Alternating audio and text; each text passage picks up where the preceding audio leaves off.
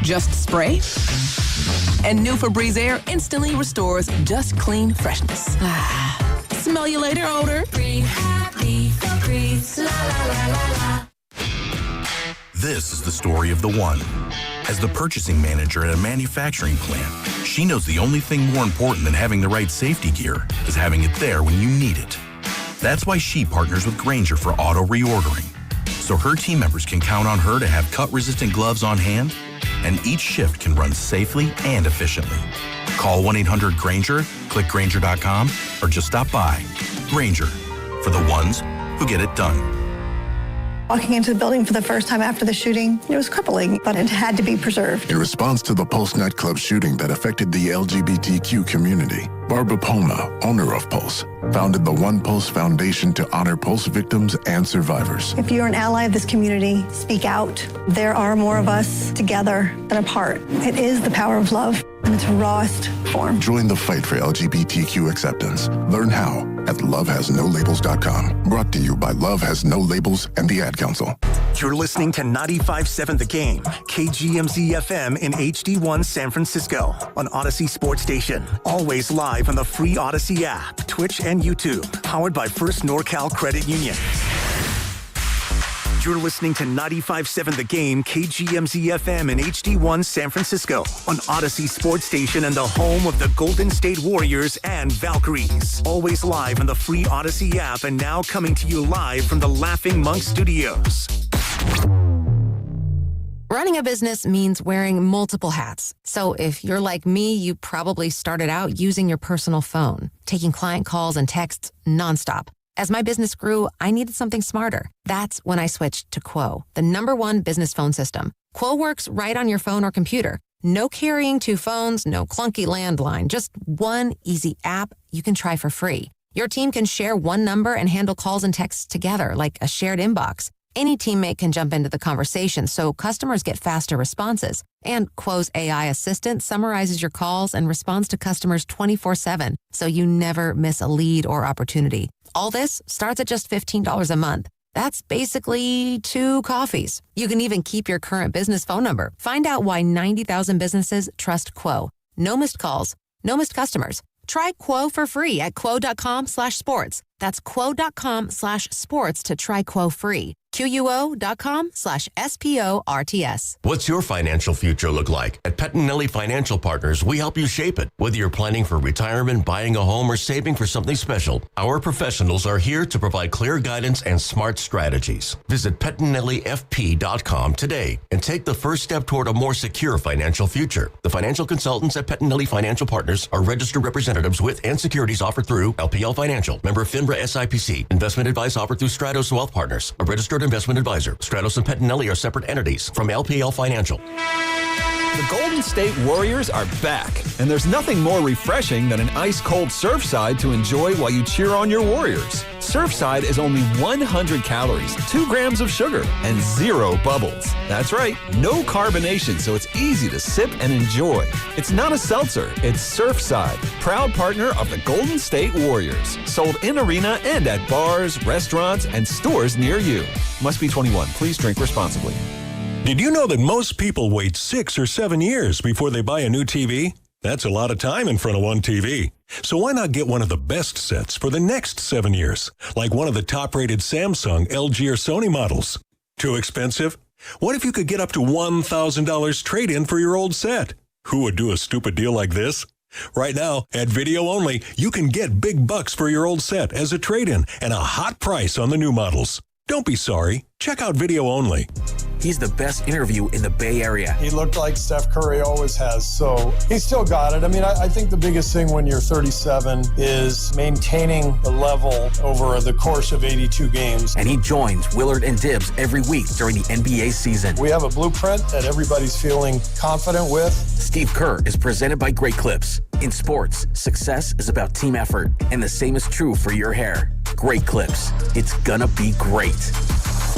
Home equity. Across America, there's $30 trillion of it sitting in homes, already earned, already yours. But for most homeowners, it's not easy to access. Until now. Unlock's home equity agreements help you unlock your equity without the usual headaches. For flexibility, for possibilities, for the things that actually matter to you.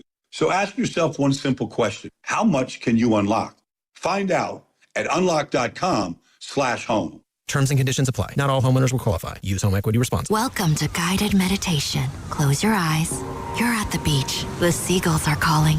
You take out your iPhone 16e you got from Cricket and use Apple Intelligence to clean up that selfie you just took. It's a good one. You send it to your friends instantly with nationwide 5G because Cricket is on the AT&T network. They're totally jealous. Get iPhone 16e for $49.99 when you switch. Smile, you're on Cricket. Requires new line on the Supreme Unlimited plan. First service charge and tax due at sale. $25 activation fee. Terms and restrictions apply. Cricket 5G is not available everywhere. See store for details. Hi, I'm David. I'm Chris. And I'm John. We are the three brothers who own Jack's Restaurant and Bar. And we are here to... Not again. That's my line. That was my line. Boy, stop it. Mom? What are you doing here? Have you heard your commercials? They're terrible. That's not our fault. You taught us how to cook delicious food. Using only the freshest ingredients. And to treat all our guests like family visiting our home. But you didn't teach us how to write catchy radio spots. They remember that and get back to work. Yes, Mom. Jack's, serving delicious breakfast, lunch, dinner, and drinks the way our mom taught us. ilovejacks.com. Welcome back to Winter Hack Radio, the place for clever hacks to survive the season. Icy driveway?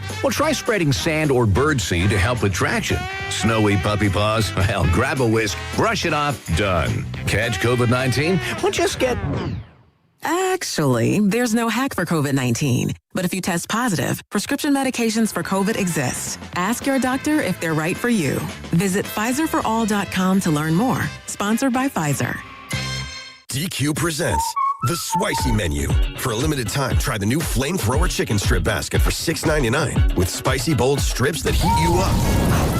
Served with a side of famous DQ Soft Serve as a dip to cool you down. That's right, dip those spicy chicken strips right into Soft Serve. Plus fries and toast, all for just $6.99. And add a new pineapple lemonade sparkler or cooler made with tahini.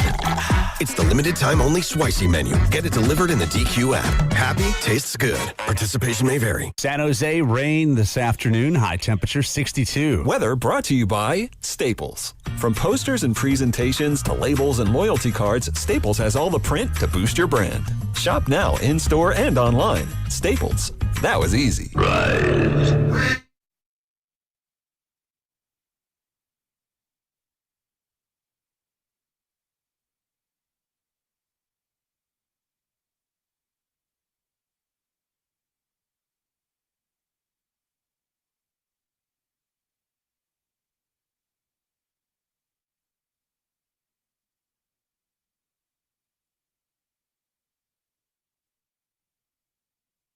What do you mean you don't have the final call? What? That was one of the wins of the season, Carter. One of the wins of the year. I need some Tim Roy in my life. 114-113 over the Ja Morant-less Memphis Grizzlies. No more JJJ. We have Guy Santos up in that ass. Let's go. Let's go. DeAnthony Melton, Pat Spencer, Al Horford. It's a big win. Big win. Welcome in, ladies and gentlemen, boys and girls. The Morning Roast. Joe Spadoni, Sam Lubman in for Joe Shasky today. Get well soon, Joe. That was a win, Sam. That was a basketball game. Those are things that I could say about it.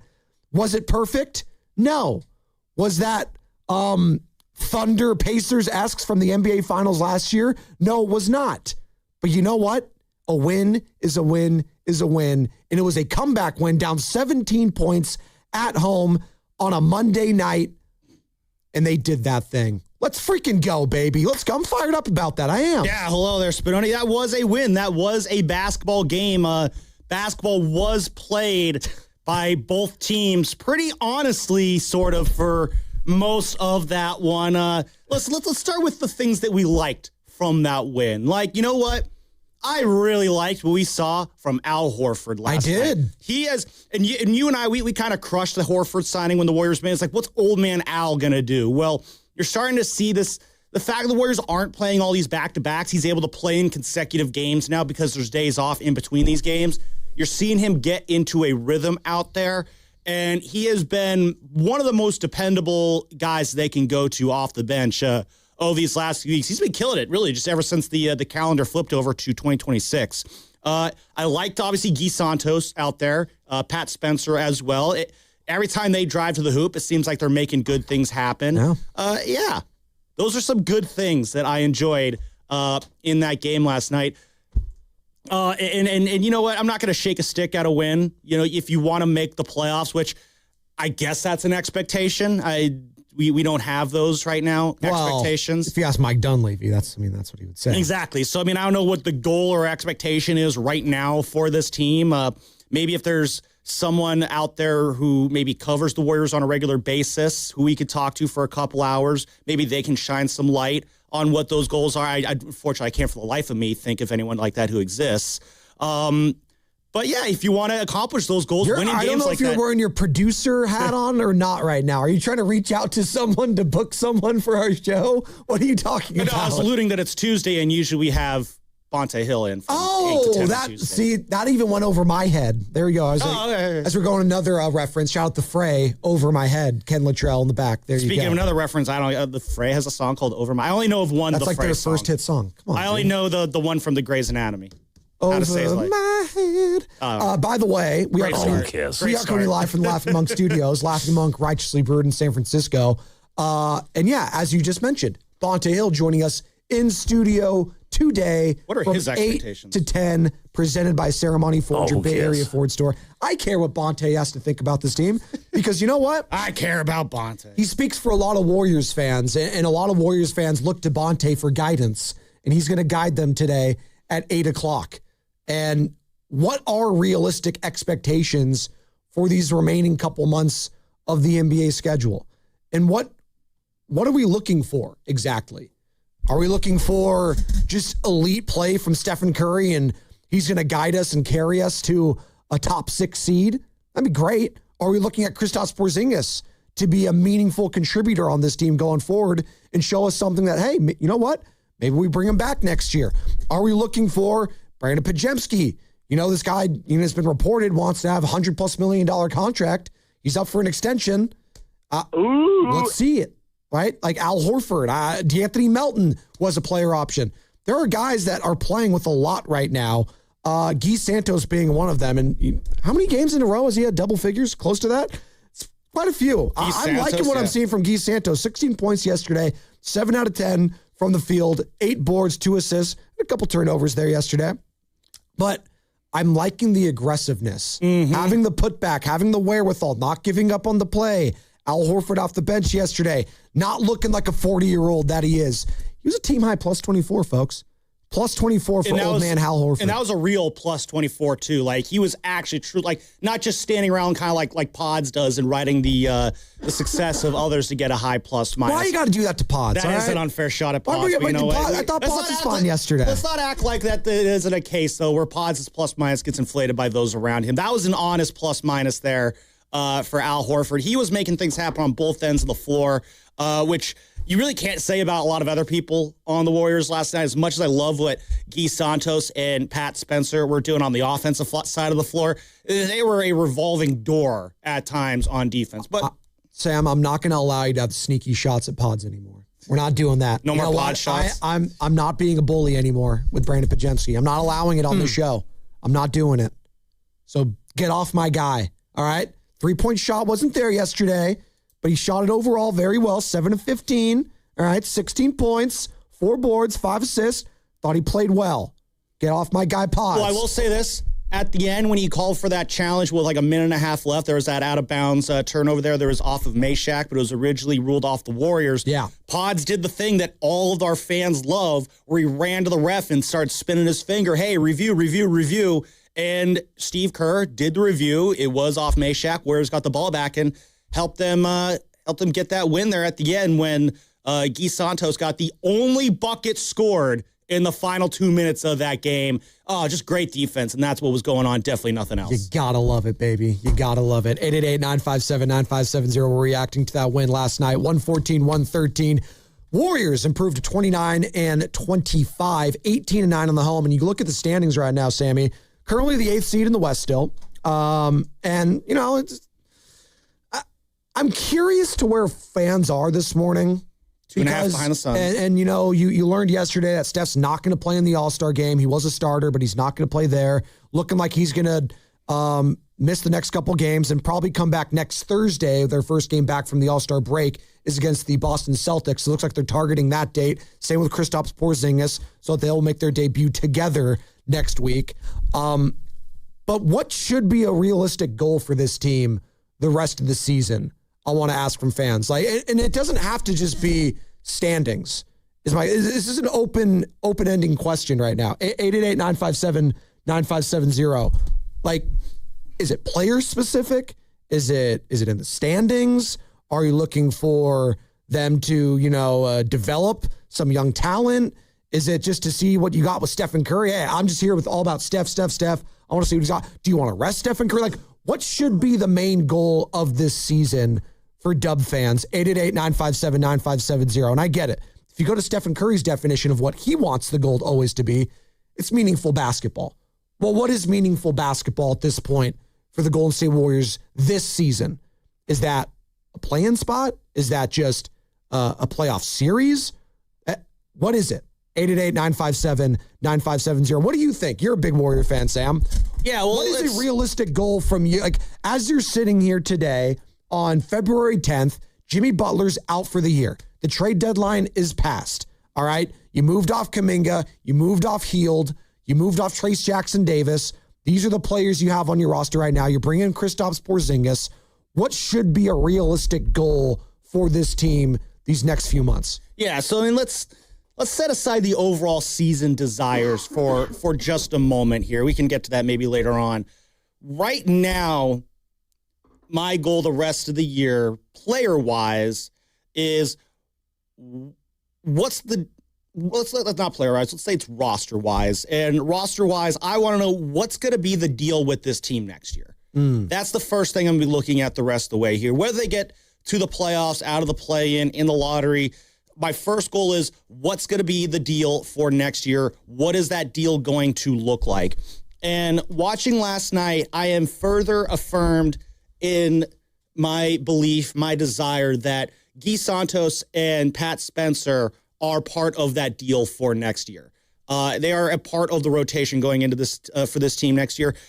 Granted, they're going to have some different minute allocations. I don't think that Pat Spencer should be getting 31 minutes a night. I think he's probably more in that 10 to 15 range. I don't think Guy Santos should be getting 30 minutes a night. I like what I saw from Patty Spence. No, I like what I see from him, but they're not 30-minute-a-night guys. And they're thrust into these roles because the people ahead of them are injured. I kind of made the comparison yesterday. It's kind of like when the Giants, who report to spring training today. Oh, do they? They do, yes. Pitchers and catchers, at least. But most of the team I hear is down there anyway. Orange and black are back, baby? You know it. Football's over, so baseball's up next. That's usually how it works. But like Pat Spencer, Guy Santos, Will Richard, I'll throw him in that category too. He played only 15 minutes last night, though. They're in that same category as kind of like Tyler Fitzgerald and Christian Koss and the Brett Wisleys and the Luis Matos is on the Giants, where those guys are good when they're coming off the bench. And if they're coming off the bench, that means there's someone better in the starting lineup doing that job. When guys like them are getting lots of run in the starting lineup, you're going to see moments that make you think, oh, those guys can play, but just not at the level and workloads that is being asked of them. And that's beyond their control. It's not like, Pat Spencer has to be playing right now because Steph is out. It would be different, obviously, if everybody was healthy. All this is to say that these are guys that are showing that they belong on this team, albeit in different roles, but still on the team. And that is one goal I like, is that I can look at Guy Santos, Pat Spencer, and say, all right, you guys are in the club. Let's see who else can fit that bill. You're looking for pieces for the legitimately like present/future. Exactly. Like pieces you can actually count on that are holdovers for next season. If you're not going to be accomplishing your winning goals this year, which again, that's a separate conversation, what those overall team winning goals are, whether it's West Finals, second round, whatever. If you're not doing that this year, then it's like, well, then what's going to be next? What's next year going to look like? If I can't think about this year, the next best thing I have to think about is next year. And so what is next year going to look like? It's going to look like Steph. It's going to look like Jimmy Butler come back. Jimmy Butler had the ACL surgery yesterday. They will have an update when next season resumes, but things are progressing as planned there. Again, it's early on in the process. So it'll look like Steph. It'll look like Jimmy come back healthy. You probably won't have Al Horford next year, so you got to figure out what that's going to look like there. I don't know what kind of Draymond you're going to get next year, but yeah, it'll look like Guy Santos and Pat Spencer having roles off the bench along with our friend Brandon Pajemski. Hopefully, again, just maybe not at 30 minutes a night. 888-957-9570. That's the number to call or text the Boxer and Gerson Work Injury Attorneys text line. You can hit us up there. I mentioned Sam Lubman filling in for Joe Shasky today. Bonte Hill joining us in studio, though, 8 to 10, presented by Ceremony Ford, your Bay Area Ford store. Well, let me throw it right back at you then. What if I said my goal, what's the goal that you're kind of looking at right now with this team? My goal for this season? Yeah, or the rest of the year. It's going to sound cynical. No more major injuries, first off. That's a good goal. I don't want, the last thing this season needs is something catastrophic to happen to the golden child. I'm not even going to say it. Not even going to say it. All right? Don't you put that evil on me, Ricky Bobby. Exactly. That's what we don't want to happen. Okay? I need, when I write the injury reports out, I like it when it's difficult. And that's why I understand where there's some fans saying, you know what? Maybe Steph could take some more days off. Now that Jimmy's out for the season, the trade deadline's passed, you kind of see where you are stacking in the West. Maybe a couple more days off here, there won't hurt you for Stephen Curry. This guy's got runner's knee. Well, I know, guys, but let's call it what it is. He's going to be 38. What is it? Yeah, literally a month from today. March 10th. March 10th, yeah. Mario Day. Yeah. No, hold on. I thought it was March 14th. Yeah, that's Pi right. Day. It's Pi Day. That's right. It's my sister, Steph, and my sister Sasha. They carried the same birthday. I thought your sister's name was also Steph. No. That was easier to get. Not Stefan Spadoni. No, there's not one of those yet. Yep. Yeah, looking at it, I guess what about Stephanie Spadoni? Stephanie Spadoni. No, I actually don't. Maybe Stefania. Maybe in Italy. I don't know.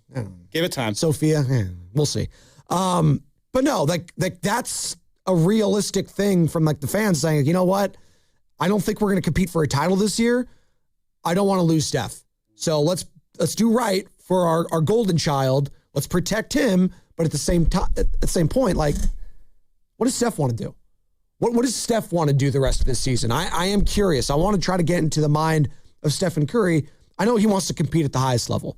He's just wired that way. Guys like him, guys like LeBron, the all-timers are wired differently. They want to play till they can't anymore, at least to the level that they want to play.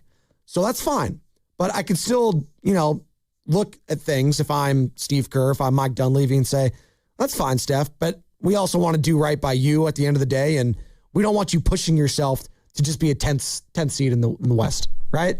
Yeah, you don't want him wasting his effort and time basically on a lost cause, essentially. I don't want to say a lost cause, because that's disrespectful to the other guys on the team that are trying out there that had a nice win last night. So I don't want to say is it a lost cause of a season if Guy Santos, DeAnthony Melton, Pat Spencer, Moses Moody, hell, Draymond Green's still out there giving you minutes. Is it a lost cause if they're still trying to win games and they do and they somehow end up being the 9th or the 10th seed? No, I don't think so. I think they should hang their heads high if that's the case. But at the same token, I don't know if I want my golden goose here. If I do think I have one more year of a slight window open, yeah, maybe I'm good with Steph. Just So if it's miss from time to time. So if it kind of look like they're going to be finishing in that 9-10 spot there, they're going to have to win 2 play-in games just to get the 8th seed for the right to get motorboated by the Thunder in 4 or 5 games. Are you saying you don't want Steph to be playing if that's the? I don't want him having to play 40-minute. I got you. You're struggling to push yourself to be a 10th or a 9th seed. And right now you're the 8th, and you got a couple games between you and the Clippers that are the 10th spot. So I'm not saying that's going to be the case.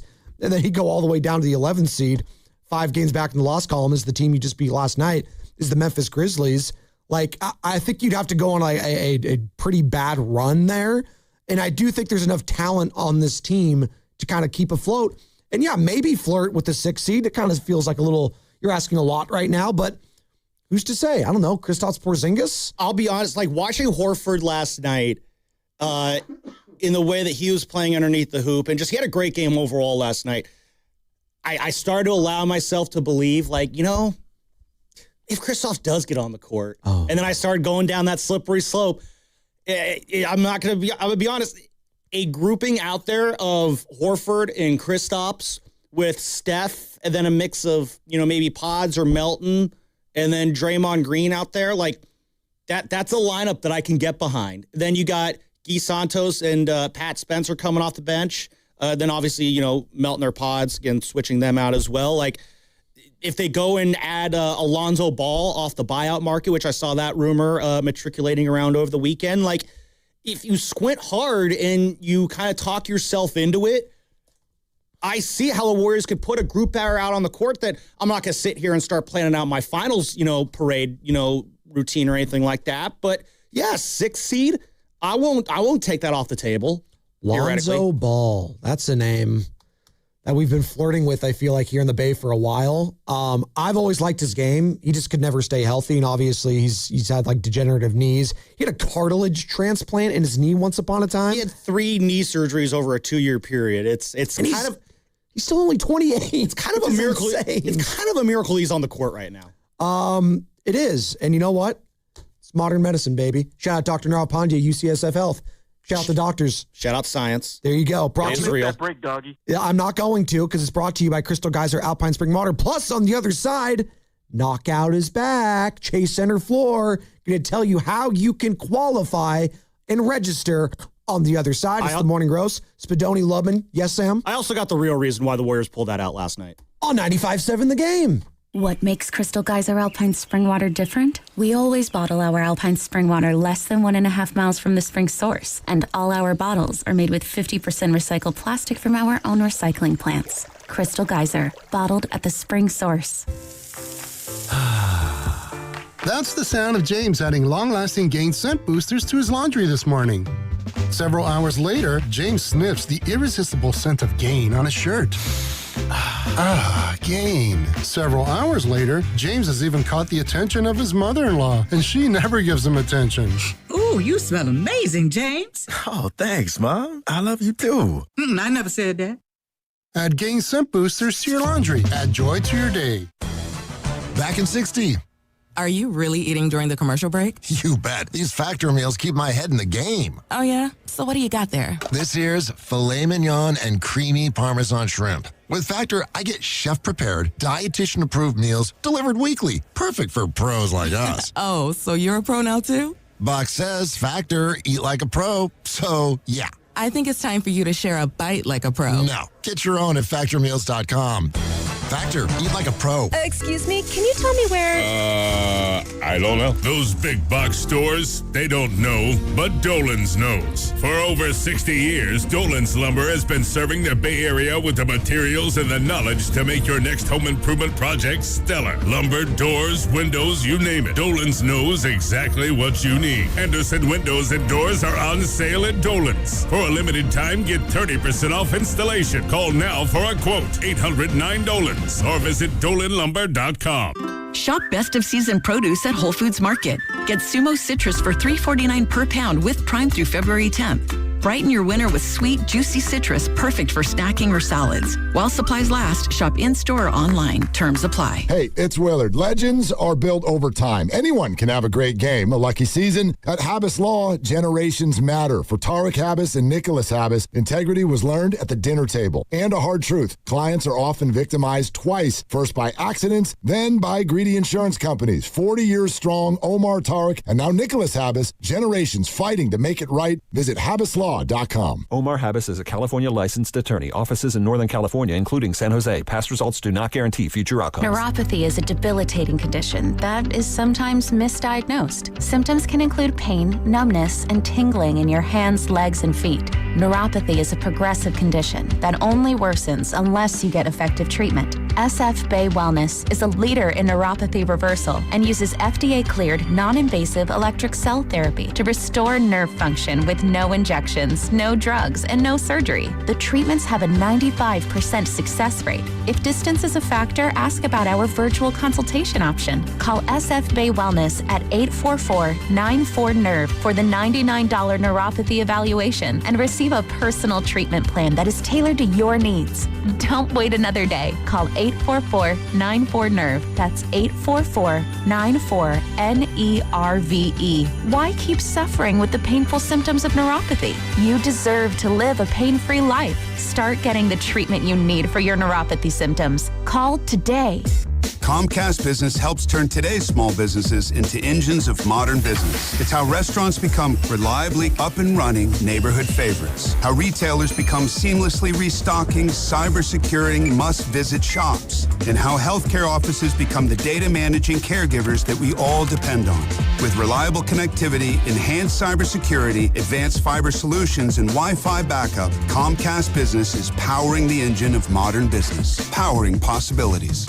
Now through March 22nd, switch to Comcast Business and get started with 150 megabit internet plus Security Edge for $59.99 a month for 12 months with a 2-year agreement. Or ask how to lock in your rate for 5 years on a qualifying internet bundle and get a $500 prepaid card when you add 2 lines of mobile. For a limited time only. Call today. Restrictions apply.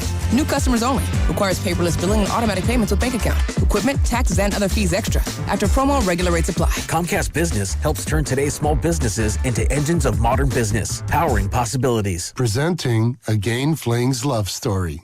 Dear love of my life, we were on the 12B bus this morning when I caught a whiff. A scent so fresh, so life-changing, I had to find its source.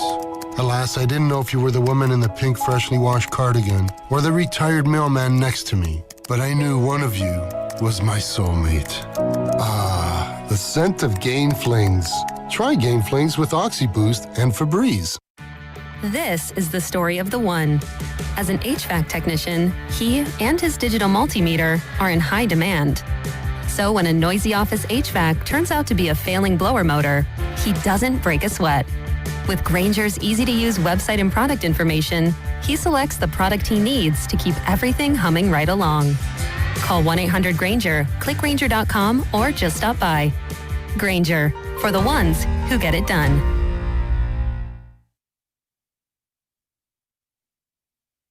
Melton tipped it forward. Horford's got it. 8 to go. Goes in. Layup no good. Tip no good. Horford grabbed it again. Ripped it away. Falls down. Feeds Santos. Santos goes back up and scores! Low right. Warriors lead. 19 seconds to go. Memphis won't call time. Small. Driving left on Santos. In traffic. In trouble. He has to throw it now to Meshack with 8 seconds. Goes up. No good. Rebound. Cam Spencer. Fadeaway. Blocked by Pajemski. Grabbed by Horford. Throws to Melton. The Warriors have won the game. Improbable. Unbelievable. Final score. Golden State 114. Memphis 113. Dub Nation. It's the voice of the Warriors, Tim Roy. You're listening to The Morning Roast with Joe Spadoni and Joe Shafsky on 95.7 The Game. Hey, Tim, guess you could say the Grizzlies came up just a little bit small. You hate to see it. Got it? Because Javon Small, the guy that... all right. Get it? It's pretty good. I'm going to give myself a 5 for that one. You jerks. There you go. The Warriors just mauled them at the end. I don't consider that a mauling at all. That was an excuse me, I will take this win because you guys clearly just want to tank. I mean, come on. That's exactly what, we kind of were talking the last time. It was like, oh, they did a great job. Gee and Pat Spencer, and Al Horford. The Grizzlies punted on that game. Last night, and you could tell the moment it happened, Ty Jerome, former Warriors legend, who was just absolutely cooking the Warriors for most of the night. Dropped 19 points. Could have dropped a lot more, but with what I got here, 6:41 left. No one could shoot the 3-ball yesterday. Oh, yeah, it's Warriors basketball. Well, it's also just the NBA right now, and it's just atrocious to watch. But yeah, so Ty Jerome went out with 6:41 left for Cam Spencer, a.k.a. Pat Spencer's brother. Mm-hmm. And Warriors went on a 15-5 run after that. Grizzlies were 2 of 10 shooting from the field. When Ty Jerome went out. A few seconds later at 6:06, Scottie Pippen Jr., who was doing pretty well for the most part, he went out for Javon Small, and, Grizzlies go small ball there. Thank you. Yeah. And then with 2:46 left, the Grizzlies like, you know what? This isn't happening fast enough. get Kyle Anderson out of there. We can't be having that. And Slow-mo, another Warriors legend. And that's when they brought Meshack in. That was a very good tank job by the Grizzlies last night. Someone from upstairs called down to Thomas Isolo on the sideline there. It's like, hey, Isholo, whatever. Yeah. Hey, what are you doing, dude? This isn't the goal, all right? Let them do their goals. We're doing our goals. Take these guys out. We need to take this L here. And the Warriors like, yeah, sure, we'll take that win. There is a major problem in the NBA. I don't know if we want to have that discussion right now or at some point, but the tanking is really out of control. It's become a problem. I mean, I don't know if you saw that stat the other day. That was just so blatant last night. Well, with the Utah Jazz, when they go on this huge run with Lowry Markkanen and all their starters, and then they're winning the game, right? Then they get pulled, right? As soon as they're going on this run, they get pulled out of it, end up losing the game. They're not even just, they're being blatant with it, and it's just so disrespectful to the fan bases. If you're a Utah Jazz fan, and you were staying up and watching that game, or you were at the game, and all 7 of them. Well, no, but seriously, I know. What are you doing, NBA? Adam Silver, with teams like the Grizzlies, teams like the Jazz, and I know the Jazz made the big trade and they brought in Jaren Jackson Jr. I thought they were done with that. They have players now. No, they're never going to be done. Yeah. Because this is going to be it's a quote unquote stacked draft class. Because there's always the incentive. If my team sucks, it's going to increase my odds in the lottery and do that. They need to find a way to fix it. The problem is, I don't know how you do, because they are bad teams, and I feel for the fan bases. I don't like that the owners and the cheapskates out there get bailed out, but I feel for the fans that have been rooting for teams that have sucked ass for so long, and they want their team to just be good. And the only way to get good if they're in a smaller market is to stink for a Cooper Flagg, if you will, or a Cam Boozer. Yeah. The Memphis Grizzlies, well, they thought they had their guys, right? They had a very good quartet right there at one point. Desmond Bane, Jaren Jackson Jr., Dylan Brooks. 3 of those guys are now gone, and John Morant's not even playing for you. Well, they're kind of trying to do a reset around him. No one wanted Ja, by the way. Real quick on that. Kind of surprised. No, not at all. No one wanted to take a flyer on John Morant. No, he's a knucklehead. Well, but you could have just had him for nothing, it sounded like. I mean, again, some guys are just such toxic assets that whatever talent they bring to the court, it's just not worth the juices and worth the squeeze. I think we here as in Dub Nation are well aware of players whose, knuckleheadedry kind of overshadows. I like making up words. Okay. When it overshadows their performance on the court. But you talked about the solutions for tanking, Spinoni. The NBA last December released 3 solutions that they are kicking around to try and combat tanking. I think we talked about it a little bit on the show. This was back around Christmas time, so there's all the Christmas events going on and stuff like that to kind of drown out the conversation. But the solutions that they're kicking around were limiting pick protections to either top 4 or 14 and higher, which would eliminate the problematic mid-lottery protections. No longer allowing a team to draft in the top 4 2 years in a row, and then locking lottery positions after March 1st. I don't really like any of those solutions because I think there's a lot of imperfections with them, because I do think there are times where teams are just bad. Is that similar to what the baseball model is now? Where they have you can't get the top 5 pick and back-to-back years. Because I remember the A's were bad for so long, so many years in a row, and they couldn't qualify for certain picks, right? Is that the thing now in Major League Baseball? I don't remember what that one was, but they put weird protections on their draft lottery too that, it limits how often you can pick in the top 4. I don't know, maybe, I guess if anything, the no longer allowing top 4 in back-to-back years, that could work, just because it does prevent teams kind of from doing what the Sixers did with the process of we're going to tank for 3, 4, 5 years in a row. This is what it is. So to discourage consecutive losing seasons, revenue sharing recipients cannot pick in the top 6 for more than 2 consecutive years, and non-revenue sharing teams cannot get a top 6 pick in consecutive drafts. That's what it is for baseball. Okay. I don't hate that. I mean, that might be the best way to kind of discourage year-to-year tanking, is you can't pick in the top 4 multiple years in a row. Of those three, that's probably the one that I would warm up to the most. But I do also think just sometimes teams are just bad.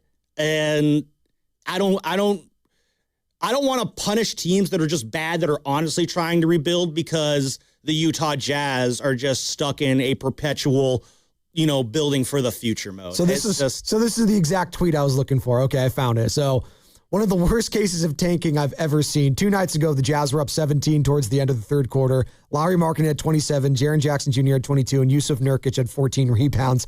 Out of nowhere, they were all benched for the entire fourth quarter, and the Magic came back and won the game. An absolute joke. Like, come on, man. That's the other thing. Like, don't make it blatant. Like, come on. Like, at least try to hide it a little bit. Like when you're in a situation where you're going to win the game, like, try to actually win the game. It's just... You know what, Sam?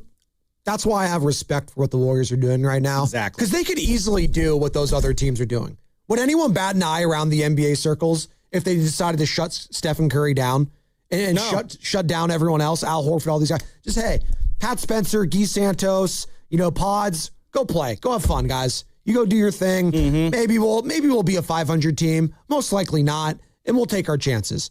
No, but you know what? That Steph's, by all accounts, going to come back. Play hard. You're going to get Kristaps back. They're trying to win games still. Yeah. And in today's NBA, I don't scoff at that. Well, you know me, so I'm always kind of old-fashioned. I've always preferred my teams to win rather than lose, because it's just, I feel like winning is more fun. That being said, in the NBA, especially the tactical retreat that you need to do in the standings sometimes does make sense. One of the most important drafts in Warriors history is that 2012 NBA draft, which they had to tank to get to that point. They traded Monte Ellis. Steph was out for the rest of the year. They threw Klay Thompson in the lineup and said, hey, go play. They tanked down the stretch. They got that 7th pick that they needed to get top 7 to protect their draft pick. Got Harrison Barnes, which set them up to get Festus Ezeli, which set them up to get Draymond Green. And that was the draft that set them up to propel them on this dynastic run. So I'm split on it. It can make sense every now and then, but that was a 1 year we need to get under into the top 7 of the draft just for our own benefit. What teams like the Jazz are doing, where it's just every year, even when they got their guys, they're just, no, we're still tanking. No, that absolutely needs to be curtailed. And I kind of talk myself into it now. Maybe limiting how often you can pick in the top 4 in back-to-back years. That might be the way to go right now. Pierce Evans in the YouTube chat, the first pick should go to the team with the best record who didn't make the playoffs. How about that? No, I don't hate that. See, this is where I have a problem with it. Because teams like the Wizards that suck forever, the fans are just hoping that they can get one good player. Because no one's going out of their way to sign. And this is another thing. In the NBA, it is a market and star-driven league. Mm-hmm. Certain markets are always going to be more desirable than others. And certain markets are always just going to be screwed. It's not like the NFL where freaking Green Bay, Wisconsin people want to go to. Like, no one's going to do that. No one's going out of their way to go to Milwaukee, only if you have Giannis Antetokounmpo there, and you know what? That clearly has a shelf life. Let's pick this up on the other side. 888-957-9570. What should be the remaining goal of this Warriors team in this season, Dub fans? 888-957-9570. Big win yesterday over the Memphis Grizzlies, 29-25. They're in the thick of it. The season's not over, folks. I know. Stephen Curry's been out. We're waiting on Kristaps Porzingis. We got the All-Star break here. You could end it on a high note, taking on the Spurs tomorrow at Chase Center. Can go on a little 2-game winning streak heading into the little break, Sammy. Let's see if they can do it on 95.7 The Game. And it's going to be brought to you by Fremont Bank. Here for you, here for good. Hey there, it's Bonte with a report from River Islands in Lathrop, where the good life can be your life. The home selection has never been better, with neighborhoods designed to fit a wide range of lifestyles. Whatever is on your list of must, an amazing kitchen, a home gym, a private office, or a separate suite for your in-laws, there is a place here just for you. Priced from the low 600,000s to over $1 million. The town center, located by Islanders Field Ballpark, is well underway, with the Redwood Cafe opening this summer and a community amphitheater being built for events, concerts, and community get-togethers. Sutter Health is building medical offices, and a major grocery store will be announced soon. The town center is going to be a great place to hang out and enjoy the River Islands lifestyle. This month, Clearwater by Signature Homes will be hosting a grand opening, and the Lakeview Club at Dale Webb's 55-plus community just had its debut. And construction is moving along for the 4th K-8 charter school to be ready for the fall term. Isn't it time for you to discover the islands? Check it out at riverislands.com. Saturday on the CW. Driver, start your engine!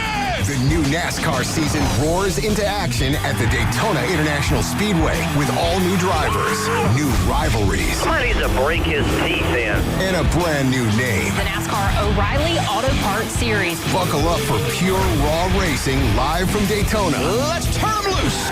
The NASCAR O'Reilly Auto Parts Series.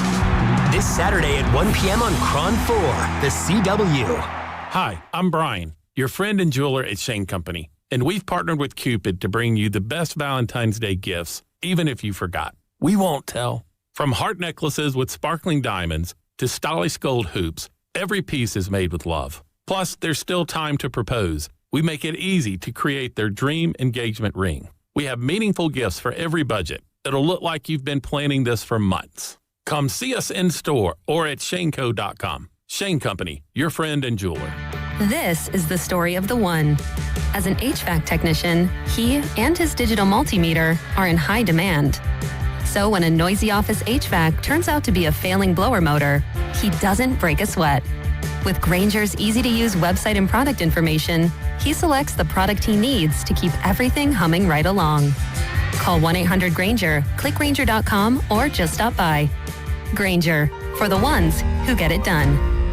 You know, covering Bay Area sports for years, I've seen athletes go through it all. The highs, the lows, and the pain that comes with getting knocked down. But when it's not just a game, when you're the one injured, or when tragedy strikes someone you love, that's where Beam Law comes in. Beam Law is the Bay Area's go-to personal injury law firm. Whether it's a car accident, a serious injury, or a wrongful death, they're there to shoulder the legal burden so you can focus on what truly matters: rebuilding, recovery, and taking care of your family. Beam Law is local, and they win, with millions recovered for clients across the region. That's why SF Weekly voted them Best of the Bay 4 times. If you've been hurt or lost someone because of someone else's negligence, call Beam Law at 415-523-5555. 415-523-5555. That's 415-523-5555, or visit hurtinthebay.com. That's hurtinthebay.com, because it's not whether you get knocked down, it's whether you get back up. Beam Law, they've got your back, Bay Area.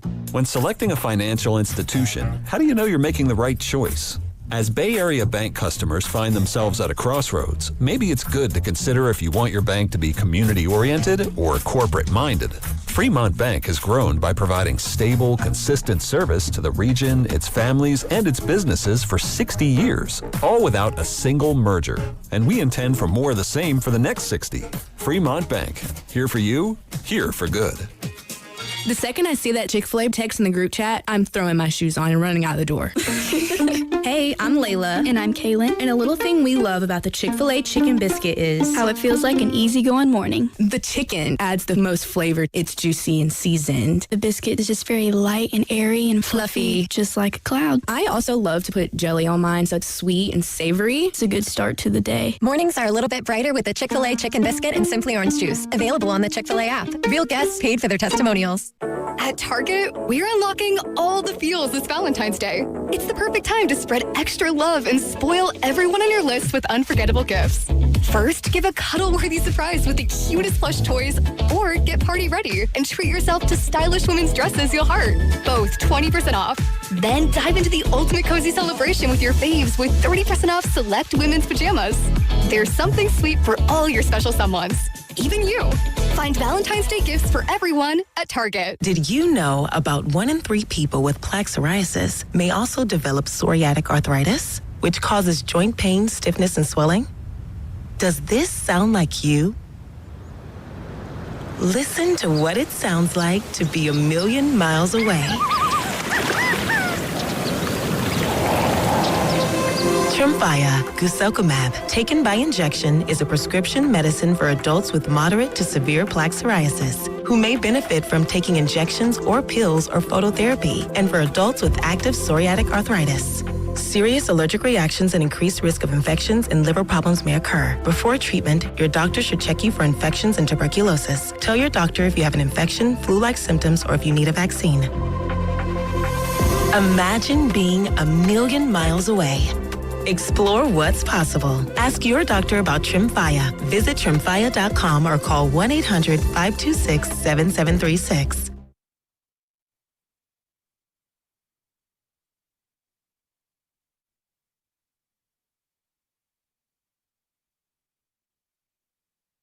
Peyton looks, feeds Horford on the bounce, guarded by Small. They double him. He skips across court to Melton. Run off the line by Anderson. Jump pass to Santos above the break right side. Got it!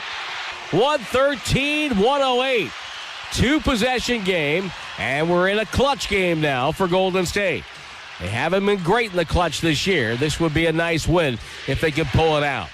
Bay Area is Draymond Green. You're listening to the Morning Roast with Joe Spadoni and Joe Shasky, coming to you live from the Laughing Monk Studios on 95.7 The Game. Tim Ryan, the call right here at 95.7 The Game. And it was a clutch win. 114-113 over the Memphis Grizzlies. Dubs, baby. Let's go. Dubs getting dubs. It really is refreshing to speak positively about a Bay Area team because it's been so damn negative. It really has been around here. I mean, the Niners had a 12-win season, beat the Eagles in the first round of the playoffs, a win which, I don't care, that was a great win. That was a cathartic win. I do think that was a win that exercised some demons. And yeah, to your point, Spadoni, you would think the Niners win 5-12 with some circles. I'm not going to say all circles, some circles. The loud screaming circles on certain sectors of the internet. As you were saying, I mean, upsetting the defending champions, Super Bowl Eagles in Philadelphia, exercising demons of sorts there. But again, you lose like you did to the Seattle Seahawks. Fans aren't going to want to hear that for a little bit, which I think is fair because you kind of got humbled as a division rival. That happens. Humbled is a very soft word. Well, it's part of the problem. That's exactly what happened. Yeah. And now the season's over for the NFL, and we're going to look to the offseason. And this is where, teams win and can lose in the offseason, right? This is what we're going to start seeing. You already saw the Seahawks getting picked apart. They lost their offensive coordinator. Clint Kubiak's gone. He's already in Vegas. He's there. He flew there yesterday. Official. You feeling good about that hire, by the way? Quick 30 seconds on that.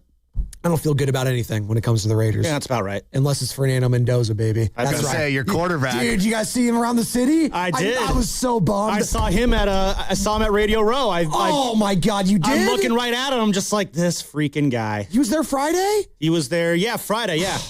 He was standing right there, and I'm thinking, there he is, the man who just made that one Monday night absolutely miserable for me. And then Damon Bruce, other Indiana alum, came up, and of course he's all smiling and giddy because that's his guy, and he's got to let it be known that he loves him. And I'm just like, yeah, no, Fernando. That really hurt my soul. I'm not going to lie right there. Like, Ken's looking at me like that. You telling me he was at Radio Row Friday and I wasn't there, that hurt. That's why he was there. Bo Jackson, Fernando Mendoza. Fernando, he sat down with the ESPN booths like, I had to get here because Joe Spadoni's not here today.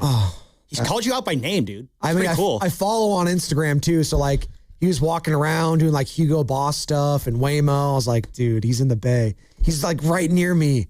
And I guess I didn't get to see him because I was curled up in the fetal position on the bathroom floor on Friday. Oh, don't worry. I'm sure he'll be in a similar position throughout his first year at the Raiders. Hey, Steve Kerr. How about that win last night? That was a win last night. We finally strung some stops together. Our defense was poor most of the night, and we were playing so much in transition defensively because of all the turnovers, but we buckled down. I thought Al Horford was incredible at both ends of the floor, and he kind of took over that game. A lot of guys made big plays, but yeah, we were probably due for one of those. It seems like we've lost 4 or 5 of those this year, and I'm not sure we really deserved it, but we'll take it. Let me ask you this, Sam. Where are you at currently with Steve Kerr?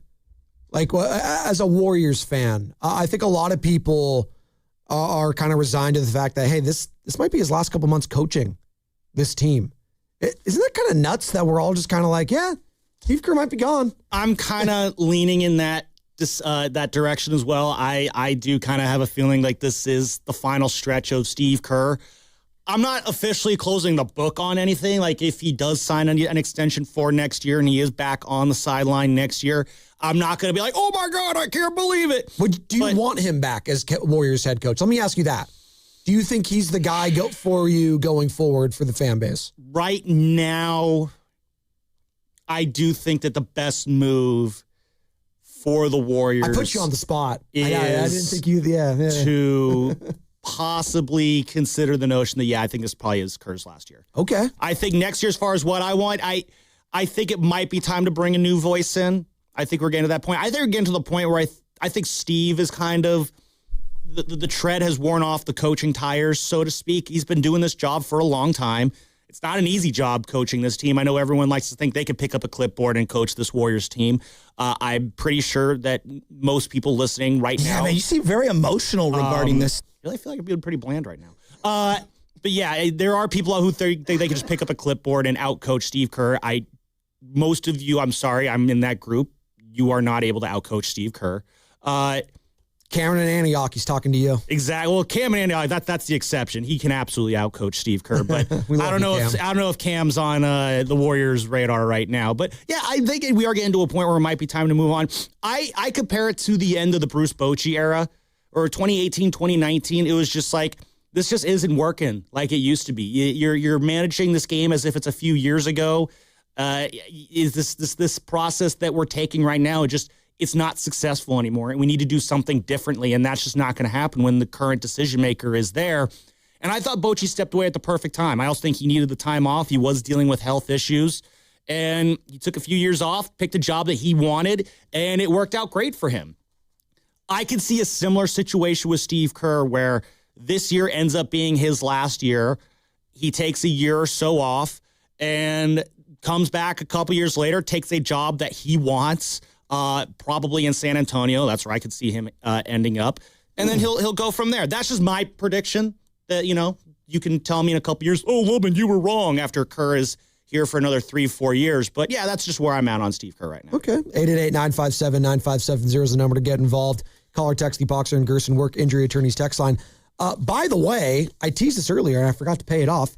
We're giving you a chance to do something money can't buy. Starting today, your chance to register to play a game of knockout on the Chase Center floor. Yes, that's right. Your chance to shoot hoops. The same floor that Steph Curry and Kristaps Porzingis and Quentin Post play on. Yeah, all three of them. Every show going to be giving out opportunities every day starting Monday, February 16th. That's next Monday. It's an opportunity you can't get anywhere else, Register right now at 957thegame.com for your chance. That's 957thegame.com. Can't wait for knockout, baby. Can't freaking wait. I'm going to shoot it Rick Barry style again. Again? Yep. How'd that work for you last year? I lasted longer than certain other people at this station, so it's good enough for me. I just don't want to be the first one in my group eliminated. Okay. And then I also want to eliminate at least one. I suck at basketball, just for the record. That's all right. I'm not very good either. Yeah, no, I think the last time I played organized basketball was maybe 5th grade, and I think I haven't played like a pickup game since like college. Like, I am just not a basketball But you player. got the hair for it. So like you need is basketball a long hair sport? Yeah, it is for the Europeans, for sure. Okay. You got to get the headband on there, and then like, dude, you're good. Look at Pods. Well, no, I mean, my hair's gonna be tied up when we play. You can do like a man bun? Oh yeah, I do the man bun. Okay. All right. Yeah, I do the George Kittle. Okay, fair enough. It looks better on him than me. But. Apparently, Goo got very mad yesterday, real quick. This is a hashtag random as I'm going, Guru. Really? Guru's usually so mild-mannered. Well, you guys played like the drops like for me this morning. Apparently, the Mike Dunleavy sound from Saturday really set him off. Really, that's an incredible assumption. I think it was this one. I'm interested to see how it goes. I think this addition for us could be really good, similar to the addition to Jimmy, the way he gave us a boost. I think this is similar. Maybe not to that level. We certainly took off, but I'd say I'm not sure on our expectations just because, we got to get healthy. Steph's been out. We got to get him back, and we got to get some things right. But I'm anxious and interested. I don't really have expectations because it's kind of an unknown for us, and in some ways I think it'll be kind of fun, but I know we'll be really competitive. I know we'll fight, and we'll see where the chips fall. Doesn't have expectations. Well, no, let's just break. We did this a little bit yesterday, but let's just re-break down just how that soundbite worked right there. No expectations. It starts off with Kristaps could help us out a lot like Jimmy Butler did last year. Oh, that's cool. Okay, maybe not as well as Jimmy Butler. Oh, okay. I don't really know what the expectations are. Huh? What? Maybe I have no expectations. Like, we go from this is gonna be just like last year to no, I don't know what to expect from this team the rest of the year within about 20 seconds. I mean, he's talking about walking back the Draymond Green rumors. Mike Dunleavy, you were backpedaling faster than Diamondor Lenore on that one there. We got Bonte Hill going to be joining us in about an hour, presented by Ceremony Forge, Bay Area Ford Store. And I want to get his thoughts on all those comments because I think we maybe were a little too harsh on Mike yesterday, but we didn't call for him to be fired like most people did. Don't tell that to Daryl the Guru Johnson if we were too hard, though, right? No expectations. Somebody wake up. I think it's fair to be. The hell we doing around here? Are we done? No, but I wanted to play that. Sorry. Sam, this is the best. This is the best content we had yesterday. No expectations. What? Somebody wake up. The hell we doing around here?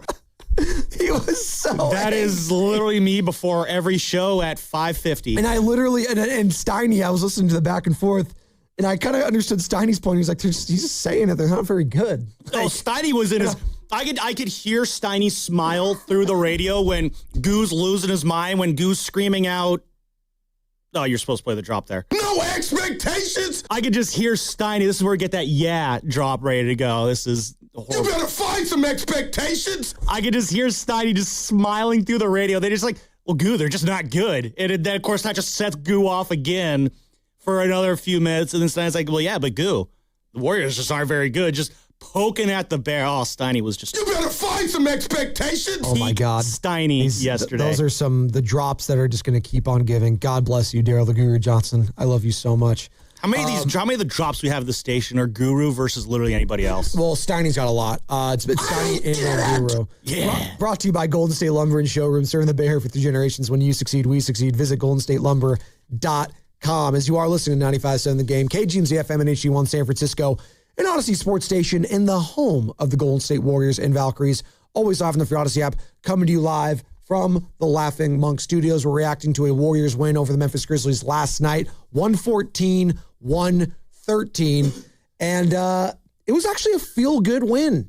It's okay to feel good about these things, guys. I know the totality of the season has taken a hit.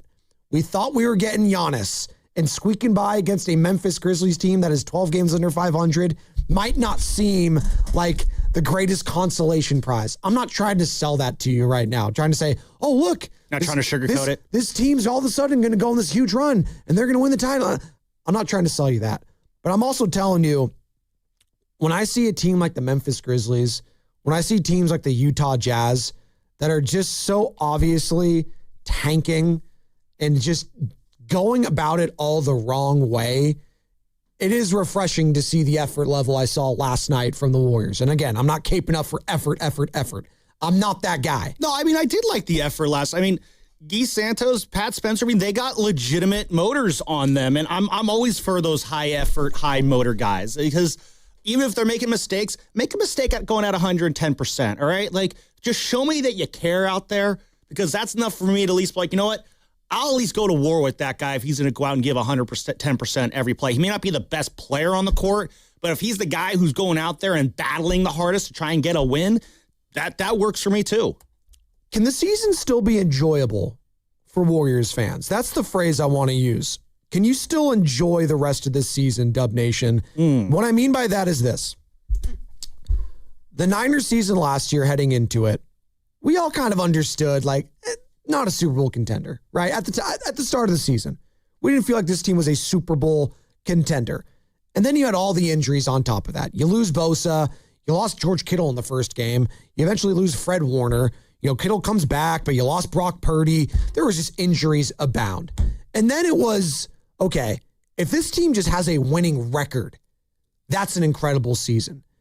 And then what happened? They started stacking wins. It's like, wow. Hey, if this team could just get to the playoffs, this is an amazing year. I mean, you kidding me? How are they doing this? I mean, Robert Saleh, Kyle Shanahan, these guys have coaching their asses off. Mac Jones resurgence. This is amazing. And then all of a sudden, the expectations started to shift and the season became enjoyable. And then all of a sudden you started to believe somehow. I'm not saying that this Warriors season is going to replicate what the 49ers just did, but you can find joy in a season that isn't about winning a title still.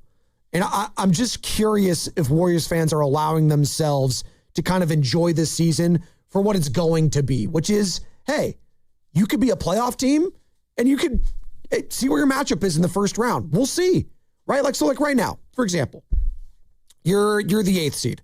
Let's say you get the 6th spot in the West. There's a chance you might play the Houston Rockets in round 1 again. There's a chance, right? They're the 4th seed right now. I know the Nuggets are currently the 3 seed. Lakers are the 5. They're Lakers tied. Are 5. Exactly. So I'm just going by the 1-8 is 7-8 whatever. Yeah. I see what you're doing. Yeah, but so I'm just throwing hypotheticals out there. So let's say you're the 6th seed, but you end up playing like the Rockets or something like that. I don't know. You're telling me that would be a fun storyline just to knock out Kevin Durant and the Houston Rockets? Oh, I love beating the Rockets and beating them back-to-back years in the first round series. One of my favorite traditions of this current Warriors run is beating the Rockets in the playoffs. It's been some of the most satisfying non-championship playoff series have been making Houston Rockets fans walk out of the Toyota Center just crying tears of unfathomable sadness. Is that Carter knows what that's like. You watched it. Does that Game 7 was unbelievable. Right? It was the best game I've ever been to, honestly. You're coming off a honeymoon, right? Yeah, but as a Warriors fan, like going to a Game 7 atmosphere and them dominating the way they did, it was unbelievable, dude. That was the Buddy Hield game. Yes. Never Buddy forget. Hield legacy game. That's right. So again, you could still have those moments this year. Now, does it seem a little far-fetched right now to win a first-round series against either a Rockets, a Nuggets, a Spurs, a Thunder team? Maybe. But I could see them beating a team like the Lakers in the first round, something like that. It could happen. They're not exactly world beaters. There's flaws in those teams. Yeah, the Rockets, the Lakers, even the Timberwolves, there are flaws with those teams they could probably exploit there. I agree with you. I think you can find ways to enjoy this season. Honestly, even if they get eliminated in the play-in, if you see great performances from Guy Santos, from Pat Spencer, how many times are we going to say Guy and Pat today? If you're seeing more, Guy's been playing well. No, he has though. So he deserves his flowers. Absolutely. The performances we see from Moses Moody, who I think has been low key one of the most consistent Warriors for the last couple months here. We all, complain about that 2021 draft with Jonathan Kuminga, and understandably so. Kuminga was supposed to be the superstar from that draft. Moses Moody, who was the 14th pick, is he a superstar? No, but he's been a very valuable player there. I like seeing him on this team. But if we see more good nights from those guys, more good nights from Will Richard, more good nights from Brandon Pajemski, more fun, exciting nights from guys who, are trying to be part of this team next year, yeah, I'll enjoy that. I'll enjoy seeing the, younger, under-the-radar Warriors putting together exciting wins last night, especially if Steph is not playing. That's something that I can absolutely enjoy. And Steve Kerr thinks it has to be a collective effort every single night. It's a tough time of year right before the break. We got all the injuries. We're shorthanded, so it has to be a collective effort. It has to be an energetic one. You have to believe. You got to infuse each other with some spirit, some energy, and it took a while, but we finally got there. They finally got there, and they got the win, and they were due for one of those, as Steve Kerr mentioned earlier. Another guy that's kind of been much maligned, obviously, this season has been Al Horford, who's been playing a lot better. Had the season-high 16 points yesterday, team-high 9 rebounds, I should say, and it marked his 11th game of the season in double figures for the big man, who Steve Kerr thinks is a Hall of Famer. He's a Hall of Fame player. He's, even though he's 39, he keeps himself in great shape. His fundamentals are incredible. His footwork, his hands, understanding pivots to get out of trouble. That's what I think 4 years at Florida, if I'm not mistaken, 2 national titles, playing for Billy. He came into the league ready. And then you add 19 years on top of that, all that experience. He's seen it all. He's a great, great player, and we're lucky to have him. Hall of Famer, Al Horford. Lock it in. Again, he referenced the 2 NCAA championships. That gets you into the Hall of Fame automatically right there. It's no question he was in the Hall of Fame. Yes, again. Basketball Hall of Fame. Basketball Hall of Fame, not the NBA Hall of Fame, because it's not the NBA Hall of Fame. It's basketball. So as we're talking about Bill Belichick and Robert Kraft and struggling to get into the National Football League Hall of Fame, everyone gets into the Basketball Hall of Fame. No, I mean, do you think he's out real quick? Is Al Horford like a Hall of Famer? If he gets in, I'm not going to cry foul. Without college? No. Yeah, without, like, that's what I'm getting at here. Is like, he's not without college. 5-time NBA All-Star, All-NBA third team. He's a defensive team a couple times. Didn't win a title with Boston. Yeah, I mean, he's just always been a consistently very good player throughout his career. I don't like he's 39 years old. By the way, this is as we're talking about Hall of Fame, and we just saw the guys get elected. And shout out Roger Craig, obviously, long time, deserves it. Congratulations to him. But like, I don't know, like, is there ever going to be a sport that gets it right when it comes to Hall of Fame? Is that what we're learning? Never, because baseball's too someone's exclusive. Always going to be aggrieved in some way. Always, no matter what. Basketball lets too many people in. Baseball is really hypocritical in who it lets in. NFL, it lets in not enough. The NFL, it's 5 people every year, right? They have like a set standard of what it should be. You're usually pretty set with what they do. I think the NFL is probably, just because of how structured it is probably the most accurate. Hockey, I think, does pretty well. I assume. I am not as you're locked in. What are you talking about? Not as dialed in on hockey's Hall of Fame process. I mean, Celebrini playing soon, isn't he? Well, Team yeah, Canada, I don't. Right? Is Macklin Celebrini already a Hall of Famer? Maybe a year and a half. He's not even. The Bay he is. Hasn't even had a beer yet, and he's already locked in for the Hall of Fame. Doesn't need one, baby. There you go. Let's go. NFL. I mean, yeah, NFL's got enough structure to it that I guess their process is at least consistent, if not flawed. Well, how about this? Here's more from Steve Hurd talking about Al Horford's value in the post. We've been doing it quite a bit against switching teams. He's still really good down there. You saw him get tied up a couple times for jump balls, scrapping, for rebounds. I walked in there, he had like claw marks all over his arms and neck, and it was a physical battle for him with all those guys harassing him in the post and in the paint. But like I said, he was the key to the game. 16 points, 9 boards, 6 assists, no turnovers, and a plus 24. Yeah, it was Al's night. It was Al's night. It was. So Al missed a chunk of the season, obviously, remember, back in November and December, and obviously he couldn't do the back-to-backs for load management. But Warriors have not had a whole lot of back-to-backs since. So starting around mid-January, he came back from injury, and he finally kind of got himself into a rhythm here.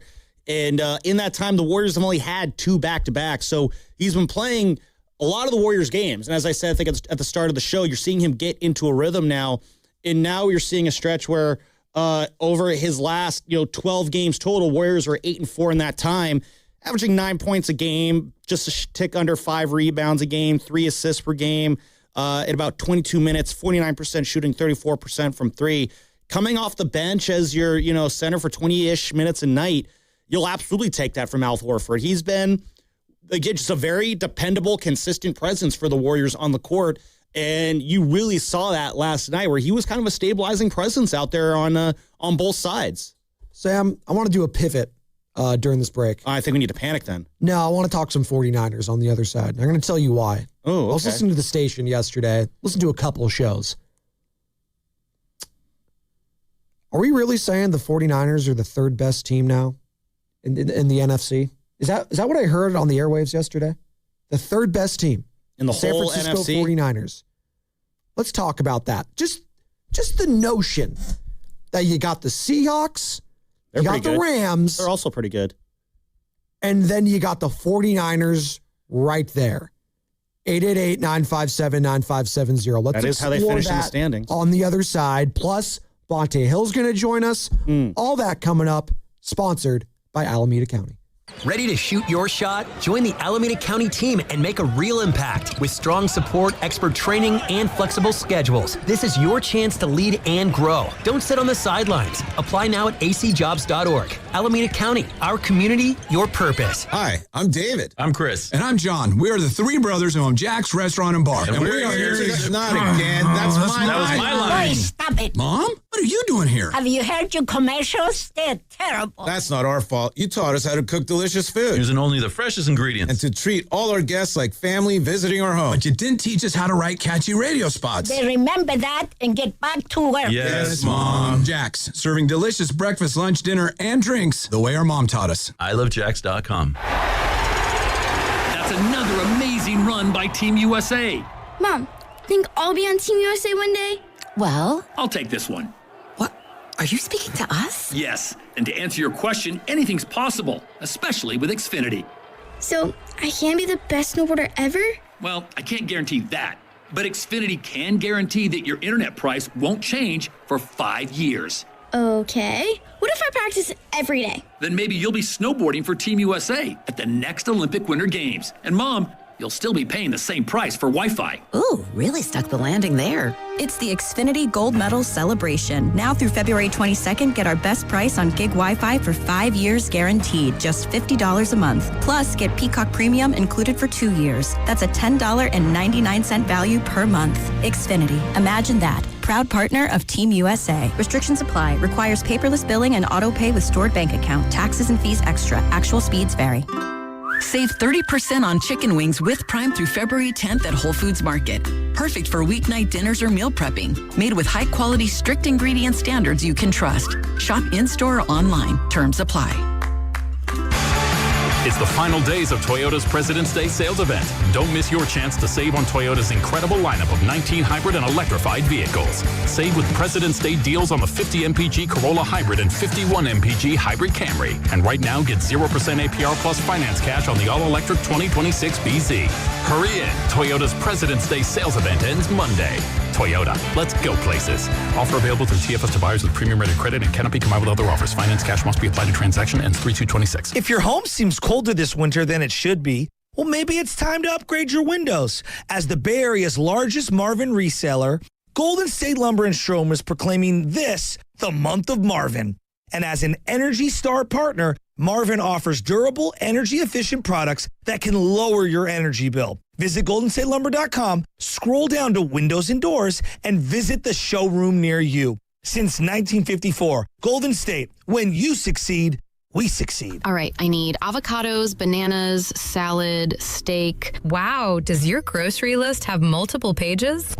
No, but I skipped lunch, so now it's like my stomach is doing the grocery shopping. And besides, I'm earning cash back with Upside. Upside? What's that? Hold up, you haven't heard of it? Upside is a free app that gets you cash back when you shop at gas stations, grocery stores, and restaurants. And they added Lucky and Food Max stores, so we're pretty much covered wherever we go. All those stores? Yep, so not only are we getting a great deal on groceries, now we can earn cash back as well. Okay, downloading Upside. Now let me copy your grocery list. Great news! Lucky and Food Max are now on Upside. Download the Upside app and use the promo code SAVE9 to earn a 10% cashback bonus on your first grocery purchase. That's promo code SAVE9 for a 10% cashback bonus. Use promo code SAVE9. Offers vary by user and location at participating merchants. Go to upside.com for terms and conditions. After doing it all, don't wait for comfort. Get it now. Lazy Boy Furniture takes you from zero to the moment you sit down. And right now, during the President's Day sale, save 30% on everything. Sofas, sectionals, recliners, but only for a limited time. Hurry into your local Bay Area Lazy Boy store and upgrade your comfort today. At Uline, they know going the extra mile takes hard work. For companies pushing to go further, Uline will go the distance with you. 24/7, they answer the phone to get you the shipping and industrial supplies you need. Business can move fast. Unexpected large orders, adverse weather, new safety guidelines, and changing economic trends. Uline works hard keeping 41,000 items ready to ship, minimizing detours on your way to the extra mile. Visit uline.com.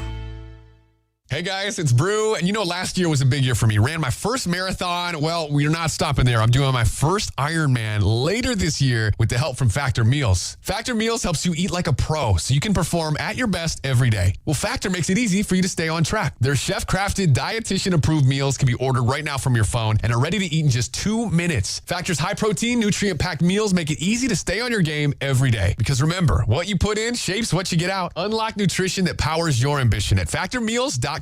Get Factor and eat like a pro. Presenting a Gain Flings love story. Dear love of my life, we were on the 12B bus this morning when I caught a whiff. A scent so fresh, so life-changing, I had to find its source. Alas, I didn't know if you were the woman in the pink freshly washed cardigan or the retired mailman next to me, but I knew one of you was my soulmate. Ah, the scent of Gain Flings. Try Gain Flings with OxyBoost and Febreze.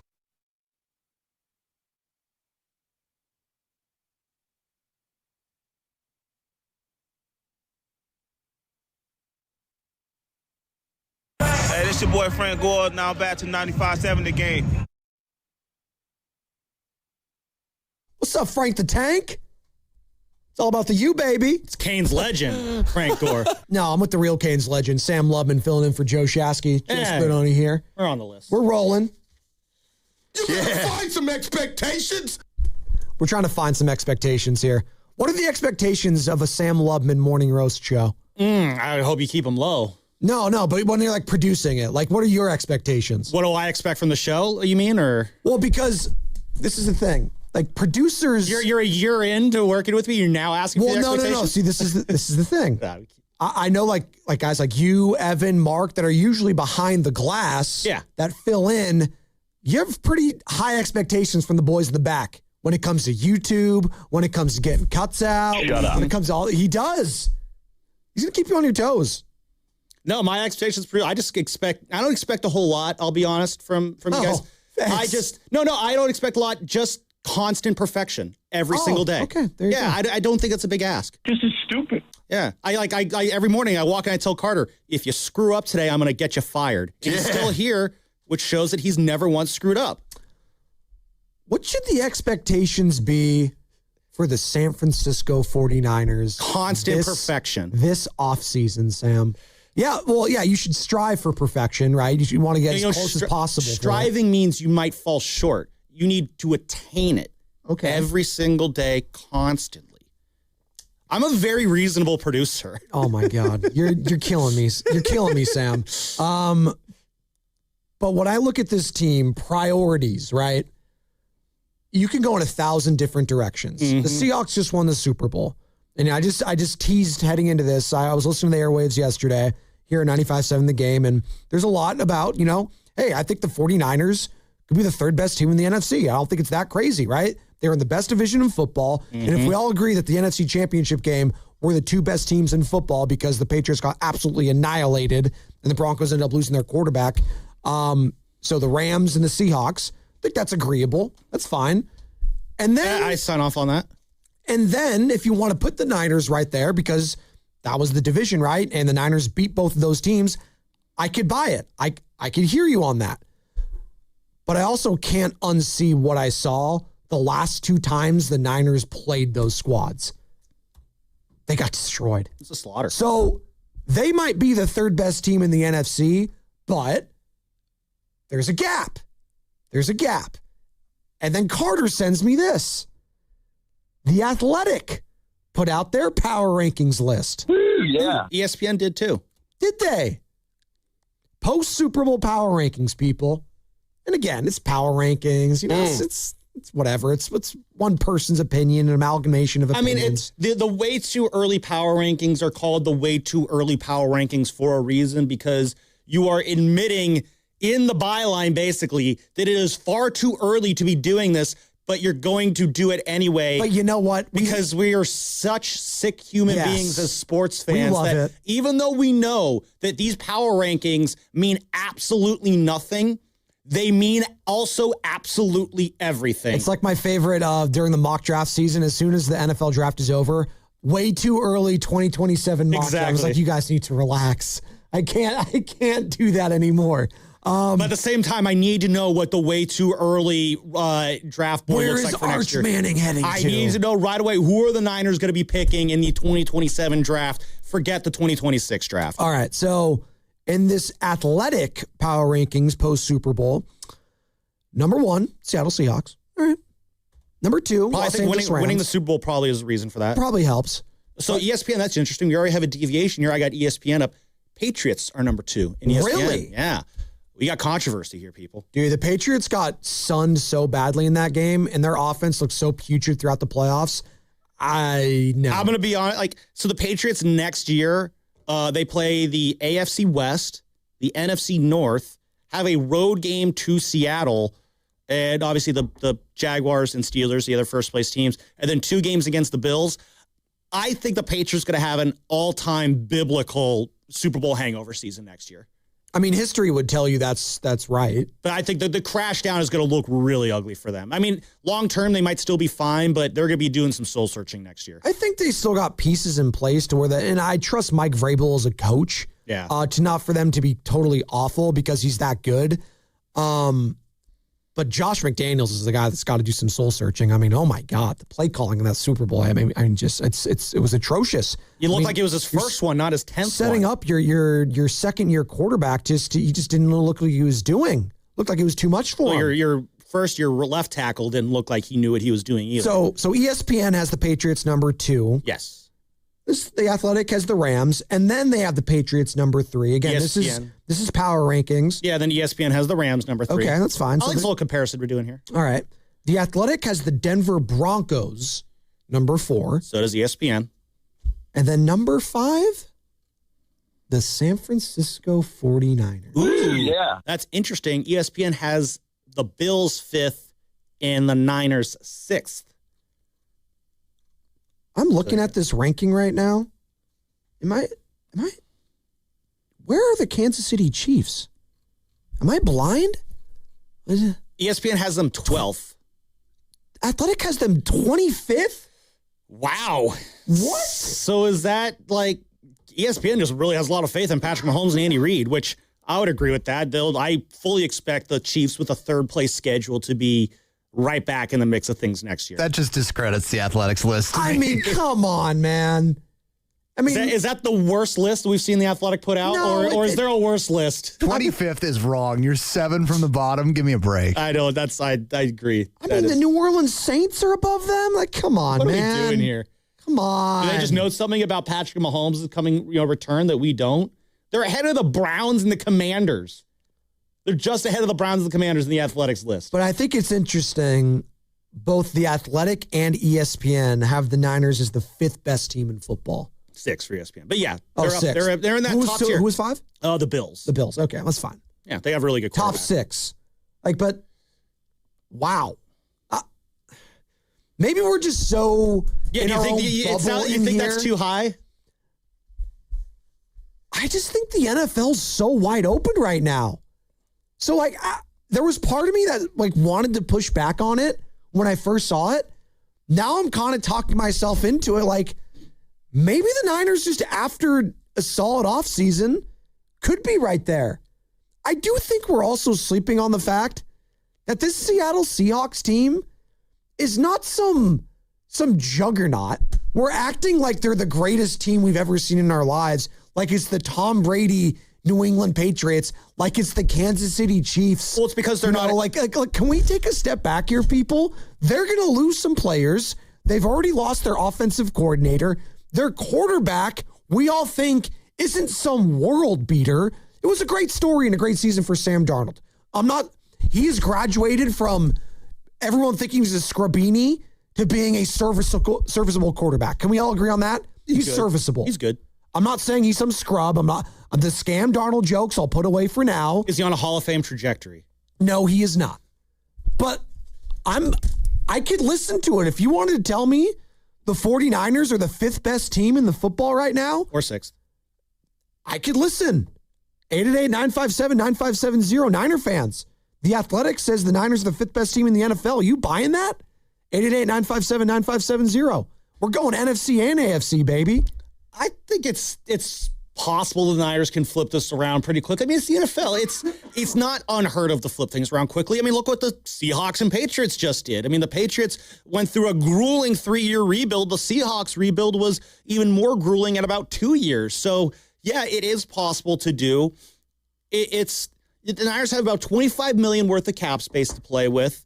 It's more just, if you are going to turn it around in one off season, the first question is obviously what's a free agency fix and what is a draft fix. I think, if you're going to improve your offensive line, there's going to be some offensive linemen out there on the free agent market that you might be able to get for, $5, $6, $7 million.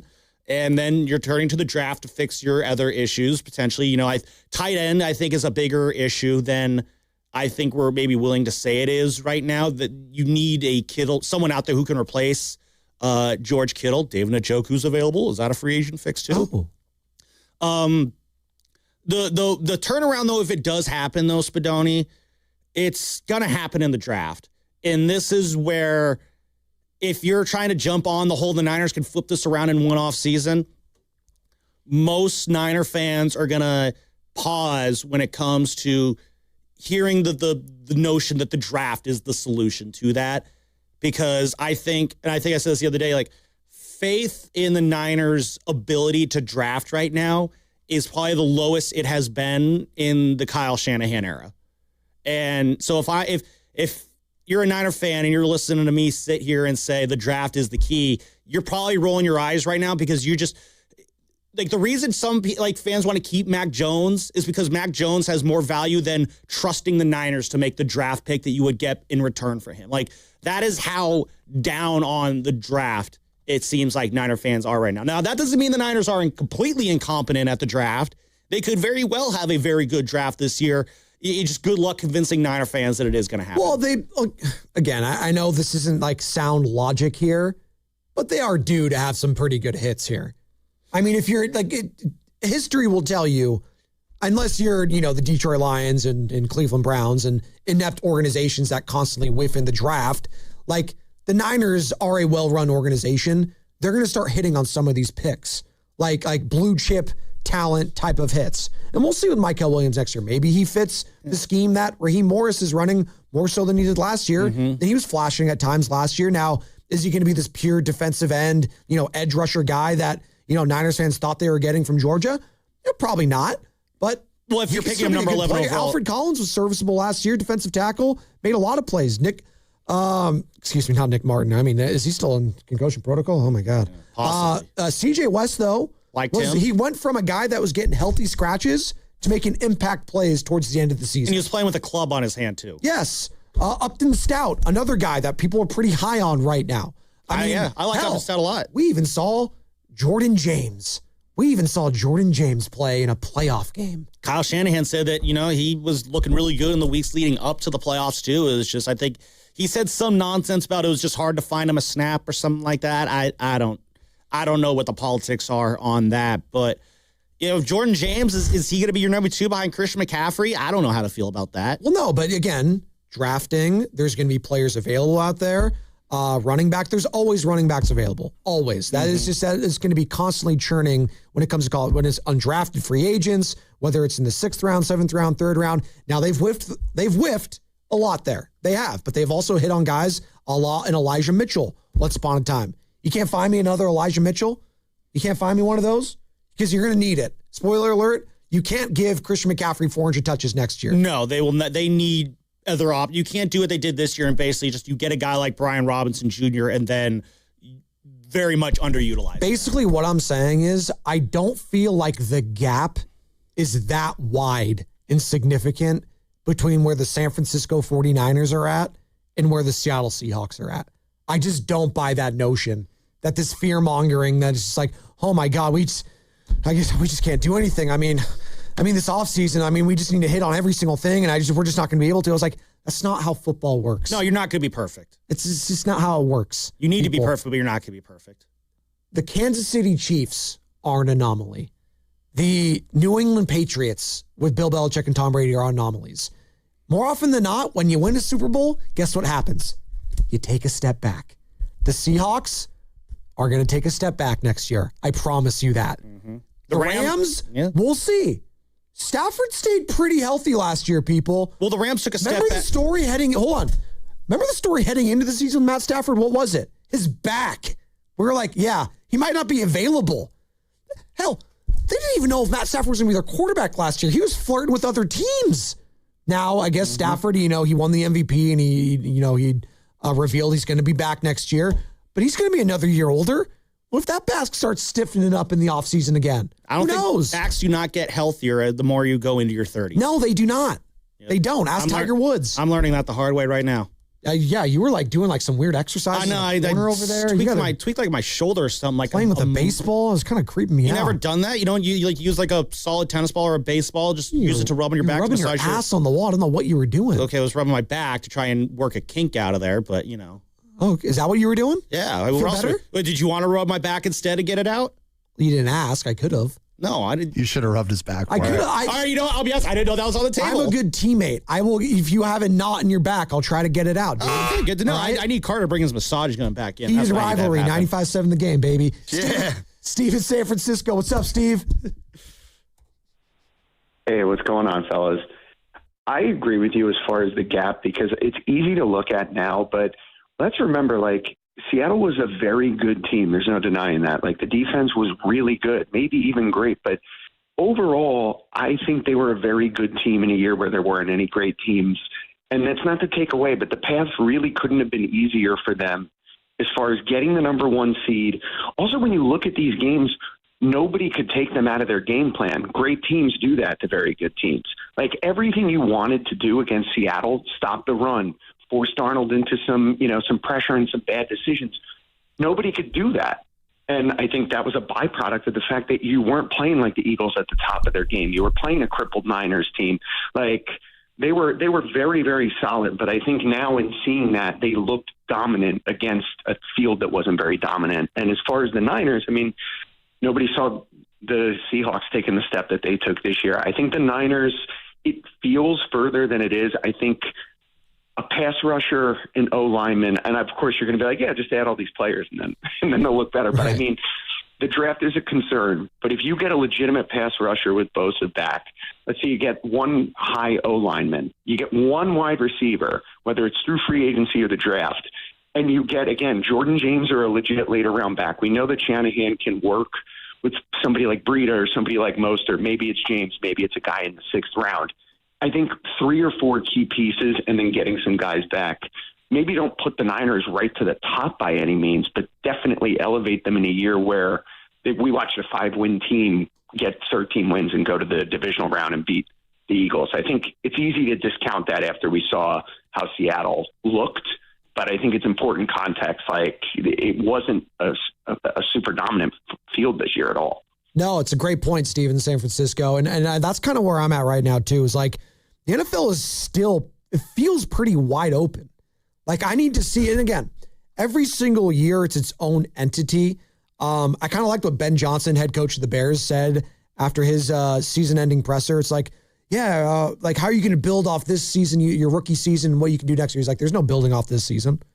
Every season is its own thing. I'm not taking anything from this year to next season. Now, players might be able to do that individually, but he's not taking anything from this past season for the Chicago Bears and putting it on to next season. Yeah. It's its own entity at the end of the day.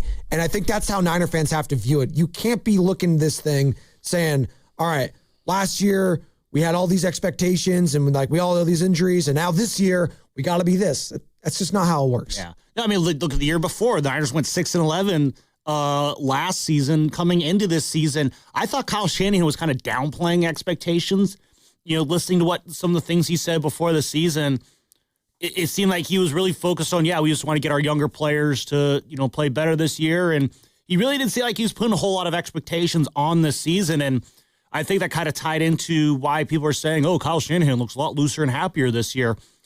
But then you go into this year and you had a year that I think blew a lot of expectations out of the water. So what happens the year prior does not always carry over. That said, Niners had a great year this year. That does not guarantee that they will be able to keep it going into next season. But it's just like what Steve said there. Yeah, there are certain players. Yeah, just get these positions taken care of here. That is going to be difficult to do in the draft, obviously, because It's just deciding what the priority is. Well, So, let's do that right now. What should be the main priority? that's what I was getting to. Of the 49ers, personnel-wise. Well, let's start on a different spot. Let's start on the offense really quick. Sure.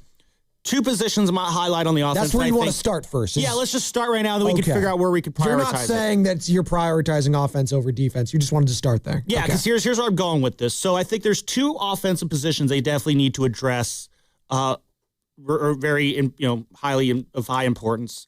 Tight end, because of the absence of George Kittle, and wide receiver 1. I think part of the reason why the Niners just weren't good enough to like Shadsky asked Baldy the question, does a fully healthy Niners team beat the Seahawks? Baldy said no. To be honest, I don't know what a fully healthy Niner team would look like, because a fully healthy Niner team would have a active and productive Brandon Ayuk. And I think we do forget how good this offense was when Brandon Ayuk was clicking as the number 1 receiver. Again, he led this team with 1,300 yards in that Super Bowl season. Last year, remember, we did this exercise. The Niners' top 4 receivers in yardage equaled what Puka Nacua did this year. It was less than what Jackson Smith and Jigba did. Like, the Seahawks got, let me say it, the Seahawks got more production from Jackson Smith and Jigba than the Niners' top 4 wide receivers. I mean, JSN was a phenomenal season. Well, no, again, but one player should not equal 4 players. Now, if JSN outproduced like their Niners 2 and 3 receivers, that's fine. But Juwan Jennings led the team with 700 yards receiving. Like, they need a legitimate number 1 receiver. And I look at the free agent market. It can't be your running back either. Yeah. No, I'm taking McCaffrey off the board here. I look at the free agent market. George Pickens is right now listed as the top wide receiver on the free agent market. I'm going to pass on that one. Why? I'm not a big fan of George Pickens. You don't want George Pickens here, guys? He can hang out in Dallas. Alec Pierce. He's incredible. Hold on, just real quick. He is an incredible talent, but he's also an incredible knucklehead. Kind of a knucklehead, exactly. Yeah. Alec Pierce. I'm looking at the SPO track right now. They project him to get $20 million on the market this year if he hits free agency. The receiver from the Colts. I like Alec Pierce a lot. He's got size. He's got some speed. Not at 20 mil. Yeah, I don't know if he's that guy though. Right? Not when you have $25 million to spend. Hold on. Carter, what was that look you just gave me? Hop on the mic. Alec Pierce for 20 mil is just, I can't even fathom. Yeah, I'm not on that. No. Juwan Jennings. I thought you were saying you would do it. My bad. Okay. Oh, no, absolutely not. By the way, for comparison, Juwan Jennings getting projected at $22 million, so I'm also out on that. Again, crazy. Although he looked like the greatest wide receiver ever when you played him on Monday Night Football in Indianapolis. He made some unbelievable catches. He's a really good player. A little rich for my blood, though. You need to do it a couple more years in a row if I'm putting you at number 1 kind of money. Yeah. Okay, so then But timing's everything with these guys, and he's probably going to get broken off by a team like, I don't know, Tennessee or something. So here's the thing. I think with the amount of money you have to spend, you're probably not getting one of those upper-tier wide receivers. Rashid Shaheed is also a free agent. He's projected at $14 million. You know his stock is going up after the playoff performance that he had. I'm looking at some of these more veteran wide receivers. Mike Evans, I don't know how much he has left in the tank. I would take a flyer on him for 1 or 2 years. Just to see if he's got anything, depending on the price there. He's got how many hamstrings injuries that guy's had? I know, but if you could get him for a fair price under $10 million, I don't know if you can get that. But then if you're not going to do that, though, none of the other, free agent options really stick out. Marquise Brown, he's good for about 2 touchdowns a year when you sit him on your bench Hollywood? in fantasy. Christian Kirk, I didn't even 5 years ago, maybe. I'd say maybe 5 years ago. I think we talked about if then you got to go to the trade market. Are the Jaguars going to keep Brian Thomas Jr.? I would flip a pick for Brian Thomas Jr. You could probably get him by low option right now. If you do that, you could settle your wide receiver 1 issue right off the bat. And I like BTJ a lot. Then tight end, I think, becomes a draft need. And then in the first or second round, this is all a long-winded way of saying if you're going to prioritize, I think wide receiver 1 you prioritize in the free agent market if you can. And then your new tight end you find in the draft, first, second round, possibly. Kenyon Sadiq is the name from Oregon. That duck can fly. 6'3", 245. He's kind of an undersized tight end, but I guess he's got the hands. He's got everything. Maybe we can get our Oregon Duck insider, Mark Grandy, on. He can tell us about him. I was going to say, Mark Grandy's probably just same measurables. What did he do against the Indiana Hoosiers in that game? Did he do anything? I mean, who cares what anyone did against the Hoosiers? You guys put up a good fight, though. We did. 888-957-9570. What should be the main priority for the 49ers this offseason? What should they be targeting this offseason? Are you going skill position first and foremost? Are you going defensive end? Are you going, personnel-wise? Are you trying to do some reshuffling? So what do you think there? I mean, if wide receiver, you'd maybe try to get out in the free agent market, tight end to the draft. Do you kind of like that priority, allocation there? How would you? Again, because there's so many positions that the Niners have need for. Like I'm writing it down. They do need offensive linemen. They need tight end receiver. They need, I think, a legitimate cornerback, a legitimate number one corner. I don't think Diamador Lenore is that guy. Trees, though. I know I think they need another linebacker. I think they need another defensive lineman. Though, again, if Michael Williams, Alfred Collins, CJ West, and Nick Bosa are all healthy next year, I don't know, maybe that priority goes down a little bit in the draft. They need another running back, as you already pointed out. I think they need another safety, too. Mustafa and Siegel, I don't know how good I feel about both those guys on any given day right now. Our phone lines are open if you'd like to weigh in. 888-957-9570. Our knockout tournament, by the way, is back, baby. That's right. Your chance to play a game of knockout on the Chase Center floor. It's an opportunity you can't get anywhere else, and it all starts Monday. That's next Monday, February 16th. But you got to go to 957thegame.com right now to register. That's 957thegame.com. If you are registered, starting Monday and all week long, listen for your name around 7:30 a.m., 12:30 p.m., and 3:30 p.m., and you will have 9 minutes and 57 seconds to call the contest line. Each show will be giving you a chance to win all week long. For more details and to register, go to 957thegame.com. Hold up. Time out. How are we qualifying people for this? This is new. I didn't know this is how we're qualifying people for this contest. Explain to me again how we're qualifying these winners. If you are registered, starting Monday and all week long, listen for your name around 7:30 a.m., 12:30 p.m., and 3:30 p.m. So that's the Morning Roast, Steiny Goo, Willard and Dibbs, all three of their shows. And you're going to have 9 minutes and 57 seconds to call the contest line. I love this idea. That is, Boss Man cooked with this one. I love it. Well, good. It puts the onus on the person. You got to be paying attention. I think that's an incredible. We want the real roasters, baby. That's an incredible. Verducci and the EDH, man, I expect you to be locked in. If you miss it, I'm going to be really, really upset. Apparently, he was there last Friday, Verducci? Yeah, he showed up to Radio Row. He got a pick with Carter and I. Love seeing Verducci. That's awesome. There you go. I'm pretty sure he was the first one to register. You announced it yesterday at 8:01. I did. I got a DM from Insta from him at 8:02. Like, yo, man, I'm registered and ready to go. Yo, man, was that your best Verducci impression? Yo, man, it's Verducci in the EDH. I'm so ready to go. That's something. It's actually not bad. I'll give you a 3 for that one. It was literally not bad. He was probably waiting on the website for the link to become active, man. He is. Oh, I hope he's there now. Oh, no, I can't wait for the knockout tournament. What if Adam in the City is going to be there for a third year in a row? Adam in the City. That's Carter's boy. There you go. Adam came up to me last year. He's like, yeah, Sam, I've been practicing 100 free throws a day. I'm gonna be ready to win this one. And I think he did better than me, though. So did he? He did. Well, you should do better than me. I'm terrible at this. Love Adam in the City. That guy's travels, man. He's the real pit bull. He's going all over the place. Mr. Worldwide. He is. 888-957-9570. You asked me a question before I did that knockout read. What I would prioritize? Yeah, the allocation of priorities. Really quick in the YouTube chat, I saw a rare good comment here from ab.carvids. Get Olave out of New Orleans. They probably say no to that. Yeah. They probably say no to that, but I like that thinking. Well, I'm looking up the wide receiver free agents right now. George Pickens. Would you be down for a Deebo Samuel reunion, Niner fans? No, seriously. Has that ship sailed for you, or would that be something that you entertain? 888-957-9570. I felt like at times last year, I was asking myself, damn. Really could have missed Deebo I could really use some Deebo Samuel again, especially in those big games and specifically against the Seattle Seahawks. I felt like you missed his presence and his physicality and tone setting against a team like that. that was just inflicting punishment on you constantly. The one concern I had with Deebo Samuel, who's going to be 30 years old next year, is he is now 2 years removed from his last truly productive season. And even in that Super Bowl run season, there were still times it left you wanting. And I love Deebo. He's one of my favorite 49ers over this run here in the Kyle Shanahan era. He's an incredibly fun player to watch. He is the perfect Kyle Shanahan player.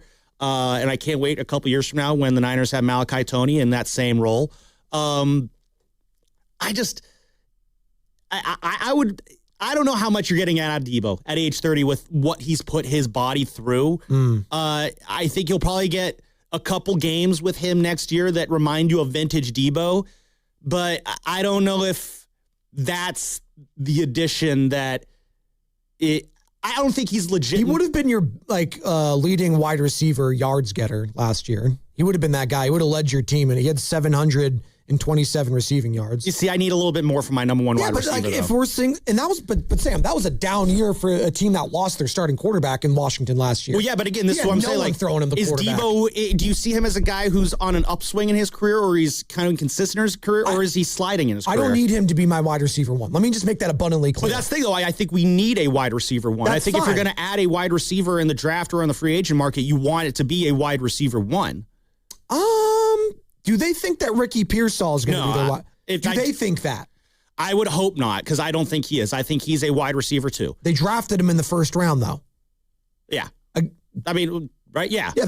I'm telling you, they drafted Ricky Pearsall as a first round wide receiver, but you're telling me they don't see him that way. Does that state to you that they wanted him to be a wide receiver one because they drafted him in the first round? I thought they wanted. It's not fair of me to think that, because if you get drafted in the first round, that tells me as a wide receiver, and that felt like a luxury pick at the time, then you're telling me he's got number one potential. I think that's a great term right there, a luxury pick. I think that, again, I'm not going to speak for what the Niners were saying. I don't know what John Lynch and Kyle Shanahan were saying when they were sitting next to each other in the draft room after they drafted Ricky Pearsall, so I'm not going to speak to that.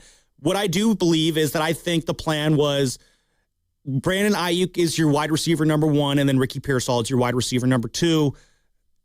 Yeah, that was it. I think that's what their plan was. And you have a talent that is wide receiver one, level in Ricky Pearsall, but he is your wide receiver number two. It's kind of like those teams that have you have two aces at the top of your rotation. It's something similar like that. Your number two starter is a number one starter on most other teams. I think they viewed Ricky Pearsall as the wide receiver two complement to Brandon Ayuk, and that did not work out. And now Ricky Pearsall becomes the de facto number one receiver, essentially, but he doesn't, because Juwan Jennings was essentially your number one wide receiver. So, yeah, I don't think Ricky is that. Ricky is not your number one receiver. This is basically what I'm saying. All right, Niner fans, Super Bowl's over, NFL season's over. What do we need to prioritize? 888-957-9570. Is it wide receiver? Is it tight end? Is it defensive end? What needs to be the priority move for the 49ers this offseason? We got a YouTube poll, too. Oh, we got a poll up? Yeah, we can go to the lines after the poll here. What's the poll? So the poll is, what should the Niners be looking to add first in the offseason on offense, draft, or free agency? So what should be the priority? O-line, tight end, running back, and receiver. As of right now, it's early in the voting. 51% is saying O-line, 20% tight end, 17% running back, 11% wide receiver. And I do agree. It all does start in the trenches. Bonte is going to be joining us here in about 10 minutes, presented by our proud partners at Ceremony Ford. And he's been big on the center from the Ravens, Lindenbaum. I don't know if he's going to be franchise tagged or not. That would be a great name, though. As far as anyone else is concerned, it's fine. But I know Shanahan's not going to use a first-round pick on an offensive lineman. Yeah. So if that's going to be the priority come free agency, that's fine with me, because I know Shanahan is not going to use it on a guard, tackle, or center. Last time he did that was who? Mike McGlinchey. Well, I think, it's... In the first round, I want to be abundantly clear. When we look at the offensive line, I think the right side of the offensive line I feel very good about. Colt McKivitz, as much as I used to dog him, he has earned the I trust you moniker. I think he would be in your circle of trust if we were doing that segment right now. Maybe we'll do that this week, circle of trust. Dominic Pooney, I'm all in on him on the right guard spot. That is his spot. The left side is where I start to have concerns. Jake Brendel, I think, is very serviceable at center. If you can upgrade from him, I do like the idea of Lindenbaum for the right price. Left guard is just, it feels like a black hole right now. Ben Barch, and I don't mean what we used to see in the Coliseum. Ben Barch, Connor Colby, I tried to get excited about him. Rookie and he got hurt. Yeah, it was rough there. Spencer Barford, I wish he was as good as he was large. Unfortunately, he is not.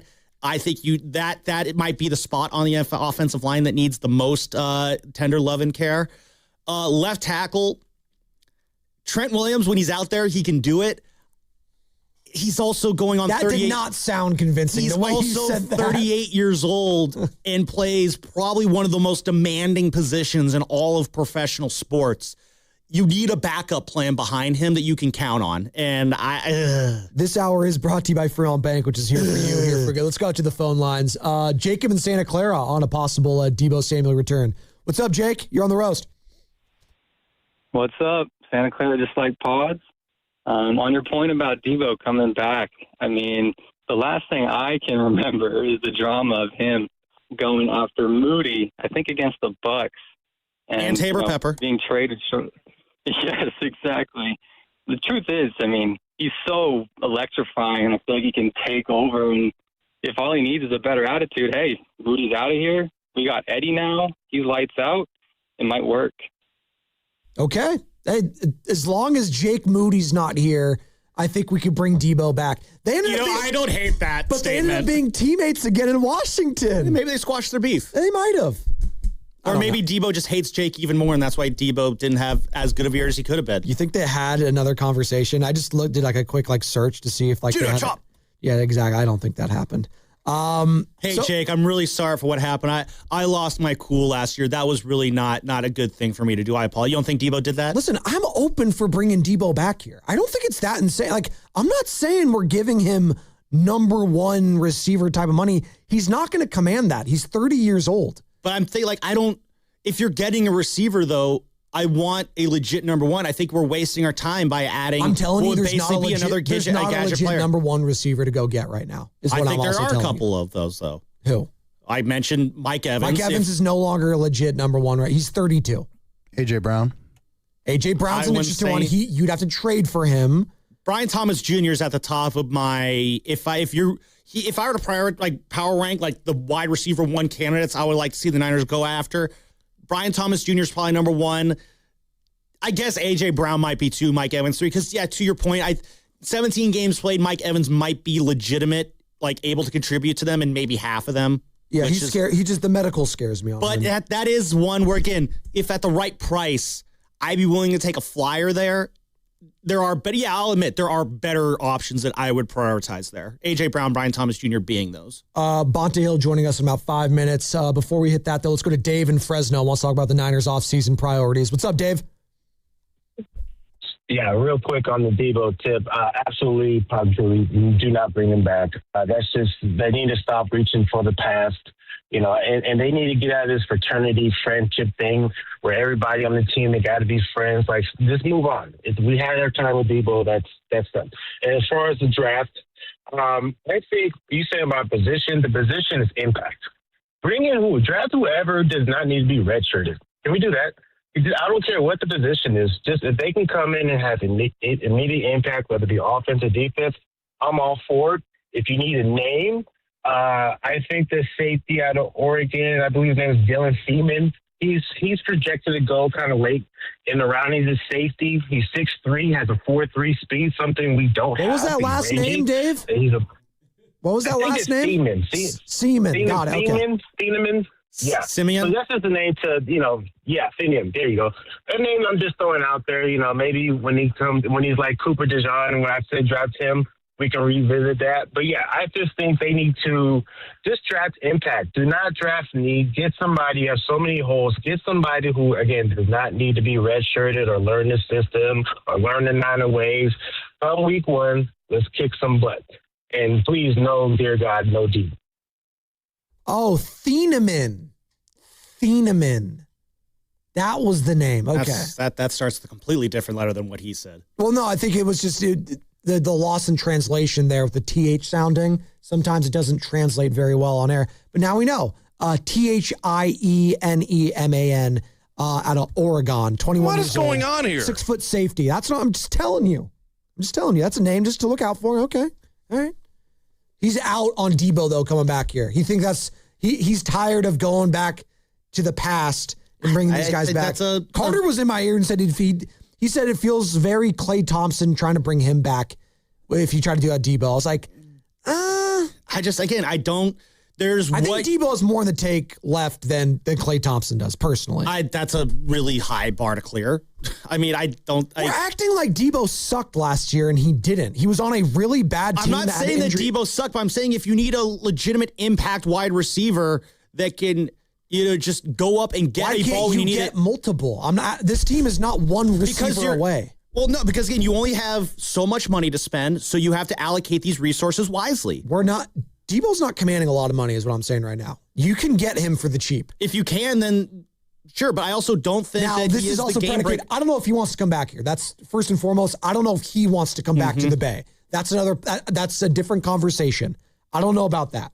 But I would be willing to entertain it if the 49ers are. Are Niner fans willing to entertain bringing a guy like Debo Samuel back? 888-957-9570. I just don't think he is the salvation that we think he would be. Let me ask you this. Would you rather them break off a chunk of change for Juwan Jennings or Debo Samuel? I'll tell you after the injury report.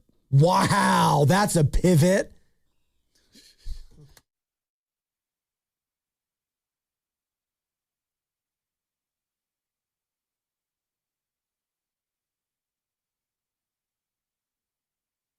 I mean, this guy's just trying to steal my show over here, Carter. I don't know what's going on. The Warriors provided updates on a pair of their stars yesterday.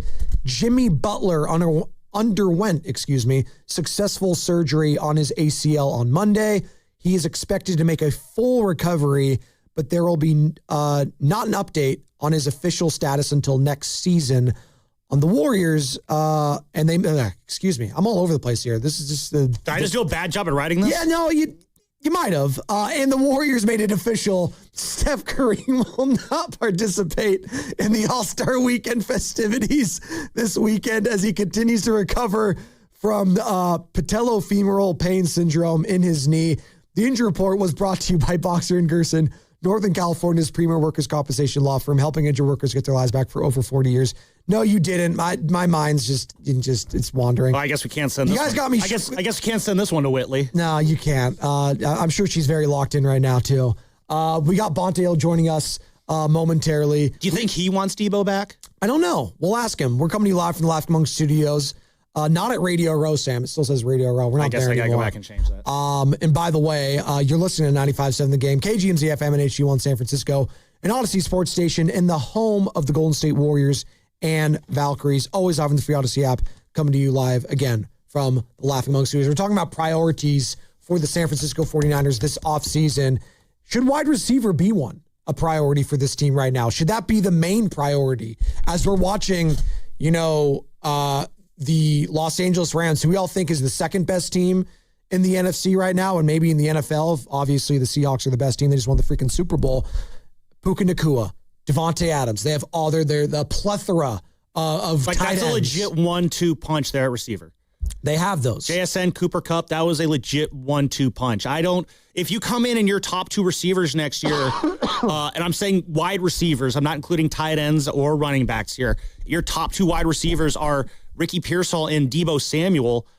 I don't see that on the same level as the competition you need to beat. Now, to answer your question, Juwan Jennings or Debo, I'd probably rather bring Debo back at whatever his value is going to be versus the money that Juwan Jennings is going to go out there and demand money that I don't think he's worth, and he's going to get it. And he'll have, a solid run with whatever team at wide receiver, but you're going to be expecting X level of production from him. I think you're going to get Y level of production from him when you would rather have that X level. So that's the answer to your question there. Ideally, though, neither one of those two are on my radar. So these are some of the names. Like, if we're just going from like the market value, if you go on Spot Track, there's a couple of like George Pickens is going to be the guy. there's just so much risk there involved with a guy like George I don't Pickens. want knuckleheads on my team. Well, and also, I don't think they're going to break off that much money that Pickens kind of wants. And I'm actually going to be curious to see what team actually does do that. I mean, wasn't there a moment in time when like the trade was like Ayuk to Pittsburgh and Pickens would come back here? Wasn't that a thing for a moment? It was. And they didn't come to an agreement on that. Yeah. Although we had our guy, Andrew Filipponi on. Yeah. We thought it could have been him. We ended up calling him Andrew Filipponi, I think we did, because he was wrong with that the premature take. Once upon a time, as Bonte Hill is walking in, courtesy Speaking of number one, talking about that breaking news sounder that pissed me off so bad. I was hit the the one that breaking hit news it. sounder. Hit the breaking news sounder. We have a report that Brandon Ayuk will possibly be traded to the Pittsburgh Steelers. It's a report, so it's not done. It's just a report on possible. Oh, I was ticked off. Not my best breaking news sounder decision. Well, real quick, not to throw anyone under the bus, Matt Nahigian, he was the one that told us to hit that.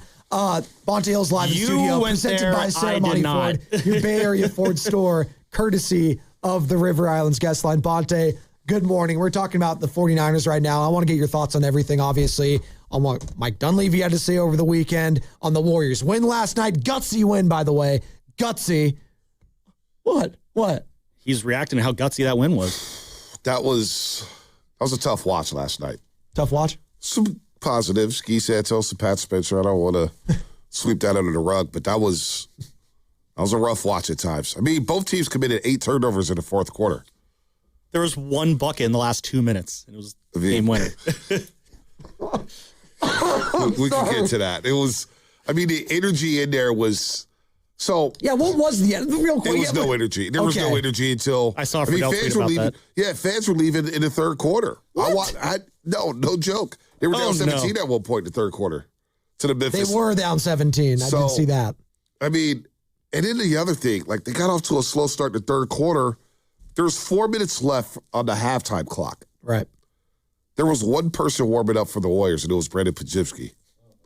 So I don't know what the hell was going on last night, but they got the win. They got the dub. Beggars can't be choosers, but I mean, still counts as a win. Tough. I mean, even the final sequence, how bizarre was that? It was very strange. And eventually, hey, you want to make it? No. You want to make it? No. I mean, Pods had like a steal. He smoked a layup. There was so much going on. And then they were driving. I thought they were going to get a free layup. And then Cam Spencer, like he gets butterfingers. He has to throw the ball away. It was a disaster class. Festus said it after the game. He's never seen that before. Mullen said, I never want to see that again. And I think I lied there with Mullen. It was like, I don't know if I want to watch that. That was not high-level NBA basketball. And the NBA's got to do something, man. Dog days have lasted for 2 months now in the NBA. We've got an issue here. We still got probably another month of dog days, too. I mean, I joked. It was a good, honest effort win for the Warriors last night. But the Grizzlies halfway through that fourth quarter woke up and like, wait a minute. We're not supposed to be winning basketball games. We're going for a draft pick right now. Ty Jerome, sit your ass on the bench. You're doing too good right now. And the Grizzlies got 2 buckets the rest of the way there. Warriors go on a 15-5 run to finish it after they 18-5 run. 18-5 run because 8:23 left. It was 108-95. Well, I'll say for when Ty Jerome sat, but yeah. But so for the second time in 3 games, they've made a run with number 23, Draymond Green, on the bench. Yeah. It was 7:04 left when he exited the game against Phoenix, down 11. They go on a 2-5 run. He plays the last 28 seconds of that one. Right. They made that run basically with him on the bench. Yesterday, 8:23, they yank him. He had 7 turnovers. It was just bad. It's bad basketball by Draymond. And they come back and win that game. So I think after the All-Star break, if Kristaps Porzingis is available, which is always a question mark. Targeting the Celtics game, yeah. I like a starting lineup or a starting front court of Al Horford and Kristaps Porzingis. I was saying that too, yeah. I mean, if you're Steve Kerr, you got to try everything, right? Well, I mean, on paper, yeah. I mean, he is trying everything. He is. But no, on paper, I mean, that is the size and spacing from big men that you've been looking for like ever. If you can get those 2 on the court, especially if Steph's out there with either Pods or Melton. I don't know if you throw Draymond in that lineup as well. I mean, he'll be on the court, obviously, but.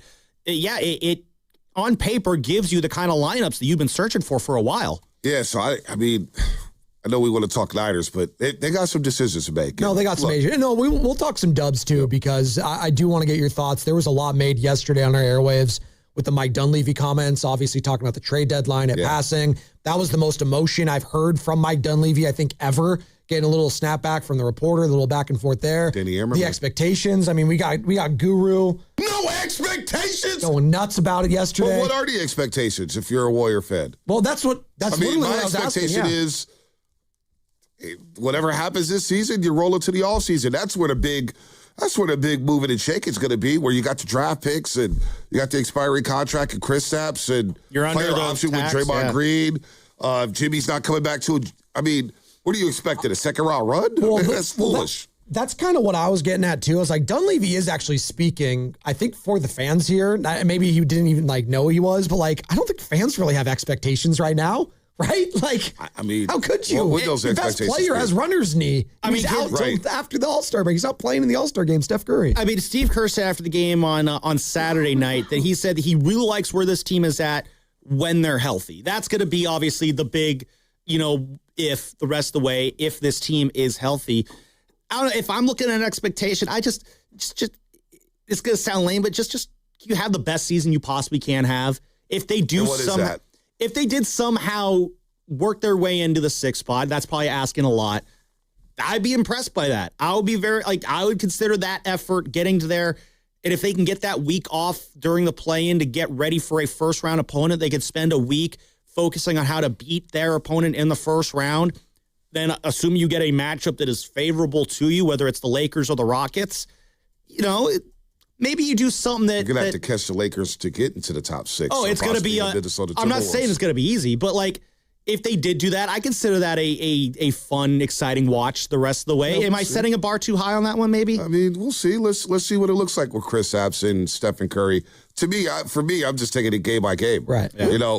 Get the big boys back and let's see what it looks like. I'm curious to see if there's anything these next couple months Kristaps Porzingis can show either Steve Kerr, Mike Dunleavy, that, hey, there's something here with him and Stephen Curry. Can we explore this more maybe in the offseason? I'm Depends curious. On the price point, right? Yeah, exactly. I mean, the price point, do you want to pay him $30 million a year when he's played 17 games this season, 42 games last season? Right. I would rather not pay him that. Right. But you look at his numbers, and he's a productive player. You can't deny that. I mean, he's playing 24 minutes a game this season, and he's giving you 17 and 5. Now he's going to linger on the three-point line. He'll protect the rim, but you just look at the game logs. In terms of investment, I don't know how I would feel about investing a lot of money. Not a lot, Chris Stapps. for sure. When you look at his game logs. Look at this. Third year in the league, 48 games. Missed the next season. Fourth year, 57, 43, 51, 34, 17, 65, 57. This guy's played more than 60 games 3 times over the course of his career. It's insane. I think he hasn't played more than 22 minutes in a game since mid-December. In part, he's missed a lot of time, but the games he has been in, he hasn't crossed that 22-minute threshold. So it's when he is even on the court, you're not even getting the full Kristaps picture right now. So it's my overall issue with the trade when it happened was just you swapped out one guy who's not on the floor and Jonathan Kuminga for another guy who might not see the floor, albeit, again, you do have the salary relief that you can kind of look forward to there. But it's just, he needs to be on the court for me to really enjoy this trade, and I don't know if that's going to be the case. You're holding a baseball right now. You know, pitchers and catchers are reporting today. They do. You want to talk some Giants at some point today? I think Sam's the best day of the year. Sam's champing at the bit over there to talk some, and we got the green light. We're going to talk some in the 9 o'clock hour, some orange and black. What Sam liked this offseason? It's your show. No. All right. No, I'm telling you, Bonte. Okay, we're going to talk some in the 9 o'clock hour. Only for 5 minutes. I'm telling you to prep your Giant stuff. Because I know you do it. NBC Sports, I'll baby. be in Scottsdale Sunday night. Okay. I'll be down there next week. Oh, you're going early for it. Yeah. Nice. Okay. I'm excited. I'm second week of March. I'm going to be going down there. There you go. Look at you. Look at he's balling, baby. Plus, we got to get into the Super Bowl. Get your thoughts on what you saw there. You're obviously there in person. Get your thoughts on the halftime show. Bad Bunny, baby. All of that. Plus, again, what Mike Dunleavy had to say. That's Bonte Hill in studio, courtesy of Ceremony Ford, your Bay Area Ford store, and obviously courtesy of River Island's guest line as well. And it's all going to be brought to you by Fremont Bank, which is here for you and here for good. Save 20% on wild-caught lobster tails with Prime through February 10th at Whole Foods Market. Perfect for romantic meals for 2. Made with high-quality, strict ingredient standards you can trust. Shop in-store or online. Terms apply. This is Larry Fleck, owner of The Floor Store. I'm excited to announce our President's Day sale is here. Get up to 50% off store-wide, 2 years free financing, and we pay your sales tax. Monumental savings on every floor. The Floor Store, your Bay Area flooring authority. Hi, I'm David. I'm Chris. And I'm John. We are the three brothers who own Jack's Restaurant and Bar. And we are here to... Not again. That's my line. Boy, stop it. Mom? What are you doing here? Have you heard your commercials? They're terrible. That's not our fault. You taught us how to cook delicious food. Using only the freshest ingredients. And to treat all our guests like family visiting our home. But you didn't teach us how to write catchy radio spots. They remember that and get back to work. Yes, Mom. Jack's, serving delicious breakfast, lunch, dinner, and drinks the way our mom taught us. ilovejacks.com. Boxer and Gerson, Northern California's premier workers' compensation law firm, helping injured workers get their lives back for over 40 years. I'm Bob Burke, founder and chairman of Burke America Parts Group, a family of brands that includes RepairClinic.com, an appliance and HVAC parts solution company that's grown into an international brand. Before AmericanEagle.com, we partially launched a new technology platform developed by another firm. American Eagle helped take our technology to a whole new level with digital marketing, software development, and business insights into our key markets, appliances, HVAC, and outdoor power equipment, and did so both on time and on budget. AmericanEagle.com has the resources, experience, and talent needed to produce solutions. Our new technology platform, developed by AmericanEagle.com, has produced tremendous results with higher traffic, conversion, engagement, and online revenue. If you have any home repairs you need to take care of, check us out at RepairClinic.com. If you need a world-class website or technology project, then I would highly recommend AmericanEagle.com. Call AmericanEagle.com at 773-NETWORK. That's AmericanEagle.com, 773-NETWORK. Looking for lifelong financial guidance? Look no further than Pettinelli Financial Partners, your dedicated financial coaches for every stage of life's journey. Whether you're planning for retirement, starting a family, or buying a home, we're here for you every step of the way. Visit PettinelliFP.com. The financial consultants at Pettinelli Financial Partners are registered representatives with and securities offered through LPL Financial. Member FINRA SIPC. Investment advice offered through Stratos Wealth Partners, a registered investment advisor. Stratos and Pettinelli are separate entities from LPL Financial. 95.7 The Game and Great Clips have teamed up for the new basketball season. We want our listeners to look fresh with a great haircut from Great Clips. Each week, we'll pick a lucky winner to score a gift card. For a chance to win, courtesy of Great Clips, enter online at 957thegame.com. 1-877 Cars for Kids. KARS Cars for Kids. 1-877 Cars for Kids. Donate your car today. 1-877 Cars for Kids. Donate your car today. Ready to get rid of that old car? Donate it to Cars for Kids. Call 1-877-CARS-FOR-KIDS to reach a friendly live agent. Donation's super easy, and your car can be picked up as soon as tomorrow. Call us now, 1-877-CARS-FOR-KIDS. That's Cars with a K to donate your car today. 1-877 Cars for Kids. KARS Cars for Kids. 1-877 Cars for Kids. Donate your car today. Did you know you can donate real estate too? Go to carsforkids.org. That's carsforkids.org. I'm Bob Burke, founder and chairman of Burke America Parts Group, a family of brands that includes RepairClinic.com, an appliance and HVAC parts solution company that's grown into an international brand. Before AmericanEagle.com, we partially launched a new technology platform developed by another firm. American Eagle helped take our technology to a whole new level with digital marketing, software development, and business insights into our key markets, appliances, HVAC, and outdoor power equipment, and did so both on time and on budget. AmericanEagle.com has the resources, experience, and talent needed to produce solutions. Our new technology platform, developed by AmericanEagle.com, has produced tremendous results with higher traffic, conversion, engagement, and online revenue.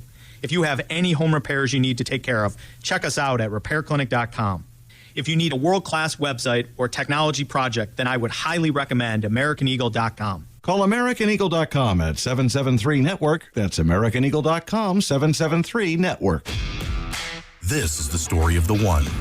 As the purchasing manager at a manufacturing plant, she knows the only thing more important than having the right safety gear is having it there when you need it. That's why she partners with Grainger for auto reordering. so her team members can count on her to have cut-resistant gloves on hand, and each shift can run safely and efficiently. Call 1-800-GRANGER, click Grainger.com, or just stop by. Grainger, for the ones who get it done. It's impossible to have a bad day when you started with Chick-fil-A. Hi, I'm Miles. And this is Grant. And the little thing we love about the Chick-fil-A chicken biscuit is how the fluffy, crispy goodness wakes us up in the morning. The chicken is crispy, the biscuit is soft, it's iconic. Throw some jelly on it, you can throw some honey on it. It helps me kick off the day. The hash browns are great. And I really like the shape of them too. Little circles of crispy goodness. Yeah, those early morning chicken biscuits are just great, man. Mornings are a little bit brighter with the Chick-fil-A chicken biscuit and Simply Orange Juice. Available on the Chick-fil-A app. Real guests paid for their testimonials.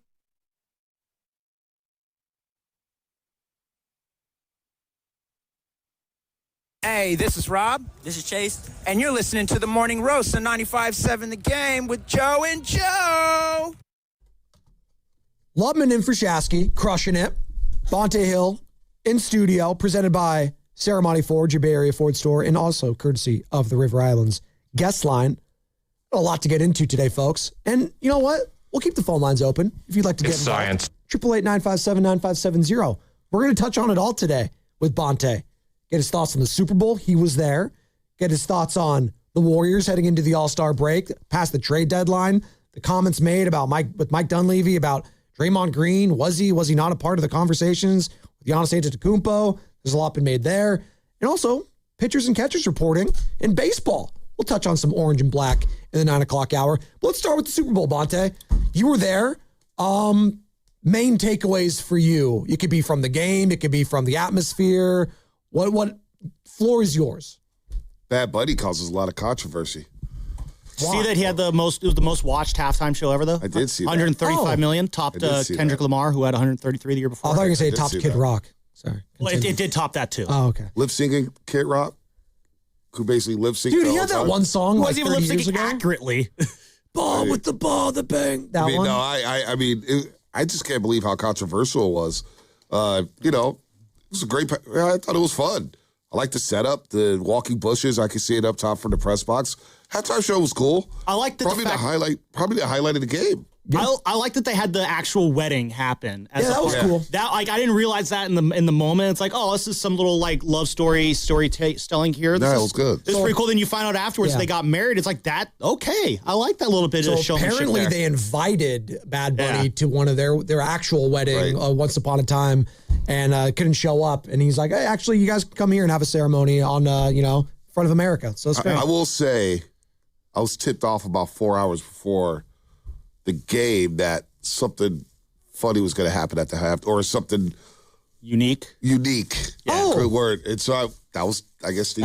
Or was Lady Gaga or Ricky Martin coming out? That was pretty cool. Could have been that. Could have been that. Those are good celebrity signs. Yeah, Cardi B, who apparently is breaking up with Stefan. I guess really they might have broken up during the game.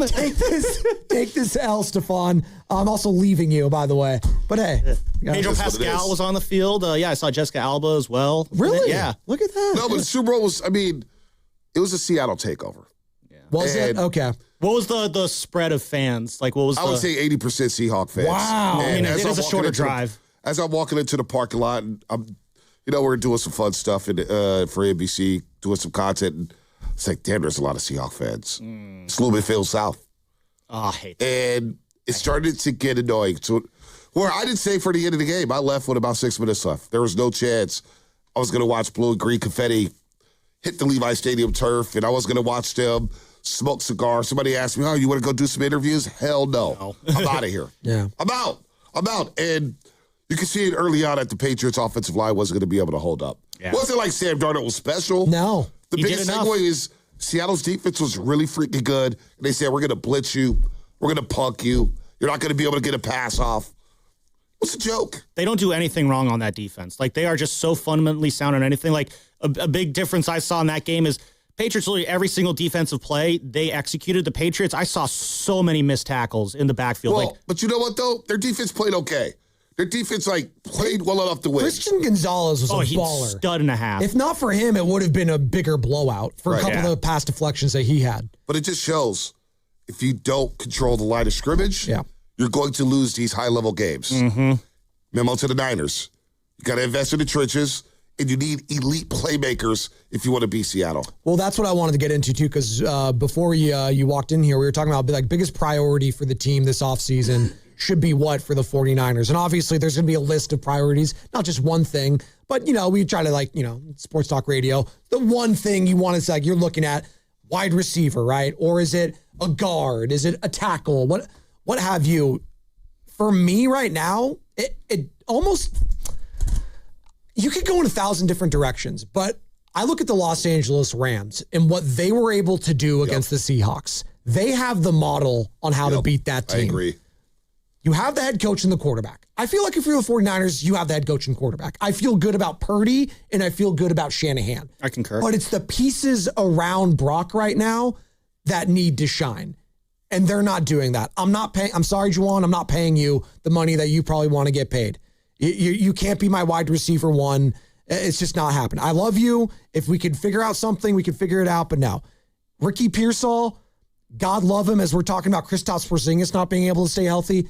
I don't know if I can count on Ricky staying healthy. He's a good piece when healthy. Yeah. But I can't count on that. I also don't think he's legit wide receiver one. He might not be. I mean, he says he has some really good performances this year, so I want to give him credit there. But George Kittle, who we all think is our best pass catcher, well, he might not even play next season. Yeah. So there's holes everywhere there. And when I look at the Rams and what they were able to do moving the ball against the Seahawks, they had Puka, they had Devontae, Parkinson, they had all these other guys. They had Kyron Williams as running the ball with Blake Corum. Obviously, we have CMC, but we need someone to take the load off of him. So I'm going skill position players on offense being the main priority for me right now.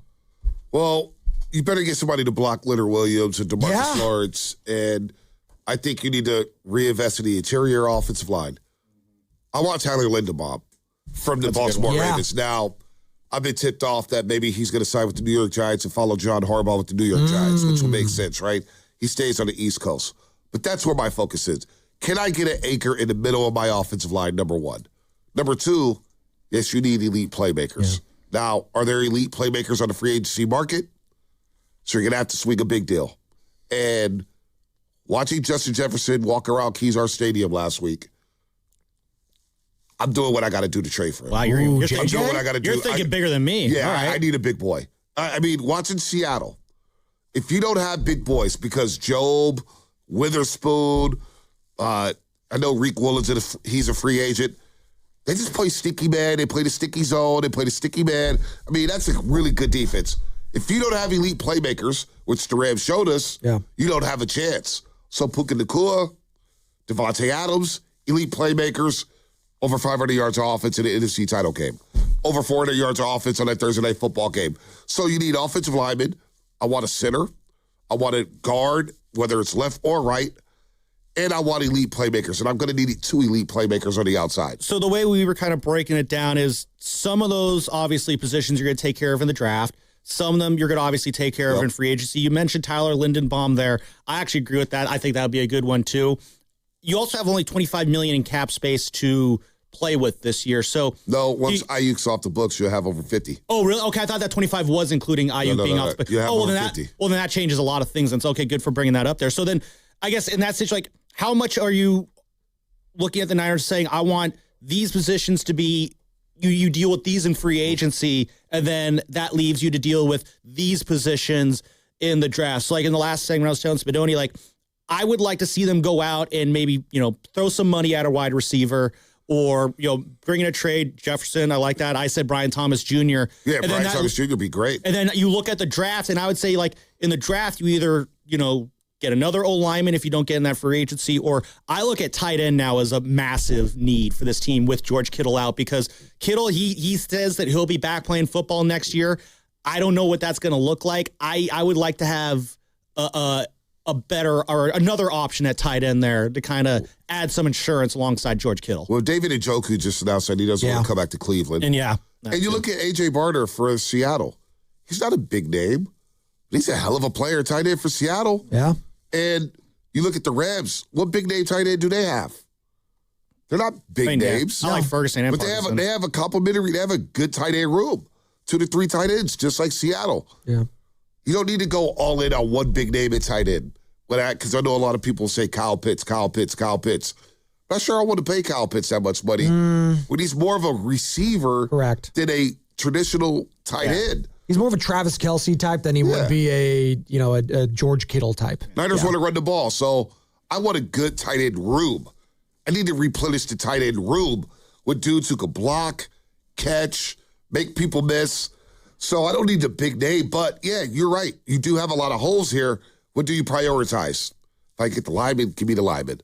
If I can get the big swing and the big trade for wide receiver, give me that. And then once I get to the draft, you kind of fill in the holes there. We were having fun earlier. Listen, for the right price, I'm not mad at bringing this guy back. A lot of people were staunch saying, no, I want no parts of it. Deebo Samuel, would you entertain for the right price a Depends reunion? on the price point. Okay. Because I don't think point. he's going to command, like everyone's thinking he's going to command this like wide receiver one money. I don't think so at all. He's 30 years old. Like once you're 30, unless you're a Devontae Adams type, you're not going to be commanding top dollar anymore. Can he get open when it comes to man coverage? I don't know. We saw the Super Bowl against Kansas City. He's never beat man coverage. He's never been the greatest of route runners. But he instills fear, I feel like, when he has the ball in his hand still. And I feel like no one else on the Niners currently has that. But how do you get, I'm not saying he's the answer, right? But Right. Yeah. It depends on the price point. And do you really want to go back down to the well and get somebody who's a little older? Is he as explosive? Where's he going to be at? I don't know if I want to go down that road again. That's fine. It's a body that's taken a lot of punishment over the years, too. And again, 30 years old. Is he on an upward trajectory? Is he up kind of plateauing right now? Or is he on a downward? North of 30 with the wear and tear he's put on his body, it just feels like this might be a harsh way to look at it, but he's kind of getting to the borrowed time portion of his career where at any moment it's just going to fall off precipitously. And every week you get that's good from him is going to feel like, all right, I hope that wasn't the last one. All right. There is a name that's going to be at the top of everyone's, the market. I'm looking at the market value projections on Spot Track. So they have like what they think this guy's going to be worth. The top of the list, 25 years old, or he's going to be 25. George Pickens. Are you touching that at all? Ooh. He's really good. Oh, he's really good. I love George Pickens. He is a guy that is box office. I loved him since Georgia. I love Pickens. There you go. No, but you got to think of like, see, this is when we talk about we talk about having like risky type moves in the offseason, this would be a risky move, but the reward could be huge. If you pay him, you're letting him know that you're making a long-term commitment into him. Yes. Does that help his attitude? Shanahan and Pickens on the same sideline. Yeah, I like the player. I'd make it in Madden. Yeah, I probably would make it in Madden. He's your guy. He takes the top off the defense, beats one-on-one coverage, but he also gets into it a lot. And, costs your team 15 yards here and there. Those are big penalties. I don't see John Lynch and Shanahan making that happen. No. I'd be tempted. Because, you need some. You don't need a bunch of choir boys. No. You need guys who are going to mix it up. You need guys who are going to be fiery. You need a jerk guys on there. who are going to, this is tension. the NFL. You need some creative tension sometimes, for sure. But I don't see him being a Shanahan and Lynch guy. I also think one of these teams that are kind of like bad are going to break him off a huge City chunk. Cowboys just paid him. You think so? You think the Cowboys CD might? and Pickens are dangerous. I agree. And that division's up for grabs right now in the NFC East. I agree. By the way, Bonte, get this. We're giving you a chance to do something money can't buy. It's a bucket list moment. You have the chance to play a game of knockout on the Chase Center floor, baby. It is. Is that back? It's back. That's right. Shoot hoops on the same floor that Steph Curry plays on and Bonte Hill walks on. Every show will be giving away opportunities every day starting Monday, February 16th. That's next Monday. That's the only chance you're going to have is to register at 957thegame.com. That's 957thegame.com for your chance to register. And if you are registered, again, starting Monday, all week long next week, listen for your name around 7:30 a.m., 12:30 p.m., and 3:30 p.m., and you will have 9 minutes and 57 seconds to call the contest line. Somebody's got to beat Grandy. That's what I was saying yesterday. We were literally just talking about this yesterday. I got the picture right here. It's like, dude, we can't let Mark win again. We can't. Somebody's got to beat Grandy. Mm-hmm. Well, what's going to happen again? Is it Mark going to win, or is Guru going to be the first one eliminated for 3 years in a row? That can't happen. Guru will be eliminated early. That's a guarantee. Oh, no.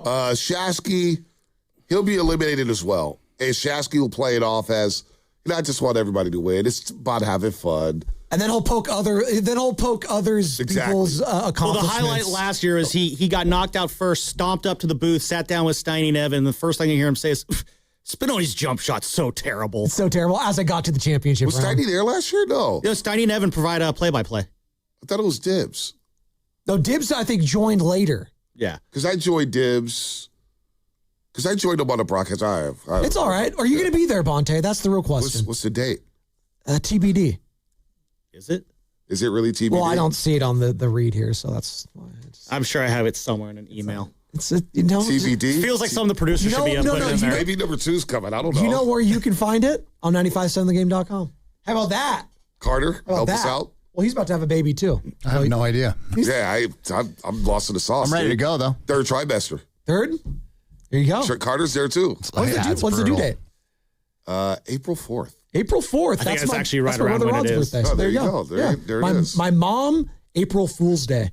Ooh. April 1st. So Is that a rough day for her or no? growing up, yes. Her siblings used to get her presents with nothing inside them, so it could be an empty box. But then they'd actually get her something, but like that's, just... Yeah, it was Dibs and Evan. Oh. YouTube knows. Yeah, Steiny was out. Because I remember I joined, Steiny was out of town. That's right. Because I joined Dibs and... Of course he was. Yeah. The station camaraderie event of the year. Steiny was out. April 6th is the date. April 6th? Yeah. Oh, so you'll be good, yeah. So, no, I won't be No, good. you won't be because- good. Yeah. You'll be fresh out of the hospital. He'll be on call. Yeah, well, I as we know with babies, they never show up on time. So it's either before or after. Yeah, I probably won't be there. Yeah, so there you go. I'll miss my first ever knockout. You Sure, you guys will miss me. Nah, we will. You excited, man? Is that number 2? I am. Nervous? No, you've been here before. Just looking at my bank account. How's baby Chess feeling about it? Oh, though? she feels great. She's excited to be a big sister. She's excited to be a big sister. She's ready to roll. That's awesome. She's ready to roll. That's the Just life. looking at my bank account, thinking, boy, this is gonna Nice suck. knowing you. Any more? I asked the Hegan, can he do those morning shifts? Yeah, you're starting to Any get afternoon shifts? scratching yourself. Can I do some hits with Steiny Guru now? Doty's cough is sounding a little rough right there. Maybe he needs to do some shows. Maybe Saturday 9 to 12. Hey, we can do weekend Orange and Black weekend rap together. Oh boy. How bad do you want that money? That's the question you gotta ask yourself. He literally just said, "Oh boy, actually, I'm good." Yo, Bonte, I got some extra money for you. You could do the weekend rap with Harrison Bubman. Bader, your thoughts? The excitement, man, for Giants baseball. Is there excitement? Is there buzz? I mean, I'm the worst person to ask. I'm always excited, so. We're going to talk about it in the 9 o'clock hour. I can't wait. Yeah. You want to talk some Mike Dunleavy, though, in the meantime? Yeah, let's do it. You know what? I'm just going to play it. Mike Dunleavy from Saturday. Bonte Hill's with us right now, courtesy of our proud partners at Ceremony Ford, your Bay Area Ford dealer. Mike Dunleavy, first and foremost, addressing the media last Saturday on how close they got to dealing some of those highly coveted first-round picks. I mean, I feel like I answer this every trade cycle. We're willing to do whatever it takes to improve this team, whether it's young players, first-round picks. We always have been, we always will be, as long as we're into this win-now window, which, it was pointed out to me today that over the last calendar year, we have the 4th best record in the NBA, since Jimmy got traded to when he got hurt. So despite the idea that we're not in the mix, we're fading, all this stuff, the reality is up until Jimmy got hurt, we were pretty good, and I think we were trending in the right direction. Now we've had to pivot a little bit. I think adding Kristaps can help, but, this group is kind of what it is. This group is what it is. There's a lot of that in this whole presser. It is what it is. I think. Get to the good stuff, Spinoni. Get in the league. I'm teasing it.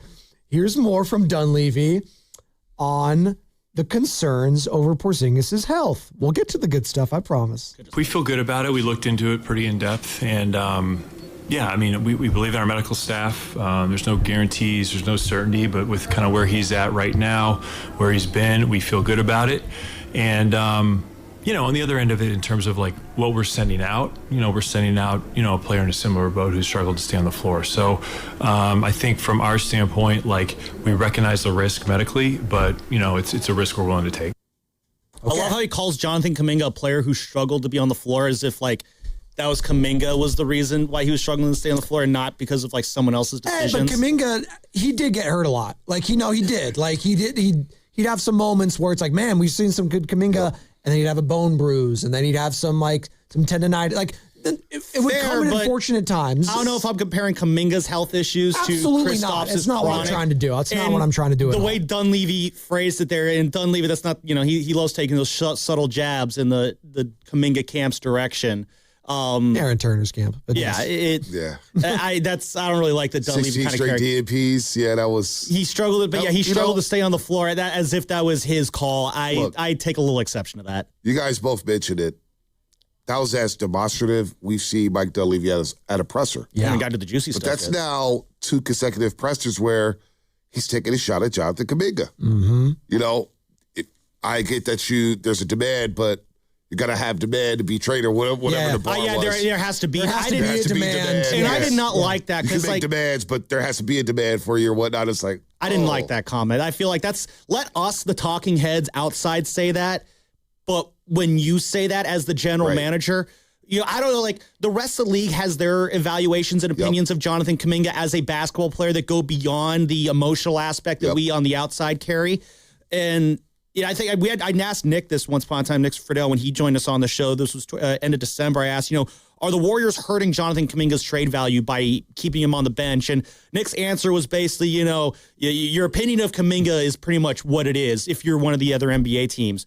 But then I think, when Dunleavy goes out and says there has to be demand, I do think that kind of hurts his value a little bit, because if you're saying that this guy has no value, then why should I be saying this guy has no value? So now I'm not going to give you a fair value in return because you're diminishing your own asset. No, not only that, but the opponents know that, you're not playing him. Mm-hmm.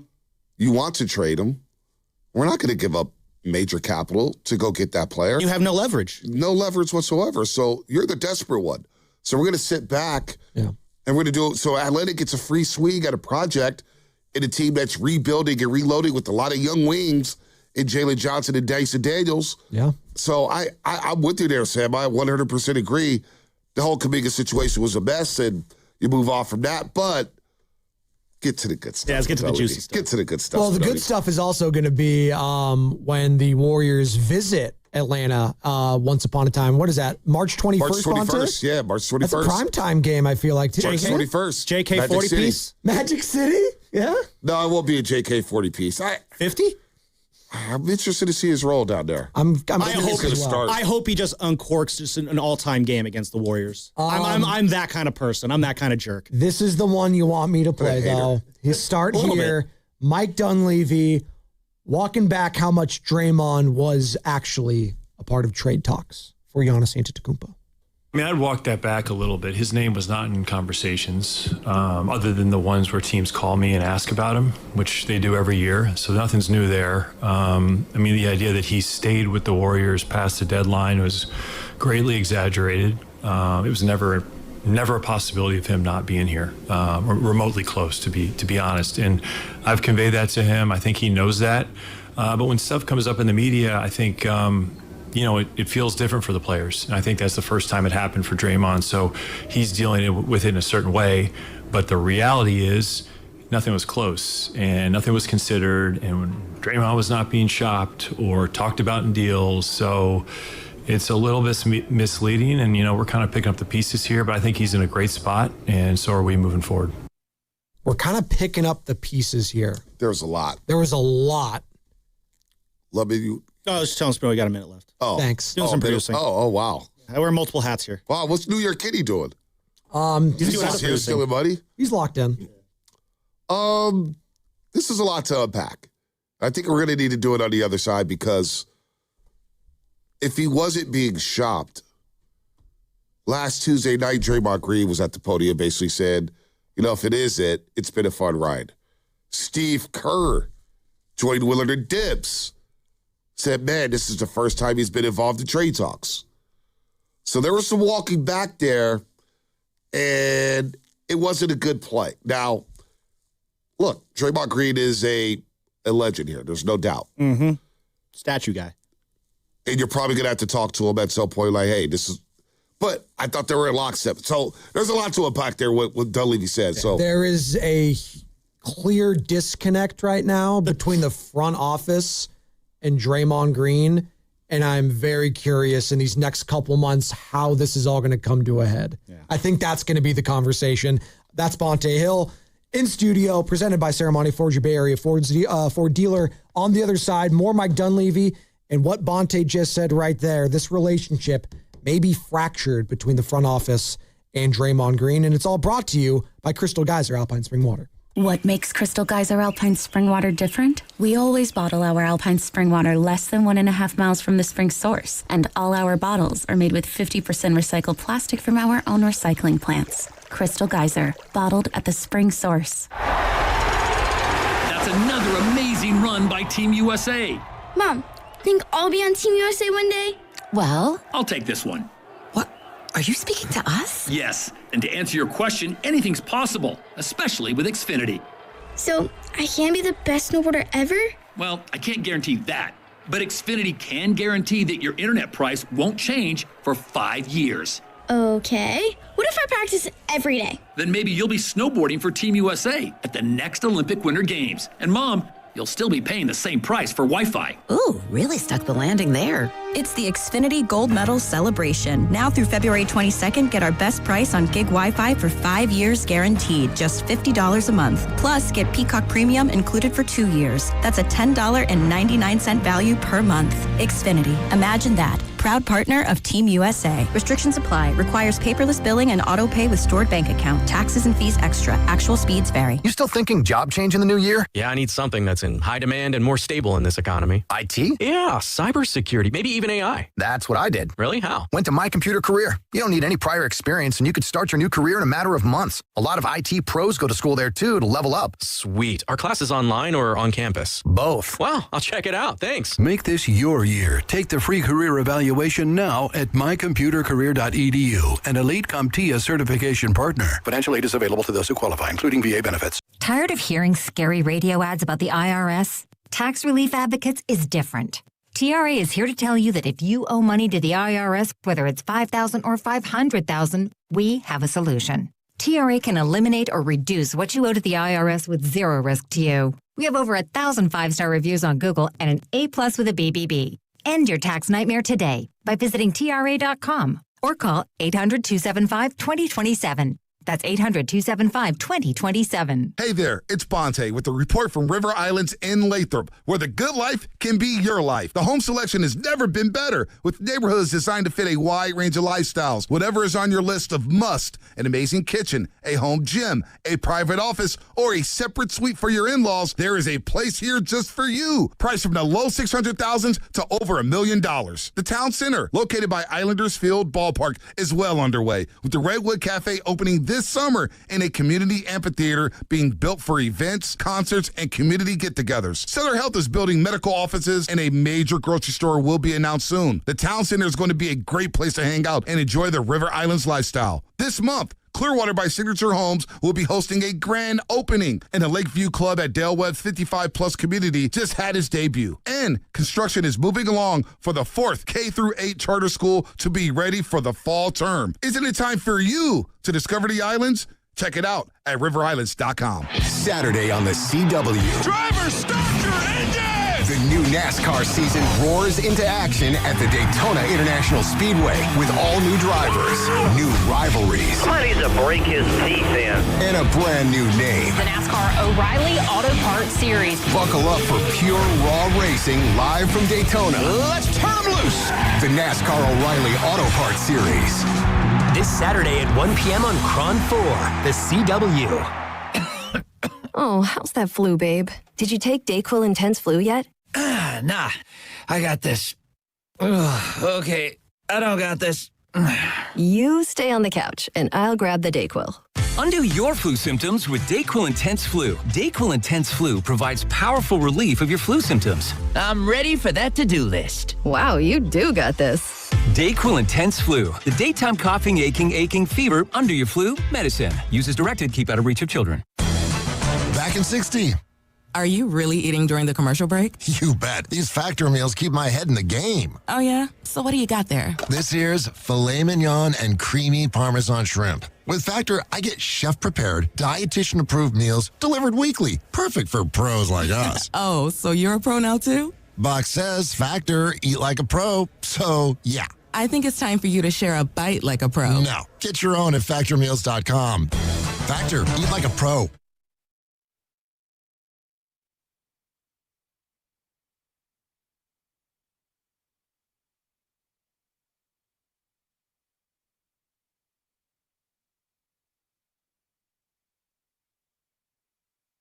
Now back to the morning roast. A lot of people wait to hate. They cheer when they're drinking the beer. I want you to keep that same energy when we win that chip this year. With Joe Spadoni and Joe Shasky on 95.7 The Game.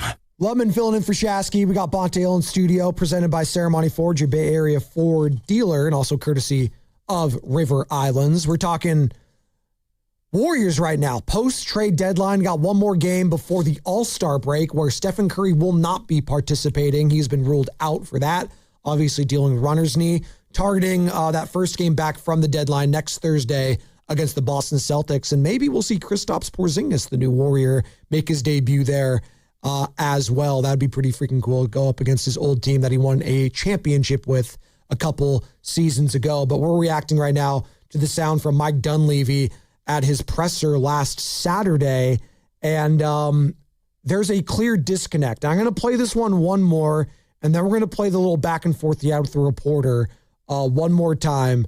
Mike Dunleavy walking back how much Draymond Green was in trade talks in regards to Giannis Antetokounmpo. I mean, I'd walk that back a little bit. His name was not in conversations other than the ones where teams call me and ask about him, which they do every year. So nothing's new there. I mean, the idea that he stayed with the Warriors past the deadline was greatly exaggerated. It was never a possibility of him not being here, or remotely close, to be honest. And I've conveyed that to him. I think he knows that. But when stuff comes up in the media, I think it feels different for the players. And I think that's the first time it happened for Draymond. So he's dealing with it in a certain way. But the reality is nothing was close and nothing was considered. And when Draymond was not being shopped or talked about in deals. So it's a little bit misleading. And, we're kind of picking up the pieces here. But I think he's in a great spot. And so are we moving forward. Okay. We're in a great spot. They're picking up the pieces. And I think that's the perfect way to describe it. They're picking up the pieces right now with this Bonte, because all-time legend Draymond Green, he feels some type of way right now because he feels like he was dangled for the first time. I wouldn't say that. Let me correct you on something you said before the break. What'd I say? I don't think it's Draymond in the front office. The relationship is fractured. No, did I say fractured? I thought there was a disconnect is how I said it. But no, I see. I think they were on the same page. Okay. And a deal didn't come to fruition.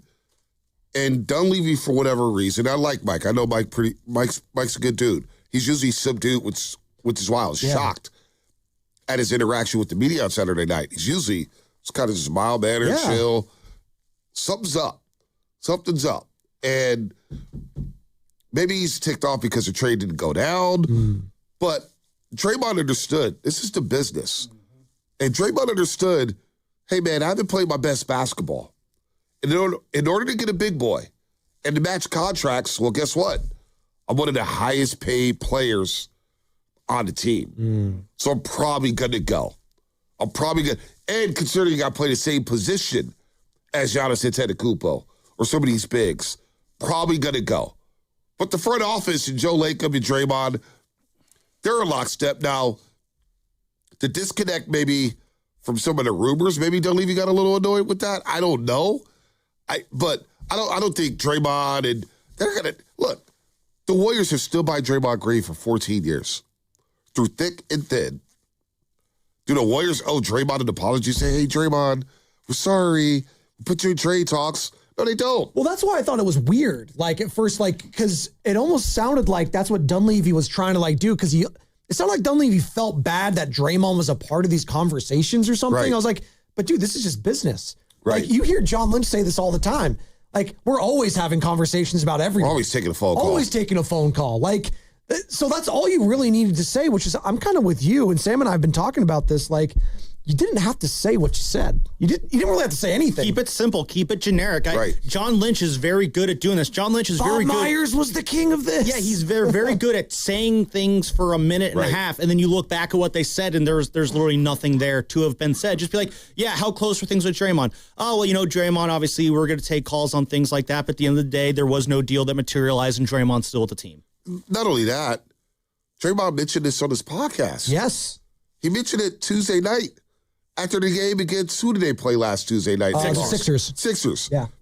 He mentioned it then. If this is it, this is it. It's been a great run. Well, I think Steve Kerr mentioned it on Willard and Tibbs. Well, combine that with also just what all the trade rumors that were going around as well. There was the Mark Stein rumor that the Warriors are, looking to include. I think Mark Stein was going to be the Warriors looking to trade Draymond, Kuminga, and Pods for Giannis. Then Brian Windhorst had the rumor that Draymond would be okay getting rerouted to the Lakers in a potential trade if it was a 3-team trade. And then Sam Amick on Tuesday, I believe, wrote the report that, the Warriors and Bucks are still talking. There's just a hang-up of what to do with Draymond. The Bucks didn't want to take Draymond on. They want to get a third team involved. And I trust all three of those guys in terms of their reporting. Right. So clearly conversations were being held. And, I kind of wrote down some of the things that Dunleavy just said there. He said that it was never possible or remotely close that Draymond was going to be traded. He said he told him that. He said that nothing was ever close and he wasn't shopped or talked about. But I got 3 reports right there from 3 very credible national NBA writers saying that he was shopped here. So it's just these timelines are not adding up here. And it's just... I don't understand why we have to I don't want to say lie. I think lie is a very harsh word to use here, but I don't know why we're trying to provide this coverage here when we all saw what was going on. And you had the player, the coach, basically admit that it could happen. Exactly. Yes. For the first time in his career, Steve Kerr mentioned it on Willard or Dibbs, saying that for the first time in his career, Draymond Green is involved in trade talks. Yeah. Basically admitted that. I'm paraphrasing here, not word for word. Said that. But he basically said that. Draymond Green mentioned that on his podcast. And last Tuesday night after the Sixers game. He said he was talking to his son about it. So, to me, Mike Dunleavy was a little off his game Saturday night. Yeah, not his best. And I don't know what went into that. I'm not sure what went into that, why he went that route, but he was a little off his game. There's no doubt. And then this was the interaction after that clip with, who was it, Danny Emmerman? Yeah, Danny Emmerman of the SF Standard. SF Standard, correct. Back and forth. I'd assume nothing was close in your pursuit of Giannis. What would give you confidence? Why is that? Because he would have to be in the deal, or Jimmy. Okay, well, you're putting words in my mouth. Okay. So that's an unbelievable assumption. So was Jimmy then on the table?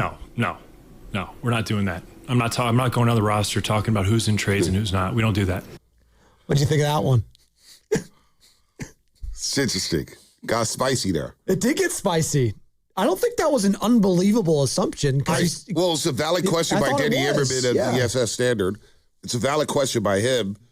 And Dunleavy, he can't go the route by saying, oh, yeah, Jimmy was involved or Draymond was involved. You can't do that as a GM. You got to protect your players. You just say, I'm not going to get into specifics. Right. But he was off his game Saturday night. He was off his game. I was shocked by that. Yeah, I really did not appreciate how Dunleavy kind of snapped back there at Danny Emmerman. I thought, again, I've met Danny a couple times when he was on the Giants beat. He's a very hardworking reporter. He really locks in on it. I trust that he knows what he's doing when he's asking these questions. I mean, I don't know, maybe saying I assume that I know maybe there's some journalistic don't do thatness there in that one, but I think it's a completely fair question what he's asking there, because based off the context clues we have, that the Warriors reported that they were not going to trade Jimmy Butler, right. And I would assume that they would not go back on that after telling Jimmy that we're not going to trade you. So just by how we know things work here, logically, it has to be Draymond who will be a part of that. I don't think that's an assumption at all to make. I think it's a very fair question to ask, and I didn't like how Dunleavy came at Danny on that one. It was again, he was off his game, and I was shocked by that. I was shocked because everybody else told us basically, whether it was reporters, whether it's Coach Draymond himself, that there's a possibility that he had played his last home game last Tuesday against Philadelphia. Now, it didn't happen. He was back last night, and he didn't play the last 8:23. And the bigger conversation when it comes to Draymond Green is, have we seen the best of him? And 7 turnovers last night. And you look at the roster makeup. Where does he fit? He has a player option for $27 million. Will he be back in trade talks in the summer? There's a lot going on here with the Golden State Warriors in the offseason. So these next 3 months, sure, they'll play on the court. We're going to want a playoff run. We want to see them go to the first round or whatnot. But really, the action with the Golden State Warriors, it's going to happen in July. It's going to happen in July. That's when things are going to crack with the Warriors. And you mentioned the Draymond player option there, and I think that is, like, the league will tell you what you're worth eventually, and I think with that player option that Draymond has, it just seems like he's an untouchable asset right now. He's going to opt into that player option. He's not going to say no to that and hit the free agent market because he's not going to get anywhere close to $27 million on the open market here. But my takeaway from this deadline regarding Draymond is, as the Warriors are trying to shop him around, the Warriors and Bucks trying to find a third team that would take him on. Right. There are 31 teams in this league that aren't the Warriors who, the way I view it, and you can tell me if I'm off base on this one, 31 teams basically said, we don't want Draymond Green.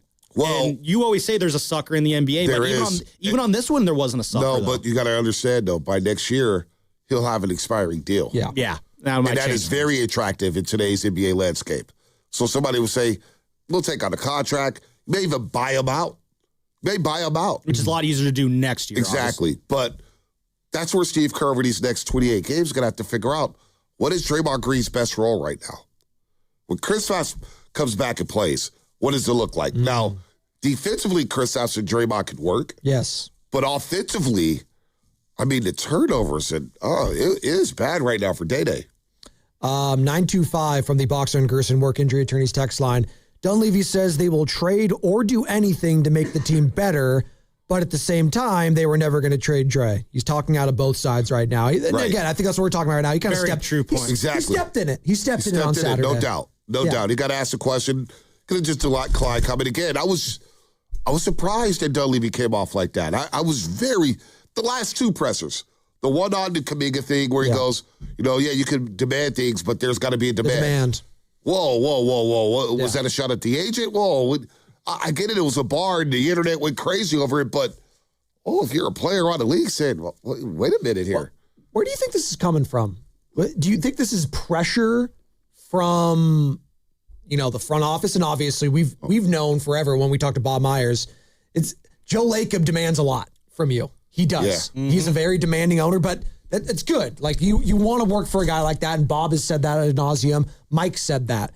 You think he's kind of feeling the heat right now from this trade deadline? They're all feeling the heat. Yeah. I mean, how could they not? Well, just the timing of everything. I don't know. The Jimmy Butler injury threw a monkey wrench in the entire season, and it felt like they were backing themselves into a corner here with the Giannis thing. At least that's the way the perception of it through the media, and maybe that's really what ticked him off, is that they were saying, like, hey, these guys are the leader in the clubhouse. They have the best package deal for Giannis. And maybe it was never that close. Right. And that's maybe what pissed Mike off, because you're selling this to a fan base that's like, dude, we were never really that close. But also, even if you make the Giannis deal, that doesn't, in my opinion, put you in championship contention. Was it going to work? You needed more. Well, I looked at a Giannis acquisition. I didn't think if the Warriors got Giannis this year, and let's say just for the sake of argument, it would have been for Draymond, Kuminga in pods. Let's say that would have been the deal. It may I need to throw someone else in there too. No, I agree. I don't think that team is good enough to make a run all the way to the finals. I think that team's good enough to get out of the play-in box, which, that's my, baseline goal expectation. Can you at least just get to that 6th seed? Because I do trust this team to possibly do something with a week off to prepare. But what I think Giannis would have really done for the Warriors is it would have given you kind of like a bridge into that post-Steph era. Because Giannis is, 31 going on 32. He's still got some good years left in him. Let's say Steph retires in 2 years. I don't think that's unreasonable. He could play longer. Hypothetically, he says that. But then you still got Giannis on board, so you still have a piece to build around. And that's huge when it goes to you want to get free agents to come here. You may be able to do that in the summer, although I think it's a long shot, and I'm not sure the Warriors will want Giannis after some of the games he played. Right. over this stretch. Well, that's the other. I want people to come to Milwaukee. Nobody's come to Milwaukee. Well, and then Giannis, he has that weird tweet, like the Wolf of Wall Street. I'm not leaving. I was like, dude, you wanted to. Like, well, then the other side of that coin also he doesn't know what he's doing. Confused. He's at the Super Bowl too, by the way. Yeah, I know. When you talk about pressure, though, it's the pressure, obviously, it maximizes Stephen Curry. He's 37 years old. Yeah. He'll be 38 next month. Jimmy Butler's coming off a torn ACL. Won't be ready to roll until probably January. Yeah. How you build this roster out? What do you do with the picks? How do you keep the butts in the seats? Because a lower bowl. How was the butts yesterday? There was a lot of seats not being utilized last night in the lower bowl. And the energy in that building. Oh, can't lose that. Oh, you don't want to lose that. Well, look, that was not good. That was the conversation last year. Remember that we always brought up that Orlando Magic game where it was Brick City before the trade deadline. Oh yeah, and that's what I thought. That's when you knew, we were so despondent on this team before that Jimmy Butler trade, and Jimmy injected life, and it did throw everything for a loop. And on the one hand, I do want to give Mike props here. I do like losing Jimmy Butler sucked. You can't plan for that. That was this team was built on the premise of succeeding with Steph and Jimmy. They did at least try to kind of pivot into a tough situation of trying to basically replace Jimmy Butler. I do give him credit for that. It's just, again, I think, Spino, you said, we're saying Giannis. Then you go to Kristaps. There's a bit of a letdown there. It is, but you know what, though? You flip a player you weren't using in Jonathan Kuminga. Mm-hmm. I've had a few days to think about this trade. Do I think it's a great trade? No, you traded for somebody who's played 17 games. Can't get over that. Mm-hmm. You traded for a guy who played 42 games. But stylistically, it could work because of what Kristaps brings to the table. He's on the perimeter. He can hit the three. He can protect the rim. You've got size now. Theoretically, he is the player, when healthy, that Dub fans have wanted forever, right? I mean, stylistically, it's a better fit than Kuminga. It just is. Yes. I mean, you know how much I love Kuminga, but Kristaps does fit better on this roster than Kuminga does. With Steph running pick and rolls, and then I like to visualize Horford and Kristaps playing together. Yeah, that could work. Draymond and Kristaps. It just scares the hell out of me. Just stand on the floor. Exactly. Your best ability is availability. So for this roster, with the way Gee's playing, Kristaps could work, but again, you're banking on him to be healthy. And there's and that's a tough sell. Yeah, there's two things you're fighting against there. One, there's the Achilles tendonitis that he's been dealing with. That stuff doesn't just go away. Now, he's been on ice for the last 3-4 weeks, trying to rehab and get better. Hopefully, that's taken care of on the other side of the All-Star break. But then there's the POTS that he's dealing with too. That causes I should really pull up what the full thing is there so we can say it fully. But it's the POTS syndrome, that's what we call it. It causes fatigue and and the increased heart rate. Yeah. That stuff's a little bit scarier because it's just, well, first off, they just figured out what it was less than a year ago, and it's just one of those things there's no magic cure. There's not a cure for it. Yeah, there's no pill or injection you could take that makes it go away. It's just a thing you got to learn how to live with. That's what's more concerning to me, where you got a guy out there who just at any moment just might not be available to you for reasons far deeper than the normal injuries you see on the court. No doubt. I'm with you there. But look, if he's on the floor, let's see what it looks like. But it's all about the offseason for the Warriors because the expectations, and I know Guru said, what was he saying yesterday? You better find some expectations. Well, what are your realistic expectations for the rest of the season? My realistic expectation is it is what it is. Can you get to a first-round matchup? Maybe. What are you going to do in the playoffs? I don't know. I don't know how much damage you can do on this roster. I don't expect them to win a playoff series. If they were to play in a series, I think that's a win. For Stephen Curry, first and foremost, who wants to play meaningful basketball, I would like to see Stephen Curry on a playoff stage at some point. That's what I would like to see. Are they past a point? I mean, I want to see them make a playoff push if they can. That's just me. I like to see my teams win. It's still very possible. Obviously, you got Steph. If you have Steph, you're trying to win games. Is there a scenario, though, where let's say they come back after the break, let's say Kristaps he's just not healthy, it's just not working out, they can't play him the rest of the year. Is there a scenario where the Warriors you know what? Maybe the expectations, we need to go in the other direction, maybe do a bit of a tactical retreat here. play some of these younger guys the rest of the way, scale back Steph a little bit. I mean, you could do that, but you look at the standings, right? You're 8 games above Memphis. The Grizzlies 7 in the loss column. stink, yeah. They're not trying to win. Yeah. Exactly. So even if the Warriors do that, Lubman, Portland, okay, they're 3 games behind you in the loss column. They got the season series. The Clippers are 2 games behind you in the loss column. The Warriors are going to be in the play-in no matter what. That's kind of what I was Because Sacramento, New Orleans, Utah, Dallas, and Memphis, they're not trying to win. They're done. So you're going to be in a play-in tournament. That's kind of what I was thinking, too. I think it's too late for them to tank. You're kind of pot committed. You have to just try hard and see what you can do. Right. So you're going to have a pick where you're not going to be a lottery team because those other teams are taken.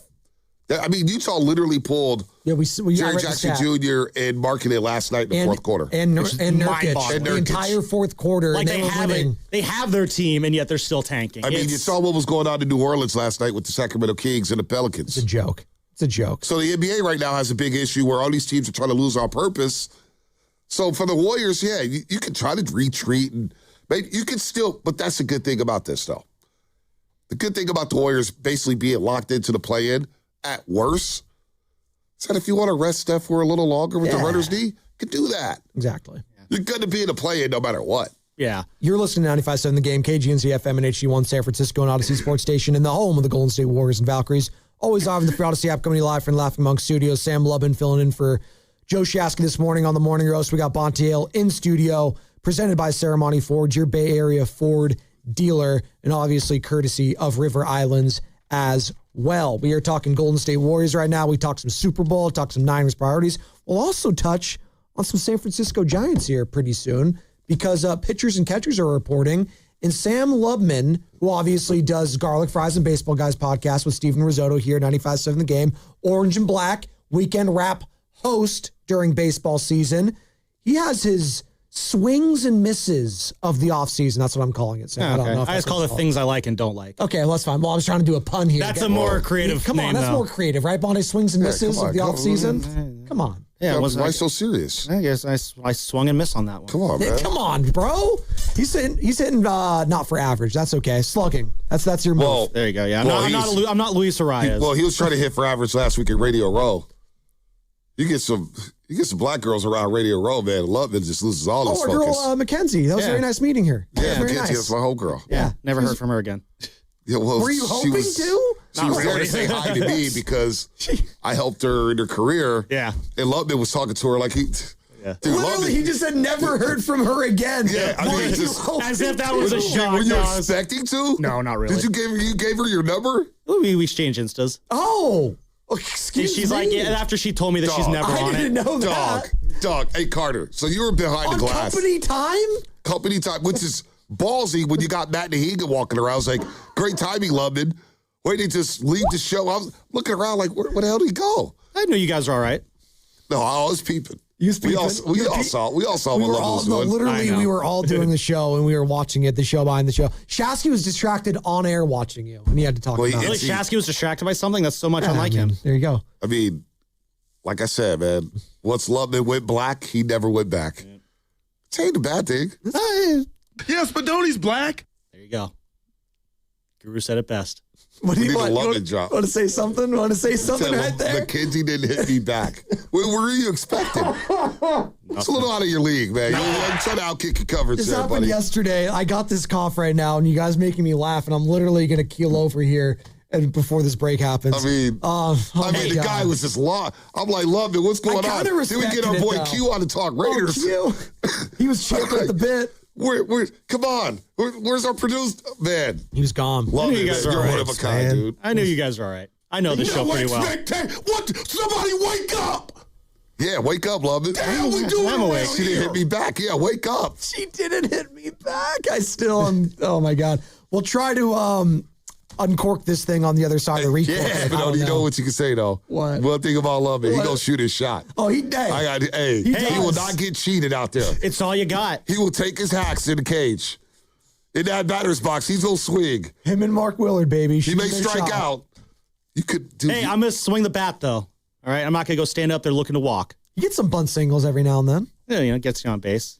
Luis Arias, he gets on base. He does get on base. I'll take that. That's all. Just get on base. Keep the line moving. Swings and misses of the Giants offseason on the other side. Also, too, before we leave, it's a lot of doom and gloom when it comes to the Niners. Oh, I was just talking about the whole that earlier. And Spinoni, for the first time in a long time, I agree with you on some things. Yes. I agree with you on some things, believe it or not. Wow. Honestly, maybe it's because Shasky's not here. You actually sound like you're logical today. Honestly, unbelievable. Honestly, Bonte, it's the nicest thing you've ever said to me. And that's brought to you by Surfside. The Golden State Warriors are back. It's the roast, guys. It's the roast, guys. We take shots at each other. Ice cold it's not Surfside. personal. Only 100 calories. Relax. 2 grams of sugar and 0 bubbles. So it's easy to sip and enjoy. It's not a seltzer. It's Surfside. Proud partner of the Golden State Warriors. Must be 21. Please drink responsibly. We talk a lot about defense on this show. But how's the defense on your actual house? I'm talking about your windows. If you're feeling a draft or your energy bill is higher than a Steph Curry three-pointer, it's time to sub in the pros. That's why I'm sending you to my friends at Ashby Lumber. Ashby Lumber has been the Bay Area's heavy hitter since 1968. And right now, they're featuring the best in the business, Milgard windows and doors. Whether you want that classic look with the Milgard Tuscany series, or you want the modern sleek vibes of the Trinsic series, Milgard has you covered. And let's talk about durability. Milgard's Ultra Series fiberglass windows are built to handle whatever the Bay Area weather throws at them. Plus, they come with lifetime warranty options for the total peace of mind. Go see the experts at the Ashby Lumber showrooms in Berkeley or Concord. They'll walk you through the entire Milgard lineup so you can win big on your next home project. Check them out online at ashbylumber.com. Ashby Lumber and Milgard, that's a championship combo. Get it done today. Comcast Business helps turn today's small businesses into engines of modern business. It's how restaurants become reliably up and running neighborhood favorites. How retailers become seamlessly restocking, cybersecurity must-visit shops. And how healthcare offices become the data managing caregivers that we all depend on. With reliable connectivity, enhanced cybersecurity, advanced fiber solutions, and Wi-Fi backup, Comcast Business is powering the engine of modern business. Powering possibilities. Now through March 22nd, switch to Comcast Business and get started with 150 megabit internet plus Security Edge for $59.99 a month for 12 months with a 2-year agreement. Or ask how to lock in your rate for 5 years on a qualifying internet bundle and get a $500 prepaid card when you add 2 lines of mobile. For a limited time only. Call today. Restrictions apply. New customers only. Requires paperless billing and automatic payments with bank account. Equipment, taxes, and other fees extra. After promo, regular rates apply. Comcast Business helps turn today's small businesses into engines of modern business, powering possibilities. Visit Friedman's Appliance in Pleasant Hill to see the full selection of Thermador appliances. Thermador provides a range of possibilities, from refrigeration to dishwashers or cooking with steam or convection. Come into Friedman's Appliance, and right now, you can receive up to 3 complimentary gifts with qualifying purchase. See all Thermador appliances displayed beautifully in live working vignettes at Friedman's Appliance in Pleasant Hill and at friedmansappliance.com. It's the final days of Toyota's President's Day sales event. Don't miss your chance to drive home a brand new Toyota truck. Right now, save big with low 2.99% APR plus $500 finance cash on the legendary Tacoma, or get $3,000 cash back on the powerful Tundra. Toyota's President's Day sales event ends Monday. Hurry in today. Toyota, let's go places. Offers available through TFS to buyers with premium rated credit and cannot be combined with other offers. Finance cash must be applied to transaction and only available on Tacoma SR and SR5. Cashback offer excludes Tundra TRD Pro, ends 3/2/26. This is Larry Fleck, owner of The Floor Store. I'm excited to announce our President's Day sale is here. Get up to 50% off store-wide, 2 years free financing, and we pay your sales tax. Monumental savings on every floor. The Floor Store, your Bay Area flooring authority. 1-877 Cars for Kids. KARS Cards for Kids. 1-877 Cards for Kids. Donate your card today. 1-877 Cars for Kids. KARS Cars for Kids. 1-877 Cars for Kids. Donate your car today. Ready to get rid of that old car? Donate it to Cars for Kids. Call 1-877 Cars for Kids to reach a friendly live agent. Donation's super easy, and your car can be picked up as soon as tomorrow. Call us now, 1-877 Cars for Kids. That's Cars with a K to donate your car today. 1-877 Cars for Kids. Donate your your car today. Did you know you can donate real estate too? Go to carsforkids.org. That's carsforkids.org. Indeed presents hires you can't afford to get wrong, like nuclear reactor safety expert. I disabled the backup cooling system. It was making such an annoying noise. You heard it, right? It was like, We're on a countdown to core failure. And you're saying we don't want that? This is a job for sponsored jobs. This is what happens when you don't sponsor your job on Indeed. Next time, get matched with quality candidates with Indeed sponsored jobs. Visit Indeed.com/hire now and sponsor your job today. You're still grooving, still connecting, still loving, still turning up, still thriving. You still got it, but your immune system, it weakens as you age. That's where vaccines come in. They help train and strengthen your immune response to fight off respiratory illnesses like flu, pneumococcal pneumonia, RSV, or COVID-19. Ask your doctor or pharmacist which vaccines you need. Book in minutes at vaxassist.com. Sponsored by Pfizer. This is the story of the one. As an HVAC technician, he and his digital multimeter are in high demand. So when a noisy office HVAC turns out to be a failing blower motor, he doesn't break a sweat. With Grainger's easy-to-use website and product information, he selects the product he needs to keep everything humming right along. Call 1-800-GRAINGER, click Grainger.com, or just stop by. Grainger, for the ones who get it done.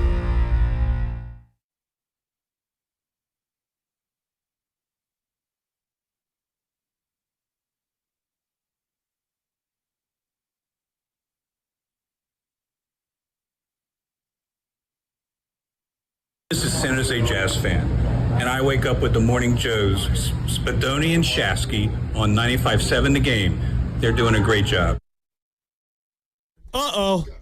Look who's in the studio. Dude, what are you doing in here? What are you doing? Come on, get on. What are you doing?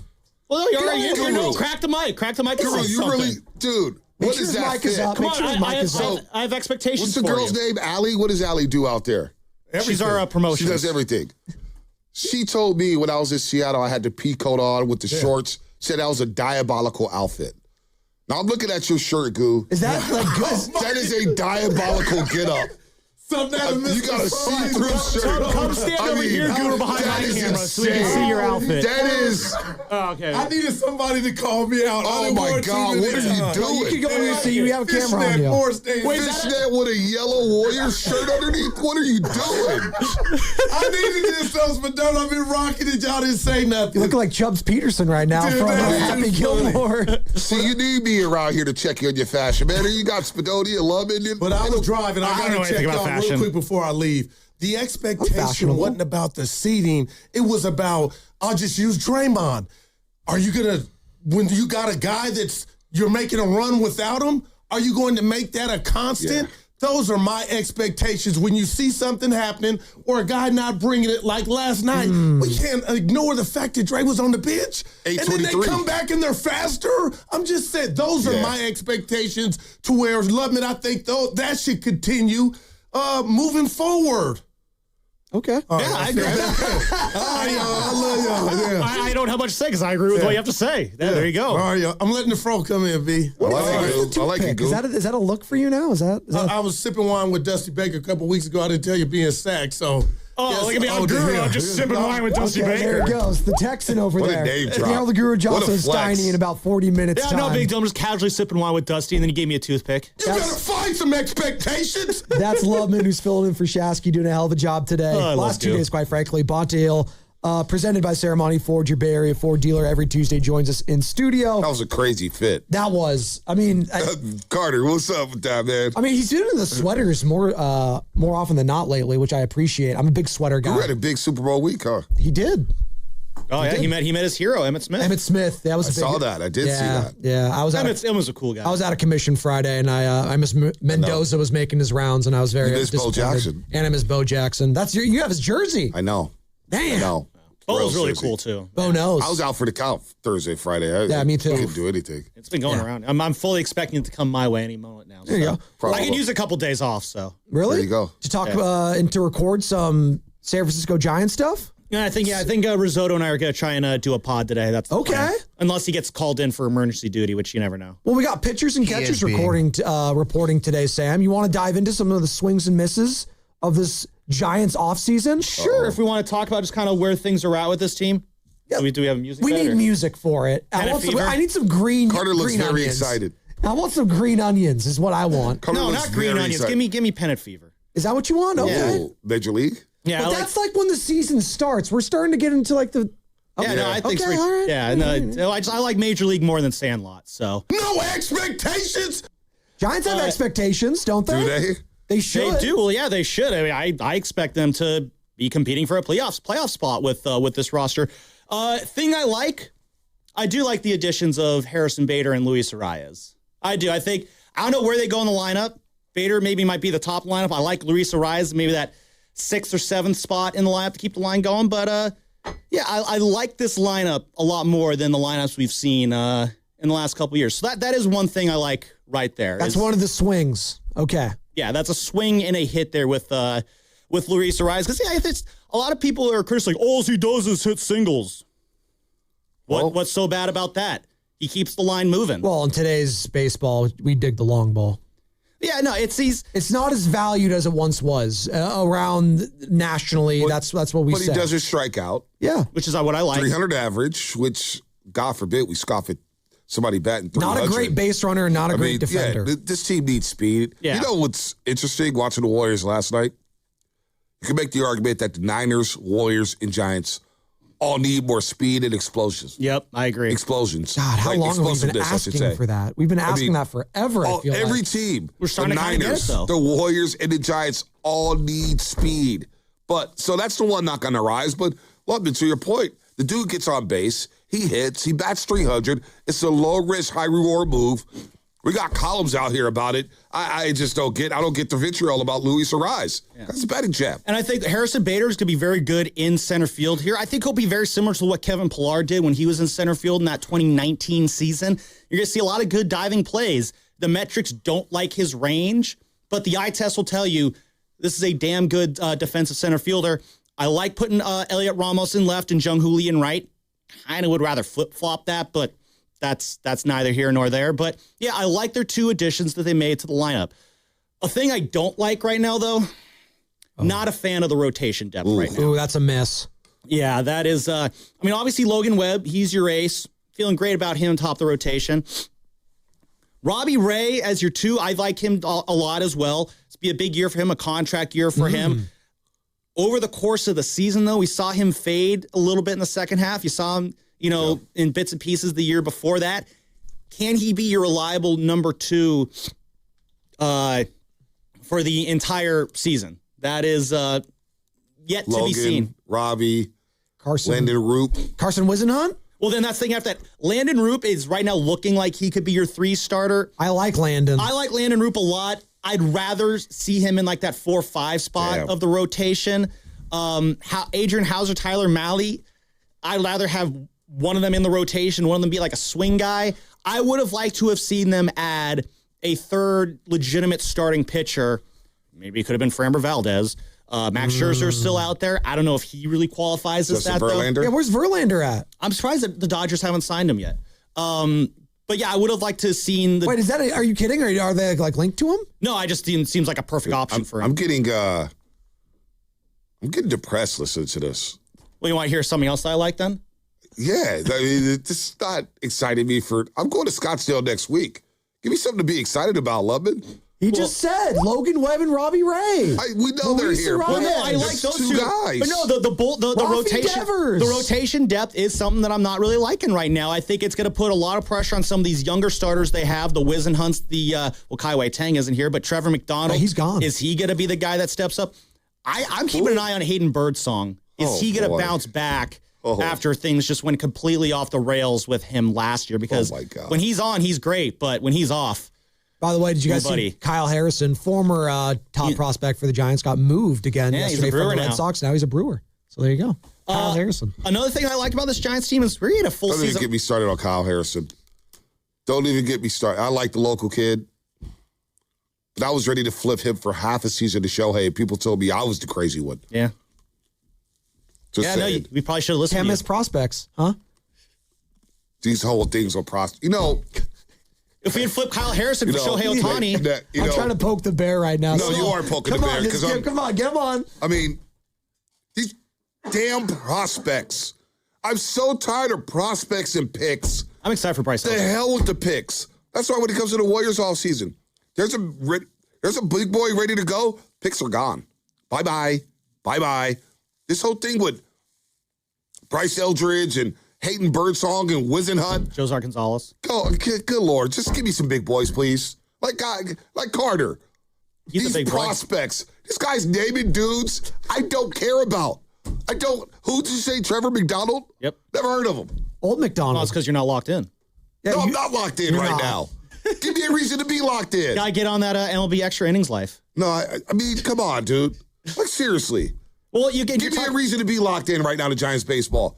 I'm going to Scottsdale on Sunday night. Bryce Eldridge. Oh, I'm trying to say a name, but you're not letting me because a name I'm very excited to see for a full season is the big name who we traded Kyle Harrison for, and that's Rafi Devers. Yeah, I'm happy about that. I'm excited for a full year of Rafi Devers. Once he got settled in, he was swinging the bat really well at Oracle Park. His swing, especially when he goes opposite field, his swing is so perfectly set for this ballpark. We're going to get a full season of what this guy can do in this lineup. We have a legitimate lineup anchor for the first time in forever, it seems like. I would. It's a big question I have. Oh, it's a big one. The Red Sox already gave up on Kyle Harrison. Oh, yeah.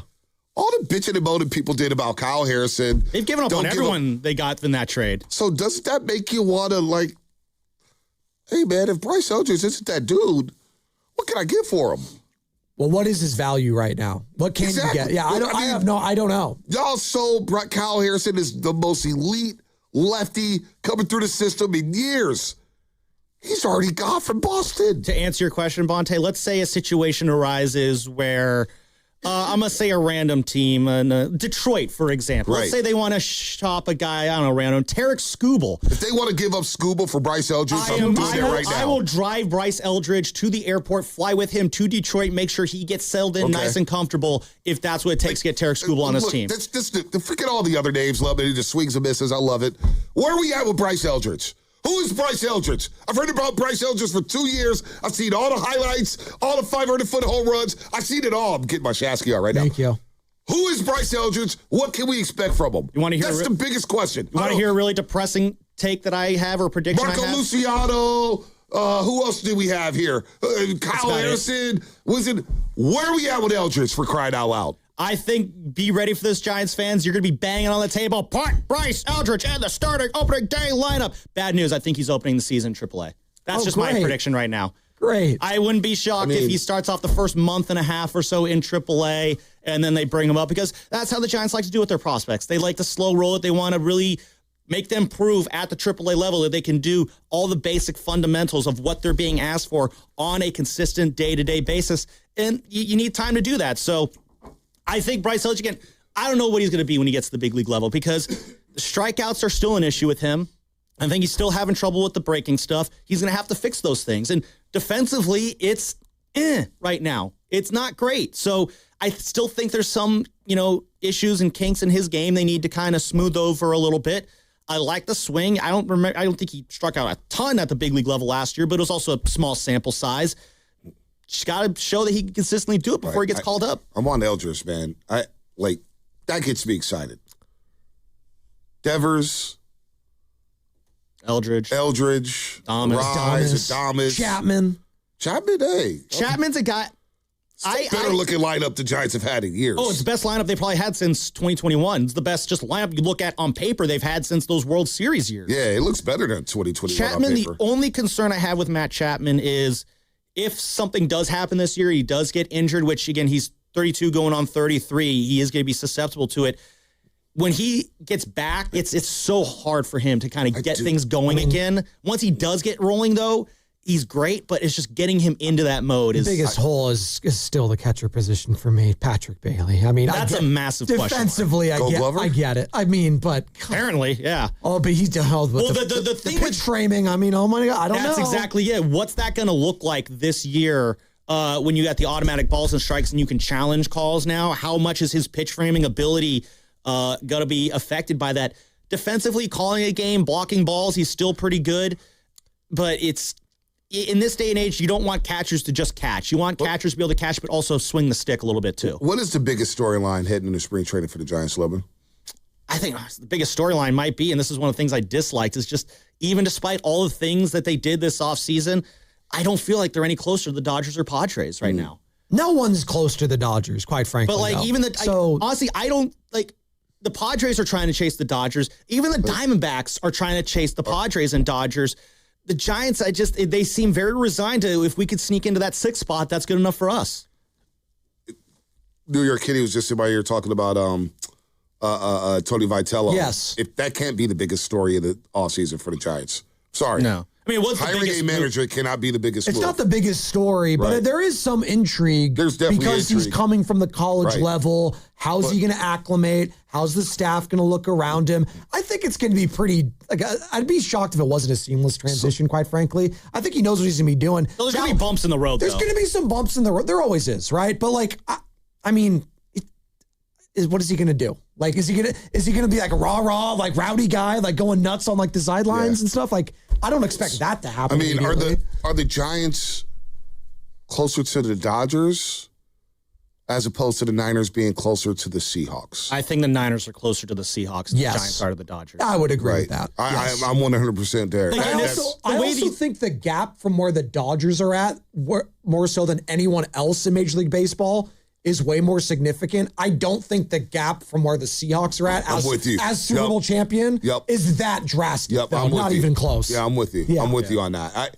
Look, man, I am excited about Giants baseball. Despite all that, I'm looking forward to spring training, and I do want to see. I just, for the sake of Giants fans, just to have one of these prospects pop.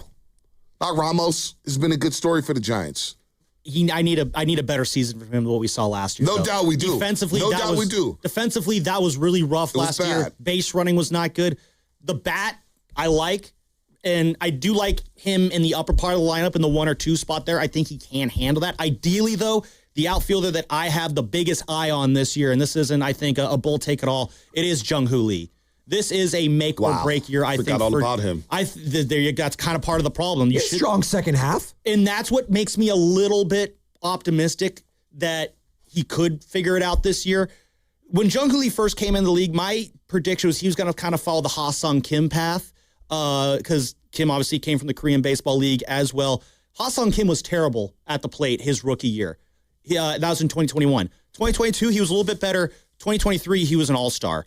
I was kind of curious. I think Jung-Hoo Lee might have a similar arc where the first 2 years are kind of getting his feet underneath him, and then year 3, we're finally seeing it kind of come together. I don't know about that now. His rookie year kind of got blown up when he crashed into the wall on Mother's Day. Last year, his rookie year 2.0, great start. Not really good in the summer. No. Started to put it together the last 2 months. He started going the other way again with his swing. And when he started doing that, I saw a better hitter there. Defensively, I think he's better off in the corner with his range. I remember one time he had a rough night in center field. I forget who it was against. But I asked him afterwards, it seems like you're having some trouble with the balls out there in center field. And he said there was a interpreter, Justin Hahn, the grass was a little wet and I slipped out there. It was the Dodgers. It was the Dodgers. That's right. That's right. He said he slipped on the wet grass in center field. And I'm just like, come on, man. I'm thinking to myself, come on, man. That can't be. I do want to prospect the pop, though, like Bryce Eldridge, because it feels like Bryce Eldridge could really make people dream big things with the Giants. Right. And just the buzz at Oracle Park on a Friday night, on a Saturday afternoon, on a Sunday afternoon. They need, Ramos has been a good story. There's no doubt. Logan Webb coming through the system. Been a good story. You need a hitter, though. But you need a bopper. Yeah. You need a bopper. And that's the guy that all summer long, is Bryce coming up? Is Bryce coming up? Look at him hit. Look at him hit. You need your guy. You look at the Dodgers and all the dudes they got that can hit the ball out the park. And now Kyle the Yankees Tucker. are coming to town on opening weekend with Aaron Judge. And we saw what Aaron Judge did at Oracle Park a couple years ago when he was here. Made it tiny. Made it very tiny. Yeah. Can we get a guy like that? Finally. Devers is fine. I love the Devers move. Right. Oh, I love it. Adames Scott is sturdy. But I need Bryce Eldridge to pop. If you had, adding Bryce Eldridge to that power bank along with Rafi Devers. I mean, imagine if Bryce Eldridge, hits, no pun intended, but hits as a player, you got Devers and Eldridge potentially hitting behind Willy Adames. Willy Adames is going to see a lot more hittable pitches, and that's going to be very beneficial for him coming off of this year that he had last year. Are we going to be patient with Willy Adames when he struggles in April again this year? A lot of people are freaking. Remember, I had people, at the end of April saying that we want to get off this contract now. After a month, we were having the Willy Adames conversation. You work at Sports Talk Radio, Sam. It wasn't very good. A month in. What do you expect? I think we got to get rid of Carter. What do you expect? After a month. Well, he was the highest paid player in the history of the Giants. And I'm looking at people, it's like, it's been a month. Can we get to July and then we'll have this conversation at minimum? And then look at that. He started turning it on, and all of a sudden, we don't want to have that Willy Adames conversation anymore. Shasko always says, pivot, don't panic. But I say, we panic and then pivot. No, that's what we do. It was panic and keep panicking. It was a month into a 7-year deal? Like, what are we doing here? Oh, just for a guy who has a history of starting off slow? He's getting older. He's getting older. You don't know. I love Willy Adames for this team, depending on how deep the Warriors go, the Giants are going to have the airwaves to themselves for a while. Mm-hmm. Now, you got NFL offseason. We do. Free agency, combine, draft. It's coming. But the Giants are going to have, all eyes are going to be on them for a long time this summer in the Bay Area. They better hold our attention. Oh, can they? You putting money on that? Well, they have the tools to do it. Attention. They have the tools to do it. Pre and post game live. There you go. Welcome to the Orange and Black Weekend Wrap. Yeah, we both do our things here, so it's, Oh, God. I'm looking it up right now. I'm just going to look up the baseball, MLB. Let's see here. Odds. Playoffs. Let's just straight up. National League to make the Giants at plus 215 just to make the playoffs right now. What's everyone else above them? Reds are plus 145. Then you got the Padres minus 155. Brewers, Braves, Cubs, Mets, Phillies, Dodgers are a minus 5,000. And that's kind of the Dodgers. That's a big favorite there. Yeah. I guess they're pretty good. The problem with the Giants and their playoff path is that, do I think the Giants have a good enough team to make the playoffs? Yes, I do. The problem is you could say that about like 5 or 6 other teams in the National League. NL West is spoken for, obviously, and one of those 3 remaining wildcard spots is probably going to go to the Padres, which means you're fighting for 2 wildcard spots with, possibly the Brewers, the Reds, the Cardinals, the Mets, the Braves. Like, that's 5 teams right there that you're going to be fighting for 2 spots. Oh, sorry, the Diamondbacks. That's 6 teams that you're going to be battling against for 2 playoff spots. That I don't like that math. I really don't. It's going to be, tough. It's going to be very difficult. You teased something before the break, though, Bonte, and I want to you teased that I had a great point earlier, so that's why I'm coming back to it. What was that great point that I had? Sorry, we're done with swings and misses?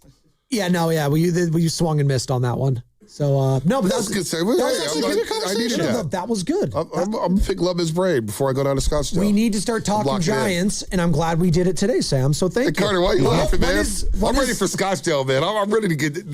Hey, man, I'm ready to smell that grass. Hear the just sound coming off the bat, the ball coming off the bats. I'm looking forward to baseball season. I'm looking forward to, because I have not been to spring training since 2002, so... I was a wee little 9-year-old there. This is about you. This is about me. This is about me getting excited for next week. Well, I want to get excited. I'm taking it back from you. You're going to be excited. You're already excited. Look at you. I am excited. I'm always excited for Giants baseball. You excited? I am excited. I love sports. I don't know about you guys. Do you? I'm happy with sports. Yeah? I'm always happy. You went on this figure skating on television I'm on everything, dude. Tennis. We had the Great Australian Open. What happened to the curling that was just going up here? We had USA and some other country for gold. They changed it, Sam. Yeah, B, what are you locked in on the Winter Olympics? I love the bobsledding. I'm not going to lie. Like cool runnings. Bobsledding? Cool runnings. Feel the rhythm. 3 guys. Feel the rhyme. Get on up. It's bobsled time. Let's go. You would pick 3 guys at the station to be in your bobsled with you. At this station? Oh, I got Carter. He's a big boy. He could be the pusher. What did they call it at the end there? It's the pusher? Yeah, the anchor. Yeah. The anchor, whatever it is. Carter. Dibs. I would roll with Dibs. No, Dibs would be a good driver. No. Yeah, you're right about that. He's getting up there. That's true. Running the sled might be tough. Grandy. Got to go Grandy. Oh, well, he's going to try hard. He's going to try hard. I got Evan. There you go. I got my... Yeah. Okay. There we go. That's actually a solid foursome right there. It's a great foursome. Okay. See the He team. also has a boot right now, by the way, Evan, so he's also out of commission. Still more athletic than half you guys in here. Broken. I don't know if you saw Team USA bobsled team just completely whiffed one of their mounts the other day on their test run. Oh, boy. Like the first guy gets in, the second guy tries to get in, swings his leg over, kicks the third guy in the face. That knocks the fourth guy out. You got three guys that all of a sudden just sliding along the ice as the driver's just in the bobsled, probably wondering why it's feeling so light right now. That's they were not feeling the rhythm or the rhyme. Sounds like me when I try to Feel break. the rhythm. Feel the rhyme. It's Jamaican bobsled time. I give you a 3 for that one. It's a fun movie. Yeah, I give him a 3 for that one. all right, Spinoni, your great point. What was your great point? I don't know. You teased it. I was driving on the way in. All right, damn, Spinoni, listen to him. Wow. The gap between the Niners and the Hawks. It's not that wide. It's not that wide. It's not. And I get there's a lot of doom and gloom and a lot of people, this is going to light a fire under Shanahan and Lynch. You don't think that they're not hungry to get back to that point? Like, you think they needed Seattle to win to light a fire under their ass in their own stadium? That is the most nonsensical talk I've heard over the last week. Kyle Shanahan literally was doing pregame for NBC, picking the Seahawks to win it all. They know what time it is, and they know what they need. Now it's about going to do it. Mm-hmm. And look, we can talk about draft and, having faith in the draft. I get it. The draft it's a crapshoot. Yeah. And John Snyder in Seattle. They're due. Well, it's not about being due. If either you suck at drafting or but historically, the Niners, like under John Lynch, they're not bad drafters. They've had really good hits. Well, I would say that, and that's why I do say they are due, because teams that are historically bad at the draft have always been bad at the draft. The Cleveland Browns on line one have historically been awful at the draft for a reason, because they're loser franchises for the most part. The Lions, up until recently, were a part of that conversation, right? Mm-hmm. My Raiders have been awful drafting for so damn long because they're bad organizations. The Niners are a very good, well-run organization, people. They're going to hit on some players in this upcoming draft. They're going to hit on some players in the offseason. Now, are those the right players? Are they going to stay healthy? That remains to be seen. But they're going to be able to hit on some players, and we're acting like the Seahawks, Bonte. This Seahawks team is like some juggernaut. Like they're the Patriots of the Tom Brady era. They're a beatable team. Chiefs. They're a beatable team. They're a beatable team. Their defense is really, really good. Yes. So you need some offensive linemen. I want Tyler Linderbaum from Baltimore. Probably not going to get him. It's a pipe dream. But hey, shoot big. They've got to fix the interior of the offensive line, and you need elite playmakers. Ricky Pearsall next year has to come in as your number 3 receiver, which means I need 2 big boys in front of him. Because I can't count on Ricky. Yeah. I can't count on him to stay on the field. I'm sorry. Your best ability is availability. Yep. So, you know what? I need 2 big boys at wide receiver. You got to explore the trade market. Free agency is not too hot. So no, free agency is not hot. Will the Dolphins sell low on Jalen Waddle? Because I need speed. I wouldn't be against that. Will Brian Thomas Jr. be sold by Jacksonville? What's going on with Justin Jefferson? Yeah. I don't know. I got to shoot for the moon here. Jordan Addison? Is that a name you? No, because he's a character guy. Yeah. He's gotten to. I don't want knuckleheads. He was late. He missed curfew in London, or the London game? It happens, the time difference. No, you go look at his history. Yeah, not when we're opening up the season in Melbourne. Jordan Addison's probably a no-no on his team. The issue with the draft, it's when you bring up, overall, I do think the Niners' overall draft resume is very positive, because you look at the highest paid players on their team. Outside of Trent Williams, all their highest paid players are homegrown drafted players. The problem with the drafting thing, though, is that while the overall resume is good, the best picks in the Warriors, we're going into year 10 now of Shanahan and Lynch, all the best Niners picks that they've had in this tenure have happened in the first 4 or 5 years. Ever since 2020, really, your best draft picks have been, like a D. Winters or an Upton Stout type player who's coming in the 3rd, 4th round or later. The problem with the Niners in the draft is just they've been whiffing on their first rounders when they do have them really badly lately. And so, they got hurt. Have nothing to show for it. How did 2019 happen? People forget the core of this team is homegrown. Like they're up there in age, obviously. Exactly. They need to find another homegrown drafted core, and you do that by hitting on your 1st and 2nd round picks. Look, you can't build a core off of 5th rounders. Look, 2021 was an all-time bad draft. It was. Well, no, let's start with 2020. 2020, you took Juwan Jennings in the 7th round. Yeah, I think I that like worked that. out. I like their 2020 draft. Brendan Ayuk, for, whatever happened, was a good pick. No, he was a second-team All-Pro. I brought up early Bonte. Kinlaw was a whiff. Colton McKivitz, 5th-round pick. I like Colton McKivitz. Serviceable at right tackle. Yep. 2021, all-time bad. But Banks went out and got paid. Yeah. Aaron Banks was Lenore's good. Yeah, you can. Lenore's been really good. I like Demo. I think we look at Demo as as if he's a cornerback 1. I think he's more of a cornerback 2. I don't care. He could cover. Yeah, he can. Whether he's 1 or 2, he could cover. He's a player. Hufanga has been an All-Pro multiple times. Exactly. He got paid. And Elijah Mitchell was good for you. I will. And that was a 6th-round pick. Now, 2022, the draft was saved by Brock Purdy. So that's an all-time bad draft. Yeah, that was really bad. That's an all-time bad. Burford, okay, maybe. Burford's been okay, but all-time bad draft. Yeah. All-time bad. 2023. Oof. It's a pretty bad draft. It's D winners and a lot of yikes. Jair Brown, been disappointing. It's been bad. Jake Moody's off the team. Started off promising for Jair, and it just ended badly. Jake Moody's gone. Cameron Lotz, who I don't even think's in the NFL. Darrell Luter, he's a guy, but he's a bench you're not going to brag about him. D winners, okay, D winners, you found a player there. But these are bad drafts. Yeah. I feel like in 2025, Michael Williams, the verdict's out on him. Alfred Collins, good. Not bad. Yeah. I honestly like this last draft they had. Upton Stout? Yeah. Not bad. I like CJ Stout West? Now we got to see about Jordan Watkins and Jordan James. Siegel's okay. Color Kobe got some starts, but they definitely have to fix their draft. But the nucleus of this team was built on the draft. So when I hear people say, they've had 10 years, they've got nothing to show for it. Conference championship appearances, Super Bowl appearances. Right. They've been really, really freaking good. It's not like that. Yeah, they have not just been lost in the wilderness during these last 9 years. They've absolutely been in it.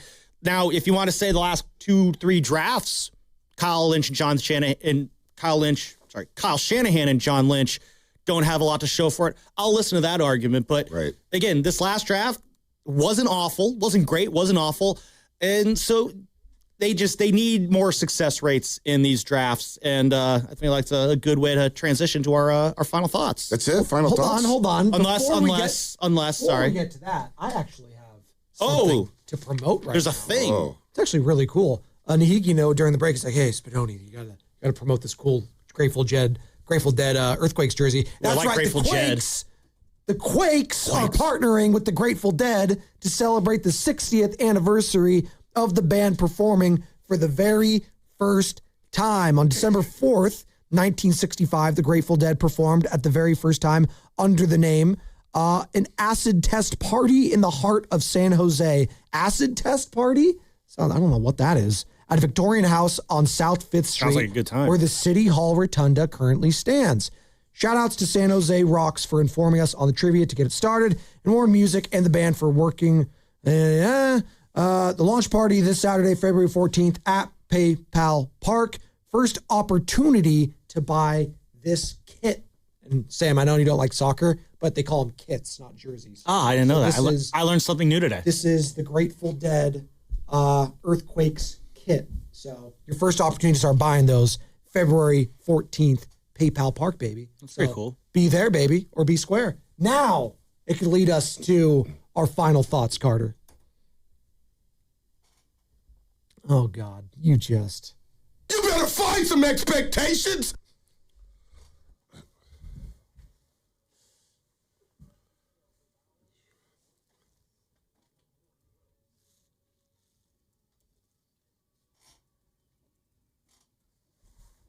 Was that why you went back there? To make sure I promoted this? I did it.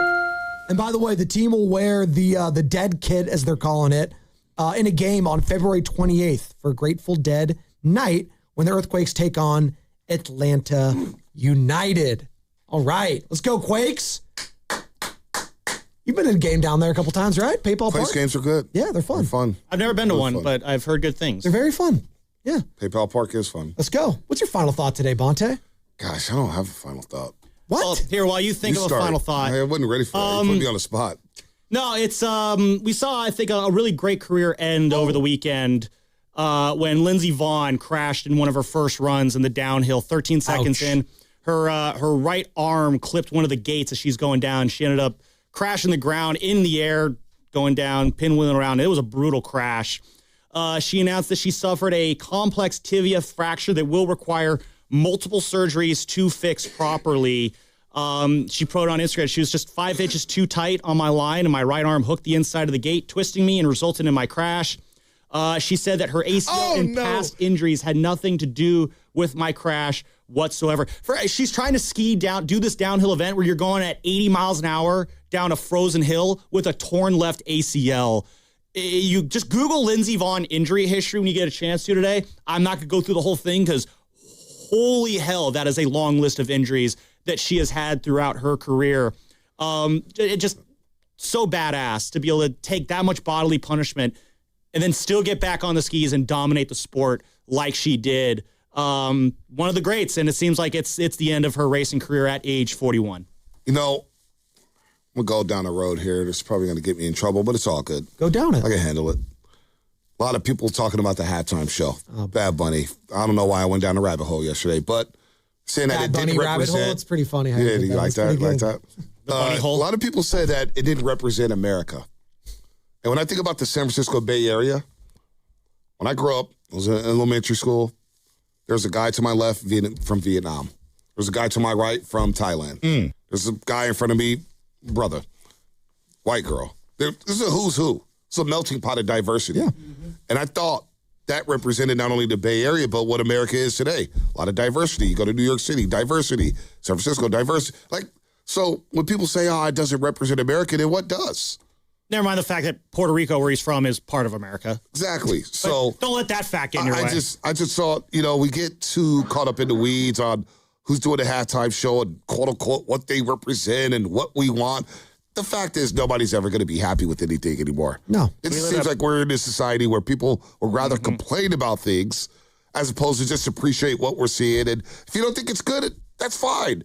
You're entitled to your opinion. Right. But I thought it was very representative of the San Francisco that I grew up in as a kid. So anyway, that's my final thought. It made me want to go to Puerto Rico. So I kind of want to go do that. Maybe that's my final thought today.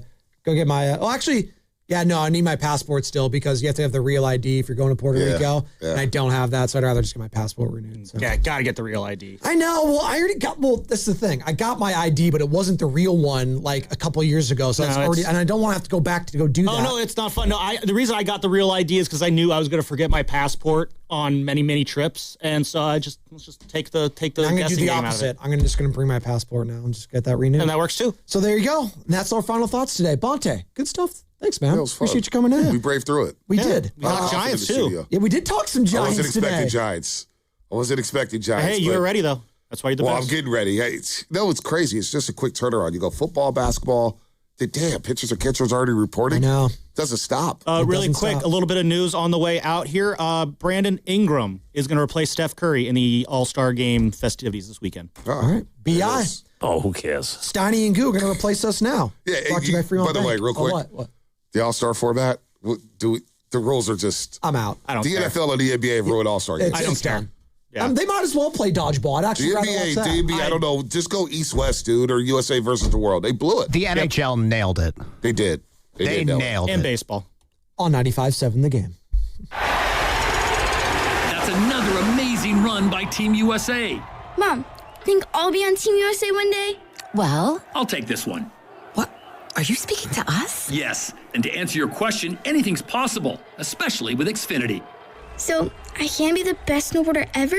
Well, I can't guarantee that, but Xfinity can guarantee that your internet price won't change for 5 years. Okay. What if I practice every day? Then maybe you'll be snowboarding for Team USA at the next Olympic Winter Games. And Mom, you'll still be paying the same price for Wi-Fi. Ooh, really stuck the landing there. It's the Xfinity Gold Medal Celebration. Now through February 22nd, get our best price on gig Wi-Fi for 5 years guaranteed, just $50 a month. Plus, get Peacock Premium included for 2 years. That's a $10.99 value per month. Xfinity. Imagine that. Proud partner of Team USA. Restrictions apply. Requires paperless billing and auto pay with stored bank account. Taxes and fees extra. Actual speeds vary. We've all been there. Sleepless nights, wondering if your business business's security service is really protecting what matters. At Bay Alarm, we can put your security insecurities to bed. Our advanced technology and personalized support ensure you can rest easy knowing we're here for you. BayAlarm.com. Hey there, it's Bonte with a report from River Islands in Lathrop, where the good life can be your life. The home selection has never been better, with neighborhoods designed to fit a wide range of lifestyles. Whatever is on your list of must, an amazing kitchen, a home gym, a private office, or a separate suite for your in-laws, there is a place here just for you. Priced from the low $600,000s to over $1 million. The Town Center, located by Islanders Field Ballpark, is well underway, with the Redwood Cafe opening this summer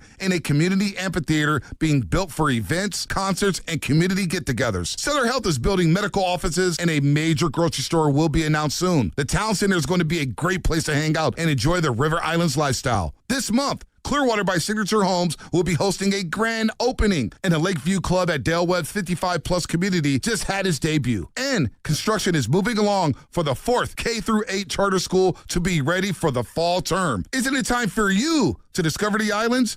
Check it out at riverislands.com. That's the sound of James adding long-lasting Gain scent boosters to his laundry this morning. Several hours later, James sniffs the irresistible scent of Gain on his shirt. Gain. Several hours later, James has even caught the attention of his mother-in-law, and she never gives him attention. Ooh, you smell amazing, James. Oh, thanks, Mom. I love you too. I never said that. Add Gain scent boosters to your laundry. Add joy to your day. Back in 60. Are you really eating during the commercial break? You bet. These Factor meals keep my head in the game. Oh, yeah? So what do you got there? This year's filet mignon and creamy Parmesan shrimp. With Factor, I get chef-prepared, dietitian-approved meals delivered weekly. Perfect for pros like us. Oh, so you're a pro now, too? Box says Factor, eat like a pro. So, yeah. I think it's time for you to share a bite like a pro. No. Get your own at factormeals.com. Factor, eat like a pro. Saturday on the CW. Driver, start your engine! The new NASCAR season roars into action at the Daytona International Speedway with all new drivers, new rivalries. Somebody needs to break his teeth in. And a brand new name. The NASCAR O'Reilly Auto Parts Series. Buckle up for pure raw racing live from Daytona. Let's turn them loose. The NASCAR O'Reilly Auto Parts Series. This Saturday at 1 p.m. on Cron 4, the CW. Want to interact with the hosts but can't call? Text the Boxer and Gerson Work Injury Attorneys text line at 888-957-9570. Boxer and Gerson, Northern California's premier workers' compensation law firm, helping injured workers get their lives back for over 40 years. What if the greatest player on the court wasn't who you expected? This February, get ready for heart, hustle, and a whole new kind of hero in Sony's GOAT, the animated sports adventure for the whole family. From the team behind Unforgettable Stories and executive produced by Steph Curry comes a movie about believing in yourself, defying the odds, and proving that greatness can come from anywhere. Don't miss Sony's GOAT, exclusively in movie theaters February 13th. Bring the family, feel the fun, and witness the rise of a true GOAT. GOAT, rated PG, only in theaters February 13th. I'm Mark Solinger, producer and one of the hosts of The Moth podcast. For nearly 2 decades, The Moth has brought live storytelling to stages around the world and to millions of listeners. These are real people telling true stories from their lives. Stories about a lost family recipe, about working to free a wrongfully convicted man, about realizing you need to leave your May-December romance. Stories that will move you, surprise you, make you laugh. Stories you can't forget. Join us. Follow and listen to The Moth wherever you get your podcasts. Can I take your coat? Oh, you noticed. Yeah, I found it on eBay from a seller in Vegas. Pre-loved and perfect. She listed it and jackpot. Italian leather, classic trench silhouette. And did you see the braided buckle? Hang on to your claim ticket. Oh, I'll hang on to this forever. Have you been on eBay? There's so many finds. And I bet that diving watch would sell fast. Just saying. Find what you love, sell what you don't. eBay. Things people love. I'm Maria, salon owner. You know the jingle. Now discover the facts about Ozempic, a GLP-1. There's only one FDA-approved Ozempic, made by Novo Nordisk. Learn about the real thing. Talk to your healthcare professional today. Call 1-833-OZEMPIC or visit Ozempic.com to view the medication guide and to learn more about Ozempic. Semaglutide injection 0.5, 1, and 2 milligrams.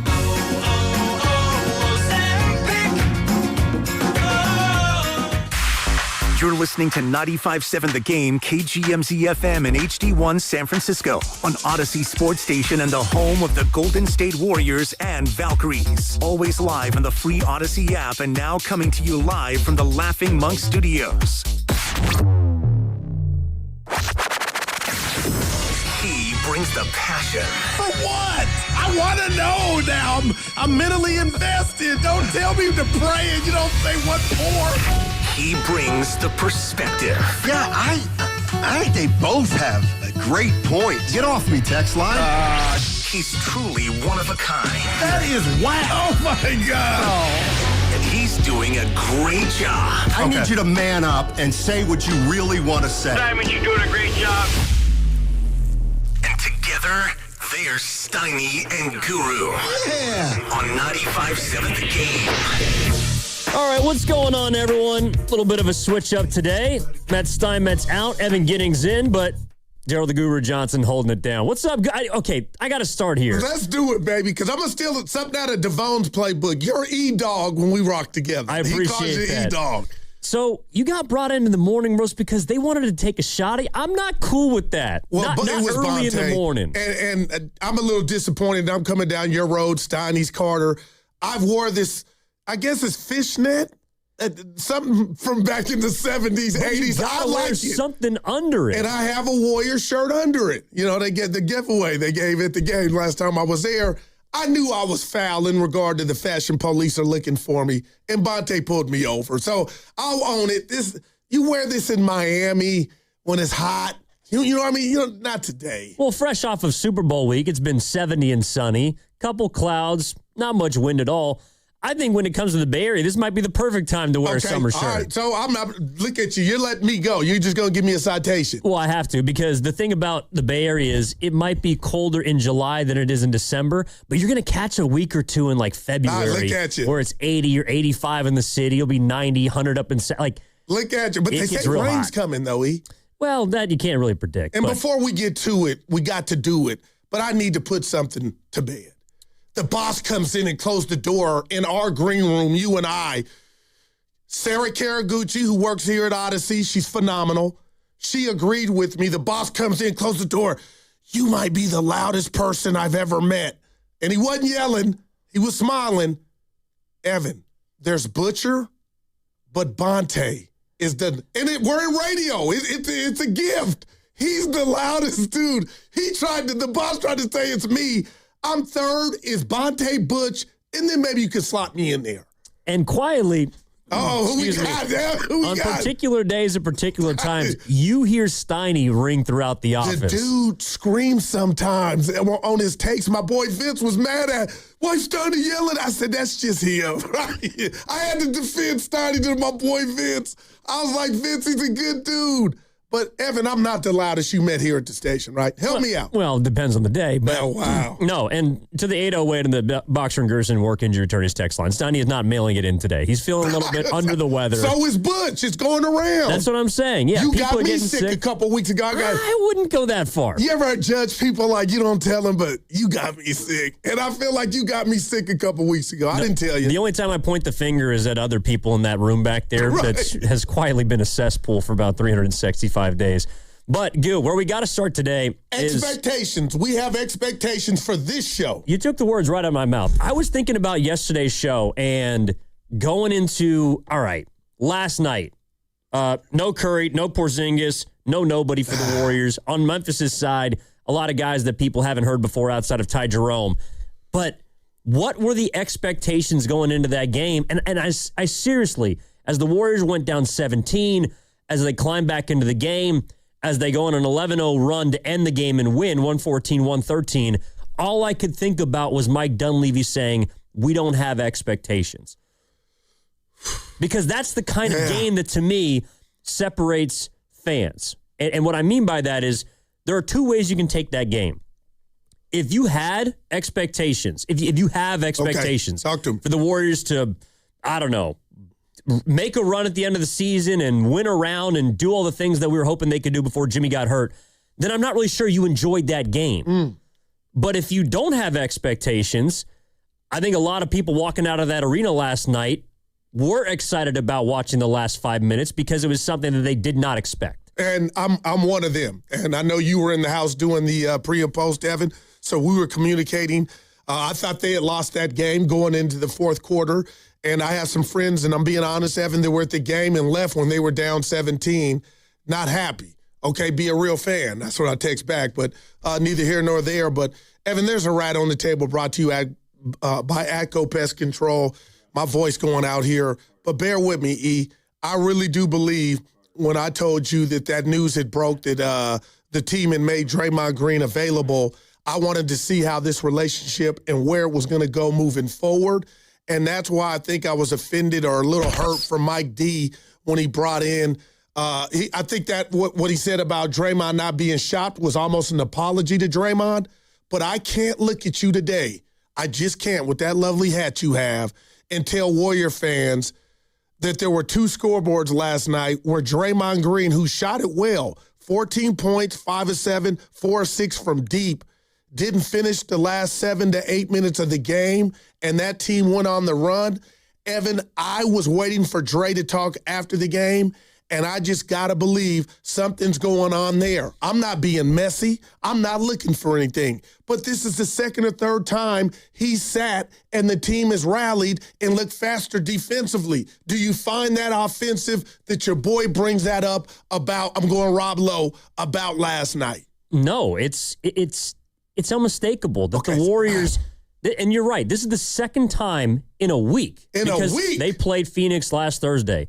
It's the second time in a week the Warriors have not just closed a game, but now come back in a game. Come on, E. The moment that Draymond Green left the floor. And the reason why last night, there's various reasons. Some nights he's not shooting it well. Him, right. Last night he had 7 turnovers. The last turnover he made, I think at the 8:20 mark of the fourth quarter, real quick, why do you think that's away. happening to him? Is it age? All of a sudden. It's a little bit of everything. I think he's slowing down. I think he's probably pressing. Shoot, maybe the deadline was a wake-up call for him, and he's trying to prove his value to the organization. I don't know.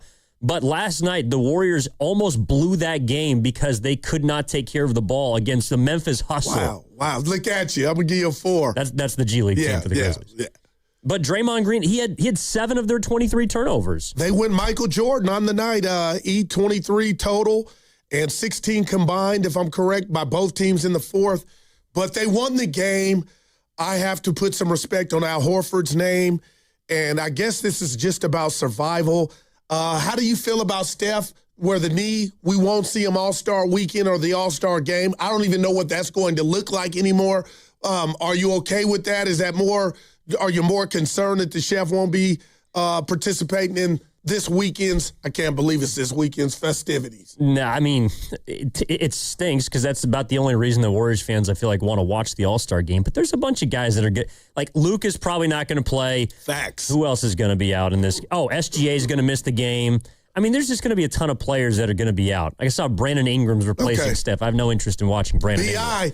But the thing about last night with Draymond, and I've been feeling this way for a minute, and it reminds me of a couple of years ago in Brooklyn when, ironically, a guy who did close last night closed for Klay Thompson, and that's Guy Santos. And we're getting to the point where Guy Santos, he's helping the Warriors. Evan. No and in these kind of clutch time situations, I'm not saying that Draymond can't continue to play well. 4 more rebounds than Dre. His team. Yeah. Plus 11 real quick to Draymond's minus 17 if you're into that. I'll just leave that there.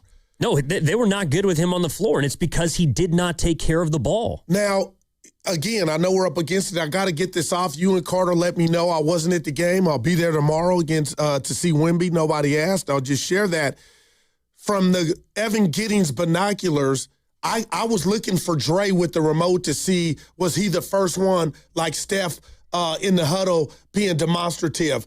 Do you have any lenses? Was he doing that? Because I was hoping, I have no intel in regard to how he was handling the end of that game that he was not a part of on a night where he had it going to him shooting a rock. Well, I'll tell you on the other side kind of what I saw. And this is from the 925. What are you guys trying to imply with Draymond? Just going to forget that everybody declines? No. But in a season in which you're trying, the Warriors last night were a team that was not trying to tank, playing against a team that was trying to tank. And there were 3 or 4 of the teams in the league that tried to tank and do the same thing and help them lose. Yeah, speaking of Rats on the Table, brought to you by Atco Pest Control. Man. That was a game where both teams got what they wanted. The Warriors won and Memphis lost. Wow. That stinks. And the Warriors were able to do it because they made some changes late. But let's not sit up here and act like the Memphis Grizzlies are a world-beating team. And they put Ty Jerome in jail, even though you said Gooey's on a minute restriction. Well, yeah, but I mean, he was eating a little bit. A couple of needles of thread there. But 888-957-9570. How did you take that game last night? To me, expectations are kind of what dictates whether or not you enjoyed it, whether or not that you had fun watching it. 888-957-9570 is the number. Going to be talking about that today. And also going to get into some football. I thought George Kittle had something interesting to say in regards to, where the Niners are at, especially on the heels of the Super Bowl. So we'll talk about that coming up as well. And pitches report. Yeah, that's baseball technically, I guess. Are you not excited? Well, they're not playing any games today, Goo. No, it just symbolizes it's getting closer. Well, when the Warriors go to Hawaii for training camp, you know what? I don't like you right now. 11th. I'm excited. I know. All right, that's Daryl the Guru Johnson. Evan Giddings in for Matt Steinmetz, filling in again today here on 95.7 The Game. What's coming up in the game is brought to you by Fremont Bank. Here for you, here for good. Our knockout tournament is back. That's right. Your chance to play a game of knockout on the Chase Center floor. It's an opportunity you can't get anywhere else. It starts next Monday, February 16th. You got to go to 957thegame.com right now to register. That's 957thegame.com. Pardon me, 2 Mondays from now. February 16th is when it all starts. If you're registered starting Monday and then all week long, listen for your name. All 3 shows, 7:30 in the morning, 12:30 in the afternoon, 3:30 in the afternoon show as well. And then you'll have 9 minutes and 57 seconds to call the contest line. Each show will be giving you a chance to win all week long. For more details and as well, go register at 957thegame.com right now. This is the story of the one. As the purchasing manager at a manufacturing plant, she knows the only thing more important than having the right safety gear is having it there when you need it.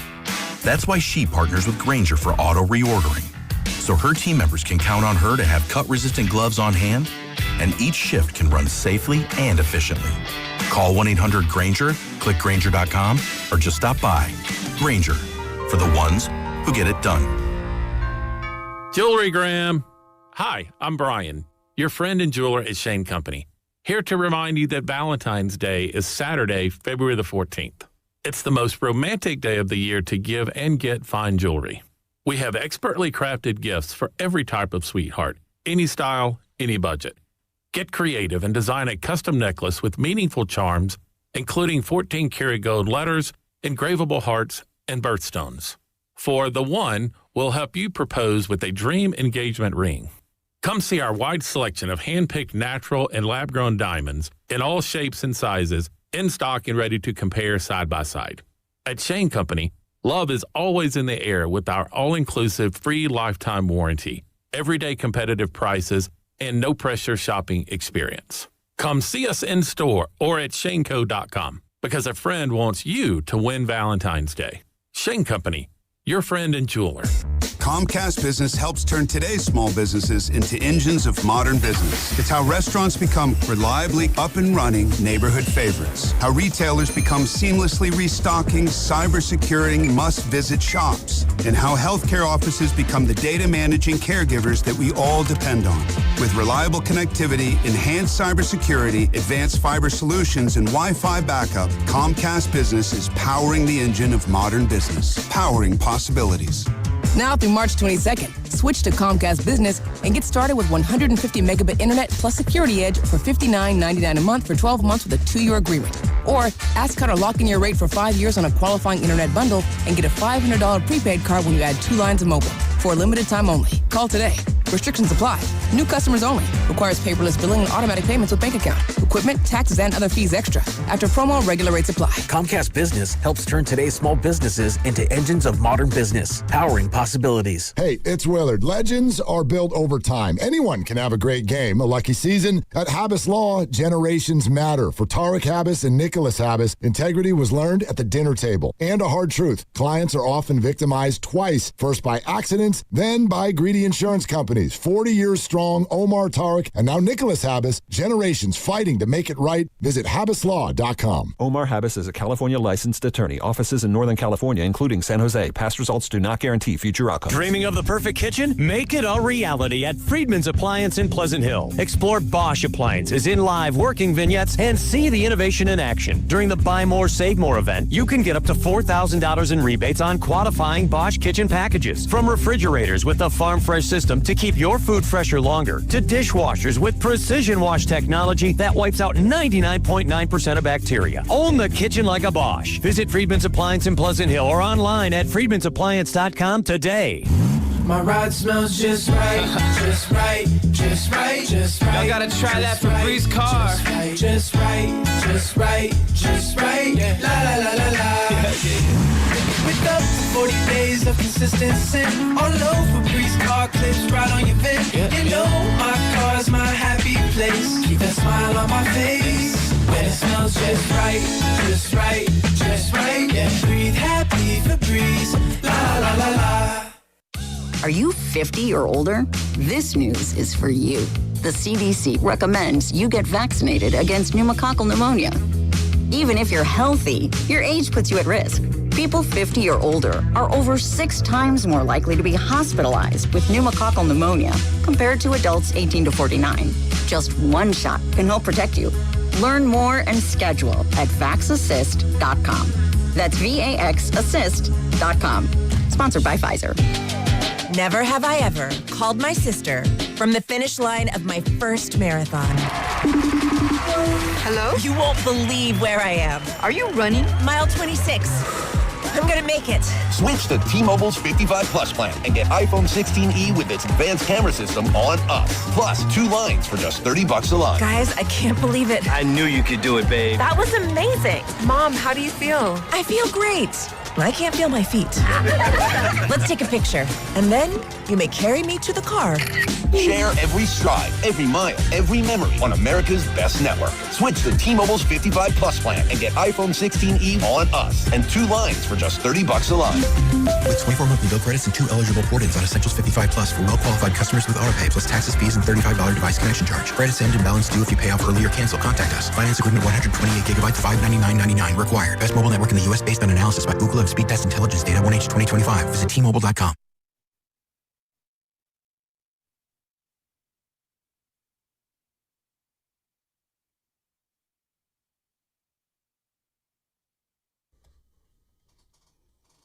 Now back to Steiny and Guru on 95.7 The Game. What the hell was that rejoin? I like that, Carter. What was that rejoin? You been working on that, Carter? Yeah, you like that? That's Carter Chickering. Not Chickating. Shafsky. Yeah. I love Joe. You know, company emails are tough, man. It's hard. It's hard. Evan Giddings in for Matt Steinmetz with Gerald the Guru Johnson, talking about last night at Chase Center. And I got to apologize, Goo. What happened? I feel like I came out of the gate a little too hot. No, I interrupted you first, and so I need to apologize to you. Shocker. No, you're fine. Let's go. I just want to really do 4 hours if we could. 3:45 now on the Chappelle show that you saw. I know Steiny was like, when you were talking, you didn't look at, I believe he's rolling his eye like, okay, keep going. Dude, I'm fascinated by Dave, man. I am too, and I'd never seen him before, but what I felt like, all right, have you ever seen the movie Dave Chappelle's Block Party? Yes, I have. So Roots were there. Yeah, they had performances. It's a combination of comedy and music, different interludes and transitions. That's what it felt like the show was, but the Bay Area version. It sounds like you got more than your money's worth. I don't want to speak for you. Well, speaking of 3:45 left, that's about how long the show was. There you go, man. We got there early. There were a couple of local comedic artists. There were some big boys, an A-lister that preceded a lot of Bay Area music that was all narrated by Sway. Damn. Was telling stories from back in the day, talking about how his experience with KMEL got him into that world, how he met Dave. And then it all led up to, by the time, and this is how you know a great show that has obviously different facets to it, is by the time you get to the main act, the main course, you've had a great night.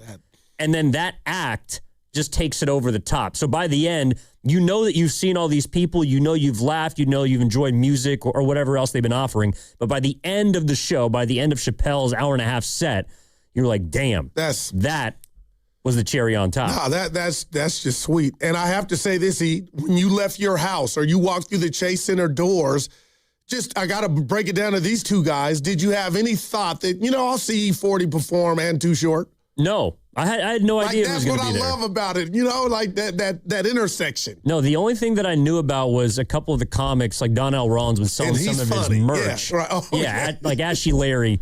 They had some Ashy Larry merch there. So I knew that he was going to be there. But I don't know, Bill Burr was going to be there. I don't know, Too Short and E40 were pulling up. Guapale was going to perform. P-Lo would be there. A little bit of everything. T.I. performed at the end. Not comedy. Oh, no. He is T.I., I love you, but you need. No, he was not there to make people laugh. Stop! And then he gets mad when you don't laugh. You can't be not funny and then get mad at the crowd, which is what What a concept! You can't do that. Well, it's one of the reasons why stand-up is so damn I'm glad tough. You had a good time, though, seriously. It was awesome. I'm glad you guys, we got to swap stories on Sunday, had a really fun time at Bay Street as well.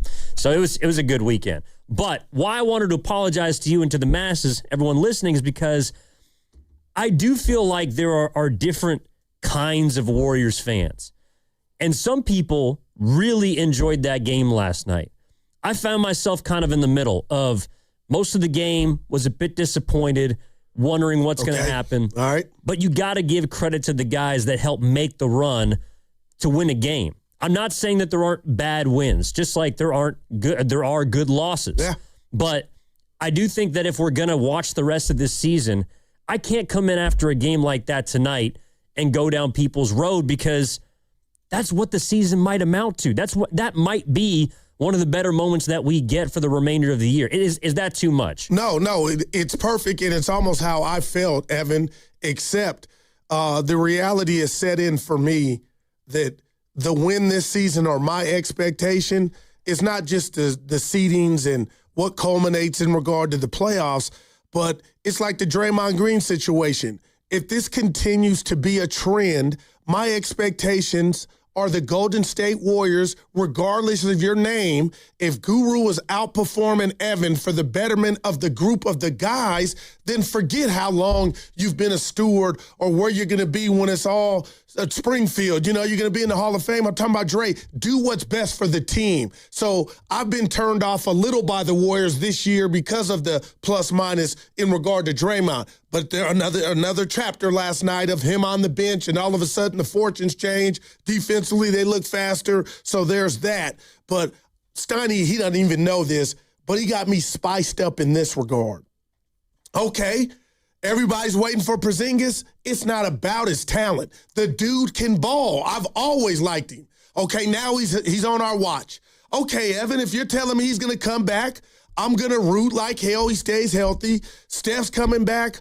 Front line of possibly Horford and Porzingis. I heard the guys this morning talking about that, and I'm like, okay, now we'll see what pops off. But, Evan, I guess right now that was as ugly as a win gets. Nobody cares. I tweeted, man, this is a sloppy effort by the Warriors right at halftime, and I believed it, and they backed it up.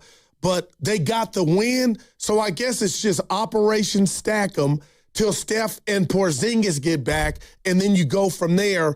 But on top of that, I'm looking at what's behind them. They could have a bad spell and still qualify for the play-in, so there's some Geico there. But I guess that's what those are my expectations. Well, what did Steve Kerr think about the game? Was it a nice win? Was it one of those? How'd he categorize it?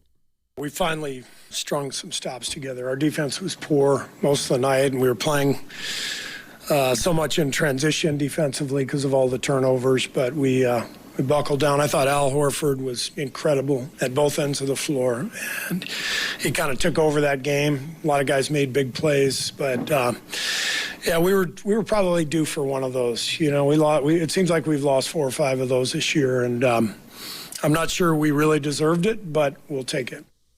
No, that's real, man. That's just, and you know what? Regardless if he comes back or he stays, I'm good either way. But I love when I'm watching Kerr through these turnovers, the good and bad times, Evan. he cares, and that's never not been an issue, but he's wearing it. You could just tell, like, how the hell are we Michael Jordan turnovers? How are we down 12? But one thing I didn't like about last night, where in my mind the Warriors didn't win, another team came in here and had more athletes than us. Was that on blast to me? Evan, I'm watching guys send them in behind, just go to the rack, they just look comfortable, and we score. It's a different way. It ain't that just, check ball. I'm going to just, A lot of teams got dudes that I think look at us, our defense, like, I can eat. We might not win. And there was a few times in that game where Memphis dudes were living at the rim. Yeah, see, that's but I also think it applies to the other end, too, because that's why the Warriors have turned it over 23 times. A couple of them are just careless and just bad turnovers, but there's a few where, they basically put their head down, drive into the trees, and come out looking like they were trying to hack their way through shrubbery with a machete. It's like that's great. There is no chance for the Warriors to do anything once they get inside. At least as far as just throwing the ball away, putting it off the rim. Yeah. Hopefully, guy comes in and cleans it up. But I'm with you. I think, to me, the athleticism is on display with how hard it is for the Warriors to move the ball sometimes. And we have no rim protection, too, right? Oh, yeah, Horford. Maybe and, Tito. But maybe when Porzingis comes back, he can help that. He should. All right. When he comes back after the All-Star break. And until then, you're going to have to watch another 7-footer tomorrow night in Wemby. Because he's going to be the unicorn on the floor. Hey, you think they got action to come out the way? I do. I really do. San Antonio? Yeah. Like, I think they got the ingredients. Guys got to step up and ball, but and they've beaten OKC a couple times this year already. Yeah, I still think they're a year early, but when you got Stephon Castle pouring in 40-point triple-doubles. He's a baller. You got a shot. You didn't pay off the Draymond camp. And I'm not trying to rip Draymond. I was curious as to Steph was fired up, and when I see Steph do that, and he's a captain, I feel like, you know what? He just, record-wise, he just wants a chance when he comes back. And I know he's not out forever. He'll be back. But I wanted to see Draymond on what I thought was a good offensive day for him shooting-wise, how he would take not being around at the end. Well, I think he's going through something.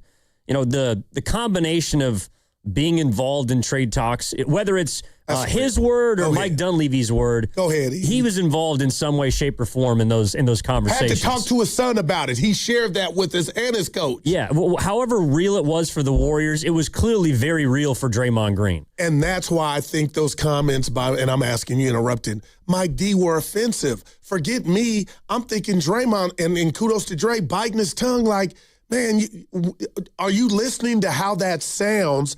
Because I didn't went and ran with it, and it's his prerogative, Bobby Brown, but I thought Mike could have held on to all that. I mean, and maybe he was trying to make him feel better about it, because when I hear Draymond talking about if it ends, it ends, and it's been a great run, and it was almost like he was looking at his basketball life before his eyes for something that was probably not going to happen. And I'm talking about the Giannis deal, which was the only one that he was supposed to be involved in. So I don't know. And last night, when the Warriors were making that push after he got subbed out, he's kind of sitting at the end of the bench, and he was up during timeouts, but didn't really seem super engaged until the end when the Warriors won. And I'm thinking, what's got to be going through this guy's head right now? Yeah. Because you're right. He did shoot the ball well last night. He had 14 points, made 4 of 6 from 3, but he turned it over 7 times. And some of the turnovers, are like it's repetitive at this point. Him and, let's be honest, another Right on the Table brought to you by Atco Pest Control. Shout out Billy and Richard. The two guys that kind of, lead the brigade in regard to turnovers are the chef and Draymond. But the chef is always giving you other stuff to minimize his turnovers. But when Dre ain't hitting, you know what I'm saying, or scoring, the turnovers are killers. Well, and on this team, a team that has... let's be honest, this is not an offensively talented group. There's only so many chances they get. I hate to hear that about my team. Well, look, they had 7 guys in double digits last night, but no one scored more than 17 points, and that was Pat Spencer. But Patty, in order to get yourself more bites at the apple, you can't turn the ball over. You can't give the other team points. And I think that's really where Draymond's I think that's where his struggles have come to a head. It's you're costing the team points. And the slippage specifically on offense, and I would say defense too, it happened against Phoenix. The Warriors went on a run the moment that he went out. They closed out that game. It happened again last night against Memphis. And how do you think Dre would respond to that? Because Monty Poole asked Kerr, and I love Monty. We love Monty. He asked him that a couple times before the Phoenix game about that theme, and Kerr kind of shrugged it off like it was nothing. But it is something, Well, let's hear from Steve Kerr why he chose to close with the 5 that he did last night. Once you get a couple stops and you can feel the energy, you just stay with it. And so we had to get Melt out for a couple of minutes just with his minutes restriction, but just felt like that group was going well defensively, and we just stayed with him. And I know that Kerr's caught hell from a lot of people this year, and deservedly so. I don't think he's had the best season by his standards. Right. But last night, he pressed the right button. I mean, the moment that he went to the group he did, they went on an 11-0 run to close the game. No, and that's all you can ask for. And I know you were in the arena, so you didn't get to listen to the great Fitz and Kalina. I did, and it's funny. I was raving about Melton, who I like, and he's been a positive. But Evan, during the game, Fitz is telling me, how he's struggling from shooting from deep. And it's so funny with this iteration of the Warriors, I look at him as a positive where I've been Helen Keller to his woo shooting a 3.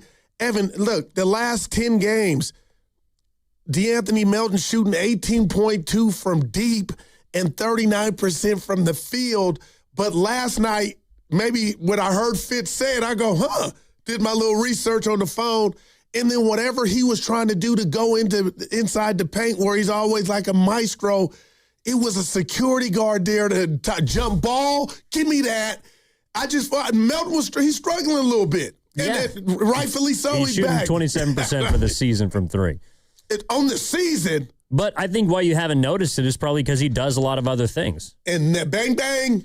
And that's why you're not looking at his line being like, oh, damn, he stunk tonight. Man. Yeah, Melton had a couple big shots, including the coast-to-coast layup. I think that brought it within 1.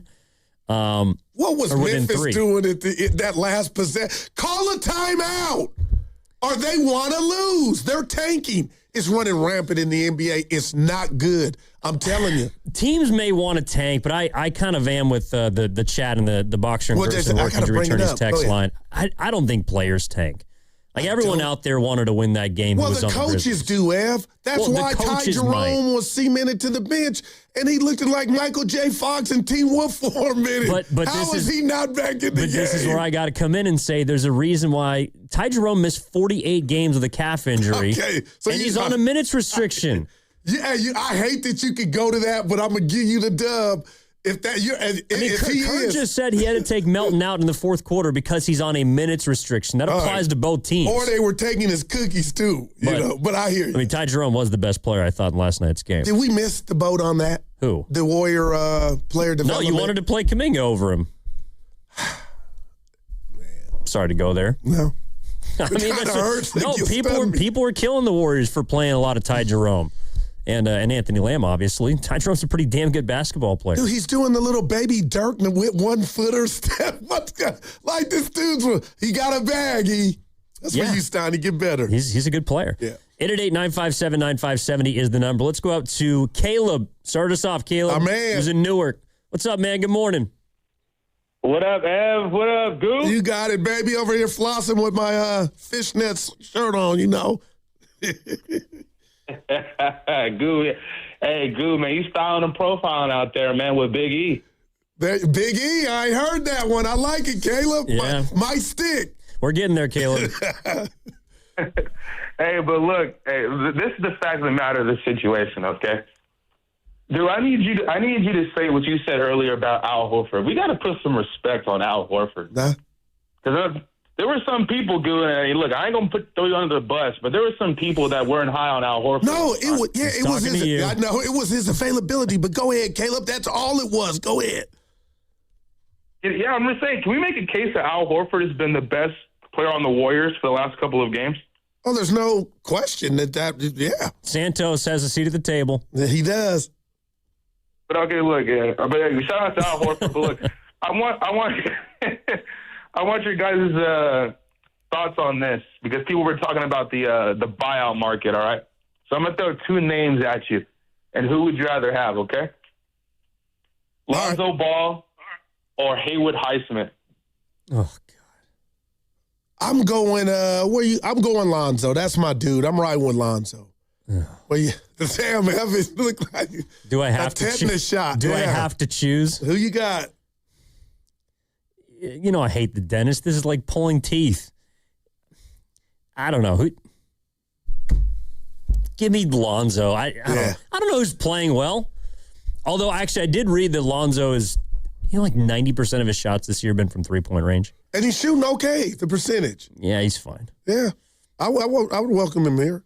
Well, then he's taking your boy Seth Curry's spot. Dude, what is going I mean, and now Giannis's brother's playing. He got in the game.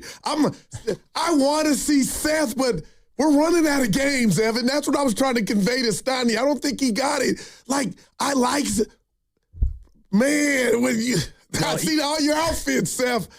Come on now. There's only one player. And the Currys were both in street clothes. There's only one player you need to worry about seeing anything for the remainder of the season from, and that's Kristaps Porzingis. Well, there you go. That's the guy we need to be worried about seeing the rest of the season. He hit a home run with that one. Yeah, I'm kind of with it. And this is the thing about, so last night, Porzingis and Al Horford were like two peas in a pod at the end of that game. Horford also looked pretty tired. Yeah, he was I saw him. He looked pretty tired. After the interview on TV, he sat down like, went straight to the bench. He needed a breather. Loved it. I said, oh, he feeling it. But I'm excited to see that, that Boston center tandem again, right? A couple years later, but Al Horford. It's a championship front line. They got it done. That's real. They had a lot of other pieces around them, but that's a real center combination. And again, it's predicated on Porzingis playing. But coming into this year off the last season, the Warriors had Quentin Post and Trace Jackson-Davis. And now at the deadline, you got two guys who can legitimately play, even though one of them was dealing with sciatica earlier. Yeah, and you've been dreaming of, the stretch guys like that. So now you could possibly have two or will have two. People having fun. Evan, I hate when people have fun, but it's not truthful. I wanted Looney back and not Horford. There's something that had, I respect what Looney did here. My only thing with Al was he was older and he couldn't play back-to-backs. Well, he still can't. Yeah, but in the offs, when we get there, he'll be available every game. So that's how I'm being proactive. Yeah, you better knock on wood. Yeah. No, the Warriors are going to be dealing with this the entire year. And it does make me think about, all right, if the Warriors, because you and I and Steiner were kicking this around at the cafeteria last week, if the Warriors had acquired Porzingis, but Butler hadn't gotten hurt, I do think people would be feeling a lot better about this team. No doubt. Evan, Porzingis would be he'd be the gravy on top. Look at my man. He'd be gravy. Look at my man. Low That's risk, exactly high reward. Because Jimmy would already have us what I thought we were, legitimate. Well, they were starting to play better. I mean, I had my doubts that they'd be able to do what they did last year with just Butler. But the thing is now, to me, the expectations have changed to where the Warriors are right now is what their ceiling is. Like, they are headed, I believe, their ceiling. Go ahead. 7-8 play-in game. Okay. Because the teams behind them either don't want to win or aren't good enough to catch them. I'm feeling that. And the Warriors aren't going to be healthy enough or good enough, potentially, to catch the teams in front of them and get into the top 6. So where they are, the season has kind of dictated, I think, that they play as hard as they do last night, win some games, lose some games, and see where the chips fall at the end of the year. Wowie. And when you say end of the year, it sounded like, and Bonte, I'm paraphrasing because that's my brother, but he was talking about or alluding to the offseason to where the Warriors could get frisky again. But you know me, I'm the microwave guy. That's too long for me to wait. But when we get there, I'll be all in, Evan. It's kind of I'm going Prince, sign of the times. If we're looking at the offseason for this Warrior team as excitement, or that's where we gas up, then what is that saying about the present and the immediate? It means you got to take the small wins when you can get them. It means like last night is not a game where you're looking at it afterwards saying, oh my gosh, I can't. No, they won a game. Yeah, no, and I'm with you. But a small win to quickly wrap up here might be Guy Santos. I know it sounds crazy, but Guy, the last 7 games, has scored double digits. He's shooting over 60%. He's athletic. He can play. Man. Now, is he a starting forward for a good said about team? a 10 Probably player. not. About 10, I think he might be better than that, in the right situation. Well, I had this thought last night. He might be your second or third best player right now. Wow, man. And that's also an indication of where the Warriors are at. But without Steph, without Porzingis, last night, Santos might have been your second or best player. Oh, no, I'm not mad at you at all. I said I'm having fun watching him ball. Perfect. And Evan, he's quick, too. Stretch. Yeah. He was clutch last night. Hit a big 3, had the go-ahead, the game winner. I think he said it might have been the first of his career. But 16-8, that's a good night. And I feel like those are the small wins that, yes, it's not the sexy thing to come in and talk about, but those are the wins that the Warriors have to get, at least until they get Curry and Porzingis back. All right, 888-957-9570 is the number. We're talking about expectations. We're talking about Golden State. And we are going to get into at some point some football, but for now, I want to roll on ahead. I see you, Nico. We'll get to you and your call after the break, other calls and texts as well. Evan Giddings in for Matt Steinmetz or Dale the Guru Johnson. That segment was brought to you by LifeSource Water Systems. Do you really know what's in your tap water? LifeSource believes your water should support your health, not work against it. Upgrade to a LifeSource whole house water system. Clean water from every tap, no salt, no hassle. Call 1-800-WATER-99 or visit lifesourcewater.com. Warranty limitations apply. Running a business means wearing multiple hats. So if you're like me, you probably started out using your personal phone, taking client calls and texts nonstop. As my business grew, I needed something smarter. That's when I switched to Quo, the #1 business phone system. Quo works right on your phone or computer. No carrying 2 phones, no clunky landline, just one easy app you can try for free. Your team can share one number and handle calls and texts together like a shared inbox. Any teammate can jump into the conversation so customers get faster responses. And Quo's AI assistant summarizes your calls and responds to customers 24/7, so you never miss a lead or opportunity. All this starts at just $15 a month. That's basically 2 coffees. You can even keep your current business phone number. Find out why 90,000 businesses trust Quo. No missed calls, no missed customers. Try Quo for free at quo.com/sports. That's quo.com/sports to try Quo free. QUO.com/SPORTS. Finding great candidates to hire can be like, well, trying to find a needle in a haystack. Sure, you can post your job to some job board, but then all you can do is hope the right person comes along. Which is why you should try ZipRecruiter for free at ZipRecruiter.com/free. ZipRecruiter doesn't depend on candidates finding you. It finds them for you. Its powerful technology identifies people with the right experience and actively invites them to apply to your job. You get qualified candidates fast. So while other companies might deliver a lot of hay, ZipRecruiter finds you what you're looking for. The needle in the haystack. See why 4 out of 5 employers who post a job on ZipRecruiter get a quality candidate within the first day. ZipRecruiter, the smartest way to hire. And right now, you can try ZipRecruiter for free. That's right, free at ZipRecruiter.com/free. That's ZipRecruiter.com/free. ZipRecruiter.com/free. ZipRecruiter. Your home is your sanctuary. Keep it that way with the beauty and performance of Milgard windows and doors. From the elegant Tuscany series to the modern slim profile Trinsic series, Milgard offers energy-efficient solutions and lifetime warranty options. At Ashby Lumber, our experts are here to help you find the perfect Milgard fit for your project, whether you're a DIYer or a professional contractor. Visit our dedicated door and window showrooms in Berkeley or Concord to see the Milgard difference in person. Start your project today at ashbylumber.com. Ashby Lumber, your trusted building partner since 1968. The following is an attorney advertisement. If you get sidelined by a workplace injury, the workers' compensation attorneys at Boxer and Gerson can help you get back in the game.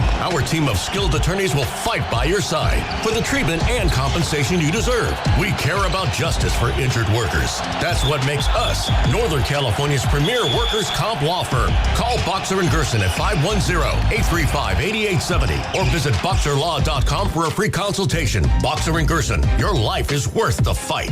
Neuropathy is a debilitating condition that is sometimes misdiagnosed. Symptoms can include pain, numbness, and tingling in your hands, legs, and feet. Neuropathy is a progressive condition that only worsens unless you get effective treatment. SF Bay Wellness is a leader in neuropathy reversal and uses FDA-cleared, non-invasive electric cell therapy to restore nerve function with no injections, no drugs, and no surgery. The treatments have a 95% success rate. If distance is a factor, ask about our virtual consultation option. Call SF Bay Wellness at 844-94-NERVE for the $99 neuropathy evaluation and receive a personal treatment plan that is tailored to your needs. Don't wait another day. Call 844-94-NERVE. That's 844-94-NERVE. Why keep suffering with the painful symptoms of neuropathy? You deserve to live a pain-free life. Start getting the treatment you need for your neuropathy symptoms. Call today. You know your customers. Ralph likes his coffee black on Fridays, but Mondays he takes a little cream. Jennifer comes in every 3 years when her lease is up to get the newer and better model. And for some reason, pepperoni pizza sells like crazy on Friday nights. Who knew? At Odyssey, we have the expertise to get your media plan done right. With ads like you're hearing right now, to targeted social media campaigns, search engine optimization, and location-based advertising. Advertise with Odyssey and help us grow your business. Visit ads.odyssey.com. I checked Allstate first and saved hundreds on my car insurance. Really smart. Unfortunately, I didn't check if I left the pizza box on top of my car before driving home. Not smart. Oh, and a semi just turned my deep dish into a thin crust. Yeah, checking first is smart. So check Allstate first for a quote that could save you hundreds.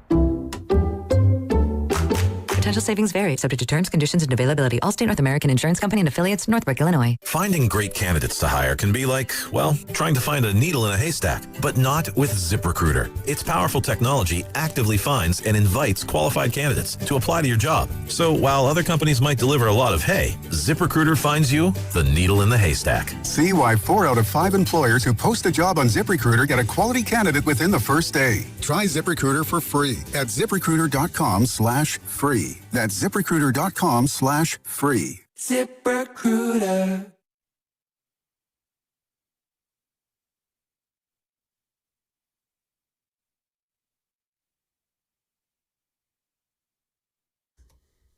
Now, back to Steiny and Guru on 95.7 The Game. This is a banger. I did know that, Carter. I actually found out about that just before the Super Bowl. Evan Giddings in for Matt Steinmetz with Daryl the Guru Johnson. Bad Bunny is a 49ers fan. I did not know that. And he kind of, I don't know if he meant it this way, but his comments after the Super Bowl, you know, he's explaining some of the meaning behind the images and the way that he set everything up. And then at the end, it was like a throwaway line. And hopefully the Niners can get a Super Bowl. Yeah. And I was thinking, Benito. Come on, you didn't have to say that. Is that his name?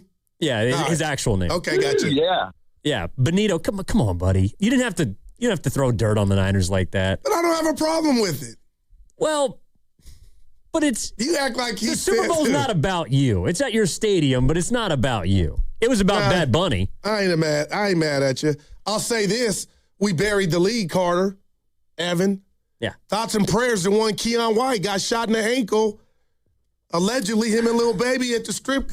Nothing ever good happens in them joints. Thank God he's okay. Well, there are some good things that happen in those joints. That's an establishment down on 14th Street in the Mission. In your hood. Yeah, right next to Standard Deviant. I think Dahlia's is where it was at.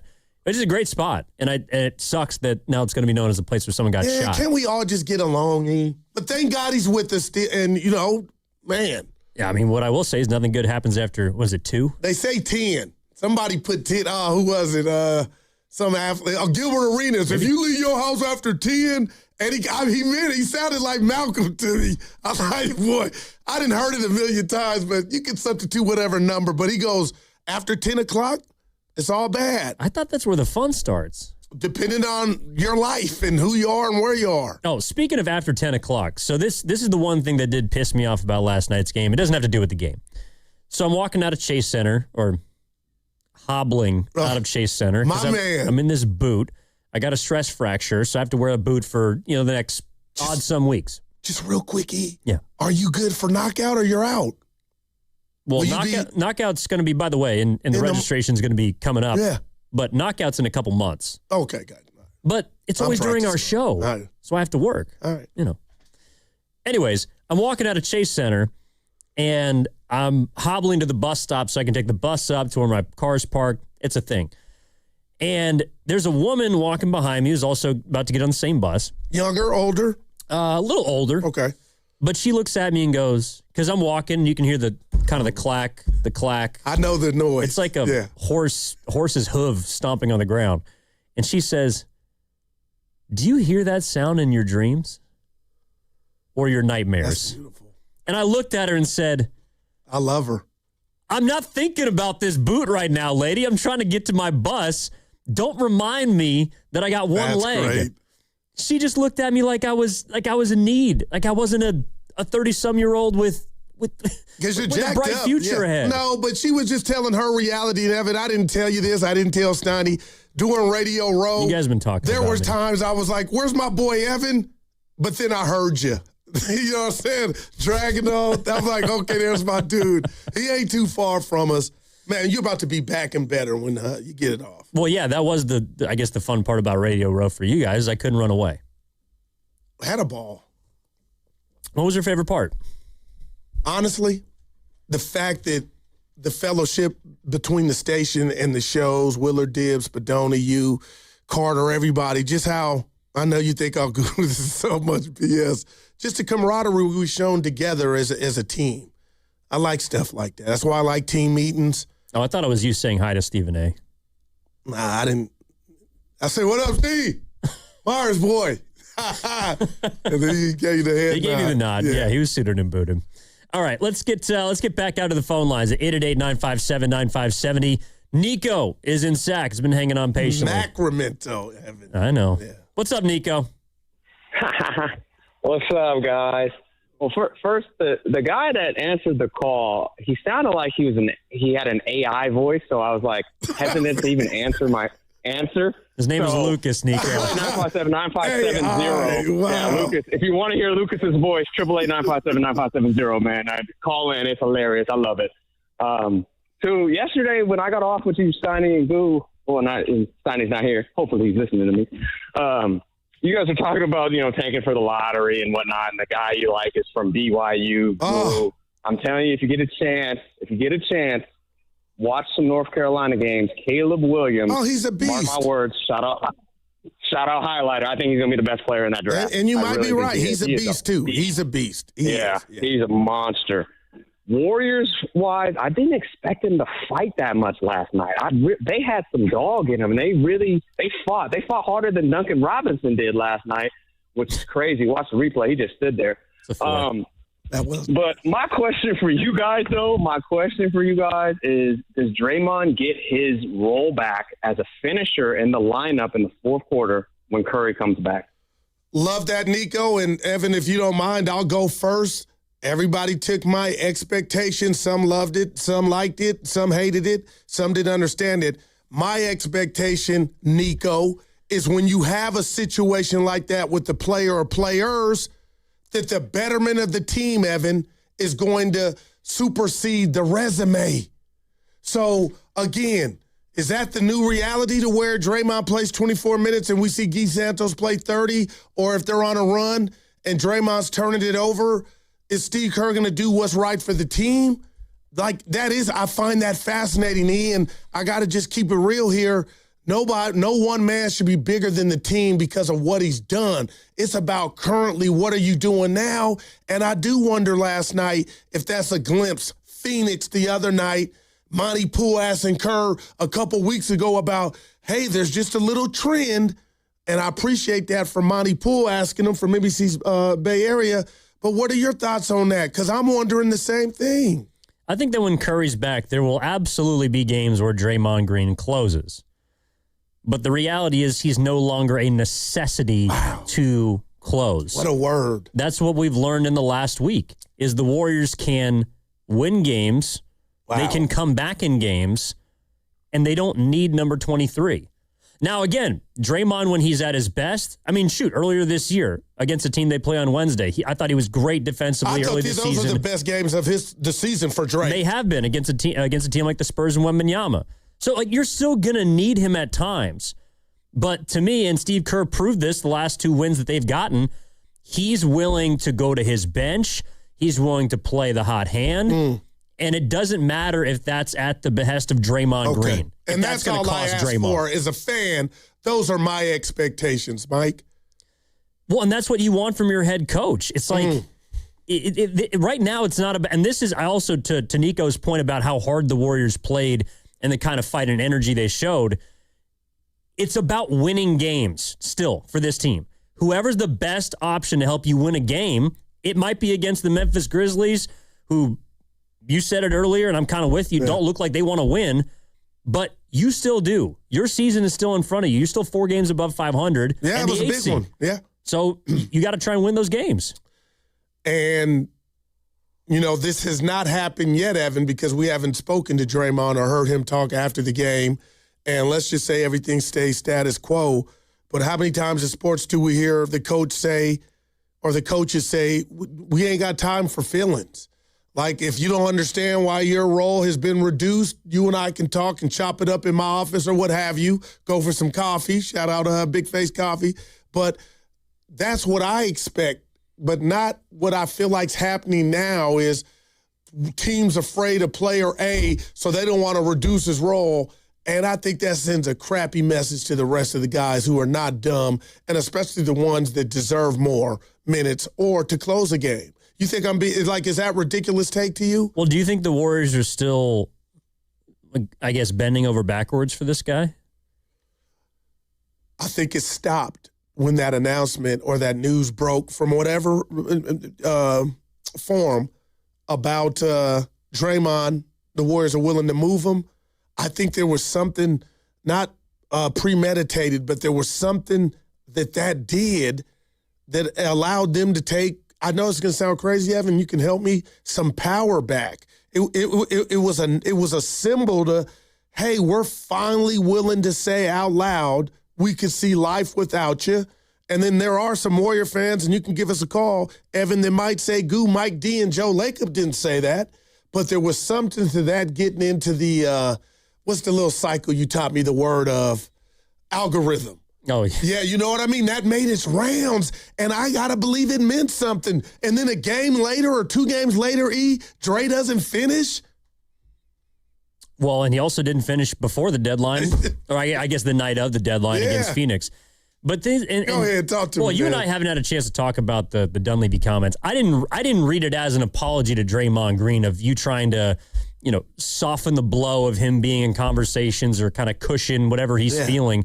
I didn't take it like that. I took it literally as we never got to the point where he was or wasn't going to be discussed. And I also think it's one of those things where because of salaries and finances, there are a lot of assumptions made of who has to be in deals, and he's one of them. But I don't think that Dunleavy is afraid this offseason, if he has to move on from a guy like Draymond Green if it's what's best for the organization. That, to me, is where the relationship has changed. And I also think that it's a two-way street because the way that Draymond's been talking, the way that he looked last night on the bench to me, is a guy who is finally understanding that he is no longer untouchable to the Warriors. And it's taken a long time for them to get there, but that's what I felt like the last couple of games, specifically last night when they didn't play him, and he was sitting there watching them come back in the game. That, to me, is what I was feeling watching him on the bench. No, that's interesting, E. And, it's got to be humbling if you're right, and I believe you are. But I will say this, now I will not be surprised if that day does come where they move Dre just because of what I talked about with that news breaking from whoever got it, whatever outlet, if they fed it to the outlet, to the media or whatnot. But the bottom line is that had to be humbling. For him to say his little son DJ was asking him, Dad, are they going to trade you? Steve Kerr asking, how's the wife handling it? Like, that's real talk. That's real stuff. So, Mike, you can't 48, 72 hours later say, I need to walk that back. My thing is, Mike, you don't even got to speak on that because you don't control that. But it happened. Dre went to bed, took a shower, washed his face, ate dinner thinking, is something going to pop off? So that's why I was listening to Bonte this morning, and it hit me in the cardiac, just, I'm paraphrasing, that wasn't Mike's best. Mike is presidential. I've had the opportunity. We have talked to him. He always has that stoic poker face. So when he had that energy, there was some frustration. And as a diehard Warrior fan, I'm just saying to myself, and I'll never get the answer, what's the frustration from? You're listening to 95.7 The Game, KGMZ FM and HD1 San Francisco and Odyssey Sports Station, always live in the free Odyssey app and now broadcasting from the Laughing Monk Studios.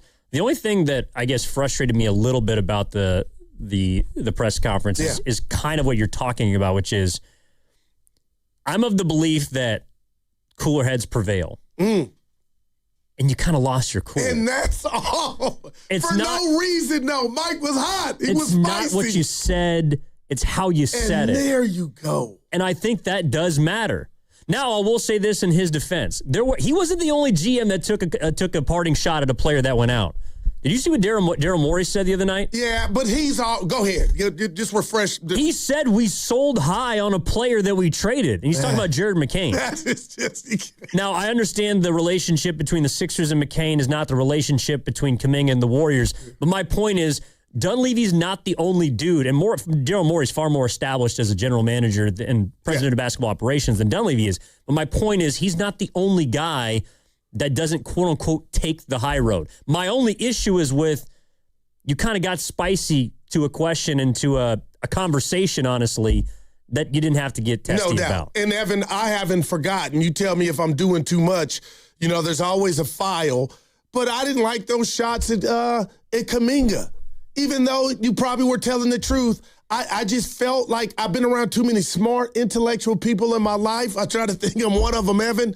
But I know words and I know backhanded compliments. But when you said that about JK and there's got to be a market, did you have to throw that in there? And he might be like, Guru, I didn't even mean nothing by that. I'm just telling you, keeping it real. But I'm like, when you're in the position you're in, I think, the subliminals matter to where if you could go a different route, you don't even got to make us think. Like Draymond, I got to give him this, Evan. When he opened up on the pod and even after the game and just his energy, that was his story, man. And he was he was opening up and letting us in his world. And I just felt like, Evan, you're looking at me like, Goo, you mind your own business. You're doing too much. Worry about your kids. But I felt like Mike was saying when he goes, I don't know how that got out of hand. I felt like you had just threw water or knocked Draymond's sandcastle out of being vulnerable and telling us how his 48 or 72 hours were. Yeah, I mean, you know what I mean? You kind of just dismissed that part of it. Well, he was trying to pour cold water on it. But the Draymond thing to me was, it's what you make of it. I'm a little surprised that people were, and again, it's because of the tone and it's because he kind of got into it with the reporter. But him shutting down the idea of who they were going to trade and not trade, I didn't take that as a bad thing. In fact, that's what I don't want my general manager discussing who's in trades talks, who on the roster was available here, who was that. Like, to me, that sends a bad message to the players that you do business a little messy, that you don't keep it behind closed doors. And one of the things that threw me off about the entire trade deadline for Golden State, I think I know where you're going. It was too damn public. All these sources and reports about who's in deals and who's going to go and all, to me, that makes it more improbable and more unlikely. Like all the best Jaren Jackson Jr. to the Utah Jazz. Nobody knew about that. That'll happen behind closed doors. Luka Doncic in the middle of the night to the LA Lakers. That happens without anybody knowing. And I realize that there might be some exceptions and outliers, but that's where the business is done. And I think Mike Dunleavy is trying to close the door, or was, to all of the different sourcing that had a ton of Warriors players probably reading every single day. Yeah, I could get traded. No, I'm feeling that, E. That was well thought and well said. I'm feeling that. But what about the part, and this is where I thought you were going, where do I owe Mike an apology in this sense? He did say, so if Draymond was possibly being traded or included, I don't know if you caught the part where he said, where Draymond said, yeah, he called me and we had a conversation about the trades. So they are in, Steph and Dre, and I understand it, in on possible moves. But I thought to myself, that's a bit uncanny. This guy might be moved, but yet you're calling them to talk about possible moves. Well, I think that they were talking about moves that might not include him, right? Because, again, and this is where we're talking about relationships changing and where Draymond's standing is with the organization. But Steph's the guy you got to run everything by, right? You would think, no doubt, if I'm running it. I also wonder if the Warriors probably felt like, okay, so we're going to bring in Porzingis. Not that, Draymond, you can veto this, but we want to keep you abreast at what we're doing and what we're aiming at. Because at the end of the day, he is a member of the franchise that's a cornerstone. He's important to the Warriors. And so maybe the conversation was just about that. And then eventually transitioned over into, well, we also are trying to get this big boy. And obviously there would have to be a big salary, and that's where your place is. But Draymond also mentioned that they never talk players. So I don't know if people feel like one side is lying, one side is not telling the truth. But the only thing that really caught me off guard about the whole ordeal was that your presidential candidate, Dunleavy, didn't sound so presidential. No doubt. And there's a great movie. You need to check it out by the one comedian, the great actor, Chris Rock. Why Did I Get Married? And he's looking for a reason to get out the house and argue with his wife. So she gave him some chicken. He's like, this chicken's so soft. He just used anything. It could have been whatever. What I asked you the time I'm going to argue. I felt like Mike was in that zone for whatever reasons he had. And that's neither here nor there. But I will say this, Evan. No matter what happens with this season that's upon us, I do understand the Jimmy Butler trade. It hurt. And I'm going to be real here and open with you, and you tell me what you think. I was a big supporter of Jordan Poole because he represented the next or the future. Not Steph Curry-like, but he was homegrown. Kuminga the same. I rode hard, and I was hoping for the best, but I still was able to critique Kuminga and be like, I'm still disappointed in you because you didn't hone in your skills like I thought you should have. That's the one thing you could control. Evan, I'm saying all that to say the next after Steph Curry is not here. And maybe you go pull something off this off season, but when I walk into Chase Center, the building I love, Evan, we all do, tomorrow to watch the Warriors, I'm going to be rooting my ass off. And I love that the dudes are busting their ass, Guy Santos and the rest of the gang. But, Evan, there is just, and I'm older than you, a mechanism in me that when I look at my teams, I want to tingle thinking about, look at the chef, but look at the baby chef or the baby big boy, and nobody can tell me I'm wrong with this take, Evan. The Warriors are devoid of that right now. And that's why I go to what Wiseman was supposed to, the idea of Wiseman. JK, and Moody's a contributor. But you know what I'm talking about, E. I'm just sick of like that. There's a help wanted sign in the Warriors window for that next. But you can't get the next unless, I believe, you're willing to draft it. And the Warriors have not been willing to get low enough to find a player outside of 2021 where they could find that piece, right? All of their draft picks have been late first and second round picks. That, right. You have to, in order to find the next, baby Steph, I think that's, or any, you have to be willing to go into the lottery. Caleb Wood, the guy, the North Carolina guy, all of them. Boo's like, this draft is loaded. I don't think, like, Ewing and a kid, like, that's where I'm at with this draft. It's some dudes in this one. But that's what should have slapped you in the face about last night, is they're not willing to go into the lottery. Wow. That is right. Simple. But you saw Steph. It means something to Steph. Memphis is willing to go into the lottery. Damn. Memphis is willing to say, you know what?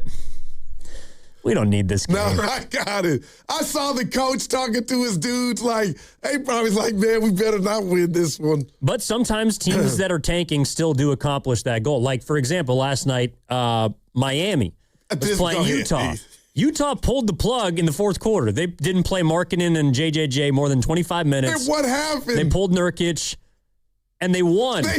And they still won the game. I couldn't believe it. Like, boy. Because you know what? All right, fine. You can take a couple of the big boys out, but Sensabaugh still wants to play.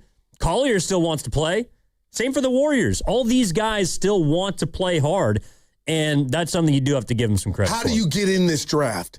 If we can do that for a second. How can Joe and Mike D make them Evan, that's a whole nother. Well, they're going to get in the draft. They didn't trade any picks. But you know what I mean? If this thing really went bad and Curry's knee didn't react right, no Porzingis, if we got 10 games of what we got last night, Evan, that would take care of itself, I believe. I mean, I think the only way that would happen is if Curry has, God forbid, a season-ending injury. Yeah, and we don't want that. Because at that point, what are you playing for? No doubt. 888-957-9570 is the number. Evan Giddings in for Matt Steinmetz alongside Daryl the Guru Johnson. You know, and I guess last night brings it into focus a little bit. I just kept thinking about what no expectations means for fans watching, for the team, for some of these players. Last night was that kind of no expectations game where if you have them, you probably weren't that impressed and you woke up feeling like, well, did we really do anything? If you didn't have expectations, like I think the Warriors are trying to tell you to slowly get on board with, I think you did enjoy the last few minutes of that game because the Warriors did something to Steve Kerr's. He said it. We haven't done that all year. But they're down 10 and 4 minutes left. No doubt. And I know we're up against it. But, Evan, you got to be careful with that. Because if people start not coming to buy your product or watch your product because they don't expect anything, like why did you go see Dave Chappelle? You wanted to laugh. You wanted to be entertained, and you knew he could do it. But when you say there's no expectations, and people came down my road, Evan, for saying, hey, the Warriors, and keep pointing it out, they're playing hard. Some will say, Goo, that's the price of admission. They're pro ball players. No, that is a good point. All right, check this out, Goo. Our knockout tournament, you know it well, is back. That's right. Your chance to play, get out of the first round, hopefully. A game of knockout on the Chase Center floor. It's an opportunity you can't get anywhere else but 95.7 The Game, and it all starts on Monday, February 16th. You go to 957thegame.com to register. That's 957thegame.com. If you're registered starting Monday, February 16th, and all week long, listen for your name at around 7:30 a.m. on the Morning Roast, 12:30 p.m. on Steiny and Guru, and 3:30 p.m. on Willard and Dibbs, and you'll have 9 minutes and 57 seconds to call the contest line. Each show will be giving you a chance to win all week long. Again, February 16th, that's a Monday, 957thegame.com right now to register. For more details and to do just that, go to 957thegame.com right now. Evan Giddings in for Matt Steinmetz, Gerald the Guru Johnson, back after this. You know, covering Bay Area sports for years, I've seen athletes go through it all. The highs, the lows, and the pain that comes with getting knocked down. But when it's not just a game, when you're the one injured, or when tragedy strikes someone you love, that's where Beam Law comes in. Beam Law is the Bay Area's go-to personal injury law firm. Whether it's a car accident, a serious injury, or a wrongful death, they're there to shoulder the legal burden so you can focus on what truly matters, rebuilding, recovery, and taking care of your family. Beam Law is local, and they win, with millions recovered for clients across the region. That's why SF Weekly voted them Best of the Bay 4 times. If you've been hurt or lost someone because of someone else's negligence, call Beam Law at 415-523-5555. 415-523-5555. That's 415-523-5555. Or visit hurtinthebay.com. That's hurtinthebay.com, because it's not whether you get knocked down, it's whether you get back up. Beam Law, they've got your back, Bay Area. That's another amazing run by Team USA. Mom, think I'll be on Team USA one day? Well, I'll take this one. What? Are you speaking to us? Yes, and to answer your question, anything's possible, especially with Xfinity. So, I can be the best snowboarder ever? Well, I can't guarantee that, but Xfinity can guarantee that your internet price won't change for 5 years. Okay. What if I practice every day? Then maybe you'll be snowboarding for Team USA at the next Olympic Winter Games. And Mom, you'll still be paying the same price for Wi-Fi. Ooh, really stuck the landing there. It's the Xfinity Gold Medal Celebration. Now through February 22nd, get our best price on gig Wi-Fi for 5 years guaranteed, just $50 a month. Plus, get Peacock Premium included for 2 years. That's a $10.99 value per month. Xfinity. Imagine that. Proud partner of Team USA. Restrictions apply. Requires paperless billing and auto pay with stored bank account. Taxes and fees extra. Actual speeds vary. We've all been there. Sleepless nights, wondering if your business's security service is really protecting what matters. At Bay Alarm, we can put your security insecurities to bed. Our advanced technology and personalized support ensure you can rest easy knowing we're here for you. BayAlarm.com.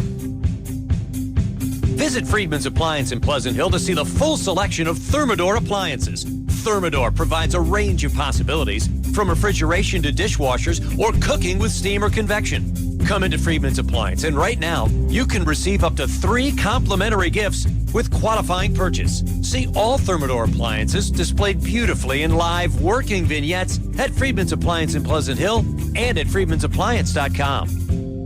A lot of Bay Area banking customers are faced with a choice. Which financial institution best fits what they're looking for? It might make sense to consider a bank's history. Take Fremont Bank. For 60 years, we've provided stability and consistency with an emphasis on relationships. We've grown one customer at a time, not through mergers or acquisitions, because that's how you can do business when you're independently owned and community focused. Fremont Bank. Here for you, here for good. 1-877 Cars for Kids. KARS Cards for Kids. 1-877 Cards for Kids. Donate your card today. 1-877 Cars for Kids. KARS Cars for Kids. 1-877 Cars for Kids. Donate your car today. Ready to get rid of that old car? Donate it to Cars for Kids. Call 1-877-CARS-FOR-KIDS to reach a friendly live agent. Donation's super easy, and your car can be picked up as soon as tomorrow. Call us now, 1-877-CARS-FOR-KIDS. That's Cars with a K to donate your car today. 1-877 Cars for Kids. Donate your car today. Did you know you can donate real estate too? Go to carsforkids.org. That's carsforkids.org. All-star coverage across Odyssey Sports is powered by Factor. Factor meals make it easy to feed your performance. Factor. Eat like a pro. Hear that? That's the sound of your life. Perfectly imperfect. Beating in rhythm to the world you've created. But every time you drive after drinking, the music gets drowned out. Your life sounds pretty great. Don't let a buzz ruin it. Buzz driving is drunk driving. Don't drive buzzed. A message from NHTSA and the Ad Council. Think switching to T-Mobile's a whole complicated thing? Nah, it's easy. You can do it almost anywhere in just 15 minutes. Even poolside like Drewski, you can switch to T-Mobile and unlock savings that are built to last. With T-Mobile's Better Value Plan, you can save over $1,000 a year versus Verizon and AT&T. Save on streaming, satellite, and more benefits that they leave out. Now I get all the VIP perks. Start saving from day one, and for a limited time, get T-Mobile's Better Value Plan. I know you love deals. Plus, switch right now, and we'll even pay off your old phone up to $800. What do you think of all that, Drewski? Stay chillin', just switch it.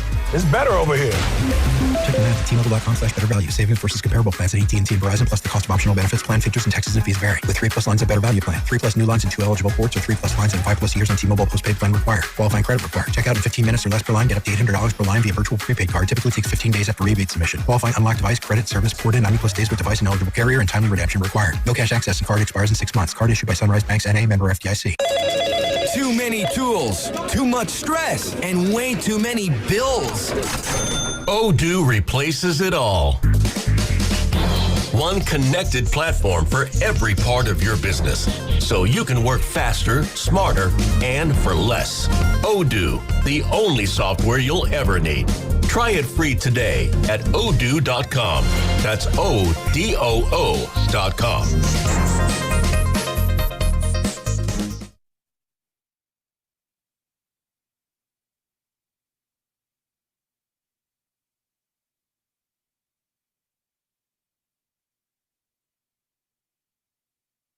Now, back to Steiny and Guru on 95.7 The Game. Evan Giddings in for Matt Steinmetz is feeling a little bit under the weather today. Hopefully he's going to be back tomorrow. Steiny! Goose holding it down as always. Yeah, you know, an opportunity for us to catch up, chop it up a little bit. One of my friends text you. What? Your pops. Oh, yes. My dad did. You are something else. No, I'm just telling you, Evan, I got 3 kids and I hate, that's too strong. I guess there's some parents, and I hope you don't know if you are or you're not, they have favorites with their kids. I don't. I love and that's how I look at baseball, football, basketball. We talk a lot of hoops, so a lot of people think I'm just a one-trick pony. They don't say it, but pitchers and catchers reporting is giving me goosebumps. Baseball's my girlfriend. It's there for you every night, every day, Carter. And it's just, I can't wait. The white chalk before the game starts with the batter's box and the foul. All right, and the white, Evan, I can't wait. So my father texted me. Pitchers and catchers are reporting. You got to talk baseball. There we go, baby. Yeah. Well, Pops. Mr. Giddies, we are. There you go, Pop. No, that's a real one. You know what baseball is? And it is because it's during the summer. Where are you going? It's a summer fling. It's the love you have for a few months, and then it kind of dissipates. But then there's the Fall Classic, though, so it can't be. Well, yeah, maybe. World Series. Yeah, but the Giants weren't in the Fall Classic, so it's not really one of those things that you can transfer over to the fall. But football, now that might be your wife. That might be one that's there for you 365. She gets on your nerves, there's no doubt about it. But that's the woman that I think most fans are married to. Do you, it's our show, Evan. Yeah. You're part of it. The boss ain't going to trip. We putting up numbers. That's debatable. But I ain't checked lately. Evan, I got to ask you this. Is football king simply, I'm going Elvis, simply because of the way it's played and it's only once, it's more than once a week now. We get Thursday, Monday. Why is baseball behind, you think? Baseball's my girlfriend. Why do you think it's behind? Seriously, it's just a slower sport? Well, it's not as interesting. It takes a lot longer. But real quick, E, what do you mean it's just not? When you say that, I'm just asking to elaborate a little bit. It's a turn-based sport. You know, it happens every 20 seconds, and then an average play lasts about 7 or 8 seconds, and then the next play happens. And I think for a lot of people, that's not as interesting as a free-flow sport, more like basketball or football, American football. Yeah, but football has a play with however long it goes. Then you got the time, you go to the huddle. So there's a break in play you know what I mean? But it feels like every play in football, just like every game, that play is the most important play. I got you. Because anything could happen. You know, and I think that's what also was so disappointing about the Super Bowl. It was just a pretty boring game from start to finish. I'm on the other side of that street. I don't like people throwing rock. It's not a video game. It's not what people want social media to be. It's not your quick fix. You cannot manipulate every game to make it one of the greatest games ever played. So that's why when we do see great games, with great endings, we don't forget them. But the amount of people that wanted the game 34-33, 1 second on the clock, that comes around every so often. And I'm sick of people throwing eggs at the Super Bowl because it wasn't close. You know what I was looking for? Who's the best team? And you know what I got?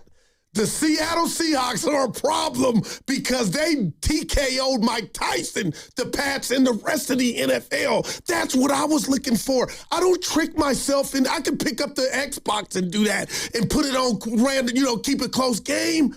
That's why when you see it, Evan, you got to savor those moments. You know what I was looking for, Goo? No,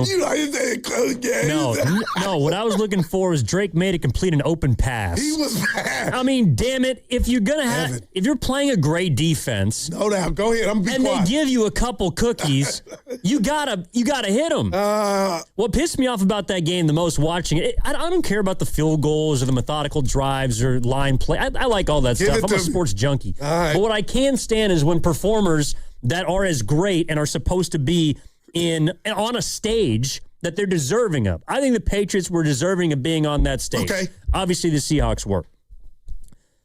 You go up there and you can't hit a note. Like Drake May did not look like the Super Bowl, or pardon me, the MVP runner-up. He looked like a guy who just was overwhelmed. Yeah. Like the moment was too big for him. Can you understand that? With him being as youthful as he is. Well, yeah, but I can also be disappointed that I had to watch a bum game as a result of it. See, I didn't get there. I was just like, I got our answer. I think his defense, at least in the first half, gave him enough opportunities, but the guy Dude, they had like 4 first downs in the first half. Evan, and you tell me what you think. Yeah. This is another rat on the table. I was dragging yesterday, went home, took a nap, woke up to Warriors basketball, then couldn't go back to sleep, put on the Super Bowl. The rat on the table, shout out Richard and Billy, brought to you by Echo Pest Control. Evan, I don't know what to do with what I'm about to tell you guys, and it doesn't mean anything in the grand scheme of things because it's over. Well, now I want to hear it. Sam Darnold wasn't that good. Evan, but they're that good. Is this news? Is this news? I'm talking about in the game. That was like his C, if you want to go C- on me, but they're that damn good. And he made some throws. He don't give me, but he wasn't. I was like, that wasn't the Rams, Sam Darnold, and maybe that was the best version of himself these playoffs, and that's why he can say, Guru, kiss my ass, because I had 100 third downs against that Ram defense, and that was the game that people said I couldn't do. So now you want to judge me? I'm just saying, Sam, to Evan's analogy of the notes, your voice cracked a bit throughout that game, but you still got through it. Did you hear Kyle Shanahan before the game talking about what he I think it was, to paraphrase. And I didn't, so I want to hear it. It was about the Seattle Seahawks. And he was talking about how great their defense was. And essentially saying there were only 2 Super Bowl caliber defenses this year. One of them was the Seattle Seahawks. I already know where you're going. The other one was the Houston Texans. Lone Star State. And his point was, those defenses are so great that as long as the offense and special teams doesn't bleep it up, they're going to win that game. And so to your point, Sam Darnold didn't play great because all he had to do was not bleep it up. Oh, that's a luxury. Now, he won that game. He helped win that game against the Rams. I got you. But my point is, with that kind of team, Sam Darnold did exactly what was required of him, similar to how Jalen Hurts did what exactly was required of him last year to win the Super Bowl. That's a great point, and it brings you back to the Niners and Brock Purdy. For them to beat Seattle, Evan, he doesn't have that luxury on the defensive side of the ball. And, we won't even talk about the Niners' weaponry on offense, but the bottom line is he would have to throw for 300 to 350, it feels like, for the Niners to be in the game against Seattle and beat them. Well, they didn't score a touchdown. The Niners did. But the Rams did. Oh. You know what I mean? I just think of the Rams, too. Like, they got to be feeling a little like we went toe-to-toe with them. Niners, like, we can't even score, so we got to go to the lab for show. Well, I know one of the Rams receivers was feeling pretty good last week. Let's talk about that. Puka Nacua? Okay, Carter, and I want your 2 cents on this. Had a great time in San Francisco. Okay, so he was drunk. He wasn't driving, and there's video of him wobbling across the street, market or wherever. There you go. I got to tell you, I'm Team Luka on Puka. LeBron got me Luka Doncic, Puka Doncic. Carter, is it foul that Emmanuel Acho went in on, I'm concerned about him. He was being responsible. He had a driver. His season's just over. He got drunk. Is that a crime if you're not driving? You're asking the wrong person. No, I do not think it's a crime. Well, there's such thing as public intoxication. Me and Carter did kick this. But no, there's nothing wrong with a 24-year-old who's out. Like, his season's over. It was just ended. He's having a good time in Super Bowl week. He's got a driver. That means a lot to me. Well, he should be able to afford a driver. He's a pretty rich man. Now we're talking about something else, but he got in the back of the car that his driver. So why are we going, why is Acho concerned? And Luka's just drunk. He's young kid having a good time. Season over. Well, I think that's, when you're looking at a face of your franchise, your leader. I mean, I'll say this. So now you got to hide or be fake. No, what if you saw Fred Warner doing that? What if you saw Brock Purdy doing that? What if you saw Ricky Pearsall doing that? Would you be feeling different?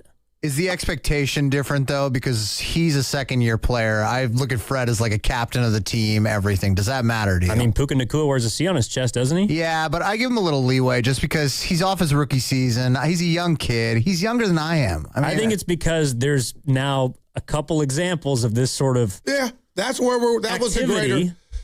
So if you saw Ricky Pearsall doing that, he's a second-year player, people in this town would be saying, what are you doing? I think. Okay. To that point. And he's not as important to his team as Puka is to his. If we saw Fred do it, I would only be shocked if Fred did it because he's come across a different way and he's more seasoned.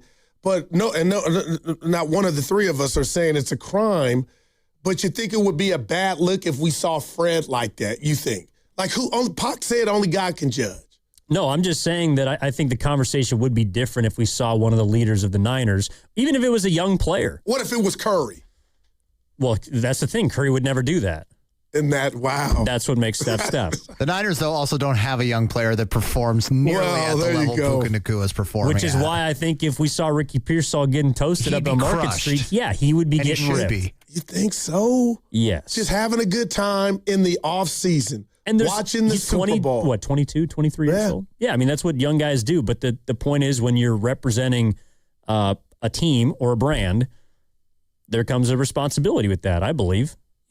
Shoot, I do not believe that. I guess when you throw Steph in there, that would have been a big deal. But if no, go ahead. If Pods was seen down on Mission Street, getting active, getting after it, we would come in here the next day. We'd probably be talking about it, wouldn't we? Pitchforks. Yeah. Wow, true. Man. It's not your double standard, Evan, but I'm just thinking the life of athletes. Like, you can't win, but I guess you do got a rep to protect, right? Especially if you got a C on your chest. Only a little bit. Yeah. 888-957-9570 is the number. Getting it for Steinmetz with Guru. Get better, baby. Let's go to Livermore. Talk to Baker. Baker wants to talk about Draymond Green. What's up, Bake? How you doing? Hey, fellas, how y'all doing, man? Fantastic. Hey. What's up? Can you hear me clearly? I got you on my earpiece, so I want to be sure you hear me. We got you. I got you. We got you. Okay. Now, this thing with Draymond Green. I've been a Warrior lover all my life, never changed regardless.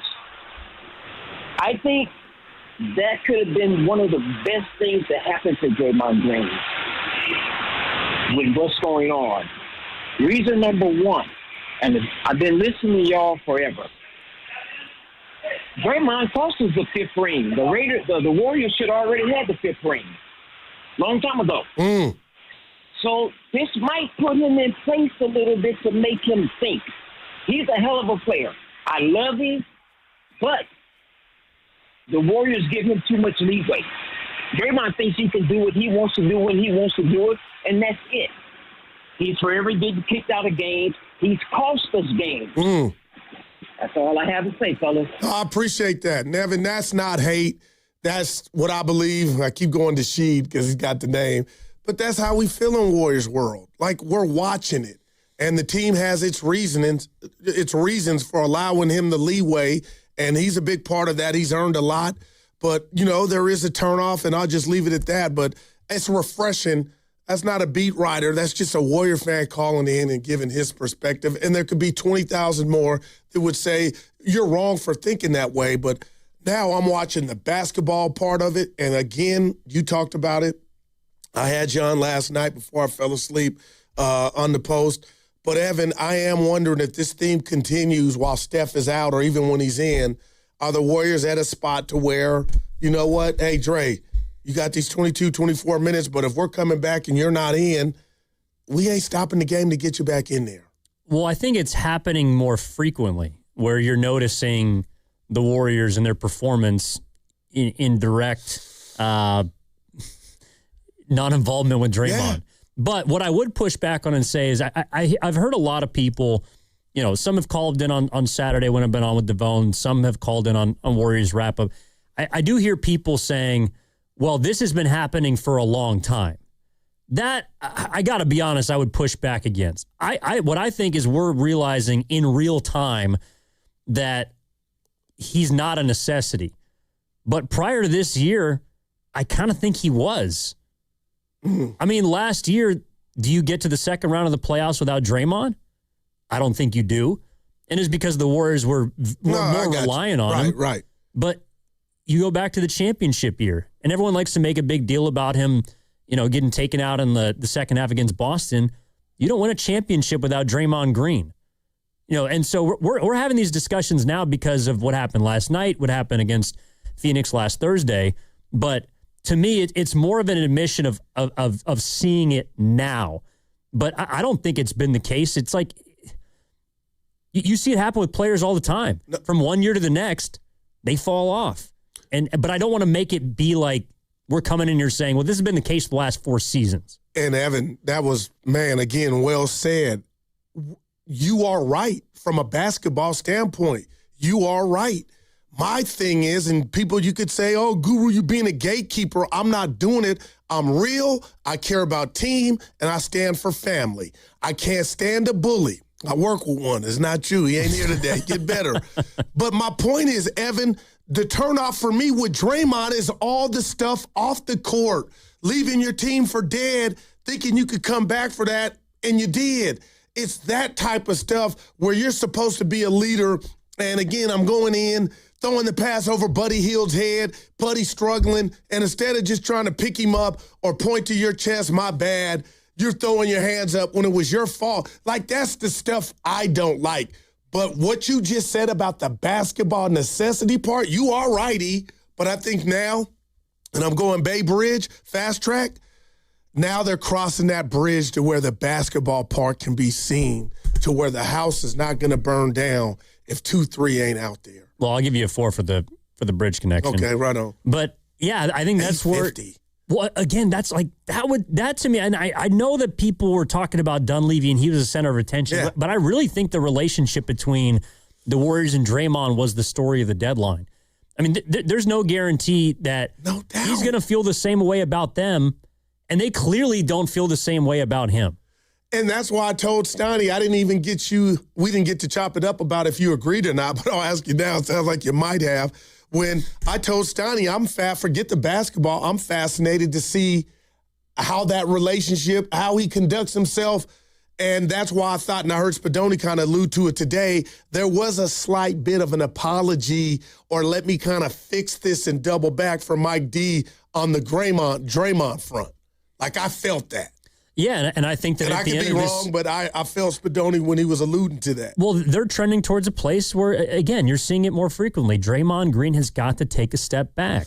Wow. And that doesn't mean that he can't still help this team at times, but there are situations that have popped up where you clearly are looking at this group and there are better options because Draymond's not playing well or he's turning the ball over several times. I mean, shoot, for an entire month of December, the guy was a negative. 45, and the team was a plus 90. That's never happened. Wow, E. I think outside of maybe 2020, but the team stunk that year. Right. You know, that's never happened when Draymond Green has been playing well.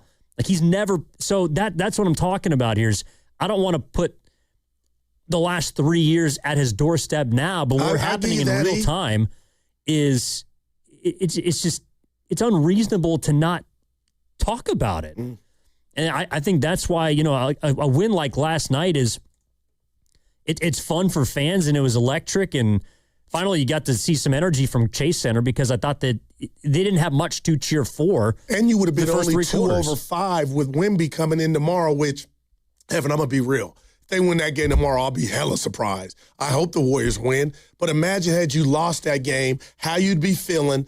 And if you lose to the Spurs, you would go into the break limping in 1 game over 5, hoping Steph and Porzingis come back the first game after the break against Boston. Well, maybe they can beat San Antonio. Remember last year, right before the deadline, this is great. when the Warriors went to, I think it was Houston, and Ime Udoka basically just said, we're not playing this game. Oh, I mean, Houston was better than them. Steiny hated it, remember? Yeah, you're right. I They remember basically that. just said, we're not going to play this game, and the Warriors got a cheap win. I remember that one. It could happen against San Antonio. I think because the Spurs are younger, it's not. But the point is, and this is also something I've been sitting on too, and you're watching it now with Memphis, and someone brought up Utah earlier on the text line.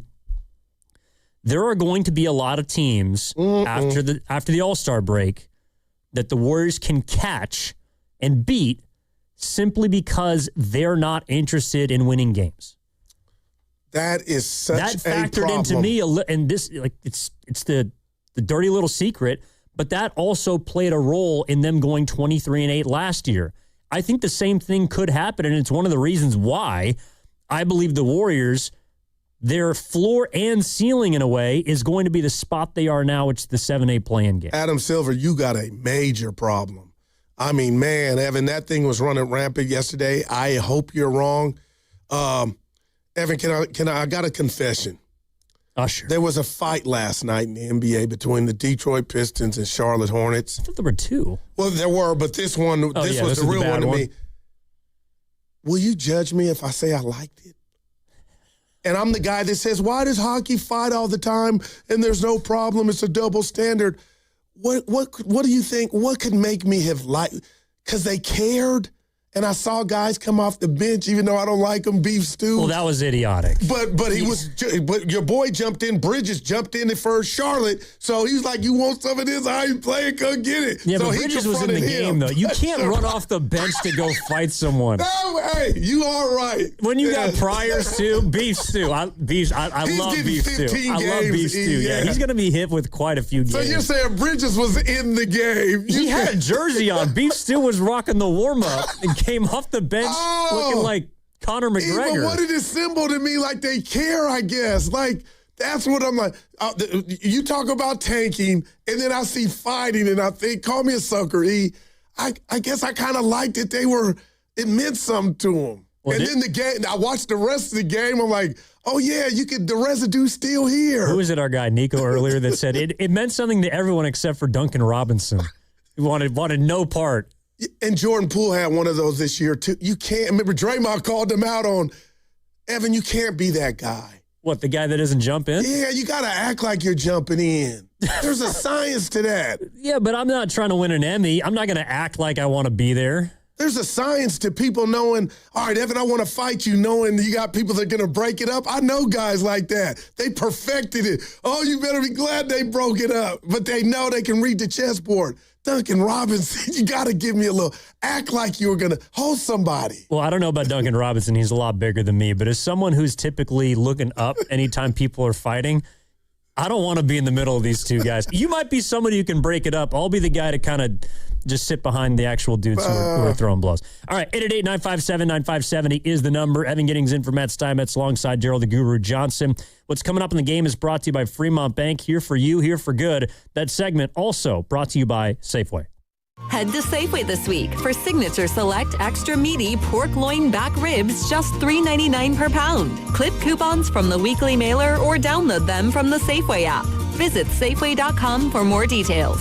See you in the aisles. What's your financial future look like? At Pettinelli Financial Partners, we help you shape it. Whether you're planning for retirement, buying a home, or saving for something special, our professionals are here to provide clear guidance and smart strategies. Visit PettinelliFP.com today and take the first step toward a more secure financial future. The financial consultants at Pettinelli Financial Partners are registered representatives with and securities offered through LPL Financial, member FINRA SIPC. Investment advice offered through Stratos Wealth Partners, a registered investment advisor. Stratos and Pettinelli are separate entities from LPL Financial. Saturday on the CW. Driver, start your engine!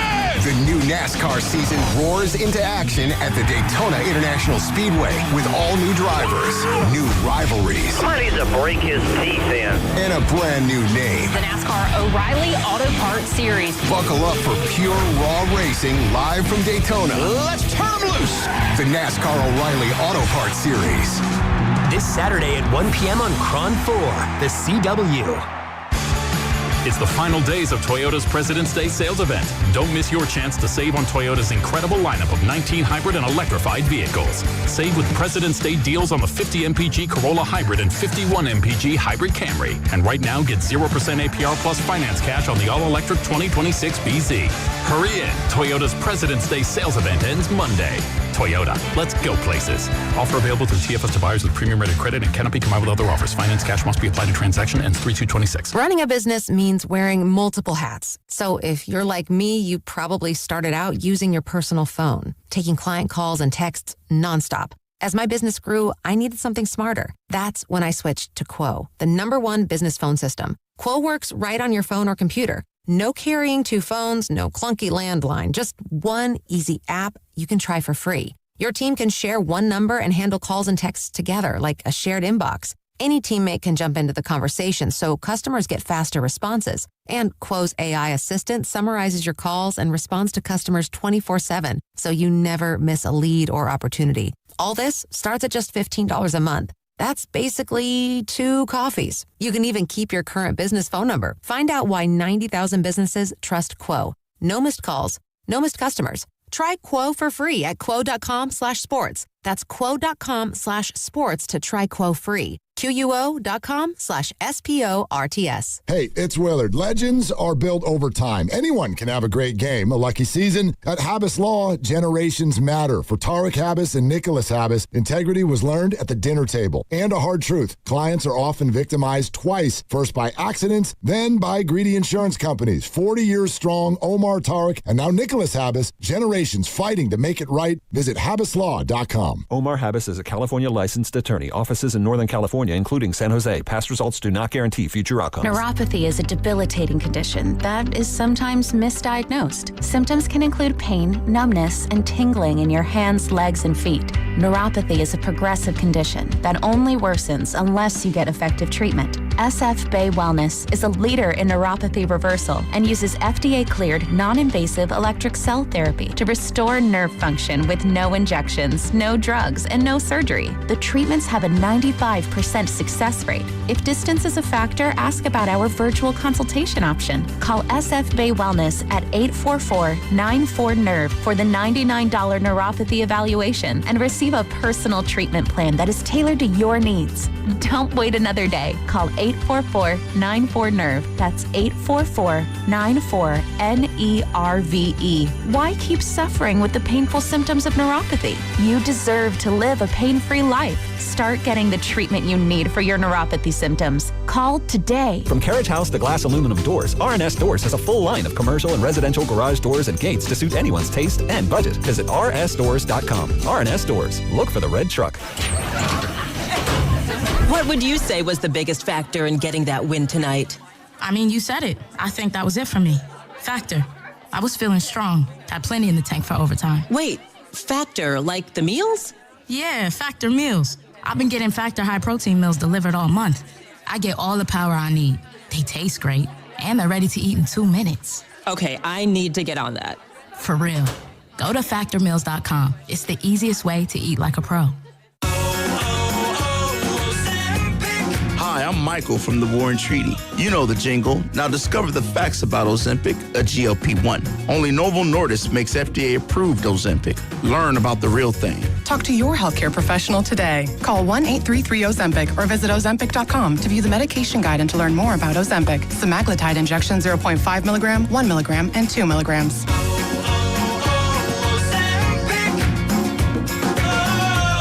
Rain for San Francisco today with a high temperature of 56. Weather brought to you by Staples. From posters and presentations to labels and loyalty cards, Staples has all the print to boost your brand. Shop now in-store and online. Staples. That was easy.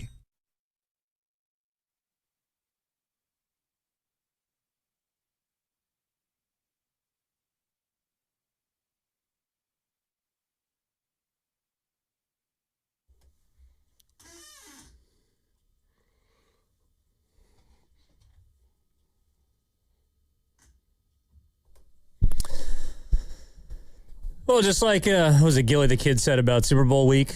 Coming in dry. I'm down on Gilly. He was doing that for clicks. Nothing wrong with the Bay. San Francisco. Well, you can't leave a Super Bowl week early and then say it was dry without having a chance to go to all the parties and shindigs that were actually going on. Right, but that was his point. That there was he didn't like what was on the menu, so he was thinking about wrapping up early. Well, from what we learned at Bay Street, and the great Megan was out there, and Megan McCrae, who helped set up the entire event. And it was an awesome experience. Sounds like there was a lot of parties going on that, kind of just invite only. Yeah, VIP type. Well, now I'm starting to feel like Gilly maybe just wasn't invited to all these parties. Yeah. They don't like Philadelphians. No, but when are you going back to Philly? It's 17 degrees there. Yeah. Never been there, though, E. Philly? You? One time. I wasn't. I'm out. It's as dangerous as it sounds and looks. I got to be honest, the night was a little hazy. Okay, there we go. At least you keep it real. I had a good time, though. I had a good time. E, it's our show. I don't get to do shows with you all the time. We got to do it all before. Did Pops get his baseball fix, or the 2 minutes wasn't enough? No. He cannot be that guy. But see, this is the problem. I don't get into, and this isn't just a baseball thing. Oh. This could be for basketball, American, European football, tennis, whatever sport you like. Yeah. To me, I find it difficult to get juiced, like really energized and excited until there's games. I need games. See, as you get older, as you age, you'll appreciate it. So I'm older than you, obviously, but you're in the boot. But Evan, yeah, Evan, you I'm aging by the day. Like you appreciate it's coming. It's about to be spring. We're gonna set our clocks back like that. Get our time in. I can't wait. What this just signals, man. And the Giants got some boppers. I mean, you got two dudes that can hit 30. People a false bill of goods. No, I'm being real. You got two dudes that can hit 35 homers each, Adames, and we'll just start their endeavors. Yeah. All right, you might have a couple more if you want to add to that list, but we'll just leave that there. They don't. They are going. Can I say something? You can say whatever you want. I never thought I would echo these words. They're going to miss Verlander. And they didn't get an arm that I thought they needed to do something. And they've left me at the altar as a Bay Area baseball fan. The last 4 years, they always get my vote, and it's Steiny, here they come.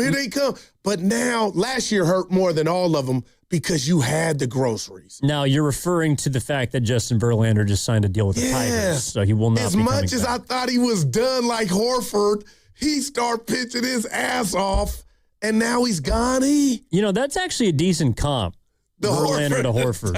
Verlander's a better overall, like all-time player than Horford is.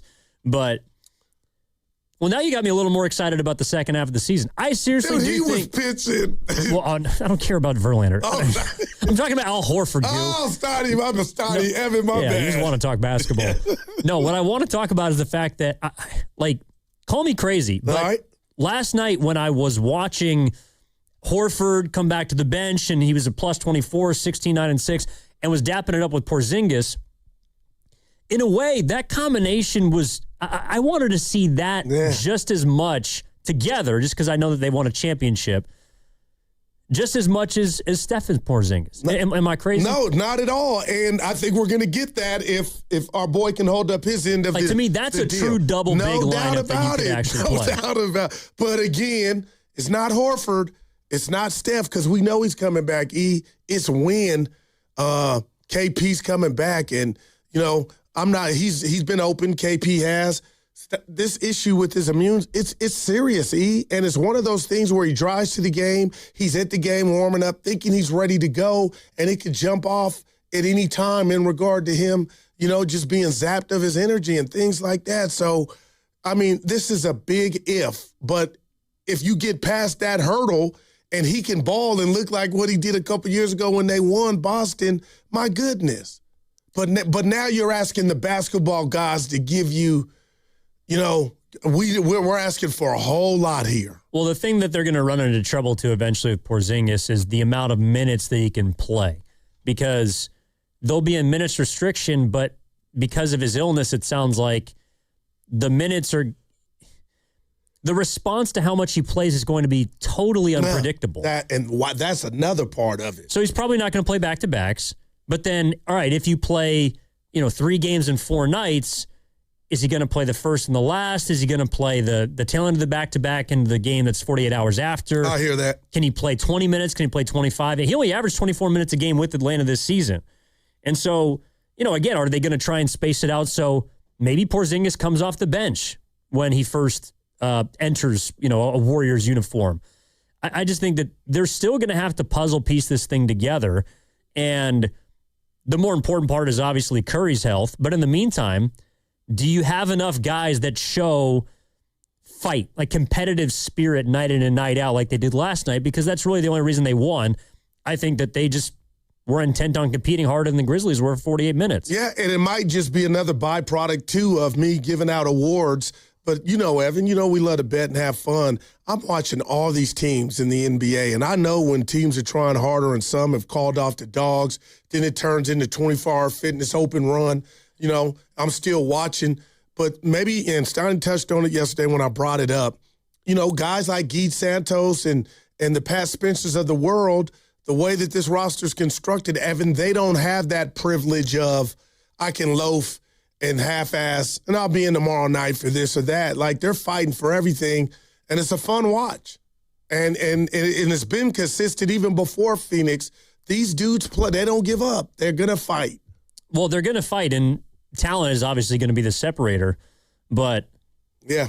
All right, so this was to pivot a little bit. I see you smirking. You trying to catch? Let's see what you got. No, I'm not trying to catch you, but I want to ask you about your guy, because I know that you and Steiny got not just the Warriors bet. Yeah. You got another bet going on, too. With the Lakers. Yeah. I'm feeling real good about that. And Luke Kennard, and Luke is out, but go ahead. LeBron said they're not a title team? But, Evan, you ever been in sales? And you use something Briefly. early, you under-promise and sales. over-deliver. That's what he's talking about. And they had lost to the Thunder. He was mad. So that's how he's going to get highlights. I mean, go viral. That means nothing to me. He's going to bust his ass. And I think when push comes to shove, they're not going to be an easy out. And Luka, truly right now, Evan, is my MVP. I don't know who you have, Shea, something, and they're just playing with the league. But I really got high aspirations for the Lakers, man. And I'm not a Laker fan. It's Warriors on mine. Luka has changed everything. And that's what Giannis, you're going to laugh. Tell me what you think. You like the Horford and Porzingis one. But I guess in a crazy way, I was looking at Giannis like the Lakers, they didn't know Luka was coming, but what it meant when they got him. He's going to be there long after LeBron. They're like Allstate in good hands. And I felt that way about Giannis had we been able to pull it off. Well, Luka Doncic is 26 years old. I got There's you. a little bit of a difference there. And I didn't bring that up to throw the bet in your face. Yeah. Why I brought it up was because it sounded a lot to me, his response to OKC. And OKC seems to be eliciting a lot of these responses.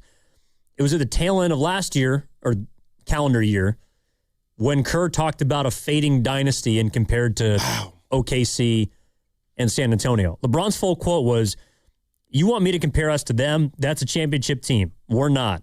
We can't sustain energy and effort for 48 minutes, and they can. That's why they won a championship." That's leadership, too. I like what he's sending that message to his dudes. He thinks he's got action, but I love, and I could be wrong, but he's sending that to the troops. And that sounded presidential, like, if he put us, we. And I like that, but that don't mean he's going to quit, and I know you're not saying that, but I'm just telling you, the Lakers they're gonna be a hard out, man. Reeves is a baller, Evan. I don't know what he's getting a bag, right? They're gonna struggle, the Lakers. Even with Luka? Yeah, because they can't. Well, Luka doesn't play any defense. Neither does Reeves. Neither does LeBron. He can play zone. But my thing is more just, all right, you hear that from a guy like LeBron, and I think he's kind of on his way out. This might there's no doubt. His last year as a Laker. Yeah. But you'll still never hear a Warriors player say that. I think you've heard people tiptoe around it, right? Butler said they're mediocre before he got hurt. Kerr's the only one that's really admitted, and maybe it's because he's in his last season. I don't know, and he's just being ultimately honest about it. But Kerr's the only guy that seems to be willing to put the proverbial rat on the table, brought to you by Atco Pest Control. And, yeah, that rat ain't coming. I got you. I love it. Let me say, he's such a scientist and basketball savant that, Evan, I feel like you're falling a little bit, E, for the banana in the tailpipe. Because the way that he said it, he never used he never said never. The what? I'll call it the word, the never. Okay. Yeah, so he never does it awkward. But he never used never. He said we can't sustain. So what if I double back, hey, Bron, what if you guys do sustain that energy? Then what do you got? So that was his way of sending the shot, but saying we also have the answer within this locker room. Oh, I think he's saying the exact opposite. I think he's saying that there's no way that they can sustain that energy compared to that team across from them. By the way, OKC didn't have a SGA last night. No, you're right. So even when they had them, they've been normal. Their version of regulars, like they're bored now. Oh, this is what it feels like. Well, wake me up when it's the playoffs. But I'm just telling you, Evan, and I know you weren't talking about the bet. They got a chance to go to the Western Conference Finals. The Lakers. The Lakers? With Luka, Reeves, and Bron, and Ayton, and whoever you want to throw in as a fifth. That's just me. Yeah, I guess I don't see it, but. Ask me who I got coming out the West. Right now, if I had one pick. It ain't who do you have coming out of the West? Denver Nuggets, man. Jokic and Murray are Didn't they lose last night? Yeah, it was Shaq and Kobe. Cleveland. Watch out for Cleveland, by the way. Oh, hello. I said this to you guys yesterday. No. Okay, we actually got to talk about this. You guys have me on mute. Now, I know Steiny has a natural I don't hear him button. I catch him. He don't even know I catch him sometimes. He's like, oh, yeah. He's just like, you didn't hear me. But you must have that too back there. No. The real problem, and I didn't want to bring this up over text because it can get a little, tone can come off the wrong way for text messages. That is the realest statement ever. By the way, you're listening to 95.7 The Game, KGM, ZFM, and HD1 San Francisco, and Odyssey Sports Station. Always live in the free Odyssey app. Home of the Golden State Warriors and Valkyries, and now broadcasting from the Laughing Monk Studios. Laughing Monk, righteously brewed in San Francisco. You did it again last night, Goo. I did it again. I know what I didn't do, so it ain't the three-letter word. What did I do, Evan? You claimed another team. Oh, but my Uncle Billy does that, so I take him and my dad to it. So every day or 2 days, there'll be whoever wins, that's their team. And it's funny. And then my uncle and pops, they'll have a bet, and then the loser will call the other and say, can I get paid? But you lost, but that's the little thing they do. So that's where I get it from. And who did I say my new team is? Charlotte. And my biggest problem with this is... Evan, oh, man. They're a fun watch, man. That's been my team. Oh, no. Steiny knows this. This is incredible. Because they have a ton of rookies who I watched in college. That is great. You can have so them. that's my team. But the problem is, Goo, now they're your team. And I like their coach. And they lost last night. Yeah, but they lost to one of the best teams in basketball. Well, they did. And actually might be my MVP right now, Cade Cunningham. But he's balling. He's smooth. But you did this to Atlanta, too. You jumped on the bandwagon, and then they started losing games. Hey, I won my Super Bowl bet. That was true. That was the one. No, you were on there. You were on it. You were on it. That's pretty good. All right. So I'll leave Charlotte alone. Just for now. I got you. But you really think the Lakers don't have a chance, huh? I don't. Wow. I don't. I mean, they have more of a chance than the Warriors. But what are you saying about LeBron at this stage without saying it? Like, well, he's the third best player. He can turn it on, though. But either going to be nights where it might be the second best or the best. Well, LeBron I'm telling you, man, just him passing the ball. He's been turning it over here lately. He was doing it against the Warriors. But I'm just telling you, they are built for the playoffs, and I'm not counting them out. Now, Bron's calling his team out, and he's doing it presidential. He didn't say never, though. So if they turn it on and handle their business and play D, that's what he's talking about, because they can score with anybody.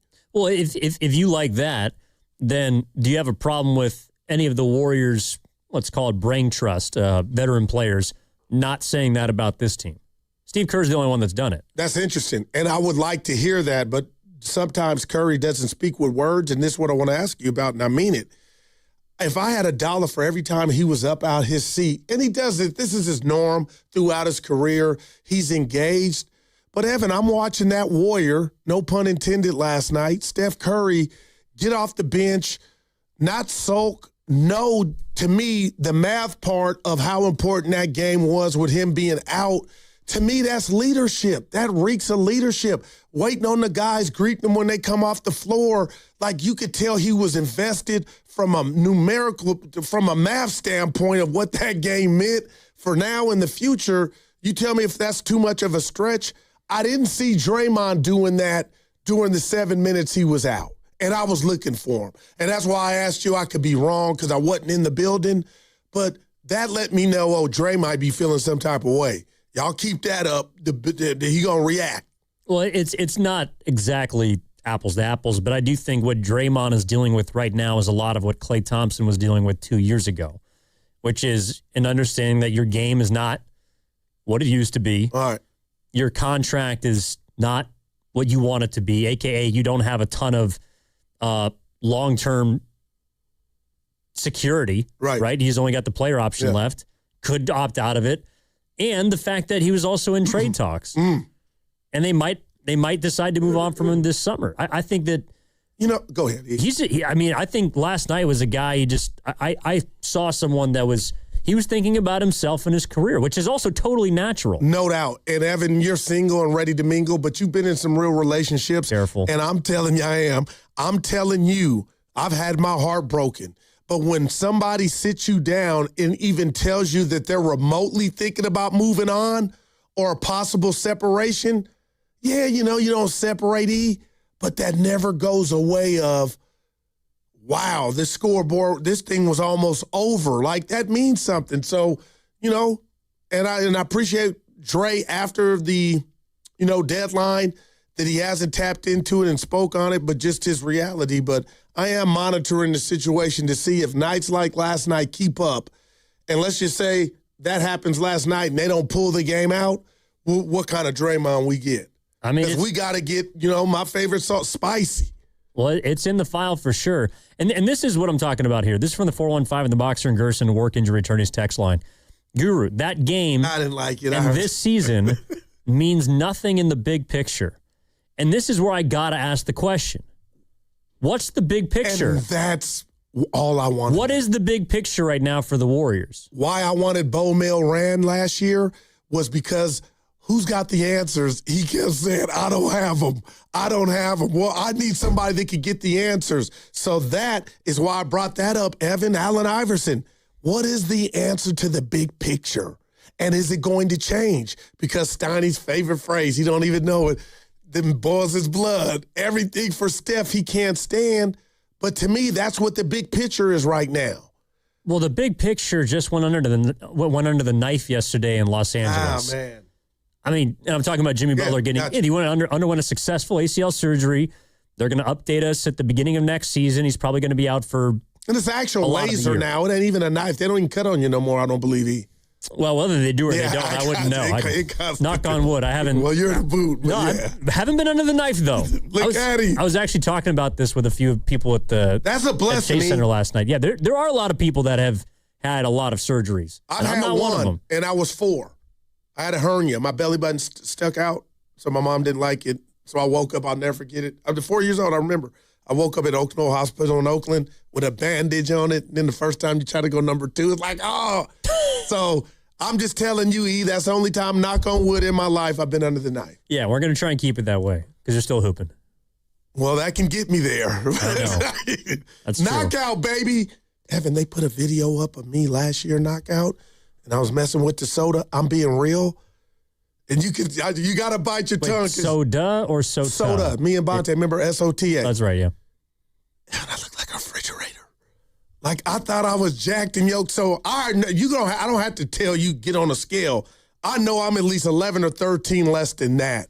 Dude, I look like a refrigerator. No, you look good right now. I'm going to win it. What would you set the odds at? Crandew's like, but, he's back-to-back. I'm winning it, E. What are the odds for the Super Bowl for the Seahawks to repeat? So you got jokes, huh? No, I was going to go a lot higher than whatever that number was. Carter, you think I got action? I'm going to rebound. And you were in it balling. You, Willard, you guys impressed me last year, too. I'm not going to give Grandy here any credence, but I'm going to give you problems, Goo. No, you were. Willard was making them. But this is the thing about knockout. You guys aren't playing one-on-one. I know. I know. There is a video. Give him you may not even shoot next to him. But I'm going to go behind Grandy this year. Oh, Grandy's here already. I didn't know that's my dude, too. Grandy, I love you until then. But there was one-on-one. And when I'm in a bad mood and the boss, this is our thing, I send him this clip. Willard tried to check me, guard me, and I did the dream shake on him. And you can hear people when it goes in because it made it. They go, okay, Goo. But it was great defense by Will, but just a nice Ricky Pierce. That's an old school Milwaukee Buck shot. I know. Yeah. Oh, a lot of people were saying Grandy's minus 300 from the chat. Dibs will get it to us. Goo plus 5,000. That's not bad. Evan, please. That's offensive. Now, you know what I'm saying? Please. 1 year, I didn't know the rules and didn't get the rebound when I broke your heart. But you've been Calipari 2 years in a row. I'll tell you what, I'm not going first. One and done. Y'all can do the pinata thing with somebody else, trying to have me, everybody laughing. Now my friends are mad at my performances. It can creep over to the you. Well, the only person that should matter is you and how you feel about your performance. Don't listen to your boys. But one thing I'll say is, Goo, if you go first and you make the free throw, then you don't have to go for a long time. No, I want the pressure from somebody else, and then I just handle I know what I'm doing. I got a plan. Well, you don't want to be like, who was it, the Warriors in the first half last night at the Stripe? I feel like they just missed everything. Oh, man. Podge was missing them.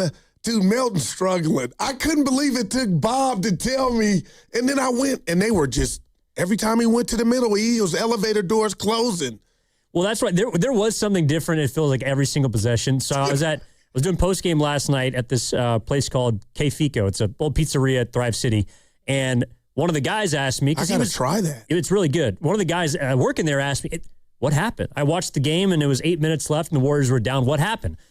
Who went off? Here we go. And I said, well, kind of everyone. I don't know who to pick out specifically. Horford? Yeah, Horford. Spencer led the team in points.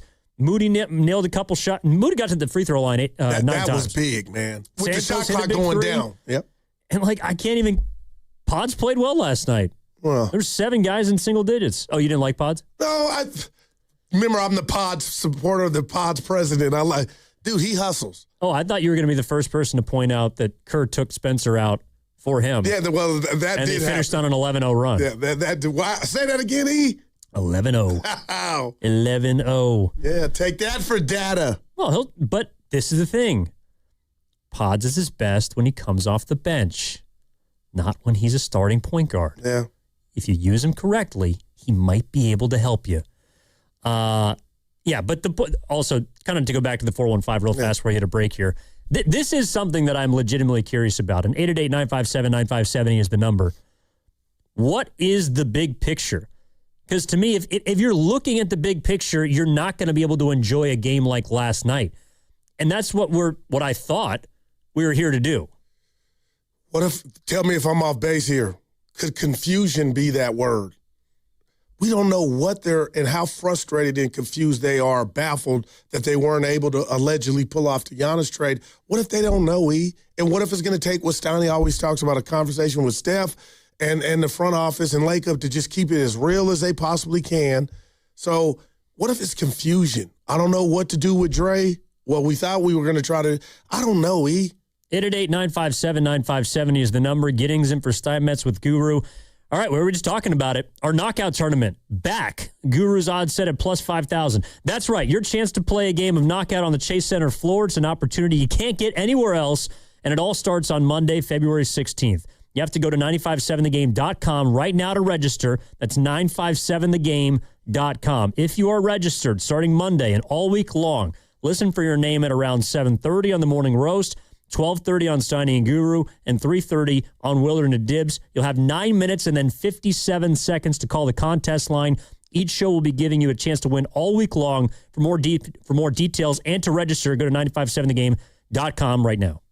Dreaming of the perfect kitchen? Make it a reality at Friedman's Appliance in Pleasant Hill. Explore Bosch appliances in live working vignettes and see the innovation in action. During the Buy More, Save More event, you can get up to $4,000 in rebates on qualifying Bosch kitchen packages. From refrigerators with the Farm Fresh system to keep your food fresher longer, to dishwashers with precision wash technology that wipes out 99.9% of bacteria. Own the kitchen like a Bosch. Visit Friedman's Appliance in Pleasant Hill or online at friedmansappliance.com today. The Golden State Warriors are back, and there's nothing more refreshing than an ice-cold Surfside to enjoy while you cheer on your Warriors. Surfside is only 100 calories, 2 grams of sugar, and 0 bubbles. That's right, no carbonation, so it's easy to sip and enjoy. It's not a seltzer, it's Surfside, proud partner of the Golden State Warriors. Sold in arena and at bars, restaurants, and stores near you.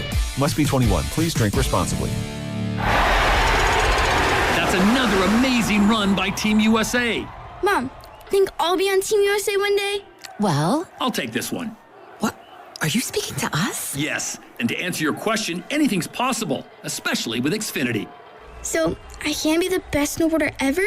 Well, I can't guarantee that, but Xfinity can guarantee that your internet price won't change for 5 years. Okay. What if I practice every day? Then maybe you'll be snowboarding for Team USA at the next Olympic Winter Games. And Mom, you'll still be paying the same price for Wi-Fi. Ooh, really stuck the landing there. It's the Xfinity Gold Medal Celebration. Now through February 22nd, get our best price on gig Wi-Fi for 5 years guaranteed, just $50 a month. Plus, get Peacock Premium included for 2 years. That's a $10.99 value per month. Xfinity. Imagine that. Proud partner of Team Team USA. Restrictions apply. Requires paperless billing and auto pay with stored bank account. Taxes and fees extra. Actual speeds vary. This is Larry Flick, owner of The Floor Store. I'm excited to announce our President's Day sale is here. Get up to 50% off store-wide, 2 years free financing, and we pay your sales tax. Monumental savings on every floor. The Floor Store, your Bay Area flooring authority. When back to the office means back in traffic. 2 left lanes blocked. Turn to the traffic leader, KCBS. And then a second crash in the back. Brought to you by your NorCal Honda dealers. In stock and award-winning, there's a Honda for that. The Honda CR-V from your Northern California Honda dealers. Hey there, it's Bonte with a report from River Islands in Lathrop, where the good life can be your life. The home selection has never been better, with neighborhoods designed to fit a wide range of lifestyles. Whatever is on your list of must, an amazing kitchen, a home gym, a private office, or a separate suite for your in-laws, there is a place here just for you. Priced from the low $600,000s to over $1 million. The Town Center, located by Islanders Field Ballpark, is well underway, with the Redwood Cafe opening this summer and a community amphitheater being built for events, concerts, and community get-togethers. Sutter Health is building medical offices, and a major grocery store will be announced soon. The Town Center is going to be a great place to hang out and enjoy the River Islands lifestyle. This month, Clearwater by Signature Homes will be hosting a grand opening, and the Lakeview Club at Dale Webb 55-plus community just had its debut. And construction is moving along for the 4th K-8 charter school to be ready for the fall term. Isn't it time for you to discover the islands? Check it out at riverislands.com. Hey, it's your boy Guru. Every time we put a rat on the table during our show, it's brought to you by Atco Pest Control. Atco Pest Control is a family-owned local business proud to provide pest control in the Bay Area for over 35 years. Atco uses natural methods to give you a peace of mind and keep your family out of harm's way. Quality pest control doesn't have to empty your savings either. Don't wait. Go to AtcoPestControl.com for all your pest control needs. They got you covered. Ready to get rid of that old car? Donate it to Cars for Kids. Call 1-877-CARS-FOR-KIDS to reach a friendly live agent. Donation is super easy and your car can be picked up as soon as tomorrow. Call now, 877-CARS-FOR-KIDS, or go to carsforkids.com. That's cars with a K. I'm Piera Palazzolo, VP of Digital Marketing for the American Management Association, a company focused on the management training skills needed to enhance the careers of business professionals. We did our research when it came to the best companies for website development and chose AmericanEagle.com. And we couldn't be happier. AmericanEagle.com worked closely with us to understand the front and back end requirements needed to launch an e-commerce website that could handle the complexities of running thousands of seminars nationwide. Our robust new website and improved SEO saw immediate increases in site traffic and web revenue. If you're in need of managerial effectiveness and success, visit our website at amanet.org. If you're in need of a website that provides an unparalleled consumer experience, I highly recommend AmericanEagle.com. Transform your business today. Dial 877-WebNow1 for a free digital consultation with AmericanEagle.com. Indeed presents hires you can't afford to get wrong, like payroll manager. Hi, my last paycheck was all in Icelandic krona. You are welcome. Welcome? Given the exchange rate between the dollar and the krona, you're technically a millionaire now. Don't spend it all in one place. I can't really spend it anywhere. There's always Iceland. This is a job for sponsored jobs. This is what happens when you don't sponsor your job on Indeed. Next time, get matched with quality candidates with Indeed sponsored jobs. Visit Indeed.com/hire now and sponsor your job today. You can swirl it, you can sip it, but the best way is to share it. Hey y'all, I'm Deanna, a team member at my local Chick-fil-A. And a little thing I love about the Chick-fil-A chicken sandwich and new frosted sodas and floats is how well they go together. You get that bold flavor of the Coke mixed with the smooth deliciousness of the vanilla ice cream. You have a juicy filet and a smooth, creamy float. It's an awesome pairing. Order a Chick-fil-A chicken sandwich and a new frosted soda and float at your local Chick-fil-A restaurant. Real team member paid for their testimonial.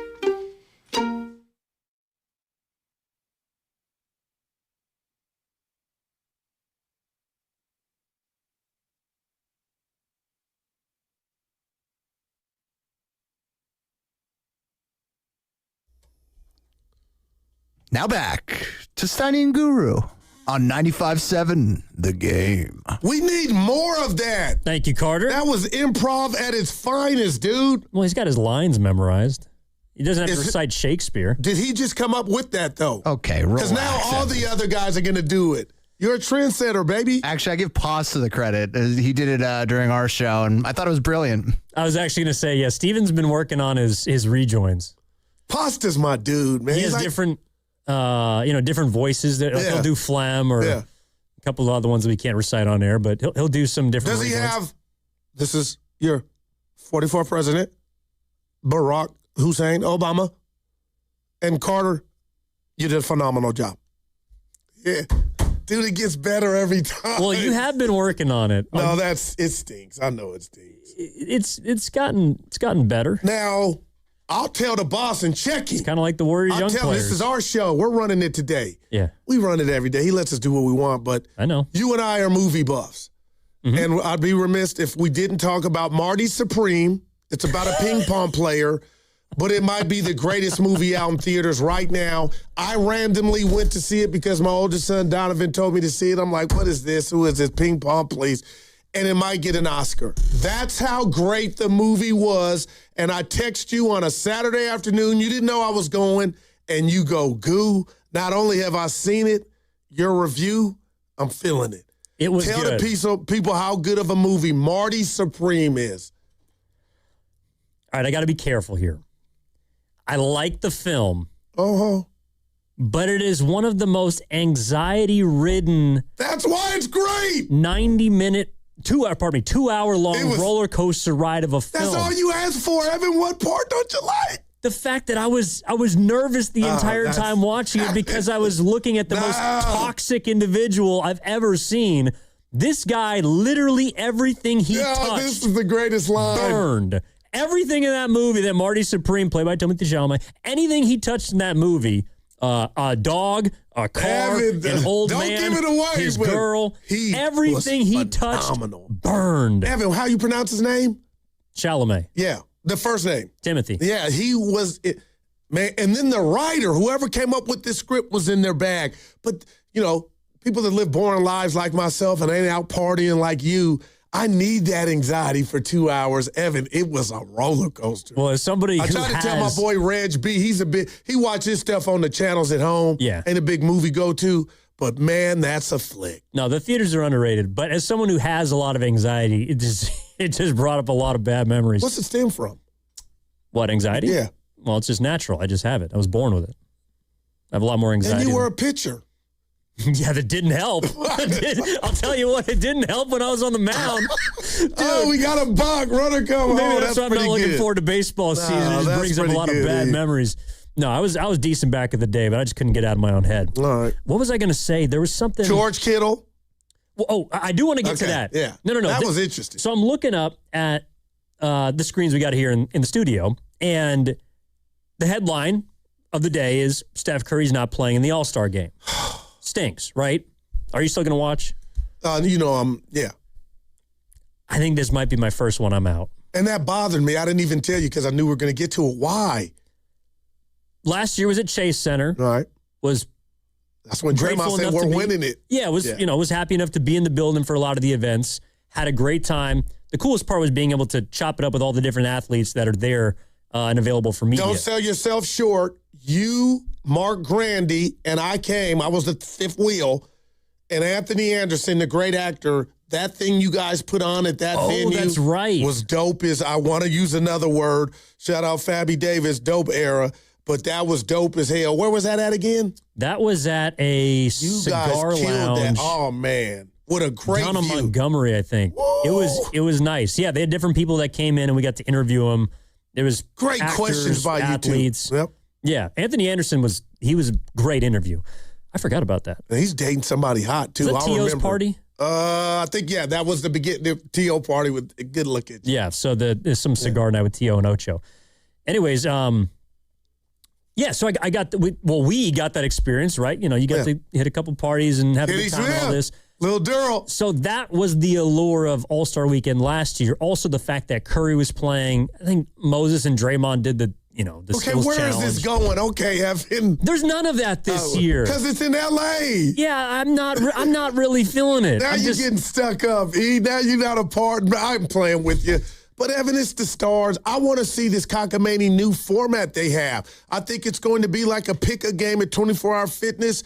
I mean, just think of Dr. J, Jordan, or Larry Bird. They played, Evan. What this is now is it's an embarrassment, and I think this is going to be the height of the embarrassment with this new format, which I couldn't explain to you. I was just reading it over like, oh, this is going to be bad. I'm just here with the Michael Jackson meme where he's putting the popcorn in his mouth. Like, I'm just here for the comments and the people to blast him. I think the NBA, they should be nervous about this. Well, they should, and especially because they don't have the best showman who's going to be in the game, and that's Steph. And who else did you say was Shea? Shea's going to be out because he's got an abdominal injury that's going to keep him out through the break. Luka, I would bet money that Luka's not going to play in that game because he's not active for the Lakers right now. Wow. And look, it's not that you need everybody. Giannis obviously isn't playing, but there's not enough star power for me. And even something as simple as last year, LeBron showing up to the All-Star game. No, I forgot. To announce that he's not going to play. I forgot. It just belittles the product. And went through the whole warm-up deal. Remember, you did all that, like put the camera on me. And the other part of it, too, and look, he's Oakland's own. He's great. And tell me if I'm off on this. It rubs me the wrong way that Lillard's participating in the three-point contest. Who? Damian Lillard. He hasn't played a single game this year, and he's going to be shooting threes with Concanipple and company. Listen, I love Dame Dollar. I got all your albums. I remember when you sent Westbrook and PG home on the game winner in the offset in Portland. Evan, the NBA cops, the rules cannot allow a guy who has not played into one of the tournaments. I'm blown away that you're telling me we're going to see Dame, no hating, in the three-point contest. And you ain't played a minute. I love Dame. So do I, but why is that like, I need a shower? It's not right. You cannot participate in All-Star Weekend if you don't play in games. If you can't play for your team, why are you playing or participating? And I know it's not the game itself, but in one of these events. Carter, do I sound wrong or old or Evan's young and he's a fit? You can't have Dame participate if he hadn't played. If his name was Tony. I kind of like it. All right, see that? Do you think it's any different than Mac McClung participating in the dunk contest? That's my issue, Evan. I was so out on that. The guy's not even in the league, basically. Like, come on. He's played more games this year than Dame. I got over that, but okay. No, but I was saying, like, when he was in the dunk contest for the majority of it, he was in the G League. Like, that doesn't count to me. He played 2 games with the Magic last year. Come on. Yeah, I'm what with are you. we doing? 2 more than Dame. So you think I'm being too hard? We're being too hard on him? Because he says he's in. What do you like about it, Carter? He's a dope Someone dunker. to root for. All right. I mean, he's a great dunker. I'll give him that. But he's also not coming back too. But it's to me they're throwing bleep at a wall and seeing if it's going to stick. And that's what I guess. And that's why to me this might be the first year. I'll probably still watch a little bit of it. But look at my man. But if Steph's not in, there's no reason for me to watch. I mean, maybe it'll be. Actually, do you remember what happened last year during All-Star Weekend? I know I was at a couple parties and. Well, I'm not talking about you. Oh yeah, but no, I don't. Draymond Green said the Warriors are going to win the championship. I just said that, but that was big, and people kind of lightweight believed it. Draymond Green said the Warriors are going to win a championship. I remember. He also said he still has a standing offer, which I imagine is still on the table, a standing offer to become head coach after he's done playing. And all of those to me were the big headlines. So I don't know, maybe Draymond's going to get on All-Star Weekend and, I guess it's on ESPN now. Yeah. Not at TNT. No, boy. Maybe he's going to say some stuff. Thank you for that reminder. Evan, again, I just keep hating to point out, I know I look pretty well, but I hate keeping to point out my age. Well, it's in the fishnet. There's 4, that's a 9. Let me just read the dunk the contestants.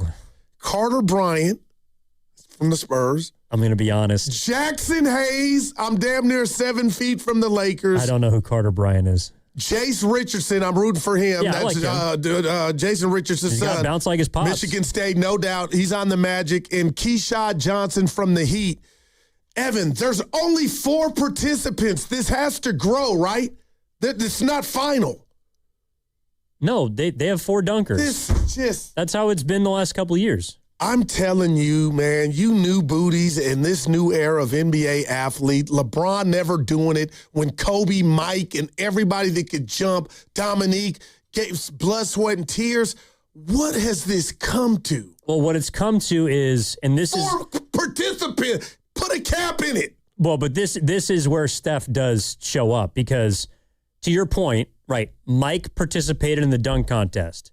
He, the game was about what he could do. Right. It was about him playing above the rim. Now the game is about three-pointers. And who's responsible for that? Steph. The big event of All-Star Weekend is the three-point contest. I'll give it. When it comes to star power. I mean, if you got guys doing dope dunks, then that's one thing, but all the stars, or the majority of stars, are more inclined to participate in the three-point contest than the dunk contest. But Evan, my point is, and I'm feeling that. My point is, if you're only getting 4 dudes, that ain't how it used to be. It used to be 8, 7, 9. You know what I mean? Like, you need to cancel it if that's all you got is 4. And I love all those players. And we talked about Mitchell Richardson, young Jace. I'm rooting for him. But you brought it up, and I'm going to give it to you, the three-point contest. Devin Booker. Mm-hmm. Conka Nipple. Oh, your guy. That's my guy. Lillard, you can't have him. Maxey. I love me some Maxey. Mitchell, Donovan Mitchell, Jamal Murray, Bobby Portis Jr., Norman Powell. That's a field. Yes. Not 4 dudes. There's name power there. There's name brand there. But this Steph. is going to be bad. That's Steph, and I'd be watching the three-point contest if Steph was in it. But he's not because he's hurt and he's going to be out through the All-Star break. And the skills challenge, I know there's 20 jokes for me. I can't stand it. Remember Draymond couldn't pass it? Let me spell it out, Dre. Yeah, that was bad news, Bears. All right, Goo. 888-957-9570 is the number. Giddings in for Steinmetz alongside Guru. Steiny's feeling a little bit under the weather. Get better, baby. Hopefully he's going to be back tomorrow. It's been going around, too. Chicken noodle soup, right? Is that your go-to when you're sick? I like ramen, but, same thing. Ramen? Oh, yeah. Like I was out at Bay Street, you right? You ever put anything in your ramen? Yeah, hot sauce. No, like ground beef? Oh, well, fried egg, maybe some tofu, green onions. I mean, whatever I want. Some Spam. Oh, my, do they still make that? Oh, Spam's the greatest. Food, dude. Spam's the greatest. Oh, man. And you should have checked out the Central Market over at Bay Street. So when we were out there for the work event. The line was around the corner. Well, it doesn't take that long to get in. You got to wait for 10 minutes. And what was in there? Everything. Well, actually, nothing was there. It was cleaned out. But it's, Tokyo Central Market. It's our society. Like, that line was longer for the people to come watch the Super Bowl. They were like, I'm in the store, Jack. Well, maybe that's one of the reasons why it was also so packed at Bay Street and was an awesome event that you guys helped put together. Yeah, and you were part of it. Yeah, I was limping around. Thank you, 925. It's also fantastic. All right, so, Goo, this is something we had planned before the show. Okay. I want to get into it here. This was from George Kittle, who is one of the San Francisco 49ers, obviously making the rounds at Radio Row. And even during the Pro Bowl, I think he was on, he was on a wheel because he just had his surgery on his Achilles. But he said something during one of his many interviews that I thought was interesting that you were particularly hot on. Okay. So I'm going to play it, and then we'll react to it. Message for Niners fans. Hey, if a rebuild year got us 13 wins and a win in the wild card, that's pretty good. It's only going to get a little bit better from that. And all the boys are coming back again. And who knows, we might add some past friends. Wow, who are we talking? I don't know, I hung out with Debo last night. That was fun. You like that? I love Debo. Are you kidding me? Want me? him back on the Niners? I love Debo. That's all. I love Debo. Wow. And how did that hit you? That they feel like they must have made a mistake, letting them go, 1. And then 2, I was in the line like I think he's, aged out, move on from him. But, Evan, there's just nobody else that can explain. And we've talked to Hall of Famers this week about the yards per carry. And I know the great Hall of Famer Marshall Faulk was like high volume, low yards per carry. I kind of now know how to running back. I'm like, huh? But maybe they thought that Debo and that eye candy that he is, the threat of him getting the ball, the jet sweeps, maybe that affected and made it easier for defenses to stop the Niners' running game. And if there's a way to bring him back, bring him back. He wasn't bad in Washington when he got the ball. Some may say, Debo's washed. I didn't see that in D.C. But for George Kittle to say there's a possibility, there's a chance, going Jim Carrey, that signals to me that Kyle and John probably feel the same way, that maybe they let him go too soon, and that's why their run game, missing that component, took a step back. Because according to who you talk to, McCaffrey's just fine. He ain't lost a step. So you cannot look at him and say, oh, it's him because of the why the yards per carry went down. But he was an Iron Man in regard to his touches. That we know. Well, you and I are on the same side of the aisle when it comes to McCaffrey being a concern. I mean, it's just a fact throughout his career when he's had this amount of touches that the year after has not gone the way that he's wanted it to. Where we differ is on Debo. And we were talking about it before the show. I don't like retreads. It's one of the reasons why I didn't think the Warriors, though they were linked to someone like Andrew Wiggins, that doesn't excite me. Maybe even trading for Klay Thompson, who is someone that was thrown out, that doesn't excite me. I feel you, Evan. If the Niners were to bring back Deebo Samuel, would it be the worst thing in the world? No. But to me, it doesn't move the needle. Like, it doesn't get you any closer to what you're trying to accomplish, which is right now beating that team on the screen right now, which is replaying the NFC divisional game where the Niners got absolutely shellacked by the Seahawks for a second time in 3 weeks. And I don't think you score a touchdown with Debo. My point is, Evan, if you do, does it symbolize if they were to go get Debo, that's not big enough for me. They need to go reinvent themselves. But if they go get Debo, I would understand it from, I feel like that is 97% of the answer on that him in motion before the snap. Why, things didn't go as smoothly with the run game. But then just from how you said it, like, is that really, I'm going Apple, is it truly an upgrade if you bring Debo back? What does that signal? Where's the progression and the evolution? But it does signal, Ayuk left us at the altar. We didn't see that. Pearsall can't stay healthy. We didn't see that. And are you going to give the bag or the version of the bag to 15? And I don't know if he's worth it.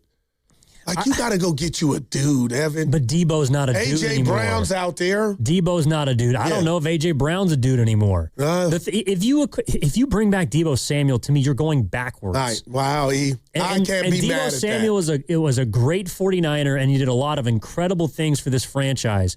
But to me, he's not that dude anymore. You got off of him for the right reason. Now it's up to you to replace him. I'm hearing that. To me, that's where the responsibility falls on the front office, is to replace players that are no longer worth what they're making anymore. Well, you do what you can, right? And maybe it'll be a situation with the Warriors. They didn't want Porzingis, but it ended up being him. So you aim for the sky, you aim for the moon, and hopefully you get something. But what if it's a wide receiver like a Porzingis without his injury history? It ain't a Justin Jefferson. Well, you have one of those. His name's Ricky Pearsall. Oh, man. Would Christian Kirk interest you? Sure. He can play. I mean, A.J. Brown does interest me. I just think it's going to cost the Niners a lot. Like, I don't think that they are in the market for to me, I wouldn't want to be giving up draft picks if I'm the Niners, because I think they need to get younger. They need to get cheaper. I'm going to say something. They need to get faster. Tell me about this guy. He's in the ATL. And when they played him last year, I believe it was Sunday night, he shown us he can ball. But, Evan, I don't know what's up with Kittle and how long he'll be out. And Bonte said he was kind of out on him.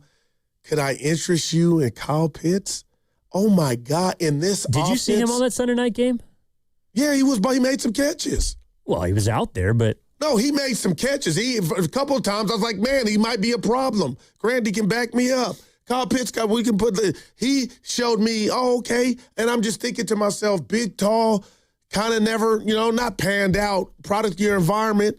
Would you take a flyer on him?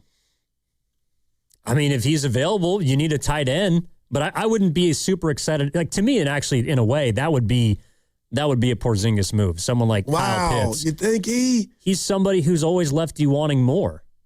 He's a physical freak. So did Sam Darnold, and it didn't actually happen on the field, but for his career, look what Kyle did to him. For Sam Darnold. Well, for Sam Darnold, but I think you got to give Sam Darnold a lot of credit for that. I mean, he as a backup learned a lot, and then went out and made it happen for himself. They have to become more explosive, and I don't know if Debo makes them that, but I will say this: your running game's better. now I believe that there's even a thought of bringing him back with Debo on the team. Would that be worth to get him back? Or you feel like, you know what? They need something else newer and, you know, just a speedster out there. They need some speed on the outside. We'll see. Kay Bueno is on 80, I'm assuming, Interstate 80. Look at you. What's up, Kay Bueno? How you doing? Hey, what's up, guys? Yeah, I'm just on the bridge right now, heading back to Oakland from my dentist appointment and picking up some Toto's Pizza in San Bruno. Nice. Heading back to Oakland right now, though. So just want to touch. I got two things I want to touch on, though. First of all, you mentioned would have taken a flyer on Kyle Pitts. Absolutely. You made an interesting point where you said, he's left you wanting more, and I totally agree with that. The dude, athletically, he's a freak. He's got excellent potential, and yeah, he's left you wanting more. But also look where he's been. He hasn't really been on strong teams that had other weapons. So I think if you could put someone like Kyle Pitts, especially with Kittle being out for as long as he's going to be out for, we don't know. I think he could be a great fill-in. And also, if he had Pitts and Kittle here together, my God, what kind of two tight end combination would that be, right? I like him. And to the second, I like him. I think he'd be an excellent fit here with this offense, and he'd be another threat. He's not as great of a blocker as Kittle, of course, but who is? But you got a tight end like that. I mean, my God, man, I really like that. Please. Now, to touch base though on the Debo reunion, we're all a sucker for nostalgia, dude. We can admit that we're all suckers for nostalgia. I think Debo's best days are behind him in terms of the Niners. And Guru, you mentioned how, with him being here, we ran the jet sweeps, and he was always a threat to be out of the backfield, and that really helped our running game, which it did. But towards the end, though, those jet sweeps weren't sweeping like they did before. Defenses figured it out, and he wasn't in his best shape. He did come in a little out of shape, but the running threat with Debo before he was gone, it wasn't really such a threat anymore. I think he looked at, defenses may have caught on to that. And I think we got to get faster and younger on the offense. Yeah, I would have loved to see Debo, loved him as a Niner, got nothing but love for him, but I think him coming back is a mistake. I think that's kind of buying into the same method as what the Giants do.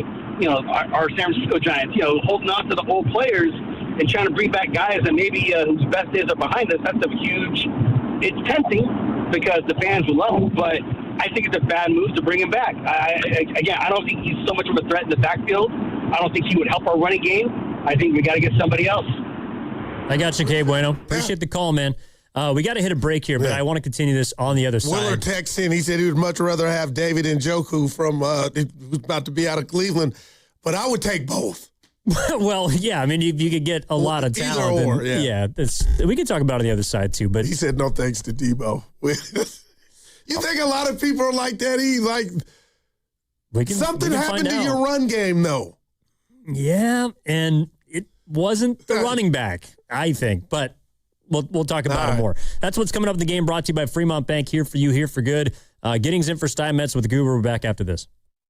Covering Bay Area sports for years, I've seen athletes go through it all. The highs, the lows, and the pain that comes with getting knocked down. But when it's not just a game, when you're the one injured, or when tragedy strikes someone you love, that's where Beam Law comes in. Beam Law is the Bay Area's go-to personal injury law firm. Whether it's a car accident, a serious injury, or a wrongful death, they're there to shoulder the legal burden so you can focus on what truly matters: rebuilding, recovery, and taking care of your family. Beam Law is local, and they win, with millions recovered for clients across the region. That's why SF Weekly voted them Best of the Bay 4 times. If you've been hurt or lost someone because of someone else's negligence, call Beam Law at 415-523-5555. 415-523-5555. That's 415-523-5555. Or visit hurtinthebay.com. That's hurtinthebay.com, because it's not whether you get knocked down, it's whether you get back up. Beam Law, they've got your back, Bay Area.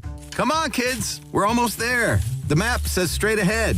One-a-day 50-plus multivitamins are made for your overall health, with nutrients to support your brain and muscle function. Because don't you want to make the most of each day?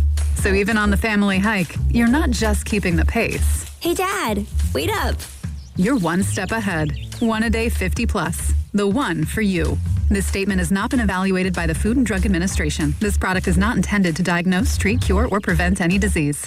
Career changers, including veterans and active duty service members. Your transition starts here. Go from GI to IT in a matter of months. Become a certified cyber warrior with training at My Computer Career. Cybersecurity specialists are in high demand, offering IT pros great opportunities and a rewarding lifestyle while protecting our people, liberty, and treasured institutions from cyber threats. Deploy your career in IT today at mycomputercareer.edu/CWP, an elite CompTIA certification partner. VA education benefits are available to those who qualify. Wesley Financial Group is not a law firm, and Chuck McDowell definitely not an attorney. This is Chuck. If someone talked you into buying something really silly and you want to get out of that silly little thing, my advice, get the facts. Call me and I'll send you our timeshare exit kit absolutely free. Inside, you'll learn how timeshare works and all your options for cancellation. Call Wesley now for your free exit information kit. 800-926-5959. That's 800-926-5959. What if you had the smartest Wi-Fi? If you did, it'd be Xfinity, of course, and it'd come with their best state-of-the-art equipment. It would boost speeds to the devices that needed them most, prioritizing your most important connections, whether you were streaming, gaming, or gaming while pretending to work. And it would let you stream 4. That's right, 4 games on one screen. It would even power your mobile connection so you could bring faster, secure Wi-Fi speeds with you where you use it most. It would be proactive and fix problems before you knew you had them. Impressive, right? And it would have security features that protect you from threats at home and online. Kinda like a force field for your life. If you had the smartest Wi-Fi, well, everything would work together seamlessly to keep you connected, no matter what. Xfinity. Imagine that. Restrictions apply. Toyota, the MVP of MPG. With class-leading MPG and more hybrid models than any other brand. Toyota, let's go places. Your home's equity. It's value you've already earned. That's already yours. But for too many homeowners, it's locked away. I'm talking about thousands of dollars just sitting there, not helping with today's needs, not helping with tomorrow's plans. That's where Unlock comes in. Unlock helps you access your equity through a home equity agreement so you can use your money for the things that matter most to you. So ask yourself this, how much can you unlock? Find out at unlock.com/home. Let's unlock yours. Terms and conditions apply. Not all homeowners will qualify. Use home equity responsibly. Tune in to 95.7 The Game's GOAT Report nightly on game nights to hear the GOAT, Steph Curry's game night stats. Brought to you by Sony Pictures GOAT. Executive produced by Steph Curry. Exclusively in movie theaters February 13th. Get in the zone, AutoZone. Welcome to A to Z Savings, our biggest sale of the year. Happy to be here. Can I get some rotors? Would you like brake pads with that? How much are the brake pads? Free with Duralast rotors. Free? Really? Really? Free. I also need some oil. Would you like an oil filter with that? Yeah. How much is that? Free with the oil. Free? Really? Really. Free. It's part of A to Z Savings with hundreds of deals. From A to free. Get in the zone, AutoZone. Ends March 9th. Restrictions apply. You're still grooving, still connecting, still loving, still turning up, still thriving. You still got it, but your immune system, it weakens as you age. That's where vaccines come in. They help train and strengthen your immune response to fight off respiratory illnesses like flu, pneumococcal pneumonia, RSV, or COVID-19. Ask your doctor or pharmacist which vaccines you need. Book in minutes at vaxassist.com. Sponsored by Pfizer.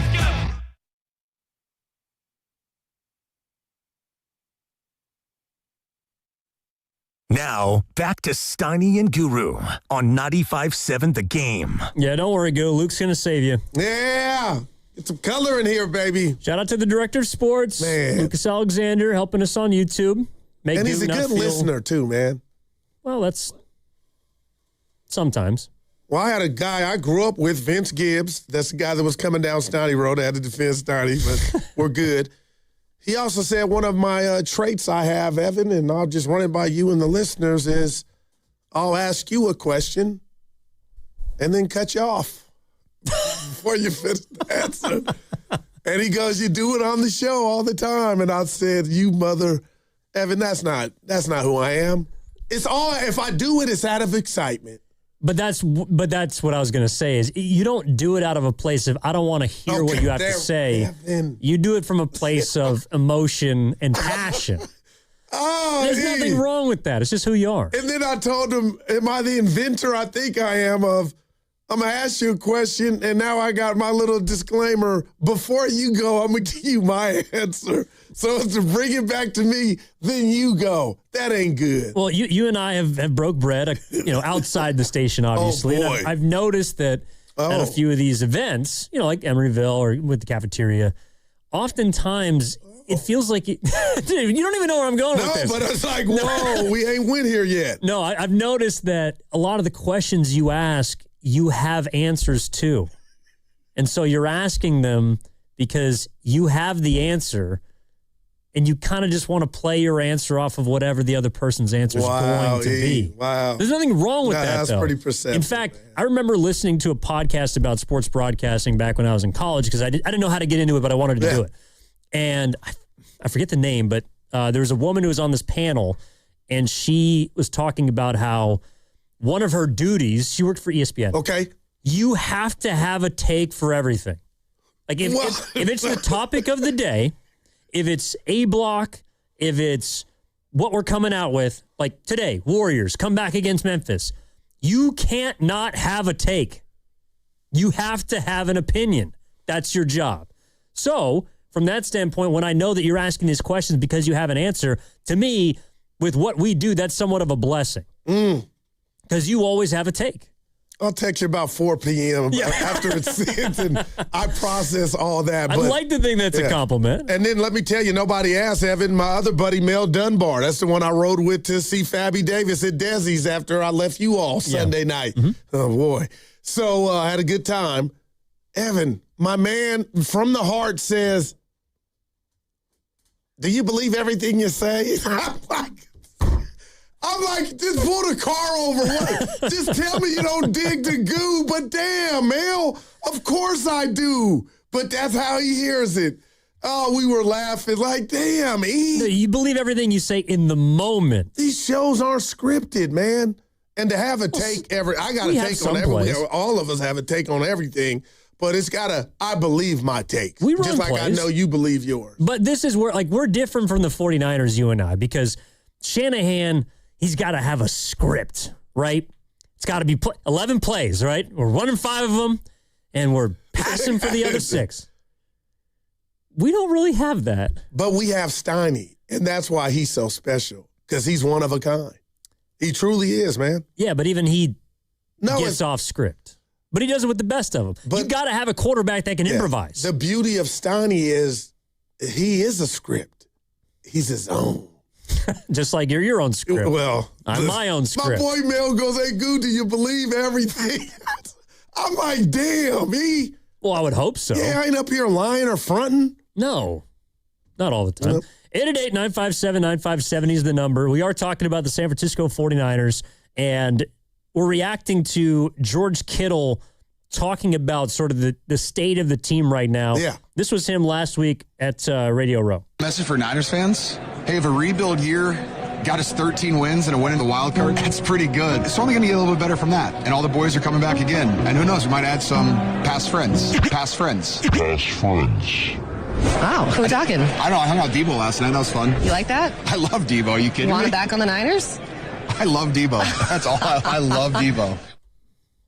Sounds like he wants Debo Samuel back on the team. Yeah, and it's not he. It sounds like they, and they've talked about it. So we'll see what pops off. But I'm just, I got Niner fans texting me. Will said he would pass. You were like, I ain't mad at the idea, but I will say this, Evan.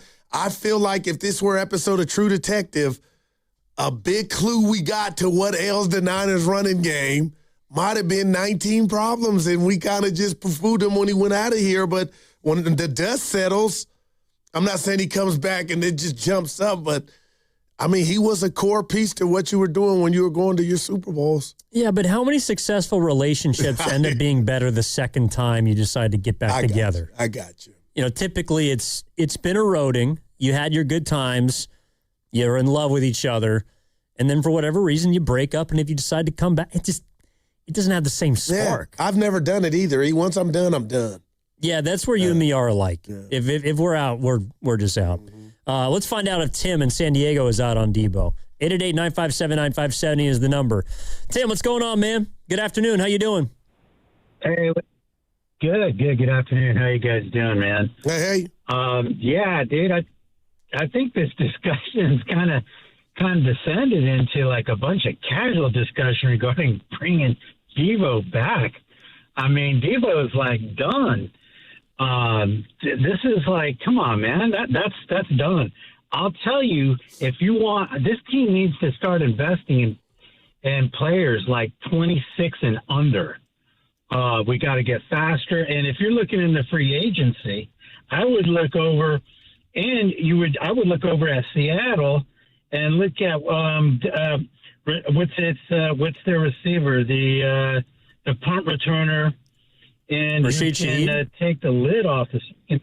Yeah, he's only been playing for 4 years in the league.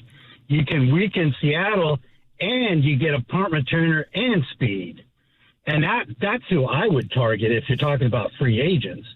But this team cannot afford to bring on anybody over 30. Let me ask you this. Definitely. Let me ask you this. So you said you don't like the talk of it as casual, and I get that coming from Evan and I, but when you hear Kittle say that, does it bother you, or are you like, are you kidding me? I think Kittle, I mean, God, we're not going to see Kittle till 2028. Wow. I mean, he's going to come back next year. He's coming back from an Achilles.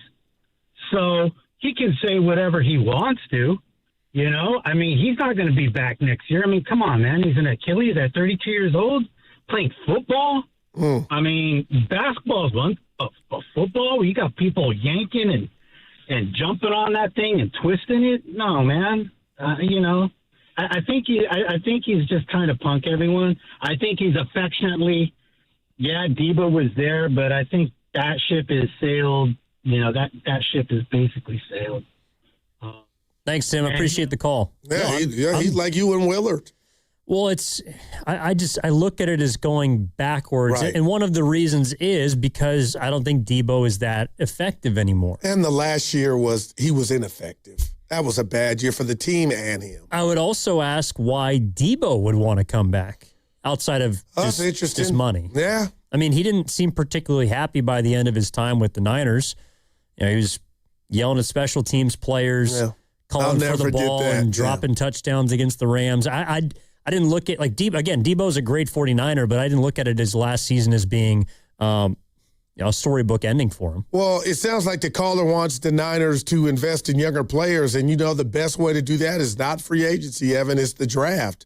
So this is going to be a very important draft. This is going to be, to me, a very important offseason for the Niners via the draft. And, I'll bring his name up again, but do you have a problem if my wish list for the Niners is to get Bosa help? We already know I was on his bumper when he was healthy, but now if you could somehow get a Max Crosby in here to go with him, then you could put me, you, Willard, and Grandy out there to rush the quarterback. Now, Bonte did say something before he left, and you tell me if you buy into it, and it's kind of factual. But Raiders and Niners don't do business. Well, whether they do or they don't, Max Crosby said he doesn't want to play for the Raiders anymore, so he might get traded this offseason. I would ask problem. 9-8? But are we going to spend the offseason? Oh, let me put it this way. I'm now feeling like Giannis again for Niner fans. That's exactly where I was going. Is Max Crosby to the Niners what Giannis is to the Warriors? Oh. I mean, this mythical savior that's going to swoop in and change the fortunes of your franchise. I have my doubts. Like, there's no doubt that someone like Max Crosby would make the Niners better, but you would have to give up a lot to go get him. And the other part about that Kittle clip, which kind of got swept under the rug to me, he said rebuild. They're in a rebuild. Well, I took that as that's what everybody thought this year was going to be, even from the Kyle offseason sound of kind of getting us ready. Remember, we all talked about it. Oh, he's setting it up for, in case they don't have the greatest year. So I think he looked at it as this was supposed to be a rebuilding season, Evan. and our ass got to the second round of the offs. So with a couple of but you're right. When's he coming back? There's so many questions, man. But you gotta get faster and you gotta get nastier. Both lines of scrimmage. That's a big deal, Evan. If you tell me, hey, Guru, what are you doing Saturday? Hey, I got to clean my room. Okay, that's one thing. This is terrible. But if you say you got to clean the garage, that's another thing. And that's what I feel like the Niners got to do, E. You're listening to 95.7 The Game, KGMZ FM and HD1 San Francisco and Odyssey Sports Station. Always live in the free Odyssey app, home of the Golden State Warriors and Valkyries. And now broadcasting from the Laughing Monk Studios, Laughing Monk Righteously Brewed in San Francisco. And another thing I want to get off. Evan, I'm sorry. If you're paying Brock Purdy what you're paying him, at some point, you just having him like Brady early on in his years making his receivers serviceable, it's going to boil down to Brock. Like, we got you, so that's 2 touchdowns. It ain't about what's around you, and right now it's cute and it's real, but I'm starting to look at Brock like, if you're one of those dudes, we got you taking us to the fight, so we should be able to compete just from that standpoint. I know that's unfair, and he needs weaponry, but there's going to come a time, Evan, they better hurry up and get him some weaponry because the clock's ticking, and I look at Brock as one of those dudes. And it can't be, well, Brock doesn't have any receiver. Well, Brock is that dude or one of them. So we should be able to get a touchdown against a top-tier defense like Seattle, like the Rams did, if we're saying that Brock's one of those guys. Well, if Brock is one of those guys, then don't you have more of a window? But after this season, we're talking about how, I heard you and Steiny talking about it the other day, about how like the window's closing because of the Seahawks and the Rams. But if you go get some guys, I'm just throwing Kyle Pitts or Njoku over the... Yeah, and by the way, the report about Max Crosby is from Jake Glazer of Fox. Okay. Max Crosby reportedly, according to an unnamed GM, told Tom Brady he will never play for the Raiders again, for those wondering where that comes from. Wow. And again, health has been not on his side here of late, but he's a dude, Evan. Well, and he was held out the last 2 games of the season. That didn't sit well with him. No doubt. And unlike Bosa, a lot of times, I know a lot of Raider fans, my Yoon thread, he doesn't take plays off. He'll go get you. No, he's awesome. Max Crosby's a really, really good player. And I don't know if with a new head coach, what the Raiders want to do with that. But I don't. And it's not even about if the Niners and the Raiders do business. It's to me about what you're trying to accomplish this summer. Are you trying to remain on the path that you picked last year by saying goodbye to a lot of expensive older players and trusting what your draft classes are eventually going to become? Or do you want to expedite this process for one final shot at it, essentially? And do you think Max Crosby is going to get you past Seattle and L.A.? How about I do this, Evan? I love it, but it'll damn sure help. You know what I mean? And then when we talk about just from a Steph perspective, we know running backs age like dog years, and McCaffrey is special. Evan, how many good years do you think he has left? And then the scary part about your answer before you go is we're worried about if there's going to be an impact like Saquon Barkley, who had that phenomenal season. Not saying that's why that offense wasn't. He didn't do it back-to-back. And a lot of people think that wear and tear from the season before had a lot to do with Saquon. Will that be the same case for McCaffrey with all the touches he had last year? So right now, that's already a fear/question. And I think anybody's being fair about McCaffrey, how he's going to hold up. But I guess that's why you're asking me about that window. But if you can go get you some young Thundercats, then I think you're pushing that window for open.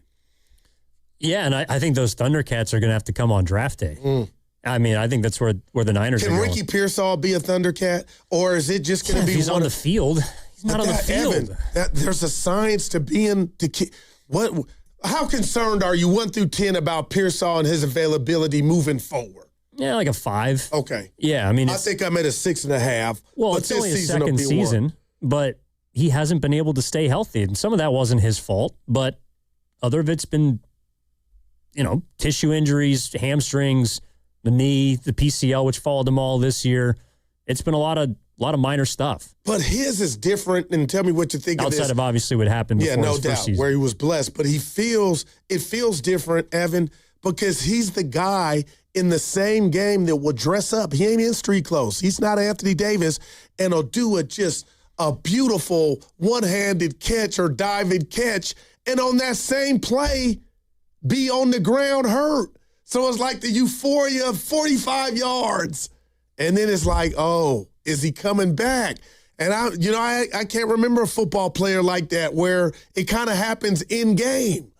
He's out there, great play, and on that great play, you kind of see him get up and he's gimpy. But you're right. You're saying 2 years, so you're at a 5.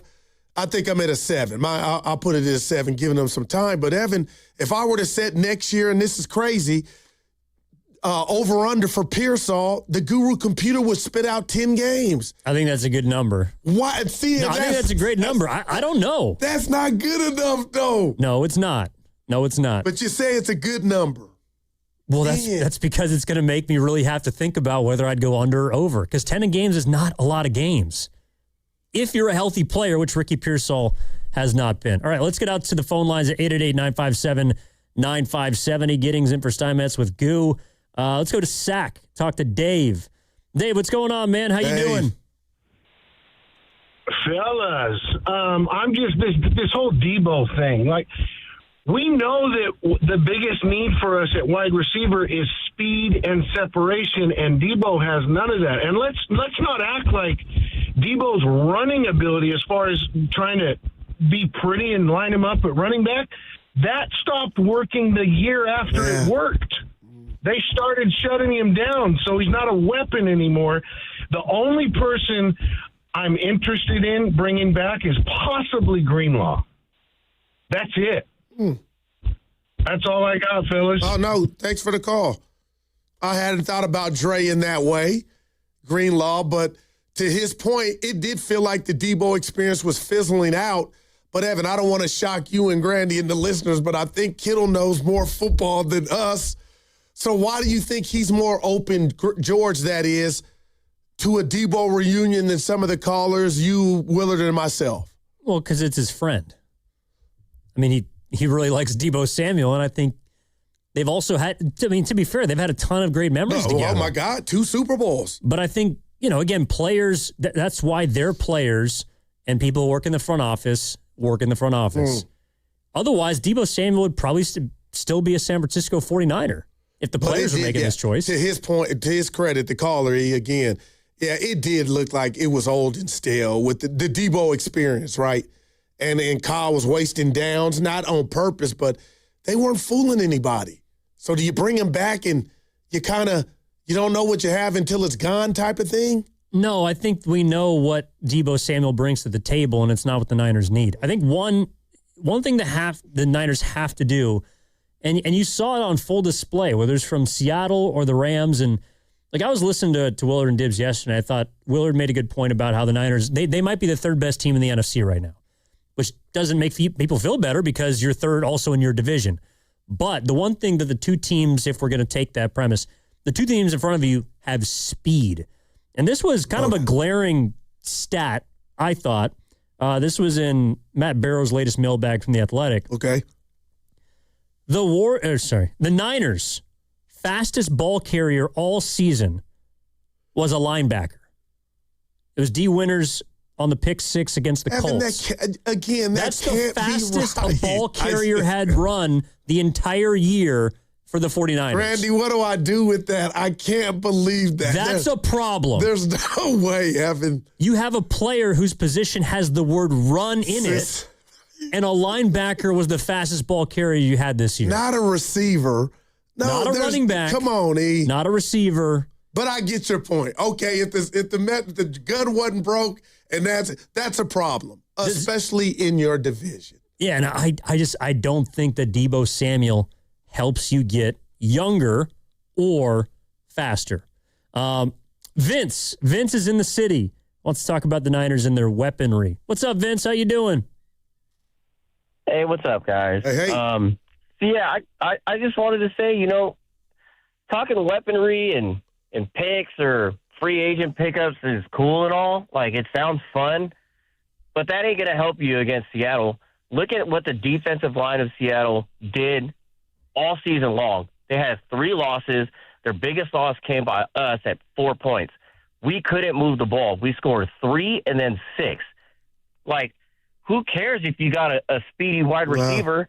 For one, that their secondary play is ridiculous. Like, there's no real holes that you can throw into, let alone having Brock having the time to scan the field and actually find somebody open. How much did he have to scramble just to try to make a play happen? Now, if you are going to go weaponry, I will say this. If you are going to go weaponry, Brian Robinson didn't really do much to help alleviate the run game from CMC. I think you need to go out and find a guy who's like CMC, who can play a similar style. And the only guy that really comes to mind who's a free agent is probably Travis Etienne, or you could try to go get Rico Dowdle. But, again, none of that's going to help you against Seattle because their line is ridiculous. Like, they plug all the holes. They set the edge.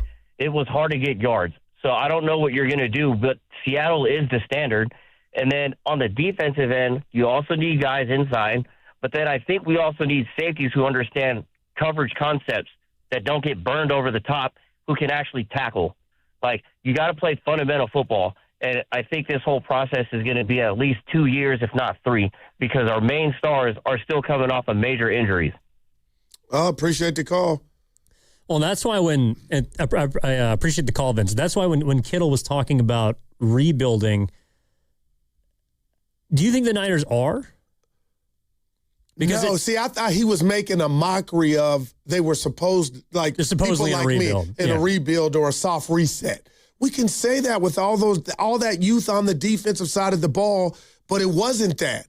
Because when you rebuild or do a soft reset, you don't get to the second round of the offs. You don't get to week 18 and play for the number 1 seed. So that's why on so many fronts, I feel so good about what the 49ers accomplished. But the reality is, if we do a draft receiver-wise in that division, the Niners are nowhere, right? Because of what Seattle and the Rams got. This is crazy, Evan. Tell me if I am. Seattle won the Super Bowl, but I feel like Seattle and the Rams won the Super Bowl because the Rams went 15 rounds with Seattle when the Niners couldn't score a touchdown. So now I feel like there's a two-headed monster, like you said, Willard said, in their division that have more weaponry than you do. So how do you fix that? Right now, if that stat is correct, I can't believe that, and that would hurt. There's no way my running back or receiver don't have that title of so you got to get faster. How do you do that? And then my last thing about Kyle. You might have Marshall Faulk in his prime, but Kyle seems like he's so in love with McCaffrey, nobody else is getting touches.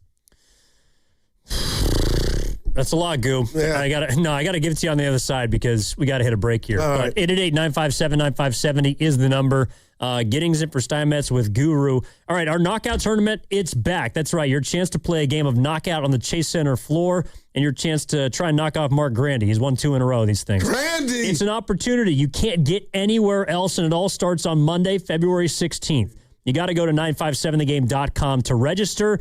That's 957thegame.com. If you're registered starting Monday and all week long, listen for your name, 7:30 in the mornings, 12:30 middays, 3:30 afternoons. You'll have 9 minutes and 57 seconds to call the contest line. Each show will be giving you a chance to win all week long. For more details and to register, go to 957thegame.com right now. Running a business means wearing multiple hats. So if you're like me, you probably started out using your personal phone, taking client calls and texts nonstop. As my business grew, I needed something smarter. That's when I switched to Quo, the #1 business phone system. Quo works right on your phone or computer. No carrying 2 phones, no clunky landline, just one easy app you can try for free. Your team can share one number and handle calls and texts together like a shared inbox. Any teammate can jump into the conversation so customers get faster responses. And Quo's AI assistant summarizes your calls and responds to customers 24/7, so you never miss a lead or opportunity. All this starts at just $15 a month. That's basically 2 coffees. You can even keep your current business phone number. Find out why 90,000 businesses trust Quo. No missed calls, no missed customers. Try Quo for free at quo.com/sports. That's quo.com/sports to try Quo free. QUO.com/SPORTS. Saturday on the CW. Driver, start your engine! The new NASCAR season roars into action at the Daytona International Speedway with all new drivers, new rivalries. Somebody needs to break his teeth in. And a brand new name. The NASCAR O'Reilly Auto Parts Series. Buckle up for pure raw racing live from Daytona. Let's turn them loose! The NASCAR O'Reilly Auto Parts Series. This Saturday at 1 p.m. on Cron 4, the CW. Hey, it's your boy Guru. Every time we put a rat on the table during our show, it's brought to you by Atco Pest Control. Atco Pest Control is a family-owned local business proud to provide pest control in the Bay Area for over 35 years. Atco uses natural methods to give you a peace of mind and keep your family out of harm's way. Quality pest control doesn't have to empty your savings either. Don't wait. Go to AtcoPestControl.com for all your pest control needs. They got you covered. Why'd I go to the doctor? Working on the farm, my heart kept skipping a beat. I didn't think much of it, but my daughters made me get checked out. Turns out I have atrial fibrillation, which increases the risk of stroke about 5 times. Symptoms like irregular heartbeat, heart racing, chest pain, shortness of breath, fatigue, or lightheadedness can come and go. But if it's AFib, the risk of stroke remains. If you have symptoms, contact a doctor. I'm so glad I did. Visit notimetowait.com. Sponsored by Bristol-Myers Squibb and Pfizer. Visit Friedman's Appliance in Pleasant Hill to see the full selection of Thermador appliances. Thermador provides a range of possibilities, from refrigeration to dishwashers or cooking with steam or convection. Come into Friedman's Appliance, and right now, you can receive up to 3 complimentary gifts with qualifying purchase. See all Thermador appliances displayed beautifully in live working vignettes at Friedman's Appliance in Pleasant Hill and at friedmansappliance.com. All guests on 95.7 The Game appear on the River Islands guest line. Dub Nation, this is Jimmy Butler, and you never know when I'll be on the River Islands guest line. Dub Nation, this is Stephen Curry, and you never know when I'll be on the River Islands guest line. So make sure to keep it locked on 95.7 The Game. River Islands in Lathrop is the best-selling master plan community in all of Northern California. With its lakes, parks, trails, and collection of new home neighborhoods, the good life can be your life. Isn't it time for you to discover the islands? 95.7 The Game and Great Clips have teamed up for the new basketball season. We want our listeners to look fresh with a great haircut from Great Clips. Each week, we'll pick a lucky winner to score a gift card. For a chance to win, courtesy of Great Clips, enter online at 957thegame.com. 1-877 Cars for Kids. KARS Cars for Kids. 1-877 Cars for Kids. Donate your car today. 1-877 Cars for Kids. KARS Cars for Kids. 1-877 Cars for Kids. Donate your car today. Ready to get rid of that old car? Donate it to Cars for Kids. Call 1-877-CARS-FOR-KIDS to reach a friendly live agent. Donation is super easy, and your car can be picked up as soon as tomorrow. Call us now, 877-CARS-FOR-KIDS. That's cars with a K to donate your car today. 1-877 Cars for Kids. KARS Cars for Kids. 1-877 Cars for Kids. Donate your. Did you know you can donate real estate too? Go to carsforkids.org. That's carsforkids.org. Hear that? That's the sound of your life. Perfectly imperfect. Beating in rhythm to the world you've created. But every time you drive after drinking, the music gets drowned out. Your life sounds pretty great. Don't let a buzz ruin it. Buzz driving is drunk driving. Don't drive buzzed. A message from NHTSA and the Ad Council. This is the story of the one. As the purchasing manager at a manufacturing plant, she knows the only thing more important than having the right safety gear is having it there when you need it. That's why she partners with Grainger for auto reordering, so her team members can count on her to have cut-resistant gloves on hand, and each shift can run safely and efficiently. Call 1-800-GRAINGER, click Grainger.com, or just stop by. Grainger, for the ones who get it done. You've got a big day, So you use Unstoppable scent boosters to give your laundry non-stop freshness. So no matter how long the day goes, you can't stop this power, this walk, this pose, this strut, this look, this talk. Your clothes will be so fresh you can confidently strut into that end of the day meeting like a bosses. Let's talk business in my office. Add new Unstoppable beads to your wash for 24-hour non-stop freshness so you can smell unstoppable.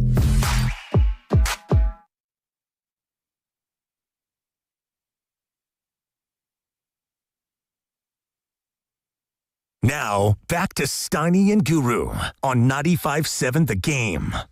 Speaking of Fabby, go ahead. I'm going before you now. Just what's going on with me? Well, we were talking about some of your traits, and that was one right there. Well, I was going to tell you I stopped by Fabby Davis's. Yeah, put that on something. So, I know he's been going through it lately. So you showed up to show support? Yeah, Jesse's, and beautiful spot. Usually they have the open mic. It was after the Super Bowl, Evan, so they were just getting ready. But I had to work, so I was being responsible. But we did. I know you were. Came and pay homage to Fab, friend of the show. Oh yeah. Yep. No, Fabby Davis. He's a good guy. Does a lot for his community. Don't get invited to the celebrity games. I'm not a celebrity. Where are there celebrity games? He's always in the hoop ones, and I look at Willard. He's always in the hoop one, and I want to be a part of it. I just never get the invite. Like they had Oakland, San Francisco. I'm from the Union, but they had Oakland. Oh, like Barry Media or entertainers. Yeah. What do they go play at Oakland Arena? Different venues. But Grandy, I'm beating Grandy in a knockout. I can feel. Well, you got to be one person first before you go at the King. Like you're bothering me a little bit, but it ain't. You come at the King, you best not miss. Go, hold on. So you said. Go ahead. You're coming for me, and you're going to knock me out. I asked you during the break, do you want to go second behind me? And you said no. That's why I'm not the annual pinata this year. It's somebody else. That's how you knock me out, is if you go behind me. No, I'm just going to mix in. That's what happened relax, last year. Because you, Willard, and I got to give Willard, Carter, they were balling, except I scored on Willard. One of my best videos. Are you saying that because he's in the other room? Oh, is he there? I didn't see you. 2 years ago, dude. You got to let that one go. Oh, it'll never die. I didn't see you, baby. It'll never die. But Will was playing D. But yeah, Grandy, you did it twice. We got to knock you down, man. So I'm looking forward to it. Well, the biggest issue about last year, but by the way, you also went second and last year. And I heard Diaz, remember Phil did. He goes, I thought I was going to be here at least 30 minutes. Yeah. I didn't know I had to do intel for 2. I was completely fine doing the show for however long we needed to. But the guy whose feelings was hurt was Dibs because we were on the air for probably 6 minutes. He wrote a monologue. He had all kind of stuff ready to get off, and it was short-lived. Yeah, he had a lot of material. And again, this is all based around a knockout. February 16th, we're going to start to reveal who will be in knockout. But right now, go to 957thegame.com to register. Just real quick from the 650, just back to the Niners. If you want them back or not, Evan, I think I have my answer. He did help this Niner running game. For whatever that's worth. I think we know that. I didn't see this running game taking the step back. I believe it did collectively. Thinking, Debo's gone, no harm, no foul. But I just really think there's something to, and you tell me what you think, Evan, just giving them that. Forget bringing them back. That's up to them. But Debo did help the running game. Did he help it 2 years ago when they went 6-11? I'd have to look at the number. Well, I mean, I don't know him off the top of my head, but I don't remember Debo Samuel making the running game all that much more impressive. Jordan Mason was, everyone likes to say, he was leading the league through 3 weeks or 4 weeks, but they still couldn't get in the end zone with him or without him. Yeah, and I'm just, I'm being football dummy because that's what I am. But there is something to when you're a defense, you're a player, or you're a coordinator, and 9 out of 10 times they're going to hand it off to McCaffrey. That's so much easier to think about than when you see Debo when he was in his prime in motion and he might get the rock or lined up in the backfield. It's what helped them get to 2 Super Bowls when it works. That stuff is like a whole nother, now you're adding stress majorly to defenses as opposed to them getting comfortable, knowing your wideouts ain't no threat. And I know they had Ayuk then too, but man, they definitely got to get faster, Evan. They have to do something to alleviate pressure and They have to load manage Christian McCaffrey. What tells you Kyle will even? I thought this was going to be the year they would do it. By him not being on the field. No, but he came off injury and he allowed him to get the ball 400 plus. I'm just asking people, what makes you think now Kyle's going to proceed with caution? Well, when he's got a regular offseason to just chill, get stronger. When it comes to running the ball, would you say their running game was effective this year, even with Christian McCaffrey? No, Evan, not to their standards. I don't think it was either. Okay. I think McCaffrey as a dual threat was incredible. What he did this year was nothing short of unbelievable. I'm in that same line. With how much he actually had to handle. No doubt. What I'm saying is if you want to improve the running game, I think this year is evidence that it cannot be just on Christian That's McCaffrey. Interesting. And maybe it's another running back. Do you draft maybe an it's a Swiss O-lineman? Army knife. Maybe it's you investing a ton of money this offseason in a better guard, a better center. Maybe you draft a left tackle of the future. Who did Bonte was? There's one guy. Was it Baltimore? Somebody. Tyler Lindenbaum is a guy that has been linked to the Niners. I said he got me on him. Okay, I got you. But that way, you got a proven commodity if something like that were to happen. Yeah, and look, in 2021, Debo was the running game. Man, but that's a long time ago. You're right. He was a bad dude. We saw how quickly 1 year can turn around also in a positive manner for the Niners because 2 years ago they were out of the playoffs. This year they won a playoff game. Now I'm going to do this because Steiny's not here. Evan, they're not going to have a last place schedule next year. No, they're going to have a second to last place schedule because they came in third. Well, they got to, wow. Yeah, so it should be tougher. But look, I mean, I think Brock Purdy proved that even without a stellar cast around him. I mean, shoot, when he came back from injury, they go 6-1 down the stretch of that season? So he can beat some teams that aren't, he beat the Bears, who are a playoff team, in a shootout. Yeah, no, you're right. But this is what I love. I'm about to give it to you. So from a Kyle standpoint, and I've called him the boy genius, and I've come down this road for his play calling at the end of mainly the Super Bowls. But Evan, I don't think as his tenure as a Niner head coach, a guy like McDonald from Seattle has had Kyle's number the way that McDonald put that on Kyle's offense. We'll just keep it to that for this discussion twice. So I'm eager to see what Kyle's going to do in the lab because you need the offense needs major lab work. For McDonald to shut you out twice and be the maestro of that defense, and then they go win the ball, I guess what I'm saying to you, partner, is those are big-time problems. And I don't remember a D coordinator. And Fangio has some success, but they weren't playing twice every year. Schwartz, good call. But now you got a Schwartz or those dudes in your division.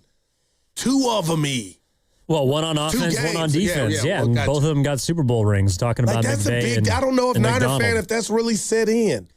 Well, Philadelphia also had a world beater of a defense that people just thought were going to run it back the next year, and they fell apart this year to an extent that the Niners went into their house and beat them in a playoff game. That happened. So, but that's what that is in a sense what you're kind of hoping for, that Seattle regresses, you improve through the draft, the free agency, and you build on what you had this season, get some guys back healthy, and try and make a run at it. No doubt. 888-957-9570 is the number. Giddings in for Steinmetz alongside Guru. Let's go out to San Francisco and talk to Robin.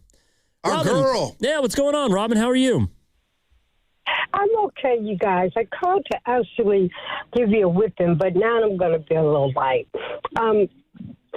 About Debo and his running. I think Debo was the energizer of the group, and also you already stated you took my glory. He put them on his back and ran and received. Was that 2 years ago?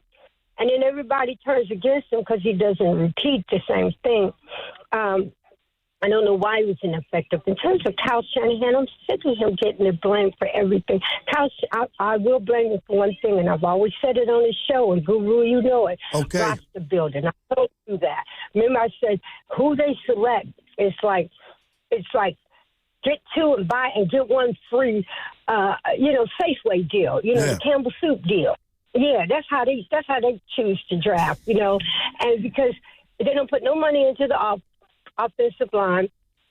understand certain positions are hard to get, but it's good grief they put in, because Kyle Shanahan once said he believed in building a team inside out. That means defense first. Well, it ain't working, baby. That offensive line, I don't care if you got Tom Brady behind him. They got you need blocking to run, and you need blocking, period. And the 49ers run game is contingent upon is based on the lack of blocking. They can't block. They can't work the down. So I disagree that I think that the problem with the 49ers, you can disagree with me, is how they build a roster. Some of them players, you don't even know who the hell they are. But look who is out there now. We got depth. We get back healthy players, maybe pick up one or two in the draft, and continue to develop what that was out there. We can kick Seattle's ass. Bye, you guys. Thanks, Robin. Yeah, well, I love her. Positivity. Maybe you can help me with this, Q. And it's, have the Niners not built two teams that have gone to a Super Bowl? To the point to where it's just sickening that I'm sick for them. They haven't won. Yes, they were Seattle before Seattle. Yeah, they just obviously didn't win the Super Bowl. Had Patrick Mahomes down 10 twice. 2019 was the first time, and I thought Robin was going to say the coin toss blunder, but go ahead. Yeah, but they built that team, or those two teams, really, like a 5-year span when he went to 4 NFC championship games. You built it through the draft. And I think that they're in the process of trying to do it now. Yeah. And it may not pop, but trying to have the 49ers, just like we're talking about the Warriors all through up until the trade deadline, and now it's like people want them to skip steps. Oh, that's interesting. That's not how this works. You don't look at free agency as skipping. No, hell no. Do you skip steps? Well, you can. You can find a quality player, but the odds that the Niners are going to go out and find their Kevin Durant in free agency, I guess I just don't see that. But would Crosby be close to that? To me, he would. Well, you'd have to trade everything under the sun for him, no? Because Renardo Green, Upton Stout, all their jobs, the linebackers, when you got a disruptive front, everybody is better because of it. Evan? So I'm just picturing Bosa with, Michael Williams when he comes back. And I know he's supposed to be better against the run and, getting after the passer is not his thing. But he's still up there. He's a big dude. You got Collins. Man, what if you could add, that type of player in Crosby? Like, that's who I am. I'm not playing fantasy football, but it's like, damn, that would help a whole or fast forward a whole lot of years that you would wait for something you would draft for, I guess I'm saying. Well, yeah, you're always looking to draft a Nick Bosa or Max Crosby, and to go out and get it is one thing too. And if the Niners were a Max Crosby away, that would be something that I would absolutely consider selling everything under the sun for. I guess I'm just not of the belief that the Niners are a Max Crosby away. And one of the reasons why they're in this position where they haven't had a ton of top talent is because you traded 3 first-round picks for a quarterback that you eventually moved off from. That's like, I hate that's doing gonna set this, you back. But that's the Warrior thing with the Wiseman. Now that's setting you back, Yeah, and now they're trying to find pieces and moves that can sweep all those missed picks under the rug. It's like you gotta bite the bullet at some point. That's why I found it interesting. And I know you were saying he's being facetious and kind of making fun of the whole rebuild thing, but we'll bring it up to the boys when they come in. I do think the Niners might be closer to rebuilding. Oh no, like I think they're trying to do it while competing. This is from the left corner of the farm by the lemon tree, Evan, out of left field. When I tell you, could you give me a couple teams in any sport that you feel were so good, loaded, that didn't win it and got close, like the Niners? The 19, I will not wash that away. That was the great Mahomes, but they were in his, I'm telling you, man, Andy was nervous. They were up 10, 5, 6 minutes left. Okay, neither here nor there. 23 was worse. You think so, E? They were the better team. They just were. Oh, E. I think. And the defense held Kansas City from winning the game in regulation, And that's why I thought Kyle would use that as I wanted to give my defense a breather. That's why I took the ball. And I think if he could have finessed it different, that would have hit different. He didn't even use that as an excuse. But, Evan, you think that one was worse, huh? Yeah, because I didn't think the Chiefs were as good as they were in 2019. But you had Tyree. Yeah, both times they run into Mahomes. But this is the thing, too, is I think the Niners were the best team. They didn't have the best player in the game. But that's what stings, I guess, if I was going to put my 49ers fan hat on. What stings about watching the Super Bowl on Sunday is Seattle, obviously, was the best team. But they took care of business even against the second best team, who was L.A. No doubt. It wasn't the Patriots. But the Patriots was a game that clearly was off the start. You can come at me, but I do have to say again, I'm putting my Rams hat on. Shout out to my boy Pete Lawrence. They were aided in a football, a special teams turnover that helped them, but we could easily, and it looks like I don't even got to sway you on that we could easily be talking about maybe the Rams winning the Super Bowl. That's what scares me is like you got two monsters in your division. Well, I don't mean to take a victory lap here, but before the offseason, we were talking about who would win the Super Bowl. One of the reasons why I thought the Rams would not is because they were the worst special teams unit in football. Man. All right, and it came back to bite them. It had nothing to do with their offense, and their defense was really good too. Yeah, it was a little disappointing at the end, but yeah. Yeah, and they need some help. And also, the difference was if the Rams had, and I know at the end of the season they were kind of, I would say, load managing. They're trying to get ready for the postseason. Okay. But if you don't drop that Thursday night game to the Niners all the way back in Week 5, maybe you're setting up to try and win the division and get the 1 seed, so you have a bye week. Instead, that game was where? It was in Seattle. Also, a Thursday night game later in the year. You lost by 1 point to the Seahawks on a cockamamie 2-point conversion. Wow, man. You win that game, you're playing at SoFi Stadium, and you're not playing at Lumen Field. I got you. Wow. Seattle was the best team, but the point was they took care of business against everyone that they should have beaten. And someone said it earlier, and they're correct. The largest loss they had this year was against the Niners in Week 1. Just think about that. That's pretty crazy. 888-957-9570 is the number. Let's go to Chris, who's in Hayward. Chris, what's going on, man? Good afternoon. What's up, fellas? How y'all doing? Hey. Awesome, man. What's up? Yeah, I'm just calling. Earlier I heard you guys talk about the Niners are close to rebuilding, and I don't think so. The team played well. How decimated they were with injuries, they played great this year. Yeah, they didn't get deep into the playoffs, but hey, we weren't going to get deep anyways with all those injuries we had. And we're not a Max Crosby away, but we are a Max Crosby from at least being in the NFC Championship. And if we could at least really this time put focus on the offensive line, this team is most likely that much closer to getting back to the Super Bowl. I got you, Chris. No, appreciate the call, man. Look, there's no doubt that someone like Max Crosby would make the Niners better. Okay. He'd make any team better. Right, and that's what I was going to... probably wants to still keep him. Yeah, but that's what I was going to throw back to you, Evan. Okay, let's just say you are right, and there are Max Crosby, more than a Max Crosby away, but don't you got to take it one step at a time, brick by brick, you get the Max Crosby. Then you see what you're still lacking and hope you can get it, but I bring that up because it might be too unrealistic to get everything you want in one offseason. That's when I say skipping steps. That's what I'm talking about is just, okay, you get Max Crosby. That's a massive contract. That might be your only move. And it's going to cost you a lot of capital.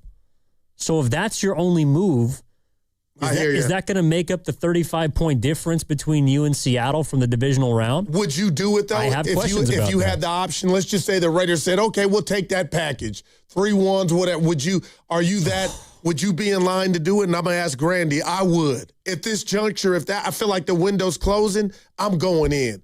Yeah, McCaffrey's got 2 more good years, maybe? Yeah, 3? I'm going to be honest. I would not trade 3 first-round picks for Max Crosby. Grandy, would you do it? Probably not for 3. 2? Yeah, I'd do it for 2. Look at my guy. He's still... You're the dog sniffing the bowl like, how you feeling it? Evan, you hold it. You're doing Steiny. You hold on to the pigs. I ain't mad at you. You're in this position because you forfeited 3 first-round picks. I'm not trying to give up any more. You know what? I love you saying that, but I gotta double back and say, yeah, they did that thinking that dude was going to be the guy, and obviously he wasn't. But when they didn't do the deal thinking, oh, this is gonna blow up in our face. They were thinking we got the dude for the next decade, But so one of the reasons why Crosby, or just the singular entity that is Max Crosby, I'm put off by it, is what the Niners really need is to find replacements for all the guys they said goodbye to last summer. Like, they need a better version of Debo, which is why I'm not. I wouldn't be inclined to bring him back. Greenlaw. You need a better Greenlaw. Greenlaw can still play, but you need someone like him or someone better than him. Charvarius Ward, another corner. You need him. You got rookies and young guys running all over the field next to Lenore. You need a better Hufanga because your safeties are not very good. He balled. I'm just saying, you need to replace all these different parts. I mean, shoot, even someone like Aaron Banks, who wasn't great his last season with the Niners, might have helped. You need better versions of all the guys and I think reasonably said goodbye to. I also don't look at the defense. I know it's crazy to some. I don't really look at the defense as the biggest issue right now. Well, I do in this sense. That big red cross. And that big red cross, shout out Randy, that big red cross symbolizes, we're being proactive. Fred's going to come back. But, we don't know till we see him, right? Is he going to be the same Fred? And I get I'm 99.9% he will. But on top of that, your best defensive lineman's coming off a serious injury. We don't know when he's going to be ready. So, Evan, that combination of, we obviously know we need more talent, but our gladiators are hurt as well. There is a price to, not even a price, just the mental warfare of how close are our guys going to be back from coming back from their injury. So not only do you need talent, you got to hope that that's on your side, that Fred's Fred and doesn't even look like he got hurt. Bosa's Bosa doesn't even look like he got hurt. But what if there's some delays in those things? That's a part of how good this team could be next year as well. But that's why I would be more of a fan of doing it naturally, is because you're right. You can't count on Nick Bosa being better than he was before his second ACL. You can't count on, I think Fred Warner's probably the most dependable of them. Yeah.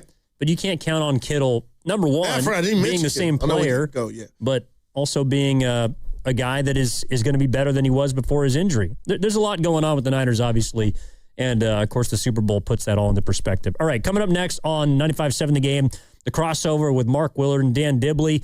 Giddings in for Steinmetz with Guru. Hopefully Stein's going to be back tomorrow. All that is what's coming up in the game, brought to you by Fremont Bank, here for you, here for good.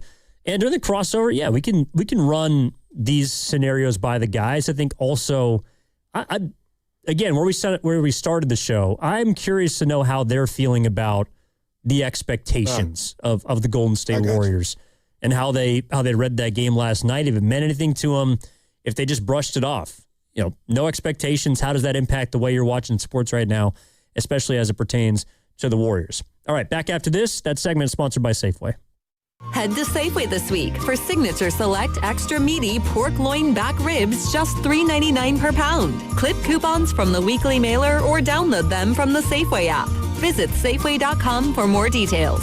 See you in the aisles. We've all been there, sleepless nights, wondering if your business's security service is really protecting what matters. At Bay Alarm, we can put your security insecurities to bed. Our advanced technology and personalized support ensure you can rest easy knowing we're here for you. BayAlarm.com. That's another amazing run by Team USA. Mom, think I'll be on Team USA one day? Well, I'll take this one. Are you speaking to us? Yes, and to answer your question, anything's possible, especially with Xfinity. So, I can be the best snowboarder ever?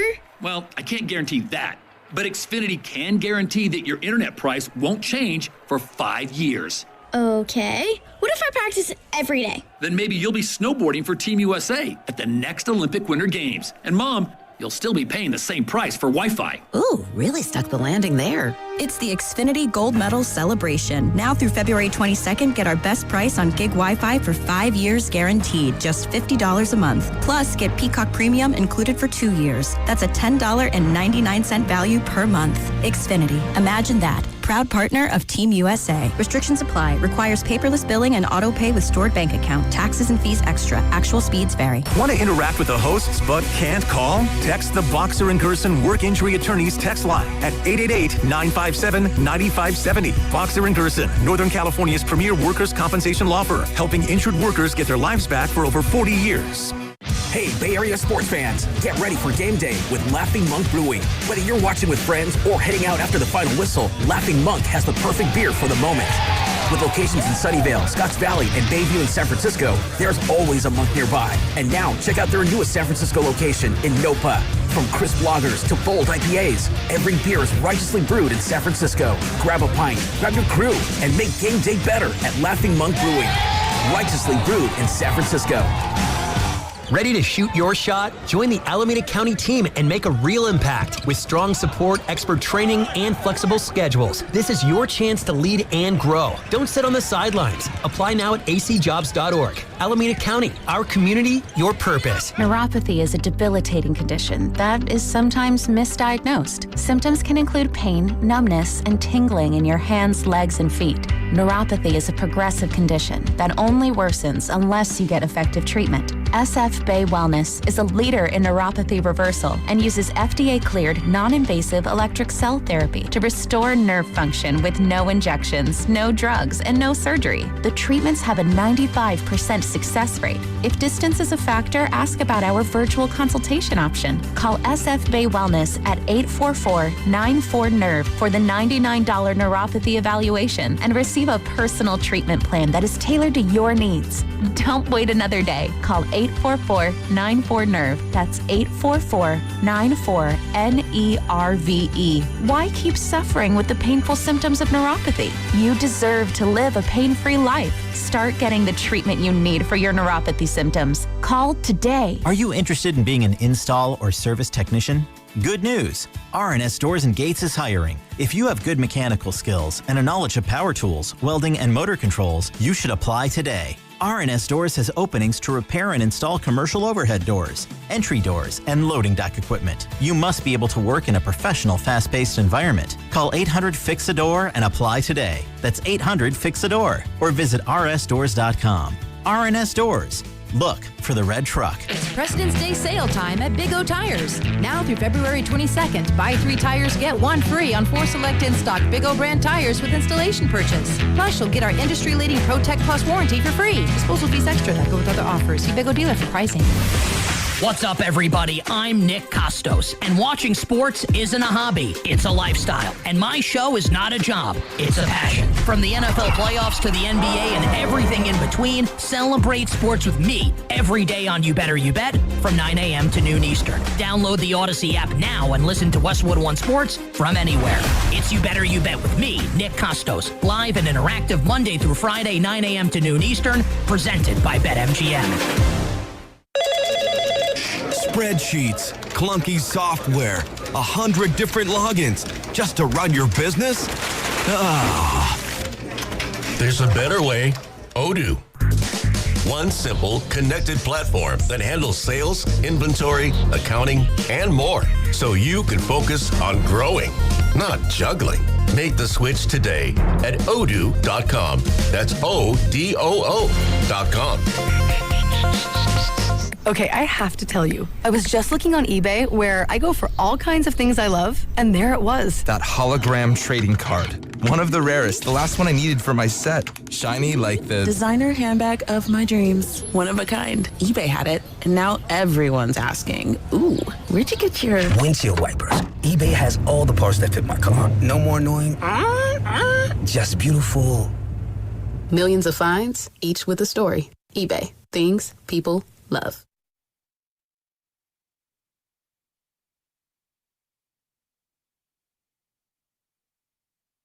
Now, back to Steiny and Guru on 95.7 The Game. All right, it's time for the crossover, brought to you by Bay Alarm. Rest easy, we've got you covered. BayAlarm.com. Giddings in for Steinmetz Guru, Mark Willard, Dan Dibley. What's up, boys? How we doing? Well, oh yeah. Are you okay? On? Are we on? Is this thing on? Yeah, we're on. Hi. Is this thing on? What's going on? Hey. I'm having a midlife crisis. NBA fighting, and I love it. What's that say about me? And I'm a father. I'm a lover, not a fighter. But why did I like the fights? The Pistons are always involved. It doesn't matter what generation. That's the one thing that blends us all together. But it was a real one. There's always one player. I know. Well, it's just, Isaiah Stewart. how many games he gets suspended? Stewart for coming off the bench. Well, considering it's a beef stew and he's been in the mix before, I got him for 5 games. That's what I told Evan. Evan goes, nah, he's in the system. He got prior. 10's a little hot. That's a little hot. 10's a little hot. I was thinking 3. 3? Yeah, but what the hell do I think it's 3, but it's upgraded to 5 because he's done the thing now a few times. He always seems to be in the mix. LeBron, The reason why I'm kind of with you on liking it, because they showed that they cared. And our Warriors did that too. We'll get to them. They cared. Utah's got stars. They're sitting. Okay. Memphis is like, oh snap. We might actually win this game. Evan's like, he's on Ty Jerome's on a minute restriction. Ty Jerome. They didn't want to win that game. He just is. They're on a wins restriction. So was Utah. Who won last night? Let's separate Memphis and Utah for a second. All right. Memphis is winning the game by 10. You shouldn't need your best players to win that game. You just needed a bucket. A bucket. That's all you had 5 minutes and you needed a bucket and you would have won the game. But you didn't do that. So that's different, and let's not act like Ty Jerome's a star. Utah. He was last night. The one that got away. He was pretty good. Utah is unapologetically sitting dudes who make $250 million. Yeah. And you're sending 3 first-rounders across the country for, and you're staring at reporters after the game going, what? What? Yeah. Why didn't you play your guys? Because I didn't. This is bad for the league, It's horrible for the league. I want to shake Adam Silver. What are you doing about this? And what can he do? I'm with 3 smart gentlemen. They're 1-1 since the deadline. But what can Adam truly do to stop this? With the draft right now, this is the most I've ever watched college hoop. I love it, but there are some dudes, and I'm wondering. Then take a draft pick. Are they taking more heavy because of. Then take a draft pick. So that's what you would do. Get their attention. You're in charge. Take a draft pick. Warn them. You do that again, and I'm going to swing at you. Now you would have their attention. And then you better do it. This is the same commissioner who walked to a podium and said, I am banning Donald Sterling, clap, clap, for life. You have all of the juice. And you are absolutely letting this league fall apart. Man. Do something. Well, what you could do is what my old fantasy baseball league, rotisserie baseball, did to prevent tanking, because they made it so if you came in last, you get fewer keepers than the guy who came in like 8th. So you would do like a bell curve where incentive. If you're a team that is like, I don't know, 17th or 18th best, you actually get the best chance in the lottery.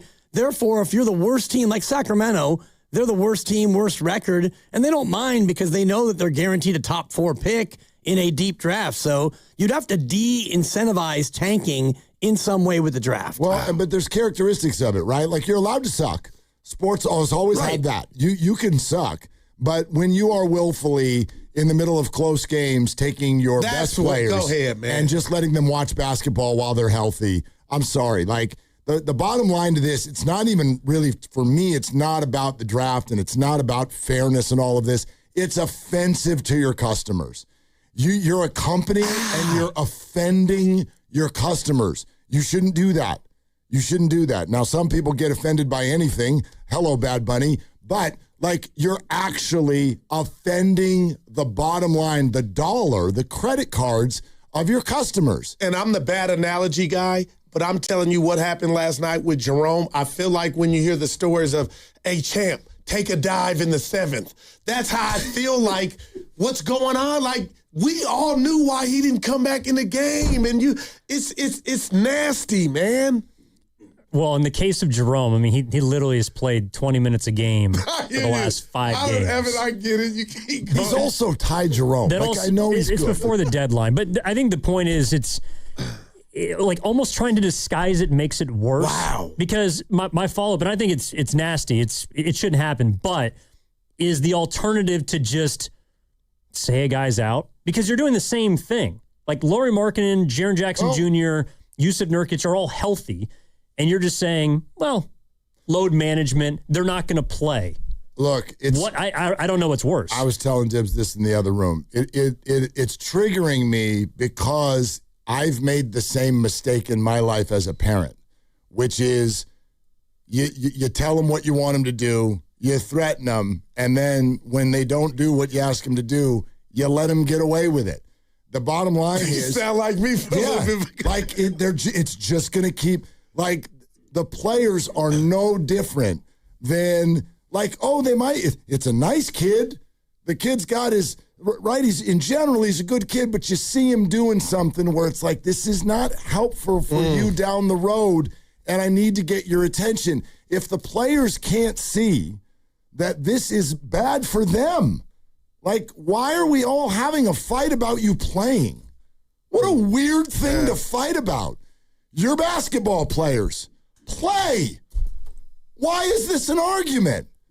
I don't understand. Well, how did we get here? Because if you don't play, you still How get did we paid. get here? Well, then let's do something about that. Yeah, and that's a tough one with the union, but it's actually, I mean, I get it. It's tough, but you can win. You're the owners. You win every time. you can. And for me, you have to incentivize the teams to actually try. So if you made the lottery, not that you make it non-existent, but you reward the teams that actually push to be, I don't know, 11th best in their conference. Those are the teams that get the most ping pong balls. So, but how do you know if they're doing that? Just by wins, right? Well, you would be trying to win. So if you wind up like with the best record of non-playoff teams, then you get the first pick in the draft because you tried like heck to do that. At all. I am wow. Or just do away with the balls. I know there's not actually balls anymore, but like do away with it completely. If you don't make the playoffs, you all have an equal shot at the first pick. All of you. Yeah. So, but how would you determine when they pick? It would still be a random lottery, but draw them out of a hat the same way we do our fantasy David draft. Stern Whatever. And Pat Ewing, do you know what I mean? It was, like just do away with this. Yeah. It's terrible. It's benefiting no one. That's what I don't get. Who is winning here?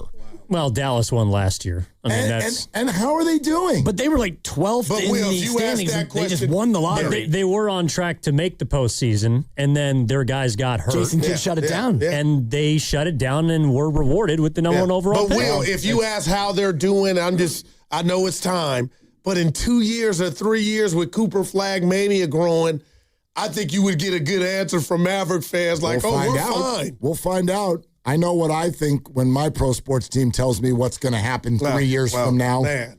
We're going to be good. Yeah, right. Let's see it. Let's see it.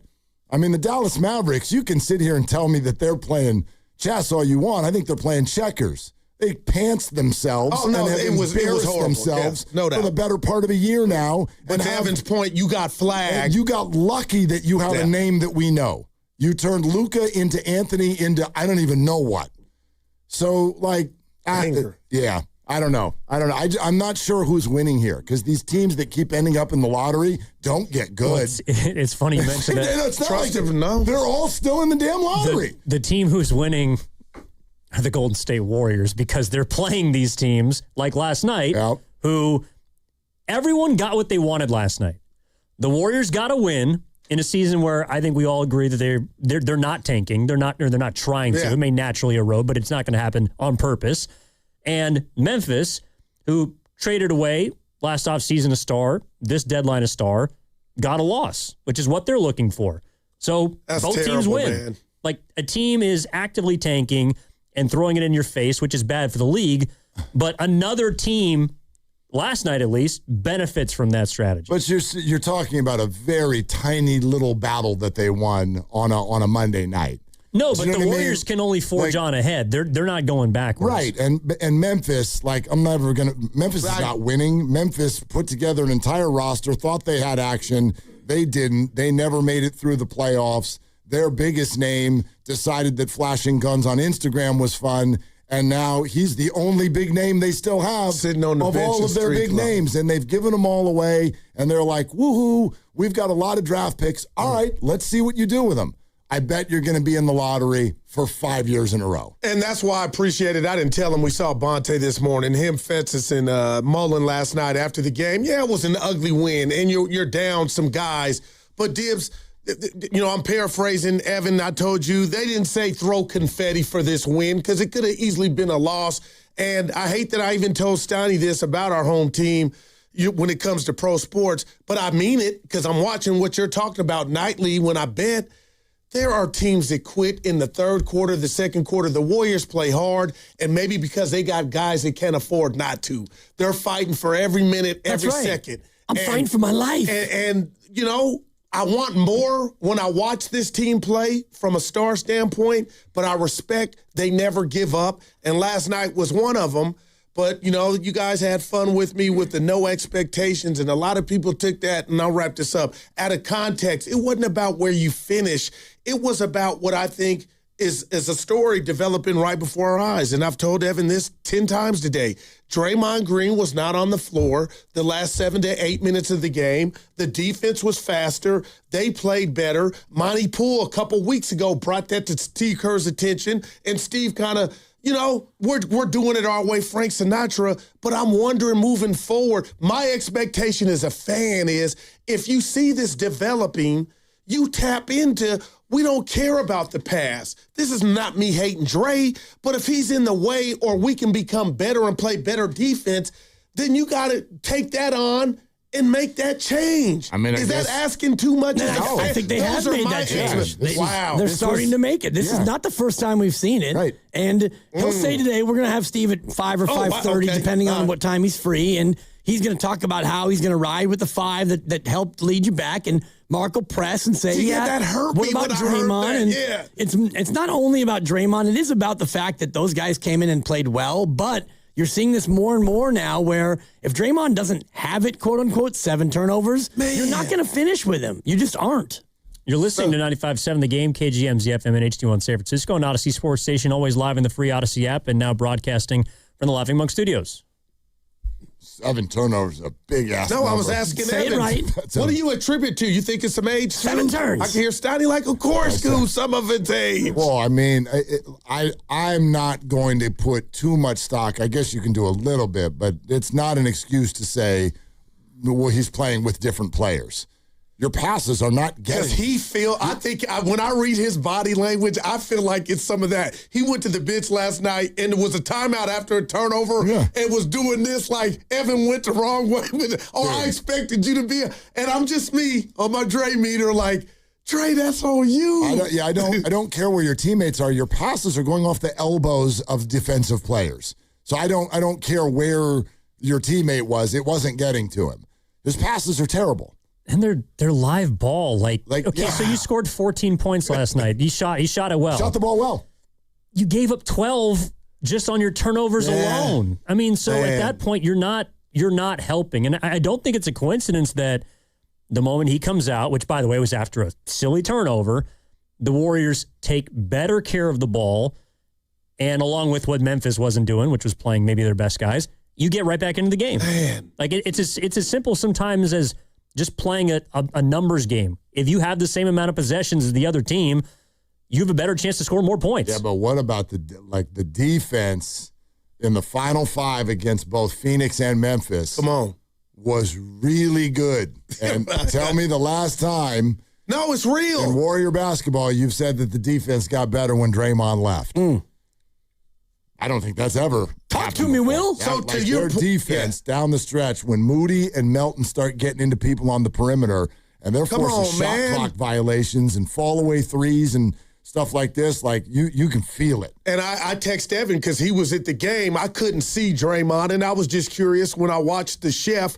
He still thinks they got a chance, and I feel like he knows the record or whatnot. He's off the bench every time. But Dibs, do you think there's a correlation with, even though Mike D don't want to go there, hey, Draymond's available if we get the right deal to him now. If you don't have it, you're not going to finish the games? Or you think that already started? Because I think it started, but they hadn't started it in their minds. Like he was too big for you not to finish said game. I just think right now it depends on how it's going. And against the Lakers, I just looked. He played 10 and a half minutes in the fourth quarter. So he definitely was out there and played better. And so if he doesn't have it, you're not just going to play him by default. If Steph Curry is having an off night, if he's 3 for 17 and you're in a tight game, he's going to finish the game because the chef has earned that. Draymond for many, many years earned that. But where you are now with 7 turnovers, Scott Hansen, and not being that effective and the defense has fallen off, now you don't have that same gravitas to get the auto finish that you used to. Even against teams like Memphis and Phoenix. You know, I don't like the defensive part of it's always, I think it's tough when you're watching games like last night because it's like, all right, you're locking up Cam Spencer and G.G. Jackson. You know, against Phoenix, it was basically Brooks going. Yeah. No, Goo had the line of the day after. Coward, don't forget him. He only played 12 minutes. Okay, right. Who was also a good player that suspiciously did not play a lot in the second half. But against Phoenix, too, it's like Brooks goes full ISO for the last 5 minutes of the game. Yeah. And you just got to keep him in front. So I don't know. I mean, against San Antonio, yeah, I would like Draymond Green to guard Wembanyama. That'd be an interesting one tomorrow if they're in it. Because Draymond won the first two early on in the season. No, that might be his greatest performance of the season. If it's a close game tomorrow night, does Draymond stay in just to defend Wemby? That'll be interesting. So, real quick, I need to get a life here. I'm looking at the NBA schedule. No Warriors, but your boy's still going to watch. Might do something. San Antonio at L.A. I'm like, okay, Wemby, 8, and LeBron, Reeves, I'm in. And in the bottom screen, no LeBron. They played last night. Yep. No Reeves. Luka was out. But I'm thinking, like, that's what you're taught. How do you avoid just get rid of back-to-backs? But how do you come off of a loss to the OKC Thunder and then say, you know what, Evan, our 2 best players, Gibbs and Willard, aren't going to play, but I believe the athletes are conditioned now to be like, we're okay with it. Let me ask you this, That man. stinks. Do you hesitate to place a bet? Well, yeah, of course. Ever. All the time. No. Like, I kind of wish I had that mechanism. You're talking about the association? I mean, because of what you just said. Wow. I'm still stuck on, I don't even know dude's name. What's Utah head coach's name? Will Hardy. Yeah, Will Hardy. I'm stuck on this. And I wish this is another one of those. I didn't hear the whole press conference. I just heard his answer with regard to, and it was kind of I wish the question had been asked in a different way.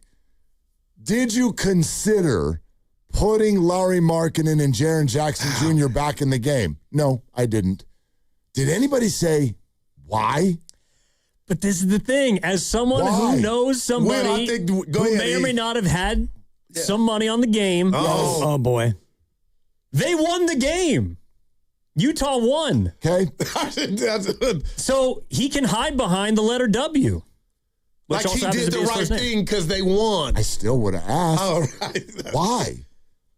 Like, because we felt like Bryce Sensabaugh was the sensible decision. I would have loved. I'd love to see that coach sweat. Why? Like what? What's your answer? Why? Why would you do that? Why would you sit your best players in a close game? And if this isn't about tanking, I don't know. Were they playing grab ass on the sideline and you benched them? Like, why?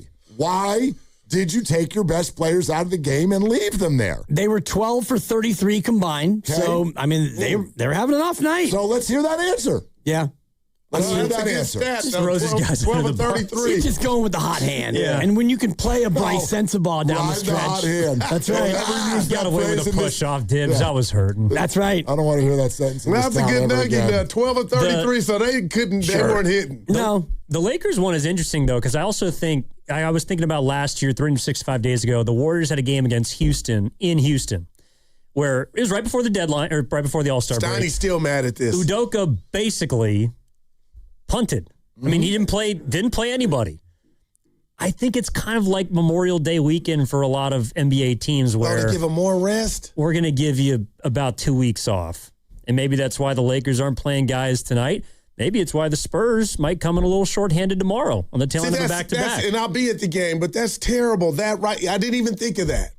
But So that's they're how the probably NBA gonna- is now. That's right. That's how the league is. That's why I've advocated for the instituting of bye weeks, where every NBA team would get a bye week where you'd have a full week, you don't play, and there'd be 5 or 6 teams at a time. You get the week off, and then you come back in a week, so it'd be like a second All-Star break. But the games don't stop. Just your team ain't playing, but... Right, exactly. So you'd have 25 teams in the league or 24 teams who are actually playing, and then the next week, 6 different teams, you get the week off. Maybe that would help these guys play more. But right now, if you're a player, what incentive do you have? Not get hurt, Dibs. What incentive do you have to play? Well, I tell you what, I sure don't want to be pro-owner because that's just not usually the right place to be. But I am increasingly in sports I despise all of these guaranteed contracts. I hate it. I hate it. It's why you're never going to see this in the NFL. Ever. You will never. And I know part of it is the nature of the sport. I get it. But those dudes play with a ass on fire. I don't know if my next day is guaranteed. They play like that. And I wonder if the rest of the sports world will ever wake up and wonder why the hell you can't even put your sport on opposite that sport anymore. You can't even run your games up against them anymore because they're king, because they play with blood, sweat, and tears. And so many of the other sports are like, maybe I'll play next week. Jawan Jennings played with 5 broken ribs. Thank you. Because he had incentives. They were stacking up, and he knows that if I don't play certain amount of snaps, certain amount of catches and touchdowns and yards, I'm not getting that chicken. And so he played with 5 broken ribs. And he had a great year, and now he's in line to get a really sweet deal in the offseason. Not guaranteed, but it's just money. Something. Yep. He'll get something. He'll get a nice contract. I don't know if it'll be from the 49ers or not. Yeah, but if he had actually broke his rib cage and sustained long-term damage, would he got the contract? He would have got maybe a few more incentives, or maybe he would have lost some money because he couldn't play, and he would be without a contract. Look, it's a fair point. It's risk-reward, It's why I said, look, I actually, the structure of what happens because of the physicality in the NFL is not terribly fair either. I would love for there to be more protections for injury for those players and all that. But again, I'm not saying that's the answer. It's not going to happen anyway. It's wild to me how many players in the NBA, you sign that, whatever it is, your 4 or 5 year deal. Done deal. And then we may or may not see you. We're just like sort of see you off and on. You're like a college kid, might come home for a weekend here or there. Joel Embiid. Like, do you play? I can't get over what a weird thing that is to be arguing about. Just play. And I don't want to play this card, but since you're going there, Will, and times have changed, and I know I'll say social media, but I don't mean it. Money's different. But when you look at Isaiah Bird, Karl Malone, Magic, Kareem, what has changed in our world to where those dudes were a slave to the schedule and the 80, 75, it wasn't what it is now. And I just think there's a badge of honor, Dibs. I'm the star of this team, so when we load manage, I'm going to be the one with my $200 glasses or $2,000 glass. You're going to know who Billy Badass is because you need to treat me like a fine china. But the science tells There's you that... no flex in that to me. But the science tells you that this actually helps them be more healthy and more productive. The science has really been a big part of this because the players can say, well, I'm Rick Celebrini. Yeah. He says I've been logging too many miles on the court. I need to sit this one out. The science says that. 1 year, Wilt Chamberlain averaged more than 48 minutes a game. Think about that. Like 48 is the game, and he played basically every minute of every game. But then again, the pace was different. You didn't run up and down. Every single possession now is get it out of bounds, and we're sprinting both ways. So there's a little bit of that I understand, but also, teams just shutting it down in February because they want to climb that lottery probability board. You're not wrong. I'm sure there are things that we don't get about what they go through and why it is the way it is. I don't think that they're all coming from this nefarious place or whatever. But it's also not just a media and fan thing. Ron Harper, I saw on Twitter today. Man, he's like, people don't want to play. Hollywood Harper. Yeah, they don't want. The guys don't want to play. Guys don't want to play. Think about that. And I don't think it's necessarily that easy. Just guys don't want to play. But the bottom line is we've arrived at a spot where guys don't play. And we're just, I don't know. The league is just pretending like it doesn't exist and hoping it goes away. Evan, I know you got to get out of here, but maybe that's why I appreciated the fighting yesterday. Maybe. No, seriously, in a crazy world. Someone cared. Yeah. And now, wow. All right, well, I can tell you who does care and will have you for the next 4 hours. You got Steve Kerr. 5 or 5:30? Steve Kerr, 5 or 5:30? 5 o'clock, Randy is saying. Okay. 5 o'clock. He's got 5 on it. Santos at 4. Oh, man, let's hear what he said. Oh, sweet. Yeah, and Nick Friedel at 3:15. Awesome. All ahead? It's a 2. 95.7 The Game.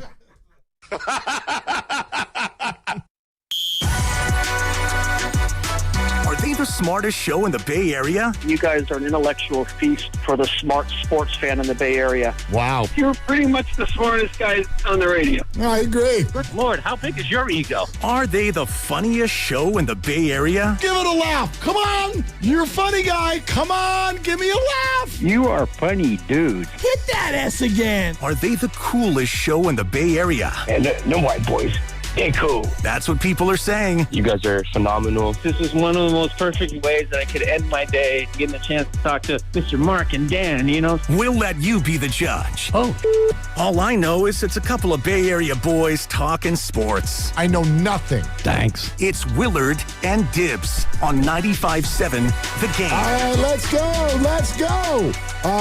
We do have, we got an interesting guest list today, man. Yeah, Nick Friedel in an hour will give us the perspective on what's going on, but then we're actually going inside that locker room. Guy Santos at 4. Steve Kerr is going to join us at 5. It's a big day. We'll sprinkle in a lot of you. That's what we really enjoy.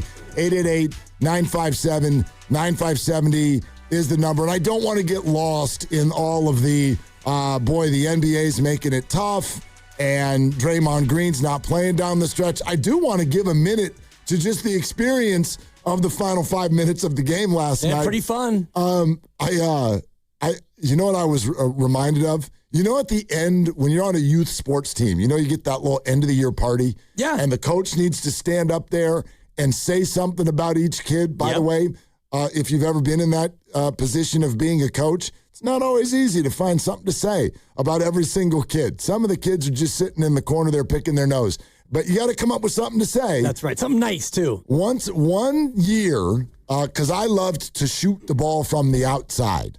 And as a kid, they don't want you, and this was pre-Steph, it's not a high percentage look. And I remember my coach, when it was my turn to go up there and get a little trophy and a snack, and he goes, boy, Mark hit the longest shot that we hit this year, and I was going to kill him for taking it. But it was one of those no, yes moments. And I was reminded of that because that's how I felt about last night's basketball game. Don't lie, 3.5 quarters of that sucked. And we sat there sort of with our, is this our reality?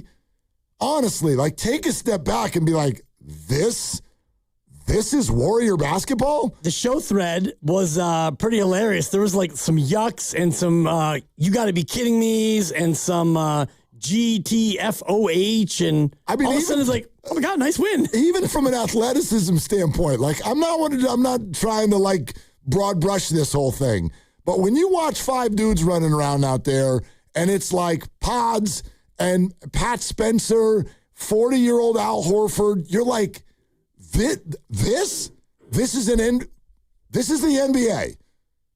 That's who you're running out there. And then all of a sudden, click, and it got really, really fun. And Pat hit a crazy fall away with 2 people in his face.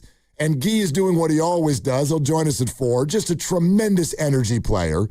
And Al was really heady and the elder statesman. And Moses had a nice drive.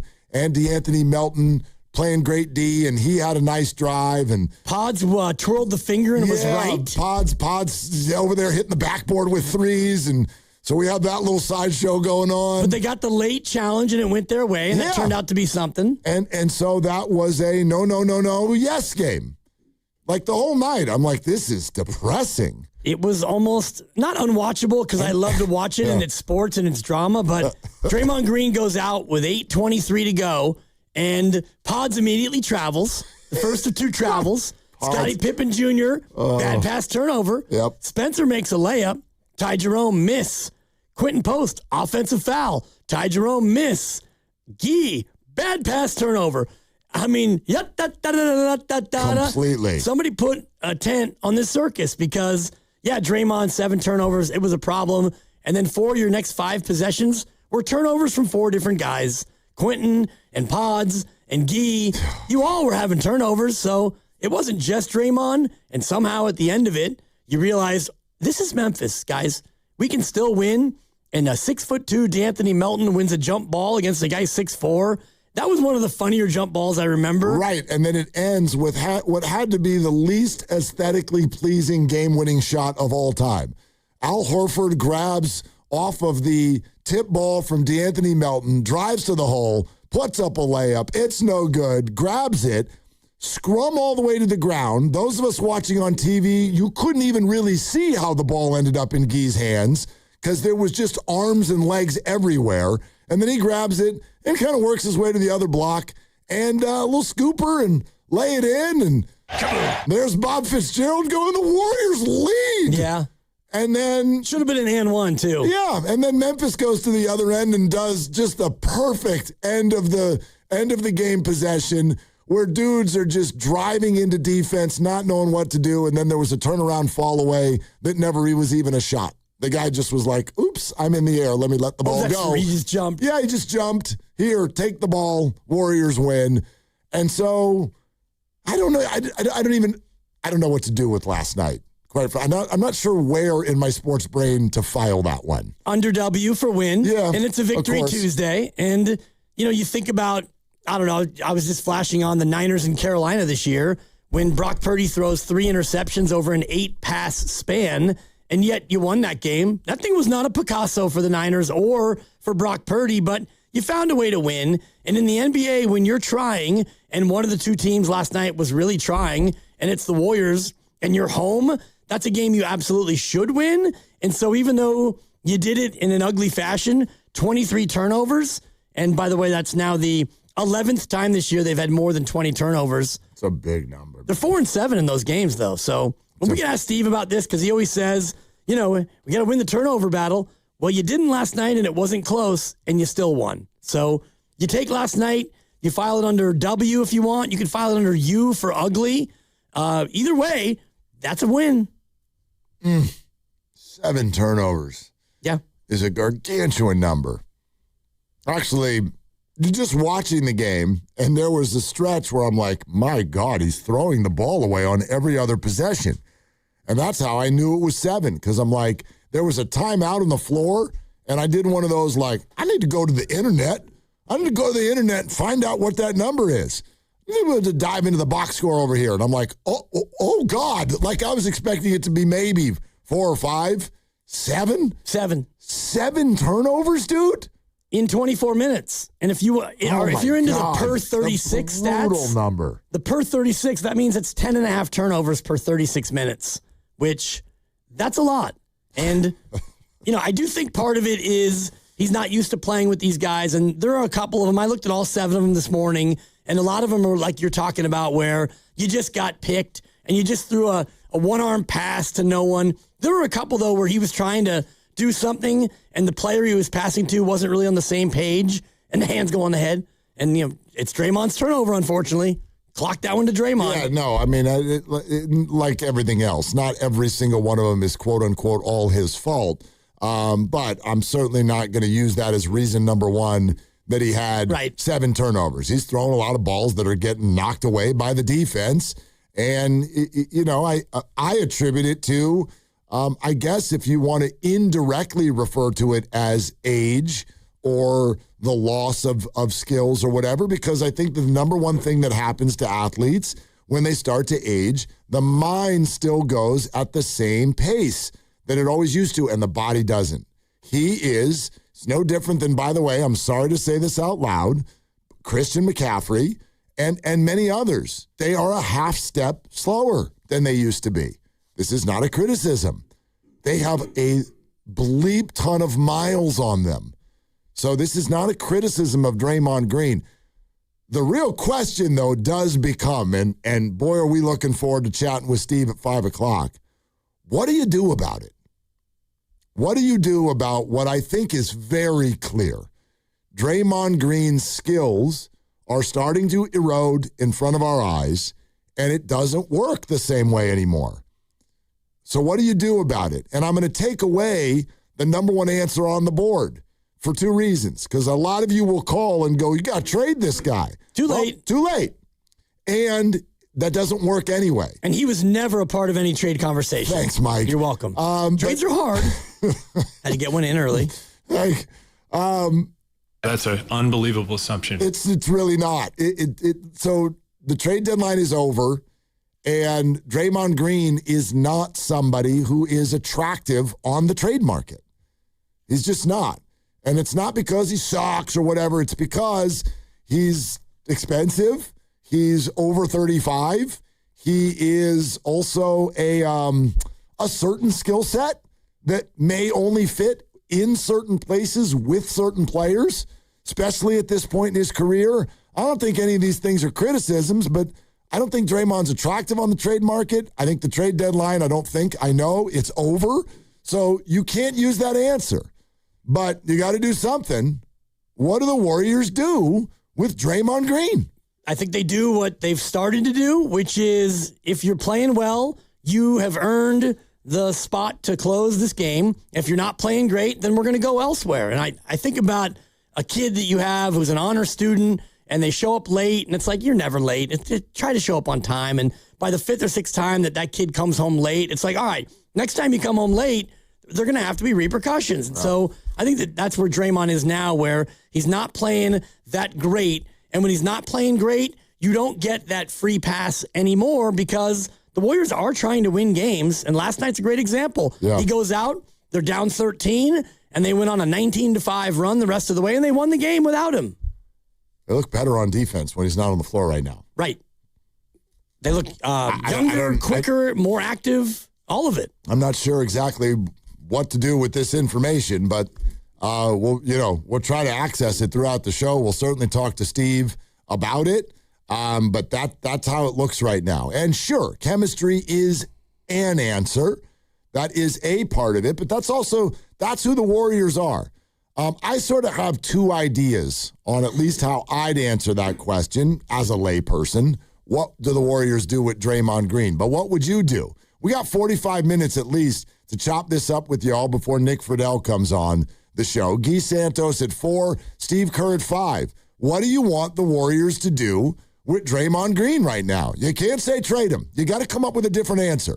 888-957-9570. We'll take your calls on that next. We're sponsored by Surfside. The Golden State Warriors are back. Cheer on your Warriors with an ice-cold Surfside. It's only 100 calories, 2 grams of sugar, 0 bubbles. So very easy to sip and enjoy. It's not a seltzer, it's Surfside. Proud partner of the Golden State Warriors. Must be 21. Please drink responsibly. It's Willard and Dibbs. If your home seems colder this winter than it should be, maybe it's time to upgrade your windows. As the Bay Area's largest Marvin reseller, Golden State Lumber and Showroom is proclaiming this the month of Marvin. As an Energy Star partner, Marvin offers durable, energy-efficient products that can lower your energy bill. Visit goldenstatelumber.com, scroll down to windows and doors, and visit the showroom near you. Since 1954, Golden State.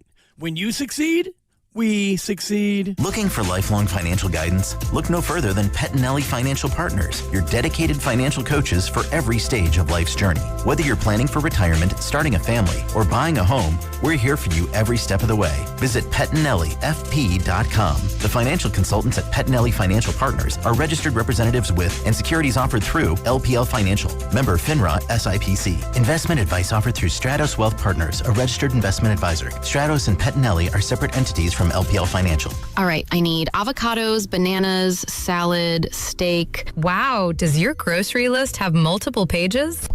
No, but I skipped lunch, so now it's like my stomach is doing the grocery shopping. And besides, I'm earning cash back with Upside. Upside? What's that? Hold up, you haven't heard of it? Upside is a free app that gets you cash back when you shop at gas stations, grocery stores, and restaurants. And they added Lucky and Food Max stores, so we're pretty much covered wherever we go. All those stores? Yep, so not only are we getting a great deal on groceries, now we can earn cash back as well. Okay, downloading Upside. Now let me copy your grocery list. Great news! Lucky and Food Max are now on Upside. Download the Upside app and use the promo code SAVE9 to earn a 10% cashback bonus on your first grocery purchase. That's promo code SAVE9 for a 10% cashback bonus. Use promo code SAVE9. Offers vary by user and location at participating merchants. Go to upside.com for terms and conditions. Running a business means wearing multiple hats. So if you're like me, you probably started out using your personal phone, taking client calls and texts nonstop. As my business grew, I needed something smarter. That's when I switched to Quo, the #1 business phone system. Quo works right on your phone or computer. No carrying 2 phones, no clunky landline, just one easy app you can try for free. Your team can share one number and handle calls and texts together like a shared inbox. Any teammate can jump into the conversation so customers get faster responses. And Quo's AI assistant summarizes your calls and responds to customers 24/7, so you never miss a lead or opportunity. All this starts at just $15 a month. That's basically 2 coffees. You can even keep your current business phone number. Find out why 90,000 businesses trust Quo. No missed calls, no missed customers. Try Quo for free at quo.com/sports. That's quo.com/sports to try Quo free. QUO.com/SPORTS. Saturday on the CW. Driver, start your engine! The new NASCAR season roars into action at the Daytona International Speedway with all new drivers, new rivalries. Somebody needs to break his teeth in. And a brand new name. The NASCAR O'Reilly Auto Parts Series. Buckle up for pure raw racing live from Daytona. Let's turn 'em loose! The NASCAR O'Reilly Auto Parts Series. This Saturday at 1 p.m. on Cron 4, the CW. Time is valuable. That's why Lowe's Blueprint Takeoffs turn blueprints into quotes faster. Bring us your plans, and we'll generate itemized material lists to make quoting easier so you can get back to building. Plus, at the Lowe's Pro Desk, you get access to thousands of building materials not sold in store. And when your order's ready, we'll deliver everything to the job site. Improving is easy at Lowe's. As a mom, comforting my family is what I do best. Vicks Vapor Stick provides soothing, non-medicated Vicks Vapors in an easy-to-apply stick, and it dries fast, so there's no mess. I use it to comfort myself and my family. Thanks, Mom. Vicks Vapo Stick, soothing comfort for the whole family. And try Vicks Vapo Shower Max for steamy Vicks Vapors when you need more comfort for yourself. Use as directed. This is the story of the one. As an HVAC technician, he and his digital multimeter are in high demand. So when a noisy office HVAC turns out to be a failing blower motor, he doesn't break a sweat. With Grainger's easy-to-use website and product information, he selects the product he needs to keep everything humming right along. Call 1-800-GRAINGER, click Grainger.com, or just stop by. Grainger, for the ones who get it done. Welcome back to Winter Hack Radio, the place for clever hacks to survive the season. Icy driveway? Well, try spreading sand or birdseed to help with traction. Snowy puppy paws? Well, grab a whisk, brush it off, done. Catch COVID-19? Well, just get... Actually, there's no hack for COVID-19. But if you test positive, prescription medications for COVID exist. Ask your doctor if they're right for you. Visit PfizerForAll.com to learn more. Sponsored by Pfizer.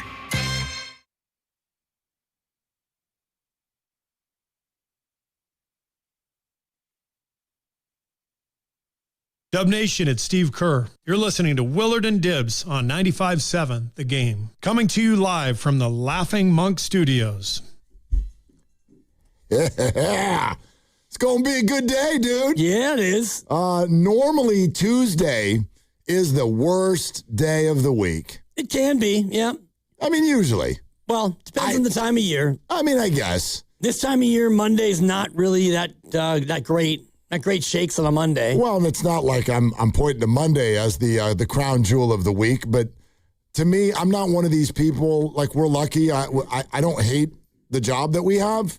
So Monday brings a little energy to it. Like, let's go. Yep. Let's do this week. Yeah, let's how was get your back. weekend? Let's see everybody. Weekend full of sports and get into it. Tuesday is when you're like, wow, it's only the second day of the week. Yep. And in football season, it's the day off for the teams, and there's absolutely no action whatsoever. And yeah, it's just Tuesday.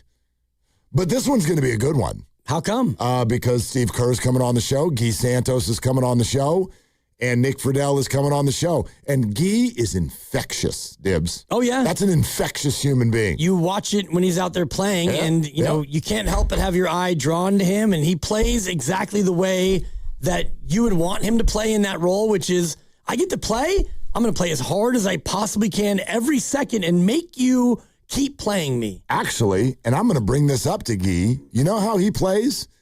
The exact opposite of how the rest of the league makes us feel as fans. That's how he plays. Kind of, yeah. Guy Santos is an example of what I think we as fans want it to look like. And I know that's unfair. I'm making it sound like all the basketball players hate basketball. They don't. I understand that there's stuff to this. There's idiosyncrasies involved here. There's factors. I understand all that. But it's like that thing we always talk about. Like if you ever go through a breakup, you tend to go find the opposite of what you just broke up with. If you date somebody that loves to go out, you're like, I'm gonna go find somebody just want to relax with me at home. Yep. And then you go with that person, you're like, man, this is boring. And you break up with that person. I need to find somebody who goes and go out. Right now, us NBA fans, I need somebody to just play your ass off. Whenever the coach points at you, go play like your butt is on fire. Guy Santos, 4 o'clock. And he's playing for his career. Yep. Not that it's going to be over if he doesn't play hard, but you get the sense that as a second-round pick, he's been given this opportunity. A guy who should be ahead of him in the pecking order got traded, the number 7 overall pick. And so now you get to play even more because he's not around. And so, yeah, you go out there, you play like this, and you let the league know. You let your team know already, and they've known how you can play. But you're letting everybody know just exactly who you are out there. I believe I've got this right. Guy Santos was the final draft pick of Bob Myers' Warriors career. I think you and I went through that earlier. I think he was, because he was picked 55, 2022, and then Bob left the Warriors before the 2023 draft. Yeah. So there's a little factoid for you that's fun. Anyway, the Draymond thing. Here's what I would say, 2 things about Draymond Green. Part of this is just right now circumstantial. I do think that it's interesting to treat Draymond Green a little bit like bench energy.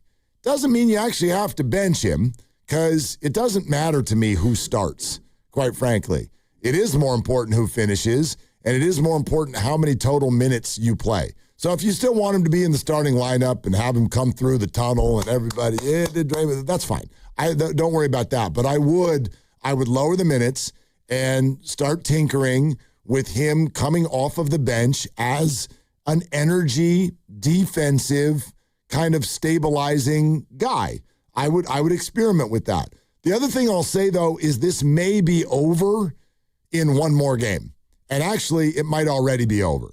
Because circumstantially, tomorrow is San Antonio, and Draymond has a wonderful history this year in frustrating Victor Wembanyama defensively. And then when they next play after the All-Star break, Steph and Porzingis might both be on the floor, which I think totally changes the calculus for Draymond and makes him a lot more playable again. Agreed, and I think the Steph piece is the big one because we know how he plays with Steph, and you would figure that he can play with Kristaps as well, a guy who's a veteran and knows exactly how to play basketball. But that is what kind of struck me last night. Not all the turnovers are created equally, but he's playing with, younger players who he's not used to playing with probably. Pat was out there a lot. He was in the starting lineup, and Guy's a guy getting more minutes than he normally would. D'Anthony Melton, he's only played with D'Anthony Melton really just this year and, a touch last year. So there's still some of that. Quentin Post was out there as well. So I think that Draymond is at his best when Steph is there, and when Steph is not, maybe he tries to do too much. You said something earlier about older players, and what I'm seeing from Draymond, and I'm going to ask Steve if he agrees and sees this too, but he's trying to take too many shortcuts with his passes where that's interesting. He gets the ball, and there was one turnover yesterday where he got it in the backcourt, and he threw a long 50-foot diagonal pass, and it was easily intercepted. Yeah. And those are the plays that I think when you get older, you start to look for shortcuts in your game. And I'm seeing that from Draymond. Probably. I mean, and Grandy, maybe you could help us remember. What was the game where Draymond did that, like, just Ferris wheel pass to Quentin Post? This is like 5-6 games ago. And like he grabbed the ball on defense, and then it was like hucked at the length of the court, and it was easier than a Jaquaski tart. Like, it was just... Was that in Dallas, beginning of the... Sounds right. Road trip a couple weeks ago? Sounds right. Yeah, sure.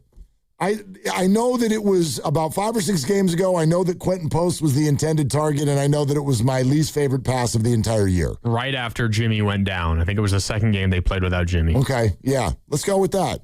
And that sounds actually similar to the one that you just described. Yeah. The same thing. It's like, dude, what are you doing? Yeah. Like, you're way too... Dude, you're brilliant. He's brilliant on the floor. He knows basketball better than some of the coaches in this league. But you said it already, and you're right, where your mind is still working 1,000 miles an hour, but your body's moving about 100 miles an hour. Yeah. So you see something, and you're used to being able to do something, but now the body's not cooperating like it used to, and I do think that you start to cheat a little bit, and you start to take shortcuts, and that's where long passes against younger players, and almost everyone's younger than Draymond now, it's going to be dangerous. Basketball savant in Danville. I wonder if this is Draymond himself. Hello, basketball savant. What are you doing? Hey, guys. I'm just driving home right now, but I had to talk about Draymond because I love Draymond, but I know how upset fans are with him right now.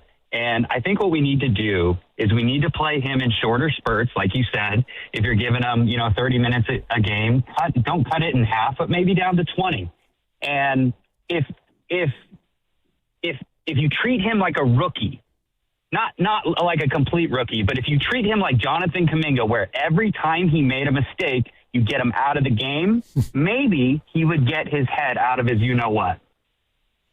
Well, risky. I think basketball savant, you can even hear it in your voice as you're saying that. That's just, A, that's not doable, and B, the Warriors would completely, I don't want to start this argument, but the Warriors would completely disagree with you that that's how they treated Jonathan Kuminga. I know that that's the narrative that many want to leave with, which is that Jonathan would constantly get punished for mistakes and get pulled out of the game.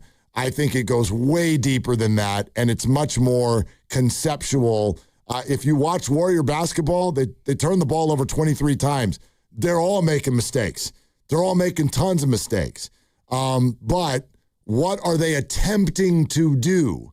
What stylistically, what decisions are they making in that process? Again, is how the Warriors would answer with regard to why the Kuminga thing went the way that it did. And boy, it would be awesome if we could just fast forward another few months so that that's not where all roads lead. Yeah. But you can't treat Draymond Green like a brand new baby because he's not. So No, you he's just can't. But you can start to limit him a little bit, and I think you're seeing it now. And I'm just looking at the third quarter last night. He played 5.5 minutes. He had 4 turnovers in those 5.5 minutes, and that was it. He came out of the game, and you tried him again in the fourth quarter, and he played about 4 minutes, and it wasn't working, and you took him out again. So I think that Steve Kerr and the coaching staff, they're now looking at it like not as a punishment or we need to limit Draymond. If you don't have it, you don't have it. It's like a starting pitcher. If you go out there and you're Logan Webb and you give up 6 runs and it's the top of the third and nobody's out, you're coming out of the game. Well, I think it also just, you got to go with circumstances and matchups. Tomorrow night might be a game that Draymond does finish if it's close because he has done well with Victor Wembanyama defensively. It's kind of like if Denver were in town and if we're close tomorrow night. I think that he has more know-how in defending Jokic than anybody, quite frankly, maybe even in the league. But when you get one of these games where it's like, all right, we're playing a team where nobody's heard of anybody, like these are the Portlands of the world, the Memphises of the world. You got a bunch of 6'8", 6'9", lanky, long 23-year-olds running around, and they can jump, and they're not like a finished product. You can tell it's a young team. Like, I think Memphis' closing lineup, nobody had turned 26 yet. Wow. So, like, when that's all, but that also means they've got a lot of athleticism. They're moving fast. They're unpredictable. That's not Draymond's jam. That's when I'd be like, get him out of there. Get him out of there. Draymond can play on the thinking man's games. But when Portland and Memphis and whoever else, all of these young teams, yeah, pull back on the Draymond. Yes, and they have pulled back on the Draymond. Yeah. I think if you look at his game log as far as minutes and even his season minutes this year, they're down. They're not down as considerably as some would like. They're always going to continue to play Draymond some because he is a stabilizing force. He is a good defender, and quietly, he's knocking down threes. He's averaging 11 points a game this year, which is the highest it's been in about a decade. So I know he's been needed to score more, but the three ball actually has been quietly kind of a positive for him. You can't remove that from last night's conversation. You can't make it all negative. Yeah, he was, how many threes did he hit? 4? Yep. Yeah. I mean, they don't win that game without him doing that either.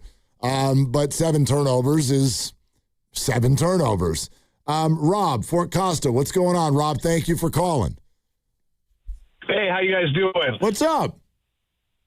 Hey, so my whole thing with Draymond, and I'm going to piggyback off what you were saying, where you're kind of talking about how when they're playing these teams that are young and whatever, it's like it's not that it's that they have length and they're excited. He's just disinterested. And if you have a guy that's refusing to play because he's disinterested, you can't play him. Especially you can't start him in a small ball lineup. It's just if Steph's not there and they're playing what they consider a poor team, he hot dogs it. I mean, there were plays last night he didn't even come back to play defense. Disinterested is Rob, I'm not saying you're wrong. That's a big word, though. That's if you want to have that conversation, we can have it. You actually think that Draymond is disinterested? And I'll tell you this. Just watch how he plays against the Spurs when he has Wembanyama to play on this next game, and then rewatch the last game where he doesn't have something like that to get up to. Yeah, it's like he picks and chooses when he really wants to go at it. I mean, I'll say this in your favor, Rob. Thanks for the call. He has openly admitted to stuff like this before. Like, remember back when the Warriors were better, and he talked about how difficult it was in February on a Tuesday or Orlando, whatever. I got to get up for. So sure. I think disinterested is a big word. I think Draymond would be offended by it, but it also doesn't mean it's wrong. Draymond does get everything all go. Karl Anthony Towns is in town, and now Draymond's arms are flailing around, and he's thrusting his hips, and he's getting up to defend that. When you haven't heard of the opponent, he does have a way of sort of just disappearing a little bit more. Yeah, and he certainly made an imprint in that he had 7 turnovers in the game, but the game before against L.A., at L.A., and he played 33 and a half minutes, and he was a positive 11. Even though they lost the game by 6, he was not the problem. Game before that at Phoenix, he played 24 minutes. He was a -1. He was largely a non-factor. And off the floor at the end. Right. And, against Philly, his bobblehead night against Detroit, he played 33 minutes. He got teed up, and he had only 2 points in a loss. And so I do think the caller's right to the extent of he's not always revved up, giving it his all. And Draymond Green is one of the smartest basketball players in the history of the association, and he knows who they are and where they are. And who they are is the 9 seed, and where they are is probably in the play-in game no matter what.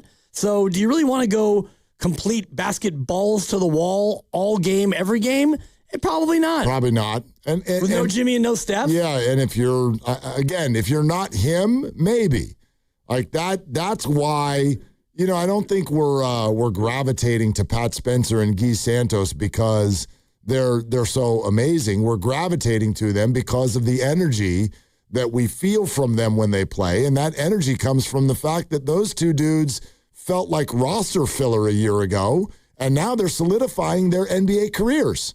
Like, they're going to be rotational players for the rest of their lives. And Pat's been around for a while. He's well into his 20s, but Guy is still a young player.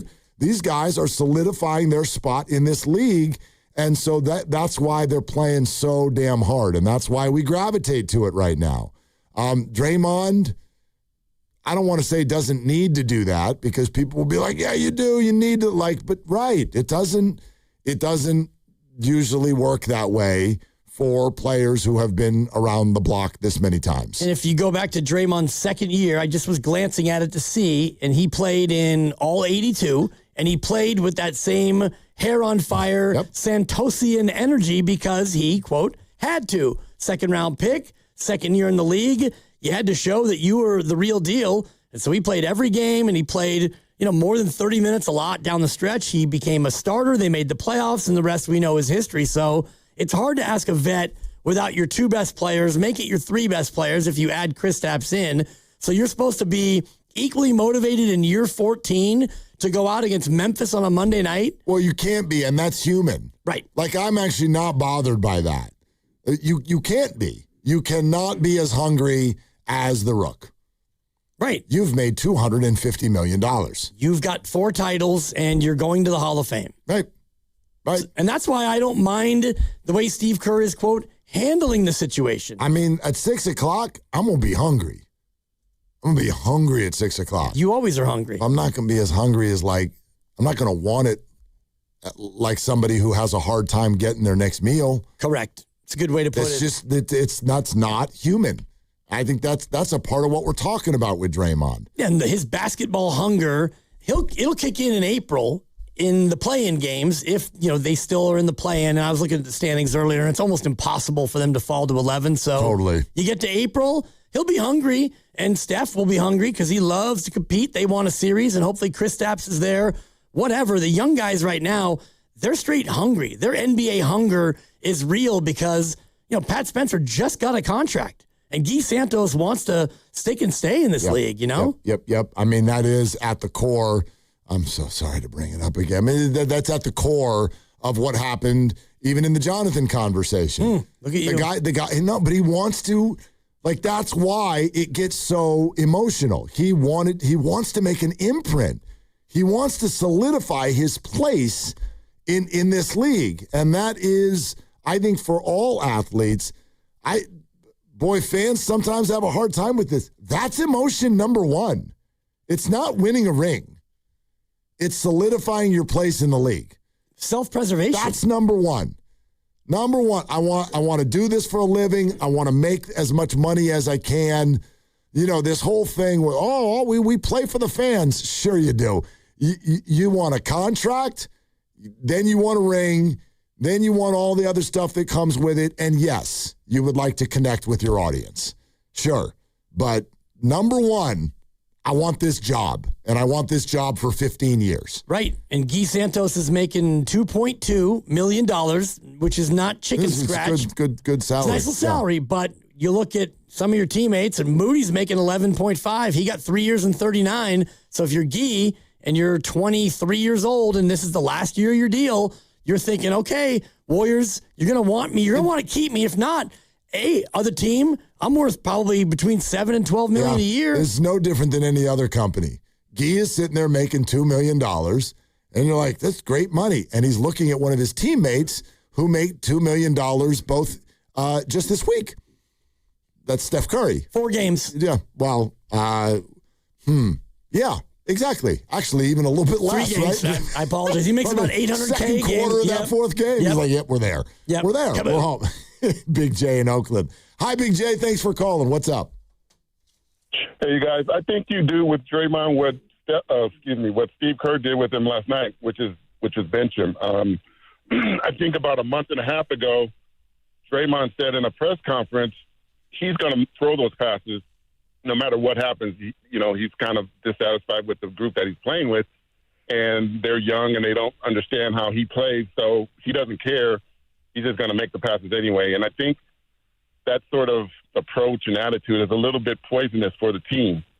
So, in the long run, I appreciate more the effort that the young guys are making. And, of course, everyone's going to make either incidental turnovers or bonehead turnovers. And I think Draymond is just consistently making more bonehead than incidental, and it's kind of costing the team in close games. Interesting. Big J, thanks. Yeah, I always bristle at the idea of the B word. Well, and I bet Steve Kerr would say I didn't. Like, right. he was like, do what you did last night, bench him. He's like, I didn't bench him last night. Bench him. He just went with other guys. I subbed him out.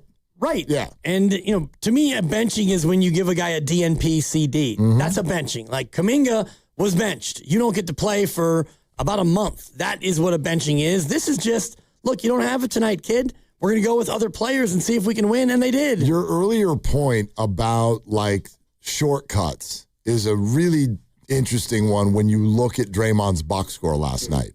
Because even him making 4 threes, he shot the ball 7 times, 6 times from beyond the three-point arc. And I would argue that if that's what you're doing, I could also make the case that you're settling. Like, a three-point shot takes no effort. The ball just moves around, and if it gets to you when you're open, you fire. It's a little bit of a settle. It's also today's game. Yes. But Draymond scored 14 points last night, and we've also brought up the 7 turnovers. Well, here's the other part. He often gets a lot of rebounds and a lot of assists. Not last night. No. 4 rebounds, 2 assists. Draymond's box score would suggest that he didn't really again, I'm not saying, but I'm just looking at the numbers. Looks like he didn't want to move last night. If you wanted to put the name Buddy Hield next to that box score, I'd believe it. Yeah. That was a Buddy Hield game. It was. Hot from 3 and didn't do a ton else, although Buddy would never have 7 turnovers. Jimmy wouldn't allow it. That's true. He would have got benched after about 4. Speaking of standing in one spot and taking a shot, our knockout tournament is back. You do have to go get the ball, even if you make it. But anyway, your chance to play on the Chase Center floor, knockout with all of us, is coming. An opportunity you will get nowhere else. This is so unique. It starts Monday, February 16th, meaning the opportunity to win your way in. But you do have to pre-register. You can do that now at 957thegame.com. Register now at 957thegame.com. If you're registered, then what you do starting next Monday is you listen for your name around 7:30 in the morning, 12:30, and 3:30 in the afternoon, starting Monday and all week long, all 3 shows every day. If you hear your name, you're going to have 9 minutes and 57 seconds to call the contest line. Hopefully, you're able to come up with why it's 9 minutes and 57 seconds. Oh. Right. So each show will be giving you a chance to win all week long. There you go. For details and to register, go to 957thegame.com right now. We're also brought to you by Fremont Bank. Here for you, here for good. And that little ding was brought to you by the 2-time knockout champ, Mark Grandy. Somebody got to take this man down. Somebody. Crying out loud. All right. 888-957-9570. What do you want to see the Warriors do about and with Draymond? Friedel in 20 minutes, Guy Santos in an hour, Steve Kerr in 2 hours. This is Willard and Dibbs. We've all been there. Sleepless nights, mind racing, wondering if your business's security service is really protecting what matters. At Bay Alarm, we can put your security insecurities to bed. Video security, burglar alarms, fire alarms, access control, 24/7 monitoring, and more. Our advanced technology and personalized support ensure you can rest easy, knowing we're here for you, your people, and your business. Visit bayalarm.com to talk to a local security expert. Bay Alarm, we got you. Finding great candidates to hire can be like, well, trying to find a needle in a haystack. Sure, you can post your job to some job board, but then all you can do is hope the right person comes along. Which is why you should try ZipRecruiter for free at ZipRecruiter.com/free. ZipRecruiter doesn't depend on candidates finding you. It finds them for you. Its powerful technology identifies people with the right experience and actively invites them to apply to your job. You get qualified candidates fast. So while other companies might deliver a lot of hay, ZipRecruiter finds you what you're looking for.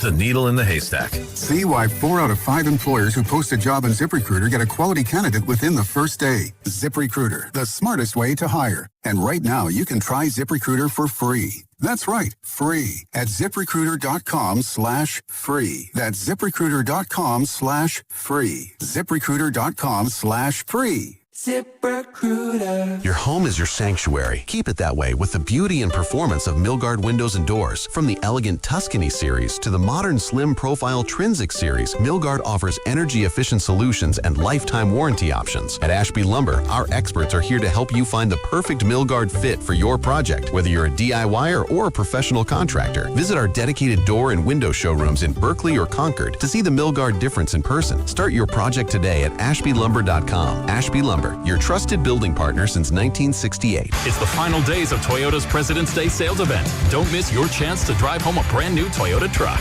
Right now, save big with low 2.99% APR plus $500 finance cash on the legendary Tacoma, or get $3,000 cash back on the powerful Tundra.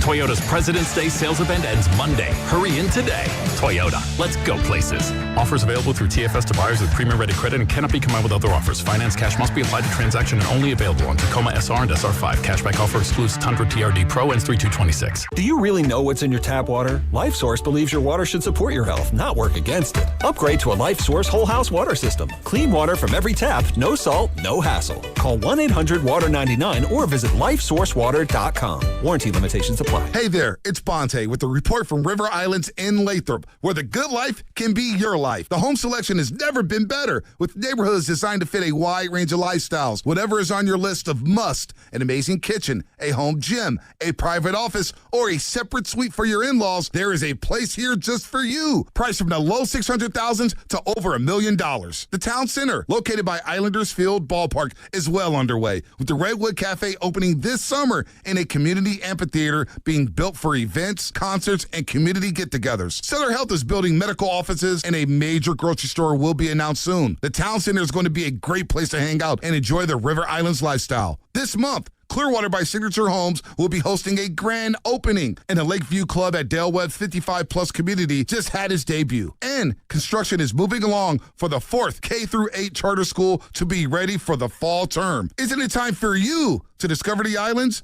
Check it out at riverislands.com. After doing it all, don't wait for comfort. Get it now. Lazy Boy Furniture takes you from 0 to the moment you sit down. And right now, during the President's Day sale, save 30% on everything. Sofas, sectionals, recliners, but only for a limited time. Hurry into your local Bay Area Lazy Boy store and upgrade your comfort today. Well, good morning, kiddo. I love that you're home from college. I've missed you. Still taking your Nature-Made vitamins? Every day. A multivitamin and a probiotic. You better be taking yours. Still looking out for me, Mom. I'll never stop. Made to care for you every day. Nature Made, the #1 pharmacist-recommended vitamin and supplement brand. Find us in the vitamin aisle, based on a survey of pharmacists who recommend branded vitamins and supplements. At Target, we're unlocking all the feels this Valentine's Day. It's the perfect time to spread extra love and spoil everyone on your list with unforgettable gifts. First, give a cuddle-worthy surprise with the cutest plush toys, or get party ready and treat yourself to stylish women's dresses you'll heart. Both 20% off. Then dive into the ultimate cozy celebration with your faves with 30% off select women's pajamas. There's something sweet for all your special someones, even you.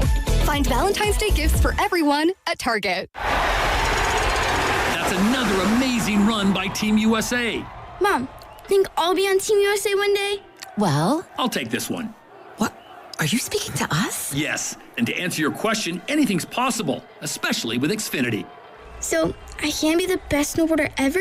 Well, I can't guarantee that, but Xfinity can guarantee that your internet price won't change for 5 years. Okay. What if I practice every day? Then maybe you'll be snowboarding for Team USA at the next Olympic Winter Games. And Mom, you'll still be paying the same price for Wi-Fi. Ooh, really stuck the landing there. It's the Xfinity Gold Medal Celebration. Now through February 22nd, get our best price on gig Wi-Fi for 5 years guaranteed, just $50 a month. Plus, get Peacock Premium included for 2 years. That's a $10.99 value per month. Xfinity. Imagine that. Proud partner of Team USA. Restrictions apply. Requires paperless billing and auto pay with stored bank account. Taxes and fees extra. Actual speeds vary.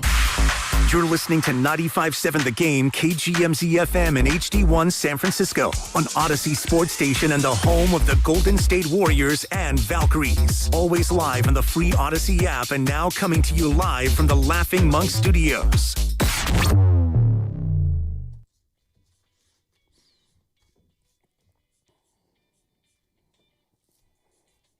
Payton looks, feeds Horford on the bounce, guarded by Small. They double him. He skips across court to Melton. Run off the line by Anderson. Jump pass to Santos above the break right side. Got it! 113-108. Two-possession game, and we're in a clutch game now for Golden State. They haven't been great in the clutch this year. This would be a nice win if they could pull it out. Dub Nation, it's Guy Santos here. Catch my head coach, Steve Kerr, and Wheeler and Dibbs each and every week, right here on 95.7 The Game. So that's true. And then also catch him in exactly 1 hour. Catch me, Guy. Yeah. At 4 on 95.7 The Game.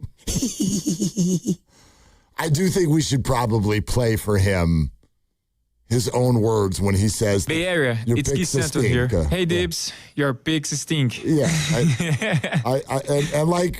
We should ask him, if he still feels like that's true.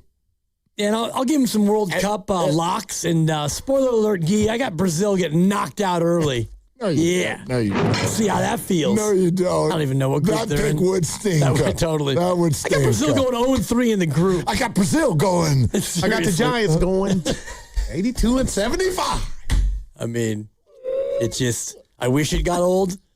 I mean, if it gets old, let us know. But I've heard that now 114 times. Don't let us know. Yeah. Just let us have our fun. Let's have one, yeah.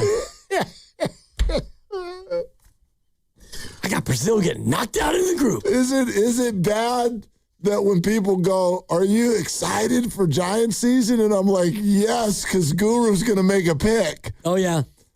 Shut up. That's the best part of spring training is that Guru is going to, I got the Giants going. And then I got the Giants going 82-75. Doesn't even matter what he says next. It doesn't matter. Did you see their season win total where it started at? No. What is it? What do you think? Like, think about this team and what they are. 81.5. Boom, 81. Yeah. Might be 81.5, might be 80.5, depends where you shop. But, yeah. Are the Giants going to be a smidge better than 500 or a smidgy worse? That's basically what it comes down to. If they go 82-80, I don't even want to cash that ticket. Seriously. I don't even want to cash that ticket. 85. At least. Yep. And that's not asking that much. 85. How many, we did this a couple weeks ago. How many 9-figure deals we got running around out there on the field? How many 9-figure deals? You got Devers and Adamas, Jung-Hoo Lee, Chappie, Logan Webb, and Chappie. Actually, I don't think Logan is 9-figure. I think he was like a 90. Anyway, part of that is just years. Right. But, dude, come on. You got dudes. You've got dudes. Robbie Ray was 6 figures. They didn't have to pay all of it, but his is 115. Devers 313. Adamas 182. Chappie 151. Jung-Hoo 113. Logan was 90. You're right, 5 and 90. So you've got 5 guys who are north of $100 million in total money, and you got Devers for a long time, Adamas for a long time, Chappie through 2030. Yep. Let's ride. You went and got a 3-time batting champ to play second base. Yeah. Sorry if he doesn't float your analytics boat. You got Harrison Bader out there in center field. I'm not sure who their closer is. They're going to go with the depth play in terms of starting pitching.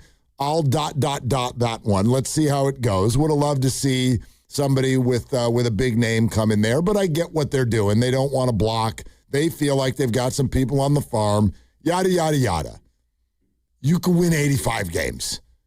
You can win 85 games. Especially when you're playing Colorado, 12 times? Yeah. Are we still doing that cockamamie balanced schedule thing again? I'm pretty sure they're doing the same thing they did last year. Yeah. Great. Pitchers and catchers have reported. It's exciting. Yeah. I wonder how they look. It looked like Baseball players. Sure. Yeah. So you show up, you get your locker, you play a little soft toss, and see you tomorrow. A little grab ass. Sure, Yeah, totally. Yeah. A couple towel snaps. Little hot foot. Exactly, hot foot. Little hot foot. Blow some gum bubbles and then stick it on the lid of your cap. Those are the days. You know? Oh, the fun hijinks of spring. Freaking baseball players.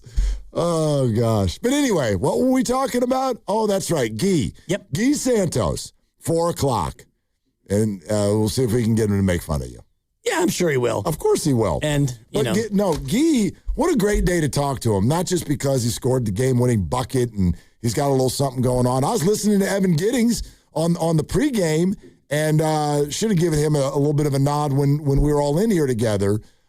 He was giving his, what do they call it when we do the, Take it to the bank predictions? Thank you. He was doing his take it to the bank, and he's looking at all. He's like, look, I know, right, the lineup, this, that, and the other. He goes, there is one Warrior right now who is still kind of undervalued on the market.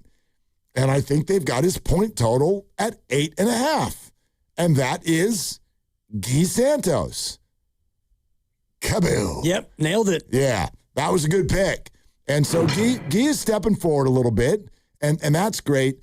But also, just with what the larger thing that's been happening around the league for years now, but we're a little triggered on it today. Some of you may or may not know what's going on. Like the Grizzlies were a little bit accused of, boy, you had your top players on the bench there in the fourth quarter. I could argue it's like, well, you're up by double digits. I don't know exactly what's going on there, but the Utah Jazz played a game where down the full stretch of the fourth quarter, they sat both of their high-priced stars, Lauri Markkanen, Jaren Jackson Jr. There's finger-pointing going on all over the place right now to where teams are just openly tanking. And then there's the teams who are also like, well, the Lakers tonight. No, we know Luka's out. No LeBron. No Austin Reeves. The Warriors do this as well. Kristaps Porzingis gets acquired. Like, Warriors might play him Saturday. No, we're not going to play him Saturday. Be more likely on Monday. Then he visits with Celebrini. Like, I'll tell you what. Why don't everybody just take the rest of the first half off?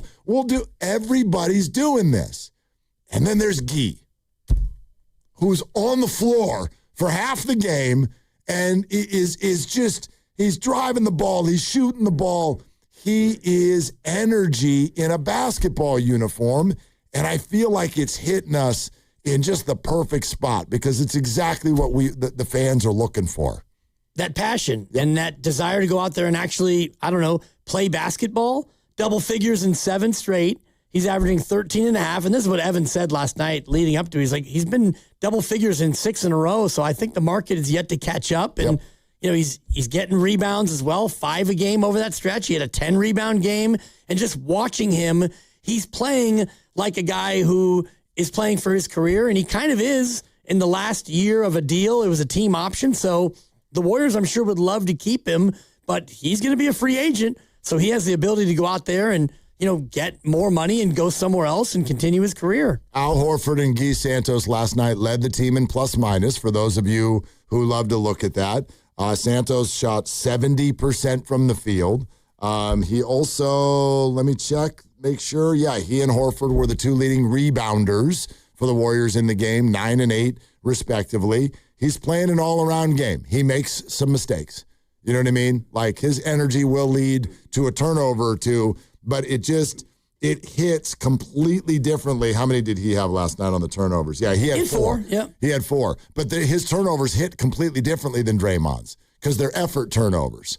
And Draymond's look like they're the opposite. Yeah. They look like lazy turnovers. A little bit of a lazy pass turnover, yeah. And Guy had to travel, and Pods had to travel, which, Pods might have taken 11 steps on that one. Pods. It looked like one of my CYO games from this past weekend where he comes to a stop and he immediately switches his pivot foot twice, and then he takes another side step and then a back step, and Scott Foster's right there, and finally he just shakes his head. He's like, okay, enough. It's like you can do 5 steps. You can't do 8. Right. My son is showing me TikTok videos during commercial breaks last night where they've spliced together Pods comes down and he releases a 3, and then it like shifts to fans that are all like ducking, and then boards are exploding all over the place. And I'm like, You do know he's got one of the better percentages on the team from 3. And he's like, I don't care. This is funny. Right. Like, last night was kind of that was a Pods experience. Yeah. It was one of those. Again. 1 for 6 from behind the line. Led the team in minutes. Right, but like when you miss, could you just have it go in and out and not like clank off the top of the backboard? Yeah. And it's just. Draymond's opening miss was an air ball. And then after that, he had the weather going, yeah. Okay, Nick Friedel joins us in a moment. Here we go on the knockout tournament. We're giving you a chance to do something that just money can't buy. You can't do this anywhere else. Bucket list stuff here. Play knockout on the Chase Center floor, Steph's floor with all of us. Every show starting Monday is going to be giving away opportunities every show, every day. But you have to register first at 957thegame.com. Once you're registered, you tune in next week, 7:30 in the morning, 12:30 in the afternoon, 3:30 in the afternoon. Those will be the times where we'll be giving away spots all week long. If you hear your name, you'll have 9 minutes and 57 seconds to call the contest line. Each show, opportunity, every day, all week long. For more details and to register, 957thegame.com right now. Here comes Nick Friedel with the latest on the Dubs on Willard and Dibs. Come on, kids. We're almost there. The map says straight ahead. One-a-day 50-plus multivitamins are made for your overall health, with nutrients to support your brain and muscle function. Because don't you want to make the most of each day? So even on the family hike, you're not just keeping the pace. Hey, Dad, wait up. You're one step ahead. One-a-day 50-plus. The one for you. This statement has not been evaluated by the Food and Drug Administration. This product is not intended to diagnose, treat, cure, or prevent any disease. Dreaming of the perfect kitchen? Make it a reality at Friedman's Appliance in Pleasant Hill. Explore Bosch appliances in live working vignettes and see the innovation in action. During the Buy More, Save More event, you can get up to $4,000 in rebates on qualifying Bosch kitchen packages. From refrigerators with the Farm Fresh system to keep your food fresher longer, to dishwashers with precision wash technology that wipes out 99.9% of bacteria. Own the kitchen like a Bosch. Visit Friedman's Appliance in Pleasant Hill or online at friedmansappliance.com today. You know, covering Bay Area sports for years, I've seen athletes go through it all. The highs, the lows, and the pain that comes with getting knocked down. But when it's not just a game, when you're the one injured, or when tragedy strikes someone you love, that's where Beam Law comes in. Beam Law is the Bay Area's go-to personal injury law firm. Whether it's a car accident, a serious injury, or a wrongful death, they're there to shoulder the legal burden so you can focus on what truly matters: rebuilding, recovery, and taking care of your family. Beam Law is local, and they win, with millions recovered for clients across the region. That's why SF Weekly voted them Best of the Bay 4 times. If you've been hurt or lost someone because of someone else's negligence, call Beam Law at 415-523-5555. 415-523-5555. That's 415-523-5555, or visit hurtinthebay.com. That's hurtinthebay.com, because it's not whether you get knocked down, it's whether you get back up. Beam Law, they've got your back, Bay Area. Neuropathy is a debilitating condition that is sometimes misdiagnosed. Symptoms can include pain, numbness, and tingling in your hands, legs, and feet. Neuropathy is a progressive condition that only worsens unless you get effective treatment. SF Bay Wellness is a leader in neuropathy reversal and uses FDA-cleared, non-invasive electric cell therapy to restore nerve function with no injections, no drugs, and no surgery. The treatments have a 95% success rate. If distance is a factor, ask about our virtual consultation option. Call SF Bay Wellness at 844-94-NERVE for the $99 neuropathy evaluation and receive a personal treatment plan that is tailored to your needs. Don't wait another day. Call 844-94-NERVE. That's 844-94-NERVE. Why keep suffering with the painful symptoms of neuropathy? You deserve to live a pain-free life. Start getting the treatment you need for your neuropathy symptoms. Call today. Now it's time for the closer of the week. Presented by LiftMaster and RNS Doors. Turn your garage into the envy of the neighborhood. Visit rsdoors.com. This week's closer comes from Ellie from Brentwood. They came fast and fixed our dock at my work fast and efficiently, and are also going to put more things on it to make sure it's safer and better. Thank you, Emiliano and Jorge. Recently, my garage door opener was not working. I was in need of a closer. I was put in touch with R&S Doors, and they hooked me up with a brand new garage door opener from LiftMaster. With LiftMaster's MyQ connectivity, my garage door opener can be controlled right from my smartphone. You'll know when a door or gate has been left open and can close it with a tap, no matter where I am. Be one of the first 10 callers and receive 20% off a LiftMaster garage door opener. Call 1-800-FIX-A-DOOR. That's 800-FIX-A-DOOR. Or visit rsdoors.com. R&S Doors. Look for the red truck. Ready to get rid of that old car? Donate it to Cars for Kids. Call 1-877-CARS-FOR-KIDS to reach a friendly live agent. Donation is super easy and your car can be picked up as soon as tomorrow. Call now, 877-CARS-FOR-KIDS, or go to carsforkids.com. That's cars with a K. Can I take your coat? Oh, you noticed. Yeah, I found it on eBay from a seller in Vegas. Pre-loved and perfect. She listed it and jackpot. Italian leather, classic trench silhouette. And did you see the braided buckle? Hang on to your claim ticket. Oh, I'll hang on to this forever. Have you been on eBay? There's so many finds. And I bet that diving watch would sell fast. Just saying. Find what you love, sell what you don't. eBay. Things people love. Hi, I'm Chef Franklin Becker. You know the jingle. Now discover the facts about Ozempic, a GLP-1. There's only one FDA-approved Ozempic made by Novo Nordisk. Learn about the real thing. Talk to your healthcare professional today. Call 1-833-OZEMPIC or visit Ozempic.com to view the medication guide and to learn more about Ozempic. Semaglutide injection 0.5, 1, and 2 milligrams.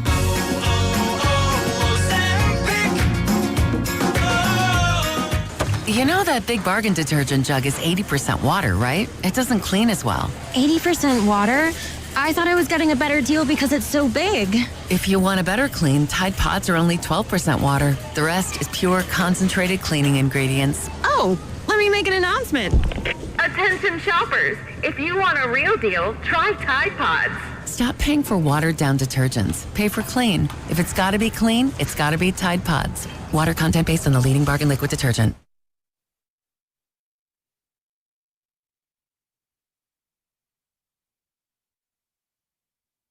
Now, back to Willard and Dibbs. I mean, Mark, it's so good to hear y'all's voices. And Mr. Dibbs, I mean, it's just been way too damn long. So it puts a smile on my face. On 95.7 The Game. All right. We got to keep these chains moving. And I wonder if Nick Friedel even knows what kind of opening act he is today. This is a hell of a show now. That's right.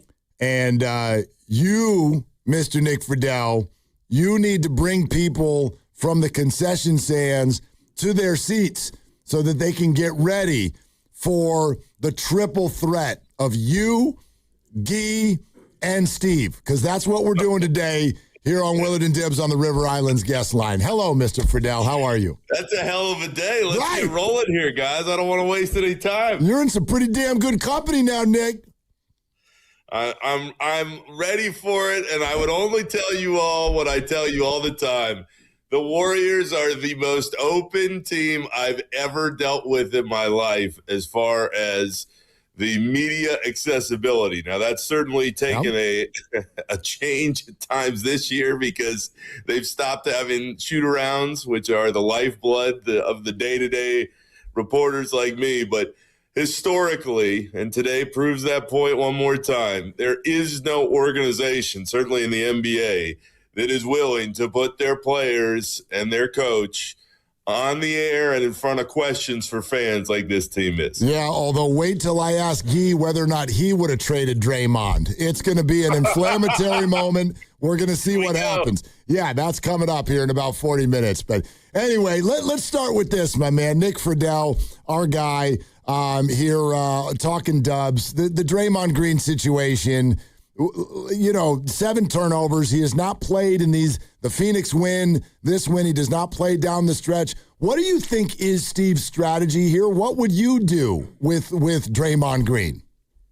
Mark, I think Steve's already kind of talked about it over the last few weeks, and I think back to that State of the Union he gave on Christmas Eve about the organization. I think we are gearing towards, and I don't know whether it happens this year or not, but Draymond may just come off the bench and be that kind of super defensive sub that can get everybody else a jolt when needed. The reality is the consistency that defined Draymond's game for so long, it's just not there this year. He's admitted as much in his various podcast appearances or press conferences. I think he is well aware, and certainly more aware than fans think he is, of the situation that's going on now. He just hasn't played that well. I think he still has moments where you say, oh, all right, that's the Draymond we know and have come to expect. But last night, you look at those numbers and you mentioned it, the 7 turnovers, you're like, what in the world? And then you realize he wasn't there on the floor when they really got rolling. So whether it happens towards the end of this year, whether he comes back, and we can get into all the trade dynamics and stuff, but I think the longer Draymond stays on this team, the more open everybody is going to be towards Draymond in an even lesser role than what we've seen. Does it become maybe mitigated by the fact that he's playing with all these pups? In other words, when he plays with Steph and when Jimmy comes back and Kristaps, does he thrive much more when he's playing with equally experienced guys? Very much so, Mr. Dibbs. And when Draymond is not out there with Steph, I think we can all see it. I mean, he's talked about it. He's been on the podcast saying, hey, when Steph's not out there, it's a little different. And it's a reality when you watch.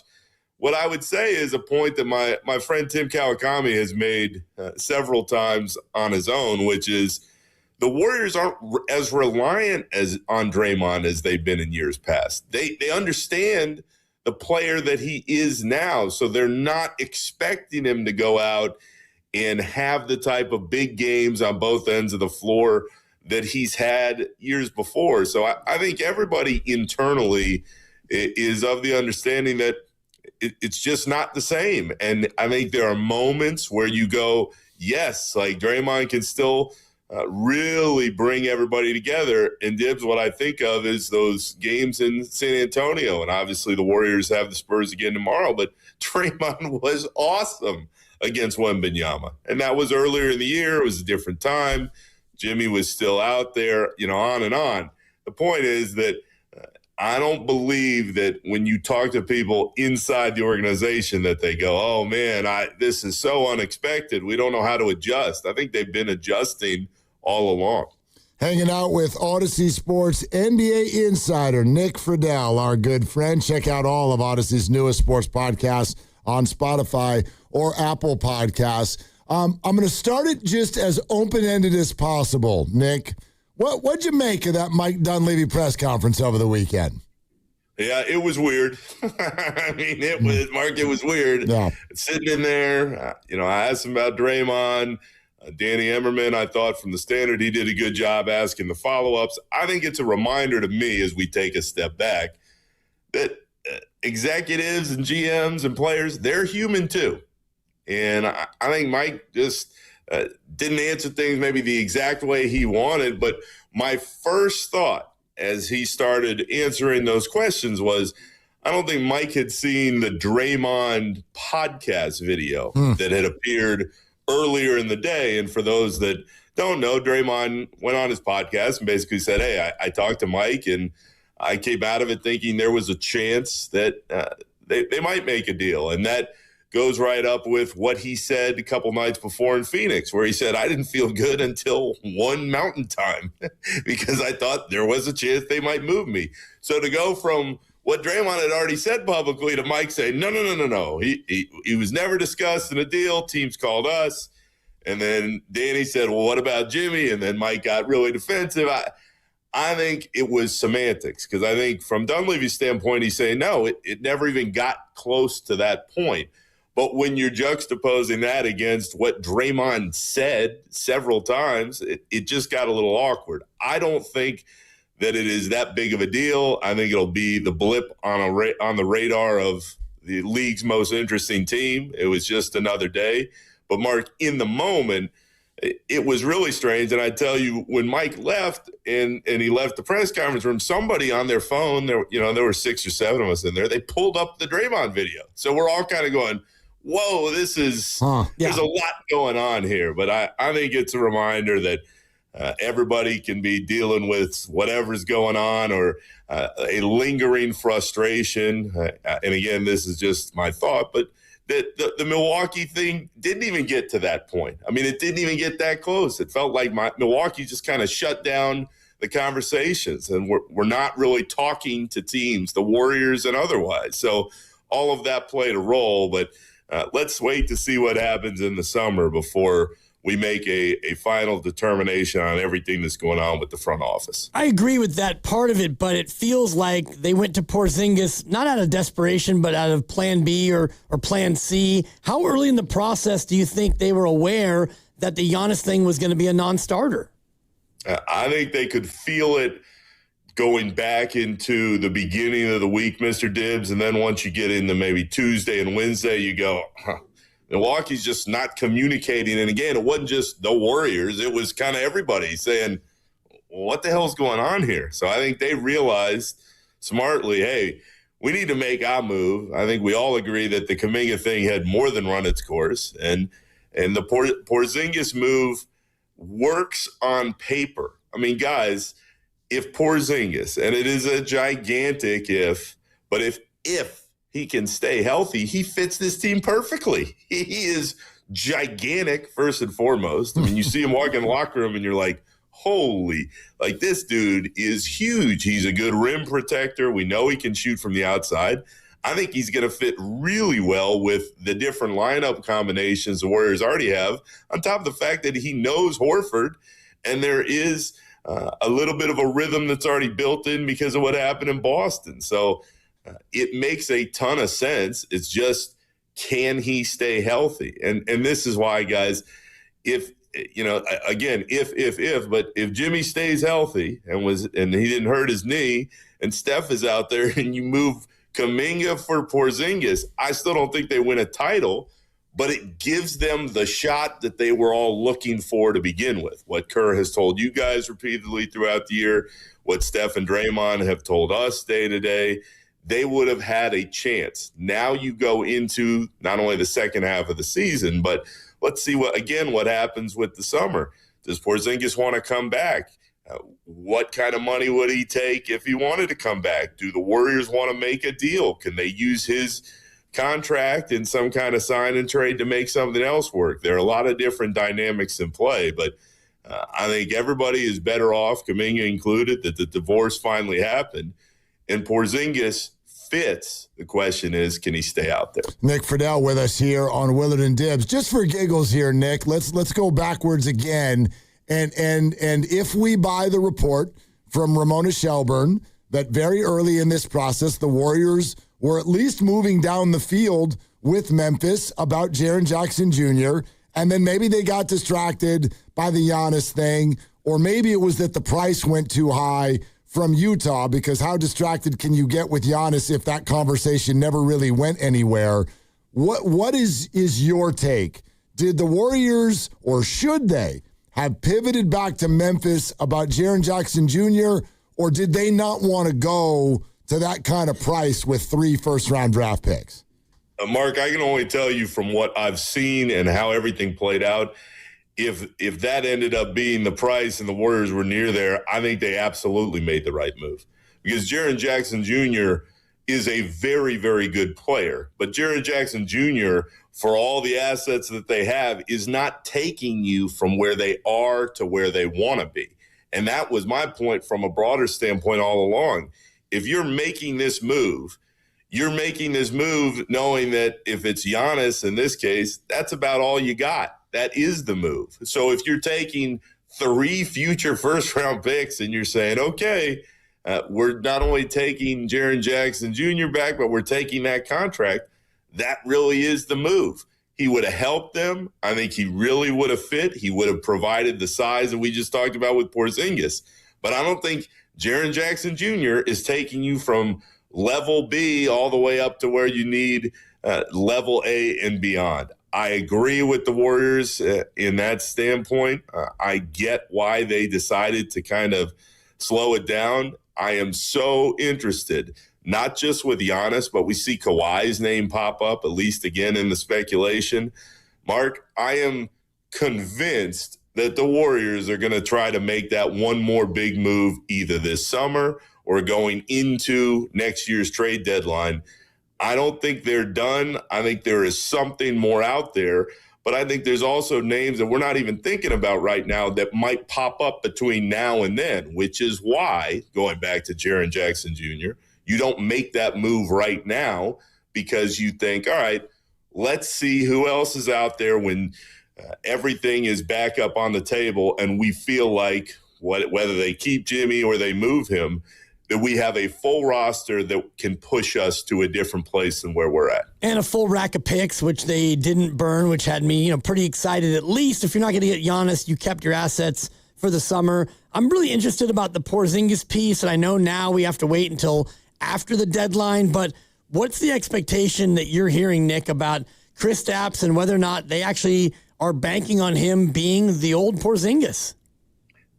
Dibs, they are. I mean, that's the short version. They believe that with Rick Celebrini and his staff, Porzingis, and he said this in L.A. when we talked to him the first time, he feels comfortable with what they're telling him, with what they're asking him to do out there on the floor. I tell you, and I'm sure you guys can follow up with Kerr in a couple hours here, but he just told us after practice, Porzingis is going to come back in short bursts immediately. In other words, they're not going to run him out there for 25, 30 minutes and go, okay, go get him. He's going to come back. They're going to build him up, and they're going to make sure that he's comfortable.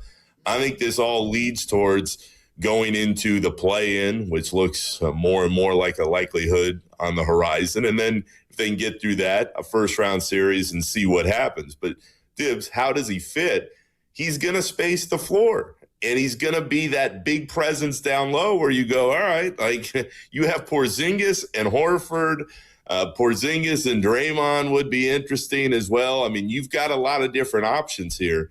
Again, let's see how it looks for these first couple months once he is back. But I think there's at least a solid chance, and Dunleavy admitted as much in his availability, that he may be here for the future.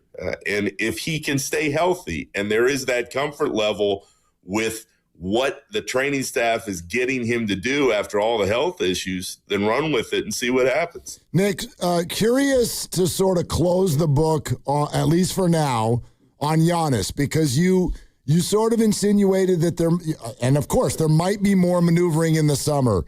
How did this whole thing get left? In other words, can the Warriors revisit in the summer? Were they flatly told your package does not measure up? Was Milwaukee not really interested in dealing him to anybody? What do you know about where that was all left? Mark, from talking to different people in all the different places, specific to the Giannis ordeal, I think it's door number 3 there. I think when it all came to the forefront, Milwaukee's like, we don't really want to do this. We don't really want to move Giannis. And guys, this is a deeper cut, but I'll tell you what it reminded me of watching it unfold in real time. Years ago, Dwight Howard was like, I think I want out of here. I'm not going to re-sign with the Magic. I don't think I want to stay. And then he re-upped for a year. Yep. And he's like, this is where I want to be. This is my whole career. I built up to this point. And then they got to the summer and he had all kinds of, I think it was a back issue. And then boom, he's gone and they trade him. So I absolutely still believe that Giannis will get moved, whether it's this summer, whether it's next season, we'll see. The Bucks aren't good. They are nowhere near a title. Giannis can put up all the Leonardo DiCaprio videos he wants. That's not going to change the fact that they don't have enough talent on the team. They're just lacking in a major regard in that way. Guys aren't lining up and running to go play in Milwaukee. So whether he lands with the Warriors or not, who knows? But going back to the question, Mark, I think that the Warriors weren't really told anything. It was kind of like they're having these discussions. And I don't think they were alone. I think everybody just kind of got, and it was made clear it's not happening right now. I absolutely believe the conversations will continue. I think once the summer opens up and there are lesser restrictions on the roster and you can move some more money around, We'll see what happens. What does that mean for Draymond and Jimmy's deal and Porzingis? We'll see. But I absolutely don't think the book is closed on Giannis and the Warriors. And that makes sense because you look at the landscape, and Mark and I were talking about this earlier, and it feels to me, and maybe I'm wrong, like more teams are tanking earlier this year than ever before. And you've got Dallas has lost 7 and the Kings have lost 13 in a row. What can the league do, Nick, to try to avoid pre-break tanking, or PBT, as I call it? Well, they can't do anything right now. They're stuck. And it is a terrible, terrible look, Dibs. When you watch these games, I mean, take last night, Memphis isn't putting back into the game some of their guys. Utah with Markkanen and Jaren Jackson Jr. It is terrible for the league. My biggest pet peeve with the NBA for years now has been the lack of intensity in the regular season.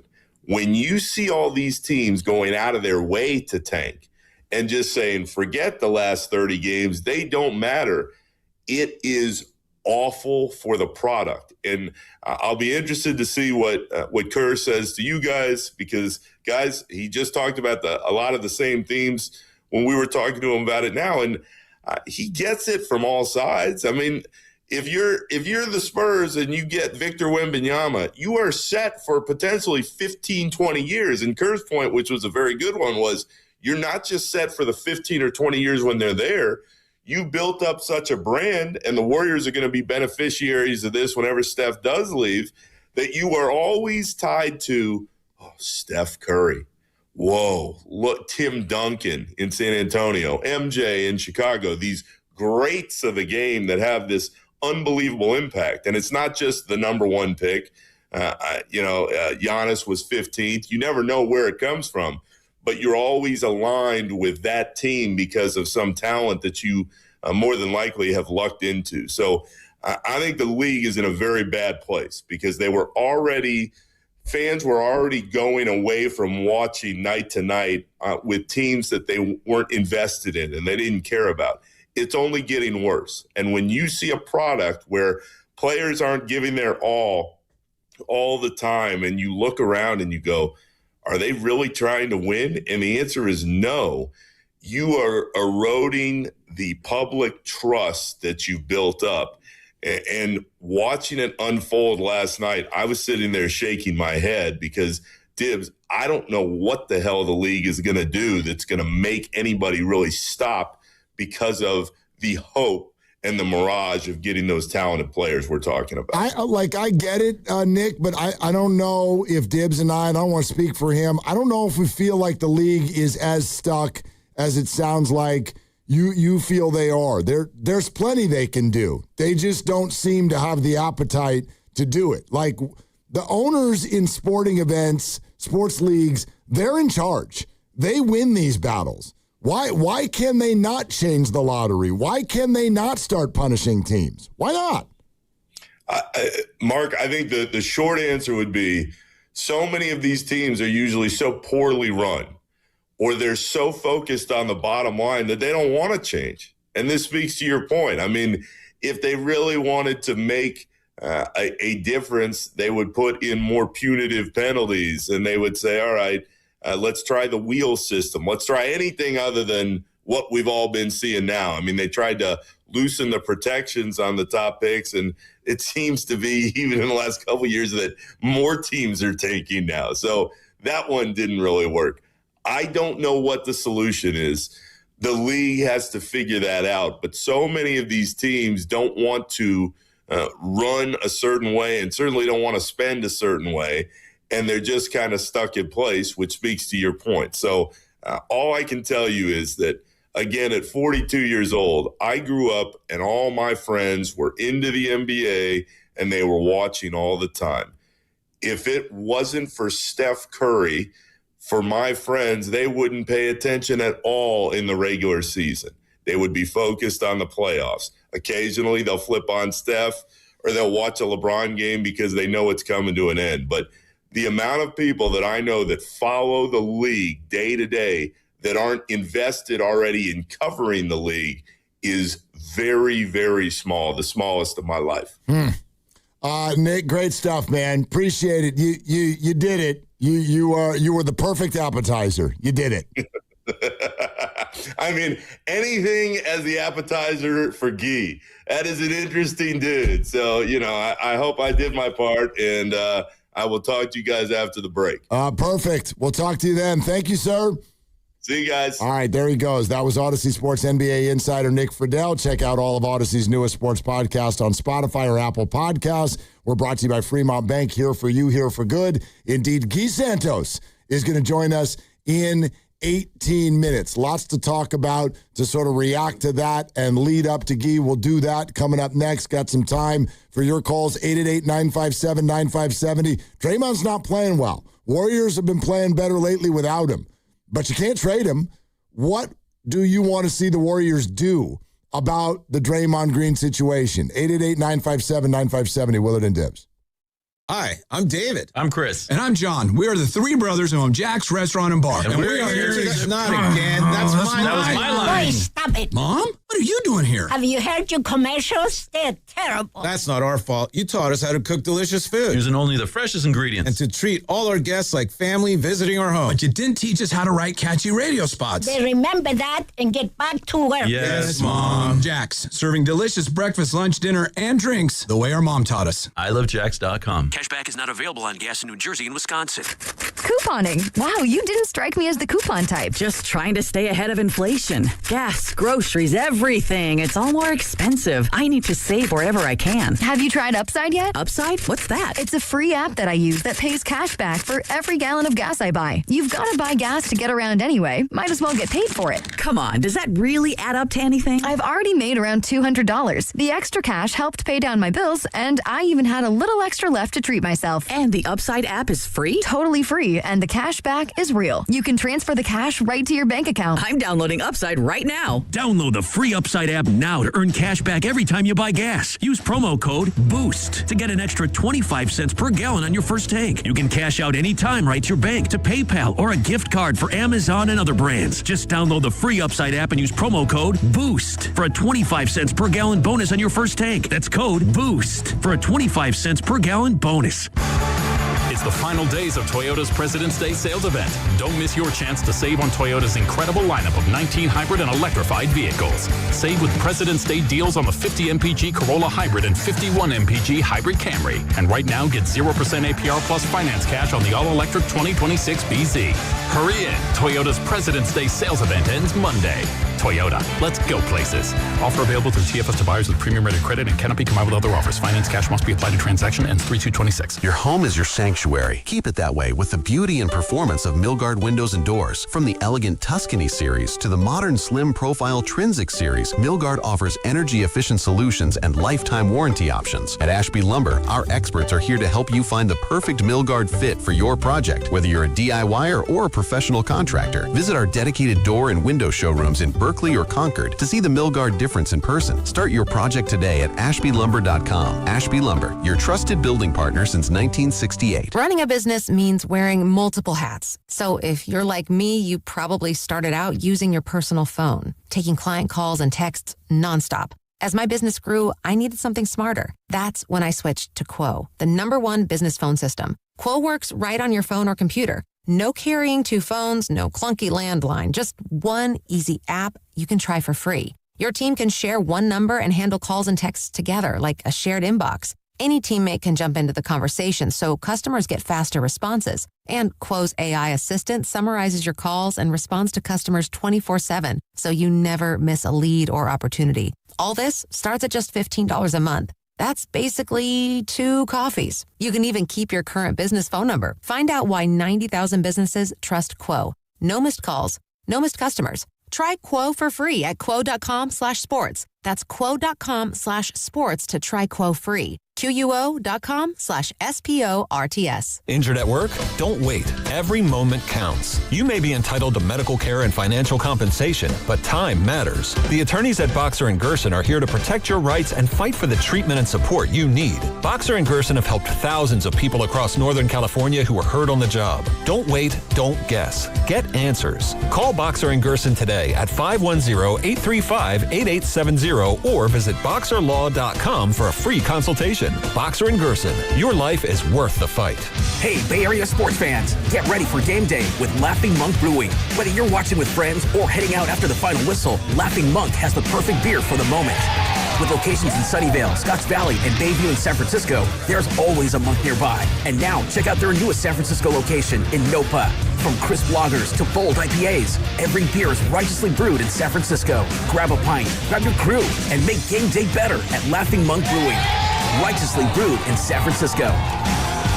We get it. Attention spans just aren't what they used to be. Heads in social media and eyes on Netflix. But what do people do with their ears? Well, for one, they're listening to audio. Americans spend 4.4 hours with audio every day. Oh, and you want the proof? Well, you just sat through this ad that's now approaching 30 seconds. What could you say to a potential customer in 30 seconds? Let Odyssey put together a media plan tailor-made for your unique marketing needs. Advertise with Odyssey. Visit ads.odyssey.com. Indeed presents hires you can't afford to get wrong, like an estate planner. Per the contents of the will, all assets go to, what does that say? Ragutataya Yaminayat. Yeah, I don't know. I was in a weird place when I wrote this. This is the time for sponsored jobs. This is what happens when you don't sponsor your job on Indeed. Next time, get matched with quality candidates with Indeed sponsored jobs. Visit Indeed.com/hire now and sponsor your job today. Hey, can you blow up some balloons for Jack's party? I can't. I'm so congested. You need Sinex Saline from Vicks. Sinex Saline nasal spray? Yeah, just Sinex. Breathe. Sinex Saline instantly clears everyday congestion associated with colds and year-round allergies with a gentle, ultra-fine mist that's no mess and easy to control. Daddy, we need more balloons. On it. Enjoy life's important moments without congestion. Try Sinex Saline from Vicks. Just Sinex. Breathe. Use as directed.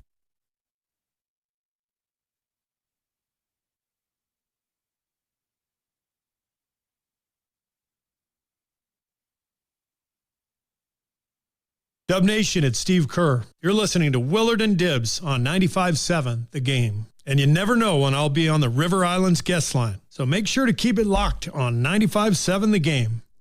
He always says that, but I don't know if he knows we tell people. Right.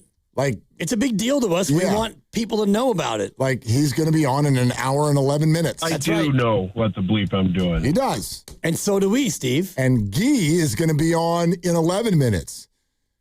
You never know when I'm going to be on the River Islands guest line. Yes, we do. 11 minutes. Yep. Yeah. Suddenly he's Italian. Well, you never know. No, I know. I'm not, but Guy, your picks a stinker. That's right. There's a little bit of that in there. Yeah.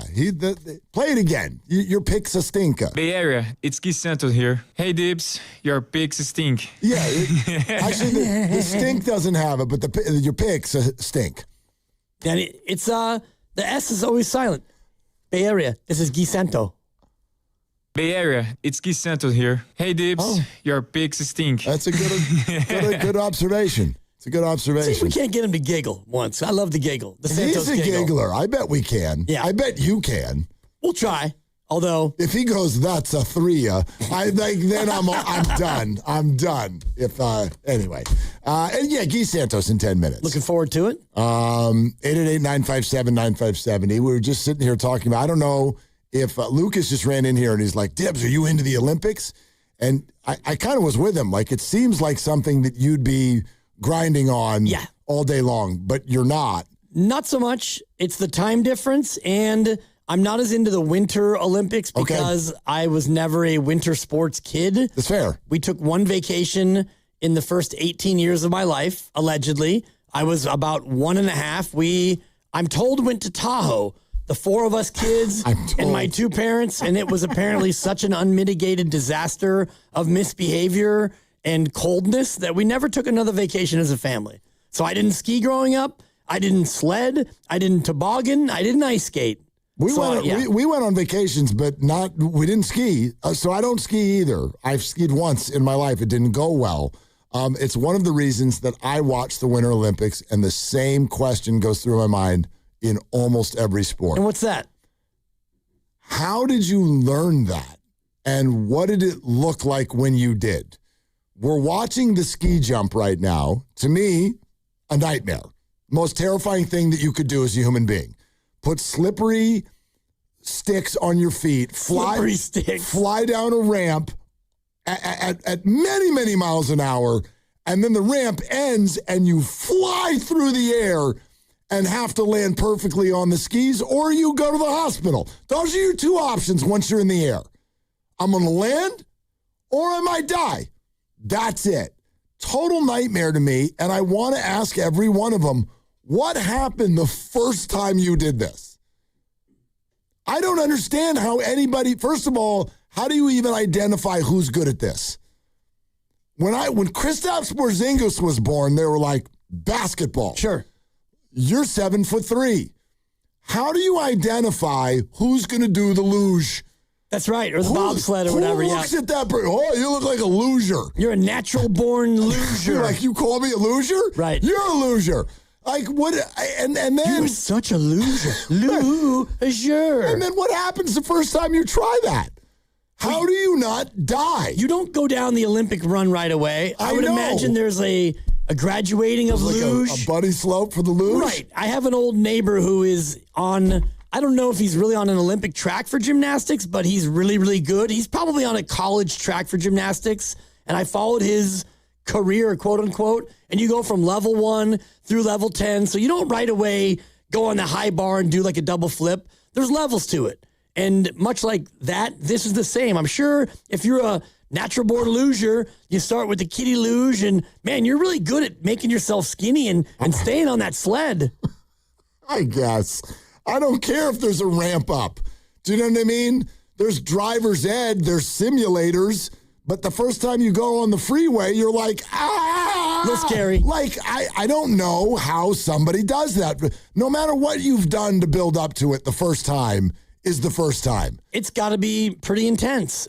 You know Eric Burns, right? Of course. Eric Burns has 3 kids, and I think they're all into different sports, and his daughter is a skier, a ski racer. Okay. So you follow him on social, and you see all the stuff from his son and the under-14 baseball, but his daughter's doing like either giant slalom or downhill or both, and you can kind of follow her career, and I think she's now a teenager, and she's really good at it. Yeah, chip off the old block. But it's been years of, I think they live in Truckee, so you ski a lot, and then you work on your technique, and suddenly, next thing you know, you're Lindsey Vonn. 925 just hit us on the Boxer and Gerson work injury attorneys text line, and I think that this is along the lines of what you're talking about with somebody who was born with Eric Burns' DNA in them, and they go, you start with the ones who want to do it.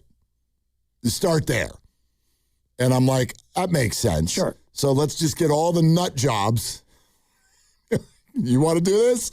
Yeah, I want to do this. Okay, let's start there. And then you start flying them through the air and you see who doesn't die. Then you go to the Olympics. But if you're Is that pretty much how it works? And some people are naturally gifted at snowboarding and balance sports. The other one, too, is like figure skating. And I think about like Tara Lipinski, who I think she was a medalist at 14.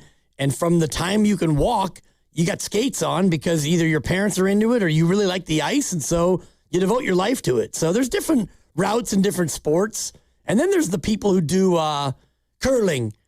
I mean, I don't even are you know. really good at sweeping ice on your feet? Again. Like, are you really good? So you see somebody who's like a 12-year-old with a broom. Hey, you're really good with the broom. Seriously. You should be into curling. Does this start with chores? Honey, Totally. look what he did to the driveway. Look at little Jimmy It's Sweet. beautiful.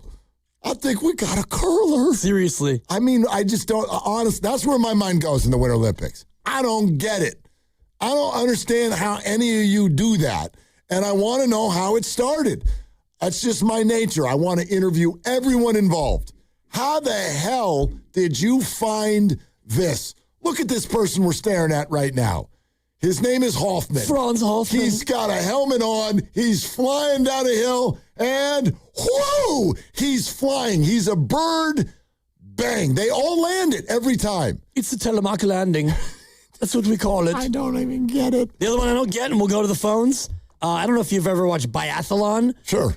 So you cross-country ski, and we get back, and now we're just going to start shooting things. Who came up with this? I don't know. So we ski. Very pleasant. Cross-country ski. It's a lovely day. Now shoot. Where's my gun? I got 5 targets that I need to light up. I'm going to shoot my gun. I don't. Put the rifle in my backpack. I'm going to ski some more. I don't understand the Winter Olympics. Ski at and all. shoot. Ski and shoot. Right. We should, if we ever get to talk Celebrini, we should ask, like, and either one of them, whether it's Macklin or Rick, how'd you start this thing? Like, was it just like you went skating for the holidays? And you're like, hey, he's pretty good. He can skate. Is that where it started? I don't know. Well, he's Canadian, so it's like, I get that. I mean, you skate. Yeah. Like, it's what you do, you know? Pete, the beekeeper in Stinson, wants to talk about young skiers, and then we are going to get back to Warriors. Guy Santos is going to call in like 3 minutes. Guy Santos? Pete. It's funny on a Friday, not on a Tuesday. I get it. B. Santos, Pete the beekeeper. Hi, Pete. What are you doing? Hi, guys. You're at your best when you're off topic on sports, and it's the only time I really want to call in. Okay, thank you. But I used to live out in the Rockies in Steamboat Springs, and they have multiple of those ski jumps there, and they start the kids. They have these little mini ones that are like death-defying for everyone else, but kids will jump like 30 feet off these things, and it's not soft snow, it's the hard stuff. So you'll see little like kindergarten-sized ones just launching off this, the parents just like hanging out, drinking beer, watching it, or whatever, chatting it up as you would at your Little League game. And then as the kids grow up, one of my wife's friends from there, her son is competing now. I think it's Colby is his last name, but he looks like a little baby face. But they huck off those things, and you can hear the skis smacking on the snow when they land all over town. Oh, my God. So they grow up watching people do it, and they're into it. It sounds but awful. It's part of the tradition. It sounds so. Thank you, Pete. Appreciate it. They start them on the hard stuff, he says. Small jumps, but the hard snow. The kids are bendy.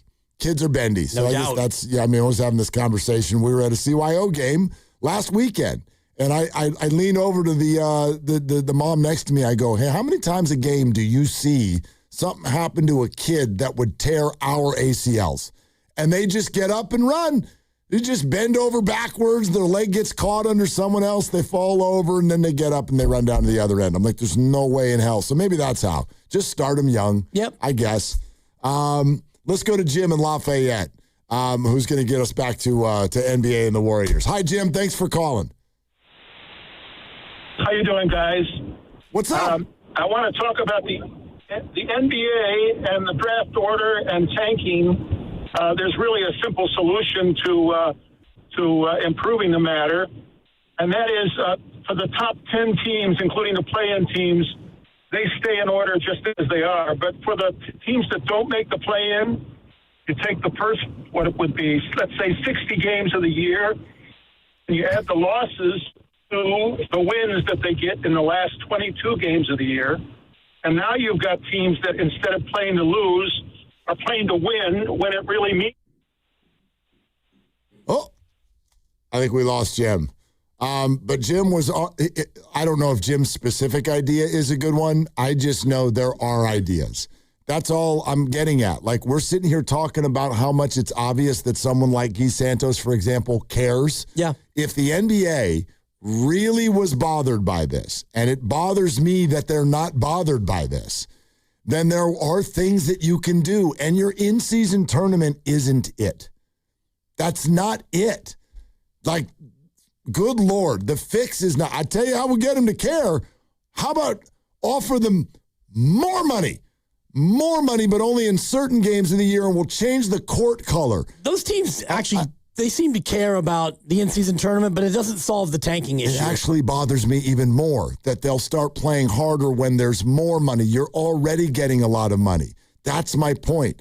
This is going to get fixed the second Adam Silver realizes how offensive it is to the fans and cares about the fans. That's it. And then there's 1,000 different things you can do to not incentivize losing down the end of a season. Yeah.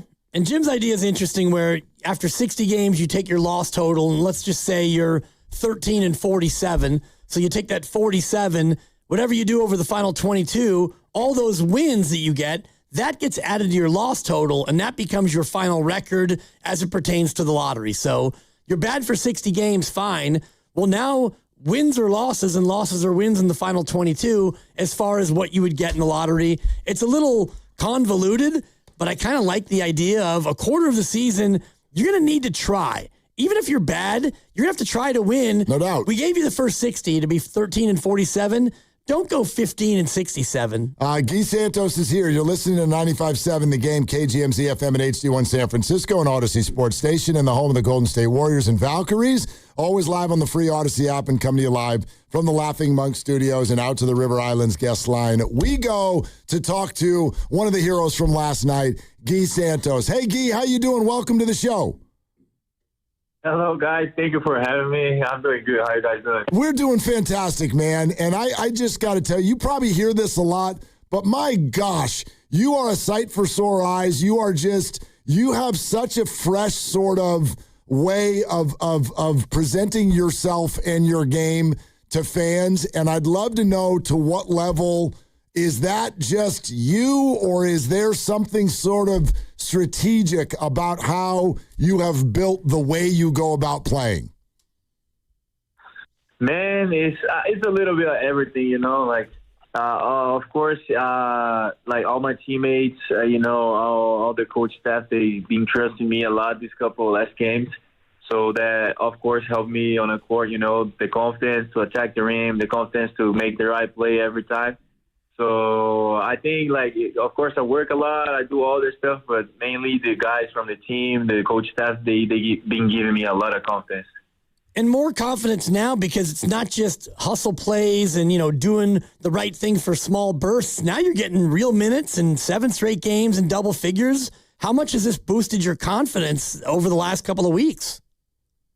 A lot. There's a big boost in my confidence because, you know, like when you start playing consistent minutes every night and you just like perform, you know, well, you help the team to get some wins that we were not expecting, you know. So it's always great to have this type of game time, like this type, you know, like the team playing together, everybody playing hard, fight. We know that we don't have Steph now, we don't have Porzingis now with us, but even without them, we keep playing hard and we keep playing, you know, like against good teams, and we've been making great games against these teams. Guy Santos with us on Willard and Dibs. Guy, I want to ask you the same question that Moses has answered many times. Now departed Jonathan has answered many times. What has been your journey as a young player through this system to try to get minutes? So this one of these days, Raymond has a great interview answer about that. So for me, I knew I would just get minutes, you know, the short burst minutes, if I was a guy that was bringing a lot of energy, the guy that was getting offensive rebound, extra possessions for us. So I really logged in on there for my first 2 years. And, you know, most of the people don't know, but when I came here, when I was playing in Brazil, I was playing as a point guard. So when I got here, it changed completely my game. I was learning how to play without the ball. Just being a guy that play really hard, a guy that's gonna be there to do whatever I want to, whatever I need to do to make the team win. So that was a big thing for me to keep my minutes, you know, to like trying to get some more and more minutes. But now that I'm having these minutes, I can show a little bit more. I can show that I still being the guy that can, you know, dribble the ball a little bit more to find the teammates, make the right play every time. Without losing the thing that I has bring into the team, you know, the energy, the crashing on the offensive boards, the extra possessions, the defense, and all that. But now I'm able to show a little bit more. That's fascinating. I don't think a lot of us knew that. Guy Santos, the point guard. So how would you describe your game in Brazil, and have you given Steph Curry any pointers?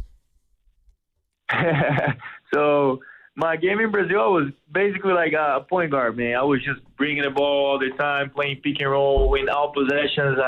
I was a guy that had the ball in my hand a lot, you know.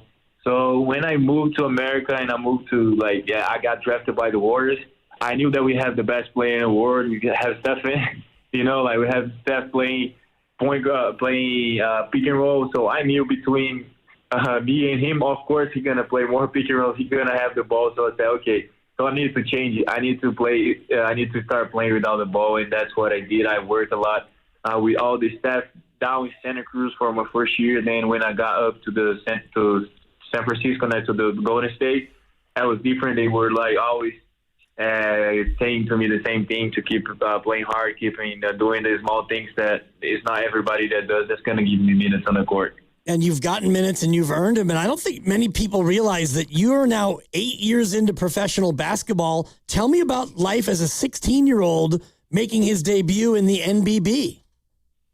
Oh, yes, that's true. I started playing pro when I was 15 to 16. And, you know, like I was playing, usually when you like 16, you play with guys in your age here in America. But I was playing with guys 30. You know, I was playing with guys 10 years older than me. Some guys was even 20. I don't know if you guys remember Leandro Barbosa, but sure. My first year playing pro, he was one of my vets in Brazil. We were playing the same team. So I think in my first bucket that I have as a pro, he was playing. So we were winning the game by 20, and he called the coach and said, "Coach, put the key in my place." And I started playing well. I started scoring my first bucket. So yeah, that's my 8th season playing as a pro. I never played college, you know. I came straight from the pro league in Brazil to the G League, spent a year there. Then, yeah, I'm up here now with the Warriors. At what point did a life in the NBA become realistic to you and a real goal? I think when I was 16, when I met Leandro, because I was asking him a lot about NBA. You know, NBA always been a goal for all the kids that play basketball. But when you're born in Brazil, when you're born in another country, that's make it harder, you know, because we don't have that much resource that, you know, you guys have here, because there we don't have a great court, we don't have great basketball, all that. So it's kind of tough for us to make here. But when you see and you look back, you see that all the work you put in, all the stuff that you did for, you know, to make sure that you go to the NBA work. But when I was 16 and I have LB there, I was already thinking about NBA, but that was a goal that I see, but at the same time was very, very far from me. Gui Santos here on 95.7 The Game. How would you categorize the pro league in Brazil? Is it as good as the G League here, or is it more like upper level college ball? How would you rate the Brazilian pro league? I think it's tough to compare with the basketball here, because the basketball here is so fast. The guys are so athletic. And when you go back to basketball in FIBA, we don't play that fast. The FIBA basketball is a lot of IQ, you know. Everybody's so smart. Everybody is really thinking about the next play. The court is looks small. You don't have the 3 seconds defense, you know, defensively. So that's a completely different game for me, because, you know, it's harder to score. You don't see as many guys doing 50 points, 40 points. It's not because they cannot do it. It's just because when you look like to the physicality, they allow way more physicality when you're on defense. You can grab, you can push, you can do more than you can do in the NBA. So I would compare that's like it's tough, kind of like college, but at the same time we bring more. We call more plays. It's kind of tough to compare it. Guy, would you take everybody sort of inside the vibe of the locker room right now? Like these wins, the one last night, the one in Phoenix, like I'm mindful of the embrace that you and Steve Kerr had right after the final buzzer last night. Like everyone's aware you guys are you're really climbing uphill right now. How's everybody handling that? And what do these wins feel like when you don't have some of your top guys out there?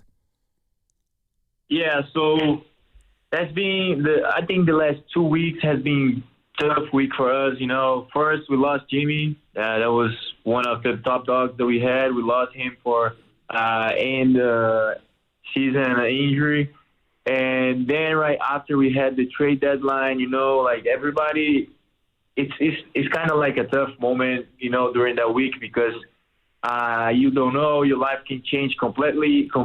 So you just be thinking about it. And the first win that we had in Phoenix was great for us, because that was kind of like everybody was so worried about a lot of stuff that was going on, you know, like feeling bad for Jimmy and all the trade stuff.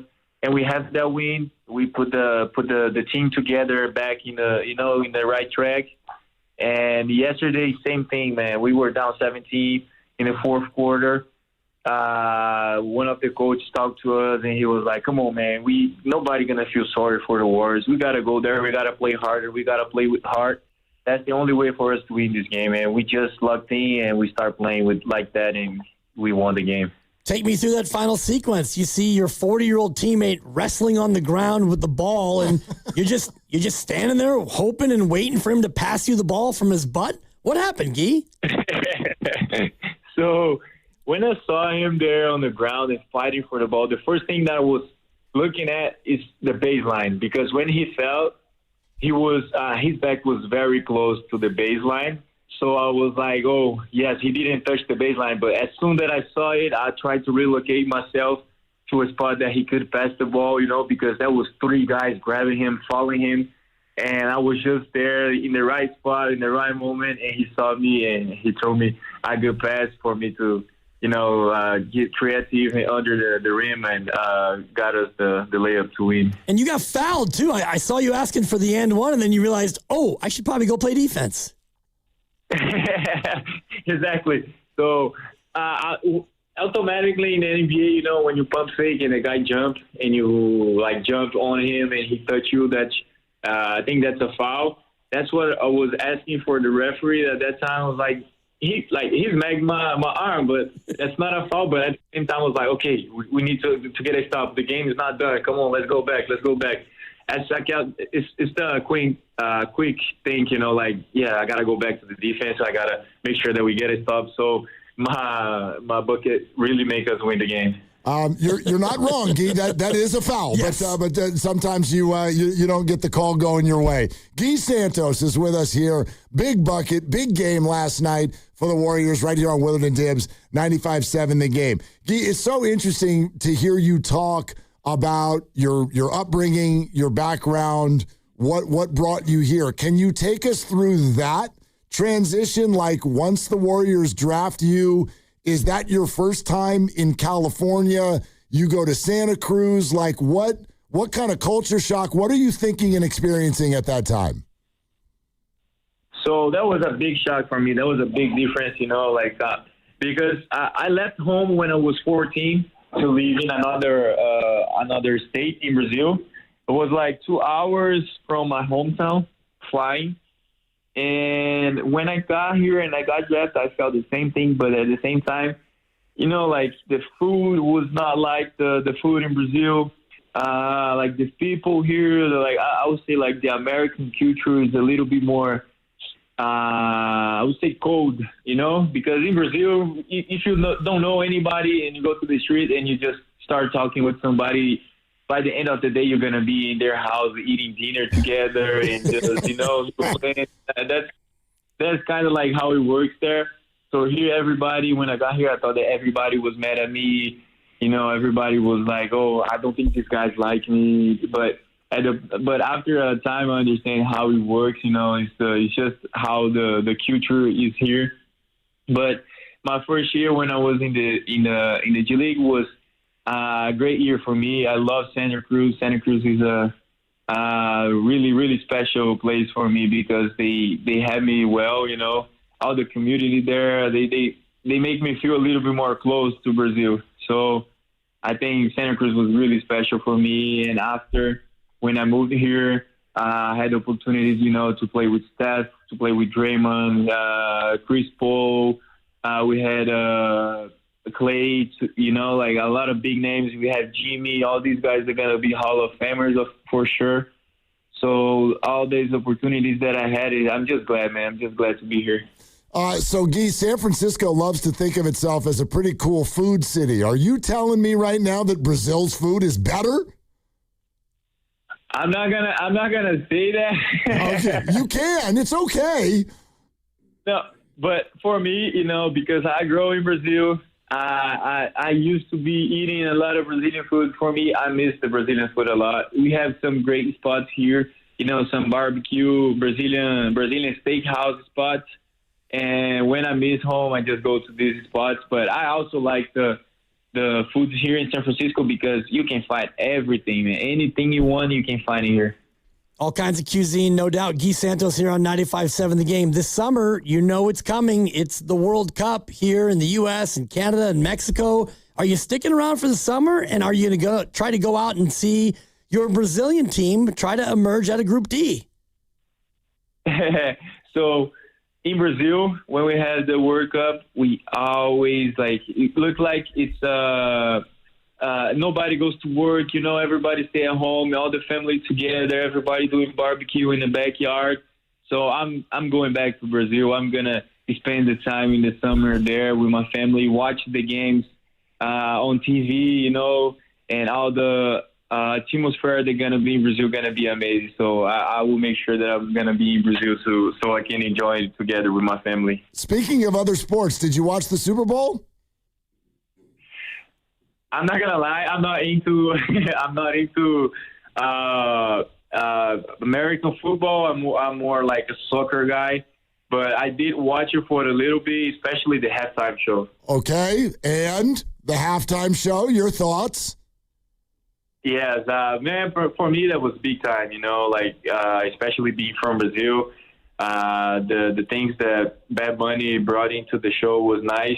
That was a great representative for all the Latino America people, South America, and I love the message that he brought for that show. I love it. Hey, Guy, before you go, can you say for all of us your full name? Oh, there you go. So my full name is Guilherme Carvalho dos Santos. Okay. How did we end up with Guy out of that? I would love to know, because there's a lot of choices there. How did you get to Guy? So, it's really common in Brazil, and everybody that's called it like Guilherme, like me, we just call them Guy. That's like abbreviation, so that's how it starts. Like in Brazil, everybody's just Guy. Nobody say Guilherme, just my mom when she's mad at me, But... yeah, so everybody just started calling Guy, and my dad and my mom both had Santos in the name, so I just started Guy Santos because of that. But as we know here, normally, Brazilian soccer players, it's just a one-name thing, Neymar and all the rest of them. Can we just go with Guy? Can we just put Guy on the back of your jersey now and go with that? I would love it. I would love it to have it. When I play for the national team, usually I put Guy Santos, both, because... I like that a lot. So maybe in the future. I'm thinking Warriors team store. That's right. I think you could sell some Guy jerseys. I'm just saying. I would love it. You're a ton of fun, yeah. Guy. Thank you so much. Thank you so much for stopping by. And I don't know if this feels like the right word, but congratulations, man. You're really solidifying your NBA career here. Oh, thank you, man. I appreciate you so much. Thank you, Guy. Appreciate it. We'll talk to you again. All right. Thank you for having me. Have a great one. Thanks, too. Guy. You too. There he goes. Guy Santos. Right? Even more fun and better than you would have thought. Who has a new favorite player? Seriously. I'm just looking at his bio. My gosh. Started at 16. He's 15, turning 16. Oh, my God. Playing with 30-year-olds in the Brazilian Pro League. Wow. I don't and we get asked this a lot too. I don't ever act like if somebody comes on our show or we talk to them even in a locker room or whatever, that doesn't mean necessarily that you know them. I'm not right.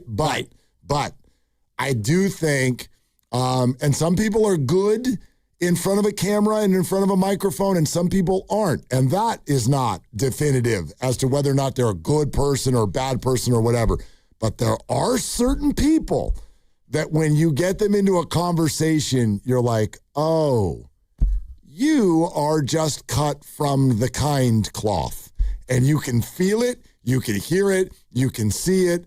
That's one of those dudes. Yeah, and he explained it perfectly where in Brazil, you walk up to somebody on the street and within an hour, you're having dinner at their house. It's a much warmer culture. And he even said, being here, it's like nobody likes me. Why don't people like me? What a sad thing. Right. He comes to Santa Cruz. He's like, I think nobody likes me here. Imagine if he landed in New York or Philadelphia, places where it's even colder than out here. I'm surprised he didn't buy Giant season tickets. He's like, it's their motto. Nobody likes us. Exactly. He's like, that's me. Natural fit. Oh, my gosh. Left home at 14 and 2 hours away by plane and like, okay, all right, kid, you're a pro basketball player now. Go out there and do it. Yeah.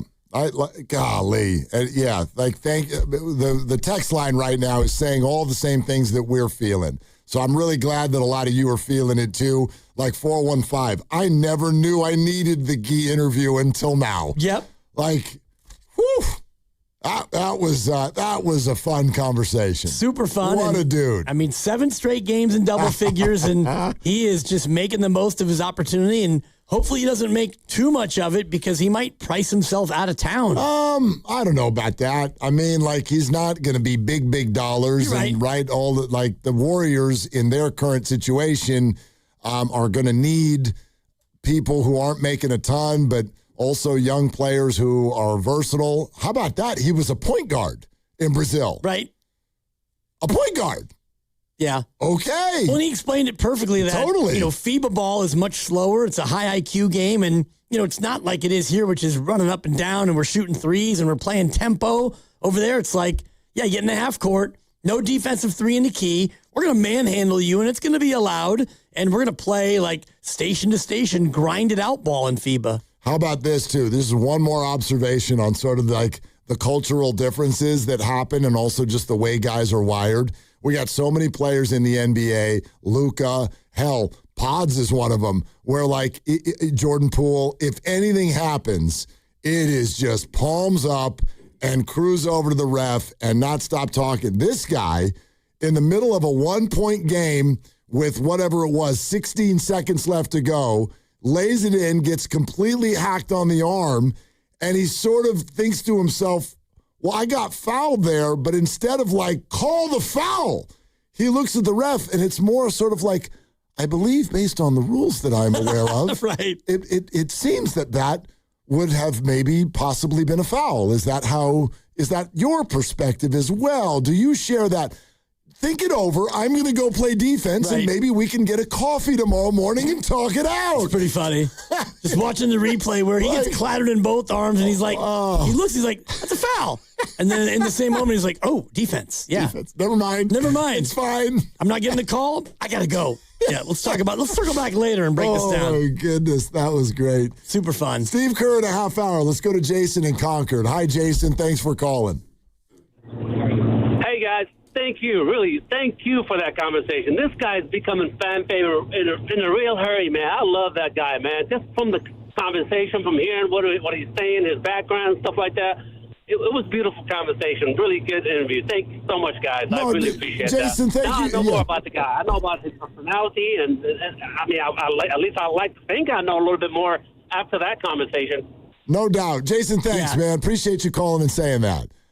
You know what? Like, when someone says, I didn't even know I needed the Guy interview until I heard the Guy interview. Let me just throw this out real quick. There's nothing that can be done about this. I get it. It's because of the bar that the Warriors have set over the last 10 to 12 years. I get it. I think they get it.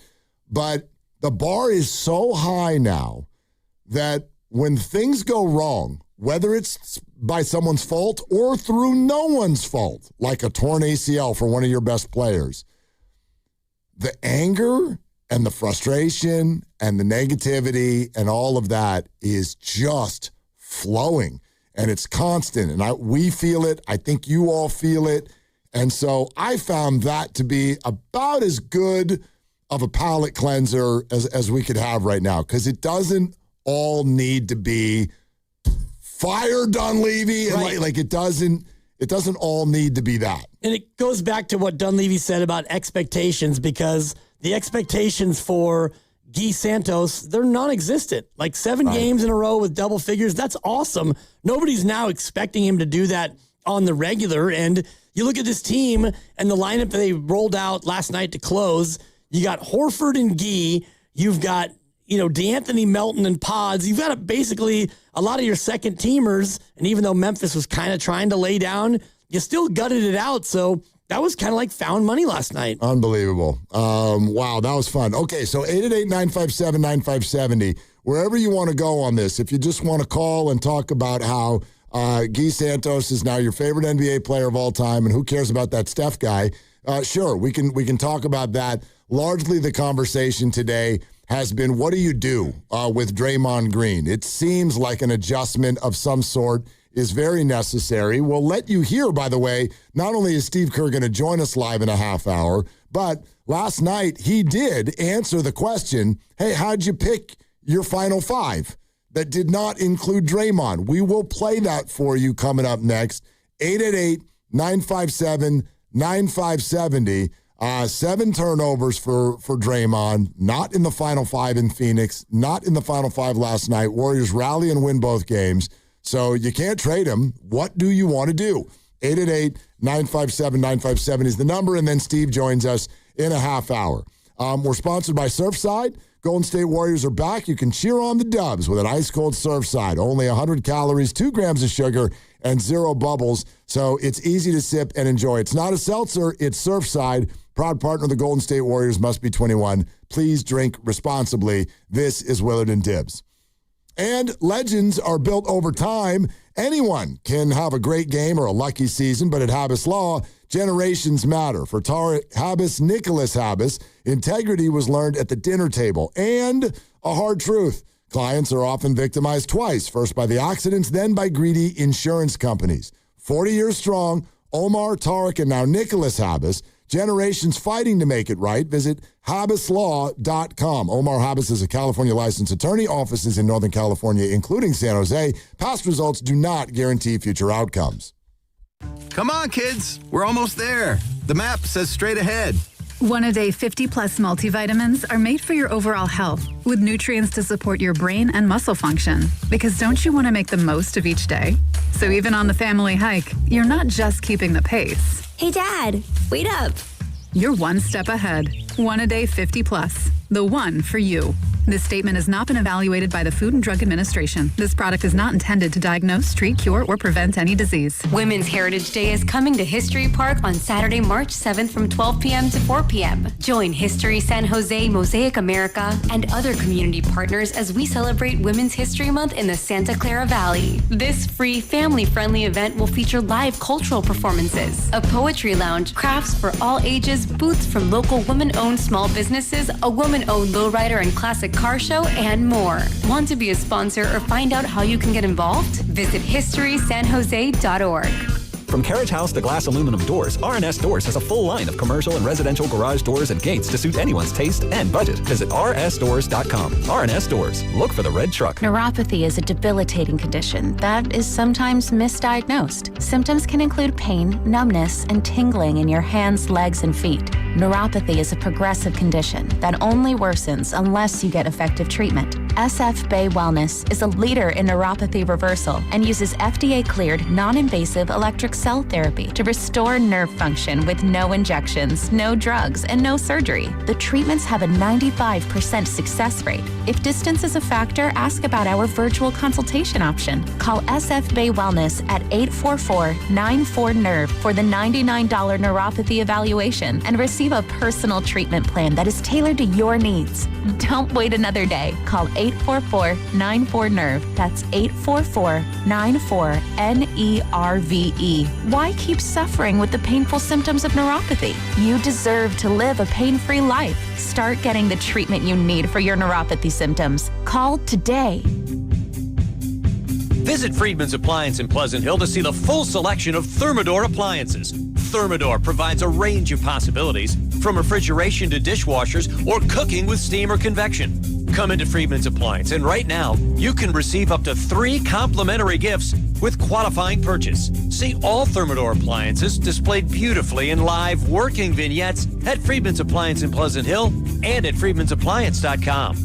You know, covering Bay Area sports for years, I've seen athletes go through it all. The highs, the lows, and the pain that comes with getting knocked down. But when it's not just a game, when you're the one injured, or when tragedy strikes someone you love, that's where Beam Law comes in. Beam Law is the Bay Area's go-to personal injury law firm. Whether it's a car accident, a serious injury, or a wrongful death, they're there to shoulder the legal burden so you can focus on what truly matters: rebuilding, recovery, and taking care of your family. Beam Law is local, and they win, with millions recovered for clients across the region. That's why SF Weekly voted them Best of the Bay 4 times. If you've been hurt or lost someone because of someone else's negligence, call Beam Law at 415-523-5555. 415-523-5555. That's 415-523-5555. Or visit hurtinthebay.com. That's hurtinthebay.com, because it's not whether you get knocked down, it's whether you get back up. Beam Law, they've got your back, Bay Area. Staples presents That Was Easy. So I opened a restaurant and needed everything. Menus, signage, catering brochures. Everything and then some.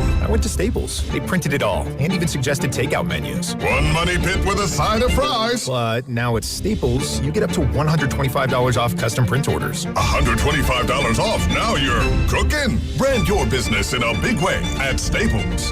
That was easy. Shop Staples in store, online, or in the app by 4/4 to unlock. Exclusions apply. Visit staples.com/print for details. This is the story of the one. As the purchasing manager at a manufacturing plant, she knows the only thing more important than having the right safety gear is having it there when you need it. That's why she partners with Grainger for auto reordering, so her team members can count on her to have cut-resistant gloves on hand, and each shift can run safely and efficiently. Call 1-800-GRAINGER, click Grainger.com, or just stop by. Grainger, for the ones who get it done.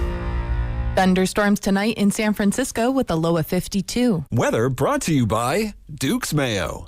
Welcome to Duke's Mayo Country, where the mayo is so smooth and creamy, it makes every bite better. Duke's Mayo. Look for the yellow lid. Melton tipped it forward. Horford's got it. 8 to go. Goes in. Layup no good. Tip no good. Horford grabbed it again. Ripped it away. Falls down. Feeds Santos. Santos goes back up and scores! Low right. Warriors lead. 19 seconds to go. Memphis won't call time. Small. Driving left on Santos. In traffic. In trouble. He has to throw it now to Meshack with 8 seconds. Goes up. No good. Rebound. Cam Spencer. Fadeaway. Blocked by Pajemski. Grabbed by Horford. Throws to Melton. The Warriors have won the game. Improbable. Unbelievable. Final score. Golden State 114. Memphis 113. Dub Nation, it's Guy Santos here. You're listening to Wheeler and Dibs on 957 The Game. You know what, Dibs? I like your picks. Yeah. Now he's been on the show and everything's okay. Everything's great. And no longer will I mock his giggle. Stop that. I don't like that anymore. I don't like it either. I can't believe I used to do that. I'm a big Guy guy. Bay Area, it's Guy Santos here. Hey, Dibs, your picks stink. You know what? You have a right to say that. You know, I mean, sometimes they do. I mean, I miss some. I'm 7-6 in the playoffs. You're 7-6 in the playoffs. Which is nice. And you had a winning season. Congrats. Thank you. Second straight Super Bowl lock, which is nice. You know, win the big games. Our boss famously would say, look. Win the big games. And we did. He sort of says that. I'm sorry, Steve Kerr, but the bar's been raised for you, sir. Guy Santos done stole the show. And you talked about a concert. Nick Friedel, the warm-up act, terrific as always. Guy Santos, not the headliner, but oh boy, the headliner is backstage thinking, oh man, I'm going to have to bring some heat. He killed. Exactly. Man.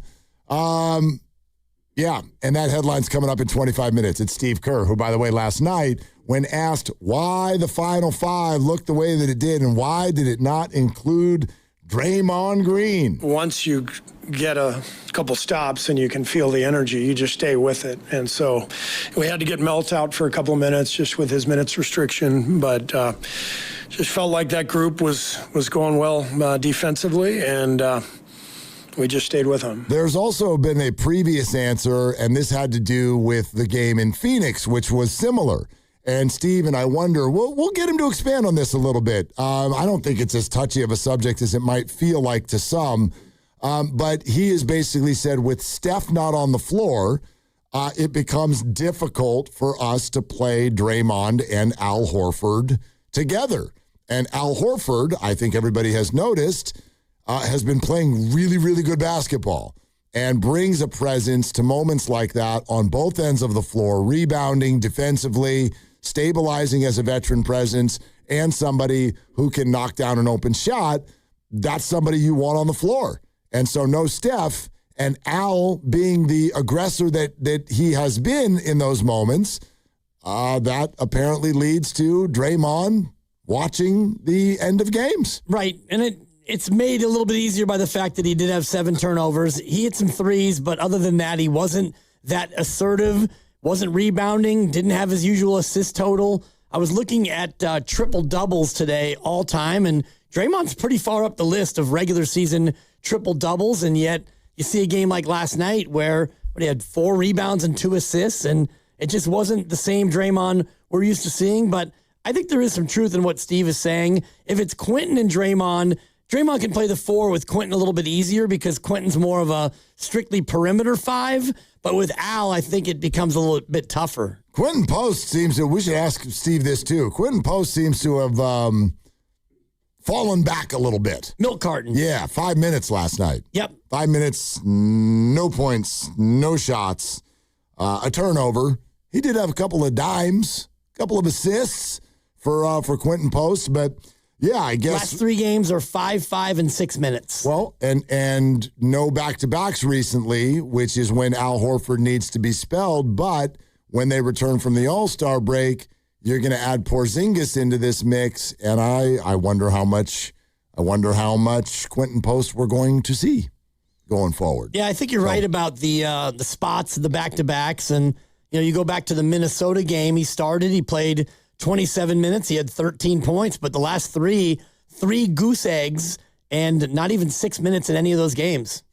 Steve Kerr in 22 minutes. Let's get to as many phone calls as we can. Let's go to Alan in Castro Valley. Hi, Alan. Thanks for calling, man. What's up?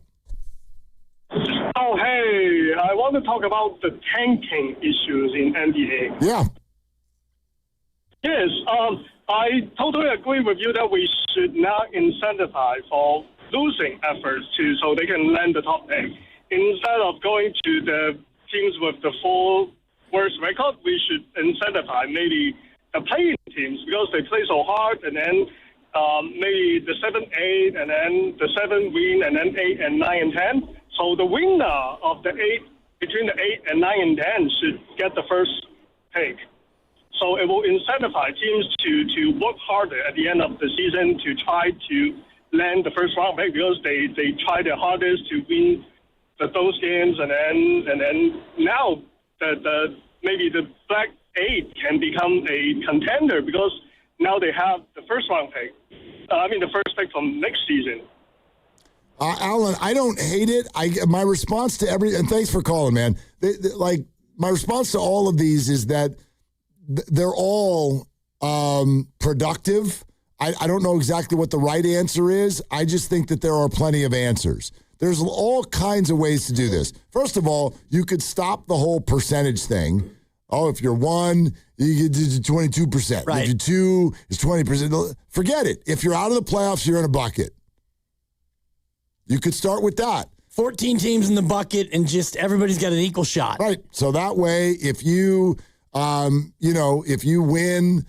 enough games to really kind of challenge the play-in tournament, or you go to the play-in tournament and you lose, you have an equal shot and of the team that ended up, winning 11 games all year. So you could do something as simple as that. You could also put that thing down, flip it, and reverse it if you want. Oh. Which is the first pick goes to the best non-playoff team. That'd be Portland right now. Right. So that way, it gets intricate because I do think the trouble there would be someone would be like, I'd almost rather be 11 than 10.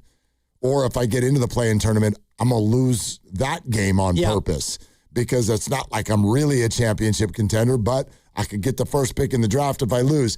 Again, there are things that you could clean up, but that's where I would start. Stop making losing. Help. It's not that hard. Your bucket idea is good. I'm looking at the odds right now where the top 3, Sacramento, Indiana, and Washington, they have a 14% chance at the 1 and a 52% chance to be in the top 4. Yeah. So the odds are in your favor to at least be top 4. And then you get to the 4th worst is a 12.5% and all the way down to Portland with a 0.5 chance to land the number 1. So there's a break point where if you're not one of the, 5 worst teams, then you have a 1 in 3 chance of being in the top 4. So if you're not going to be really, really, really bad, if you're just going to be bad, like Memphis bad, Milwaukee bad, where you're not going to be the worst and you're not going to be a play-in team, you're kind of stuck in that spot where you don't really have much incentive to either win and get in, right? Or you can't lose enough to catch Sacramento. No, it's also funny that they even do the whole top 3 thing, and I think their thought process in that is that it will bring all the playoff teams to the party. Like they almost turn it into a little game. But then if you're really bad, the worst you can be is 4. Well, so again, you're still incentivized then to be really, really bad. It's a much better game if you're just I got 14 teams and they've all got an equal shot. And now the fan bases of all of those teams are super activated. You got a 1 in 14 shot to be number 1. Then you've got a 1 in 13 shot to be 2. And then you've got a 1 in 12 shot to be 3. It's so simple that it's probably not a great idea, but I like it better than what they're doing now. Yeah, I'm with you. And you could even do your bucket, and I like your bucket idea. You could do bucket for the top 3, and then after that, then we slot you by record. So if you truly are bad, Sacramento, you're the worst team in the association, you have an equal shot at the 1, an equal shot at the 2, an equal shot at the 3, and after that, now we're just going to go ahead and slot you. You could, except for that still incentivizes losing to a certain degree. You could even make the break point after 5 then and say, all right, we're doing 5 buckets, and then we're going to go by, because you do want to give the teams that are truly bad. Sacramento's not tanking. They're terrible. Well, but it becomes hard to tell sometimes. Yeah. And I think that's why teams do this. Again, your idea works too. I'm open to so many things, but I think the fundamental question that Adam Silver needs to ask himself, how do we stop incentivizing losing? Once you do that, now you're in a powerful spot. That's all you have to do. Just stop incentivizing losing. You know what I mean? Yeah. I mean, hell, why don't we just put all the teams in a bucket? Well, I mean, that's not going to work because then you get, the Oklahoma City. You get the number 1 pick. No, How about that? And they have 4 picks this year, so they get 1 through 4. I mean, kaboo, game over. I do think that you could do something where you've got 14 non-playoff teams. You take the bottom 6 and the top 6. The 7th and 8th teams, you get the most chance at the number 1, and then you kind of go out from there. Oh, from the middle out? Yeah, so the 14th worst team, the one team that misses it, and the worst team, you would have the lowest odds to actually get there. So if you were Sacramento and you're 1 game behind Indiana, you're 2 behind Washington, you're 3 behind New Orleans and Brooklyn, you would be incentivized to get out of that cellar. Right. You'd at least try to get into the fatter part of the bell curve where you have more of a chance. Yeah, there's all kinds of ways to do this. You can also incentivize winning in different ways. Or you could add, even though you might be getting draft, as they used to call them, ping pong balls or whatever, but you can add other punishments. You can have, disincentives, if you will. I mean, this is how we all do our fantasy leagues, right? My guys out here at my B&V place, you lose that league, you have a choice. You get a choice. You have to do one of 2 things. You have to get a tattoo on your body. Come on. It says something like one of those iron-on fun ones that goes off in 5 days? No, a tattoo. And you can pick anywhere on your body, but it says loser or loser, or I don't even know exactly what. I don't remember what it says. Natural born loser. Yeah, or the other thing is I guess that there's some big kind of town event and parade thing or whatever, and you can cruise around that in a Speedo all day. You got to pick one. Yeah, I'm out. Well, no, that's what I would say. I would just be I'm not in your league. You draft McCaffrey and he gets hurt week 2, And you're done. I'm not in your league. Right. Right. So you could do that, but I don't think the Pelicans are going to do that. I don't think they're going to be like, we're not in your stupid league. No, you're in the league. You're in the league. And I'm not saying embarrass them, but you can come up with things that disincentivize what losing basketball games. A little bit more mild, but I was in a league where every week, if you were the low-scoring team, you had to throw an extra 10 in the kitty. And if you were the high-scoring team that week, you got the 10. You got the 10, exactly. So, that's not quite as bold as getting a tattoo that says loser, on your face or something. I don't know, man. Again, I'm just totally spitballing here, but that team that is the best non-playoff team, give them an extra second-round pick at the end of the draft.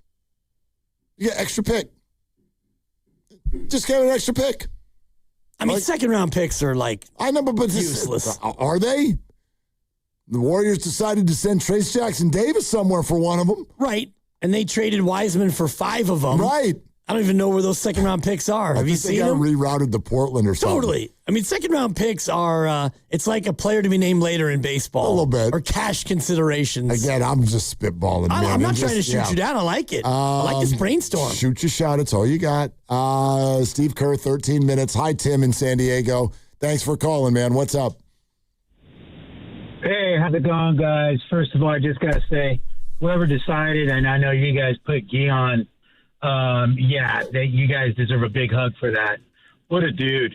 I just want to say that, he just brings not only a sense of humanity to the game that is so missing, it's just so refreshing to hear an NBA, especially a young dude like that, 23. Speak with so much humanity, and it was a great interview. And I just got to say thanks, gentlemen, for bringing him to the limelight, just shining the light on him. It's just it's a great player, point guard skills, which didn't know. Just got to say, as a fellow Latino, this guy is he's a shining star. That's it. Tim, thanks, man. I appreciate you calling and saying that. We enjoyed it so much, too. And I'll say this. I know that this is not why people sign up to root for Warrior basketball. But when bad things happen to your team, there are usually little silver lining things that you can sprinkle in. And usually it comes in the form of draft picks or things like that, right? Jimmy Garoppolo tears his ACL. Poof, you get Nick Bosa. You know what I mean? Steph Curry gets hurt. You get the second pick. Now, you went out and messed it up, but that's usually what happens. Well, even that year, you had Eric Paschall and Jordan Poole went to the G League, and he got better, and he came back. It's like, ooh, you may have something with this Jordan Poole guy. You're not finding Guy Santos and Pat Spencer, and you're not doing these things if a lot of the other things that have been considered as bad things have happened. Whether that's Jimmy Butler's ACL, and I'm not going to say this is a good thing, but the 5-year-long discord between the organization and Jonathan Kuminga, it heads down a path where you find a deal that opens up a roster spot for Pat Spencer and maybe others. There are rumors that the Warriors may go get Lonzo Ball on the buyout market, or who knows what they're going to do with their roster spot. There's little things that happen when the bad stuff happens. For me, the number one thing that I'd point at right now in this Jimmy Butler injury and the trading of Jonathan Kuminga is, hey, look at Guy Santos. He's getting minutes. He's doing something with it. The Warriors now have somebody who is a player who maybe can contribute when things get important again. Yeah, and the same thing happened with Pat Spencer when we had Spencer-mania, and he's come back, and now he's got a real contract, and he's still out there contributing and playing like he belongs. And Quentin Post has been a nice find. So even through all of the muck and the murk of this year, with Steph in and out, the Draymond thing, Jimmy's injury, Kuminga gone, Hield gone, through all of it, there's been some nice little stories down the end of the bench. No doubt. Matt in Napa is next. Hi, Matt. Thanks for calling. Hey, thanks for taking my call, guys. And I was looking for the full moon outside, but it's cloudy.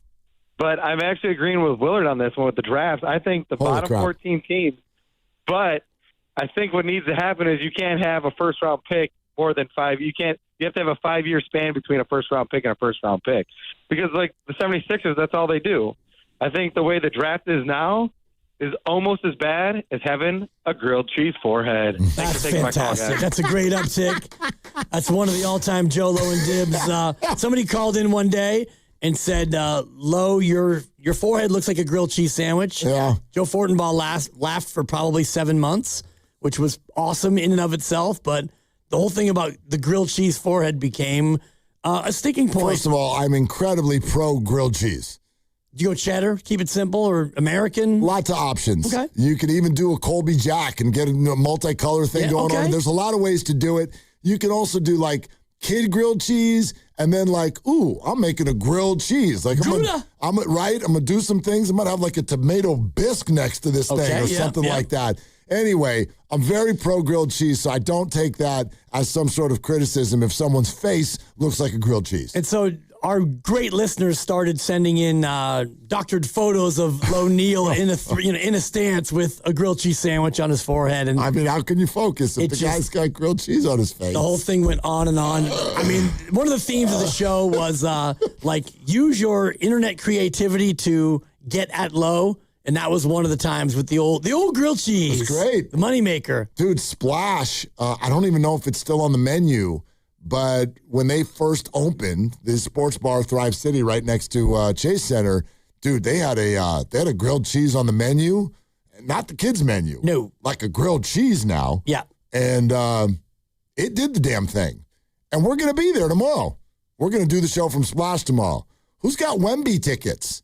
Make sure you come and say hi to Willie and Dibby. That's right. On your way into Chase Center. I think we could do some fun with 7-footers tomorrow. I'll see if I can come up with some different fun with 7-footers. Like, not only is he extraordinarily tall, but there's a lot of 7-footers, and I think we might be able to have some fun with people who are 7 feet or taller. I've been meaning to do this since the trade deadline. Grandy, I'm going to put you on a little assignment. I might try to work it out and help you tonight with some internet research myself. But when Kristaps Porzingis was drafted, there was a song. A song. Oh, there's a couple of them. There's a hip-hop song, Kristaps Porzingis, and I'm mad that we haven't played it yet. And if we're going to do fun with 7-footers tomorrow, maybe tomorrow should be the day. It's a jam. And I've heard it. I mean, I remember when it was played when he got drafted. Jam. Yes. It's a banger. It's a Latvian banger. And, I mean, next year's halftime show, Kristaps Porzingis. That's right. How about that? Sorry, Bad Bunny. Yeah. All right. Olivier Rioux, by the way, for Florida, 7'9". So maybe we'll get some of his factoids out there. Damn. 7'9". Like, what do you do outside of play basketball when you're 7'9"? Can you drive a car? From the back seat, maybe. Jeez. Speaking of things that happen both outside and inside Chase Center, who wants to go to the 3rd annual knockout tournament with 95.7 The Game? This is the best thing ever. It's the best day ever. And it just starts with everybody shooting around, playing hoops on the Chase Center floor. It's the best. Who wants to do that with us? You can't get this opportunity anywhere else, and the opportunities start on Monday, the 16th. You have to pre-register, and you can do that now at 957thegame.com. That's 957thegame.com. Once you're registered, then you're ready for next week, where we'll ask you to listen once a show. I mean, listen to all the shows, but 7:30 a.m., 12:30 p.m., 3:30 p.m. Those will be the spots each day where if you hear your name, you'll have 9 minutes and 57 seconds to call the contest line and claim your spot. Every show, every day, all week long. For more details and to register, go to 957thegame.com. We're brought to you by Fremont Bank, here for you, here for good. Steve Kerr joins us next on Willard and Dibs. And meantime, it's Dan Dibley here to talk about Golden State. Now that the sun has returned for the most part to the Bay Area, you may be thinking about spring projects. Have you desired an outdoor deck? I know I have. And if you can dream it, Golden State Lumber and Showroom can help you build it. Golden State partners with TimberTech, offering beautiful composite decking and railings, Safer Wood with its fire-retardant treated wood products, and Trex, which has just released their Class A flame-resistant Trex Refuge PVC decking. It reaches the highest fire performance levels for exterior decking. No matter where you live, Golden State has options that deliver beauty and durability to help you build with confidence. Visit goldenstatelumber.com, click Windows and Doors, and take a virtual tour of Golden State showrooms to explore decking options near you. If you click GSTV, you'll find useful videos for builders and homeowners to inform and inspire your next project. Building better for over 70 years, Golden State Lumber and Showroom. When you succeed, we succeed. That's another amazing run by Team USA. Mom, think I'll be on Team USA one day? Well, I'll take this one. What? Are you speaking to us? Yes, and to answer your question, anything's possible, especially with Xfinity. So, I can be the best snowboarder ever? Well, I can't guarantee that, but Xfinity can guarantee that your internet price won't change for 5 years. Okay. What if I practice every day? Then maybe you'll be snowboarding for Team USA at the next Olympic Winter Games. And Mom, you'll still be paying the same price for Wi-Fi. Ooh, really stuck the landing there. It's the Xfinity Gold Medal Celebration. Now through February 22nd, get our best price on gig Wi-Fi for 5 years guaranteed, just $50 a month. Plus, get Peacock Premium included for 2 years. That's a $10.99 value per month. Xfinity. Imagine that. Proud partner of Team USA. Restrictions apply. Requires paperless billing and auto pay with stored bank account. Taxes and fees extra. Actual speeds vary. Saturday on the CW. Driver, start your engine! The new NASCAR season roars into action at the Daytona International Speedway with all new drivers, new rivalries. Somebody needs to break his teeth in. And a brand new name. The NASCAR O'Reilly Auto Parts Series. Buckle up for pure raw racing live from Daytona. Let's turn 'em loose! The NASCAR O'Reilly Auto Parts Series. This Saturday at 1 p.m. on Cron 4, the CW. Injured at work? Don't wait. Every day you delay can mean lost wages, delayed medical care, and more stress for your family. At Boxer & Gerson, we fight for people just like you. Construction workers, delivery drivers, factory workers, restaurant staff, hardworking folks who get hurt just trying to earn a living. We won't back down. We get results. You work hard, you deserve real help. Call Boxer & Gerson now at 510-835-8870 or visit boxerlaw.com. The consultation is free, but waiting could cost you. Boxer & Gerson. Justice for workers. Hey there, it's Bonte with a report from River Islands in Lathrop, where the good life can be your life. The home selection has never been better, with neighborhoods designed to fit a wide range of lifestyles. Whatever is on your list of must, an amazing kitchen, a home gym, a private office, or a separate suite for your in-laws, there is a place here just for you. Priced from the low $600,000 to over $1 million. The town center, located by Islanders Field Ballpark, is well underway, with the Redwood Cafe opening this summer and a community amphitheater being built for events, concerts, and community get-togethers. Sutter Health is building medical offices, and a major grocery store will be announced soon. The town center is going to be a great place to hang out and enjoy the River Islands lifestyle. This month, Clearwater by Signature Homes will be hosting a grand opening, and the Lakeview Club at Dale Webb 55-plus community just had its debut. And construction is moving along for the 4th K-8 charter school to be ready for the fall term. Isn't it time for you to discover the islands? Check it out at riverislands.com. I'm Bob Burke, founder and chairman of Burke America Parts Group, a family of brands that includes RepairClinic.com, an appliance and HVAC parts solution company that's grown into an international brand. Before AmericanEagle.com, we partially launched a new technology platform developed by another firm. American Eagle helped take our technology to a whole new level with digital marketing, software development, and business insights into our key markets, appliances, HVAC, and outdoor power equipment, and did so both on time and on budget. AmericanEagle.com has the resources, experience, and talent needed to produce solutions. Our new technology platform, developed by AmericanEagle.com, has produced tremendous results with higher traffic, conversion, engagement, and online revenue. If you have any home repairs you need to take care of, check us out at RepairClinic.com. If you need a world-class website or technology project, then I would highly recommend AmericanEagle.com. Call AmericanEagle.com at 773-NETWORK. That's AmericanEagle.com, 773-NETWORK. Straight Talk Wireless presents Pickup Truck Wisdom. Trust is earned. That's why I've stuck with Straight Talk. Same price since 2009 on Verizon's 5G network. Cause shoot, anyone can make a promise. Keeping it for years, that means something. Now plans starting at $25 a month with 4 lines. Find us at StraightTalk.com and Walmart. Straight Talk Wireless. Straightforward. Always. Same price claim applies only to the base monthly price of our $45 plan from October 2009 to present. Welcome back to Winter Hack Radio, the place for clever hacks to survive the season. Icy driveway? Well, try spreading sand or birdseed to help with traction.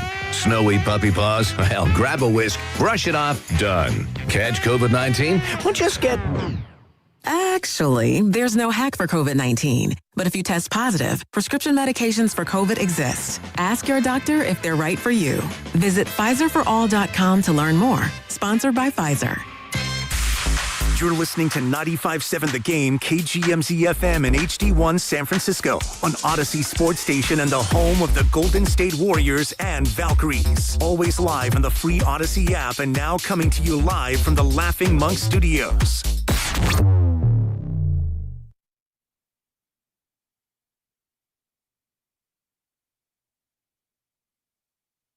Dub Nation, it's Steve Kerr. You're listening to Willard and Dibbs on 95.7 The Game. Coming to you live from the Laughing Monk Studios. All right, glad you're with us, and it's already been a tremendously fun day. Nick Friedel was on. We dove deep into the Dubs. Guy Santos was on, and if you did not hear that, you should go to the Odyssey app or YouTube and listen to it because it made everybody happy. And hopefully Steve heard it, because then he would know just how high the bar's been set for his next appearance. Yeah, let's see how he does. Out to the River Islands guest line we go for Steve Kerr, presented by Great Clips. In sports, success is about team effort, and the same is true for your hair. Great Clips, it's going to be great. That's right, Steve. Guy Santos was on an hour ago, and he kind of crushed it. So you've got that act to follow. Pressure's on him. Yeah. So here we go. And in fact, can you take us through the embrace that you had with him after the game last night? This win, the one in Phoenix. They at least on TV, they look like they hit different. Can you tell us about it? Yeah, I mean, last night was kind of ridiculous. I mean, that we played so poorly. The Phoenix game, I thought we played pretty well for much of the night. Last night was just awful until the final 8 minutes, but we hung in there, and Guy has just been so good, really for a couple of weeks straight. Every night he's doing so much for us, and just so happy for him. He's doing so well, and he's really worked his way up from when he first got here, and he was in the G League, and he's really made himself into a hell of a player, and he's going to have a long career. And it was just a lot of fun to see him get the game winner. That was the 11th time you guys have turned it over 20 or more times. You've actually won 4 of those games. How did you go about doing it last night, even though the fourth quarter was just a cacophony of turnovers? Well, our defense finally kicked into gear the last 6-7 minutes, and we weren't making stops all game, partly because we were turning it over. And I think we finally found the spirit and the energy to kind of get things right. I thought Al Horford had an incredible night, and yeah, we made just enough big plays down the stretch to get it done. Steve, take us through that. You mentioned the defense doesn't kick in until the final 6 or 7 minutes.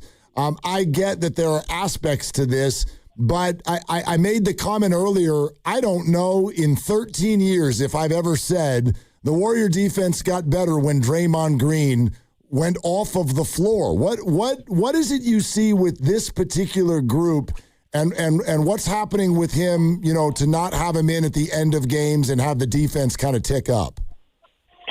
Well, it's a lot different without Steph, and losing Steph impacts our offense in some pretty dramatic ways, and it really affects kind of how we have to put the 5-man combo on the floor. Steph really negates almost every spacing issue that we have just because he's that good, and his shooting and his gravity, everything. It means we can play more lineups, 2 big lineups, that kind of thing. But without Steph, and Jimmy, of course, we're struggling to score at times, and we're just finding that we're better off playing 1 big. And if Al is playing like he did last night or like he did in Phoenix down the stretch, then we're going to stay with Al and stay smaller around him. So it's just the way it is right now. The game and the team sort of changes as the season goes along, and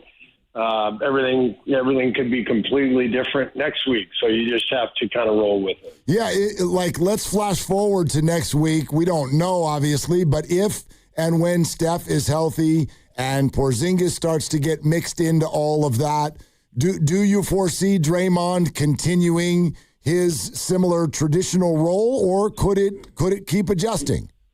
Well, I really liked starting Draymond and Al together, when Steph was healthy.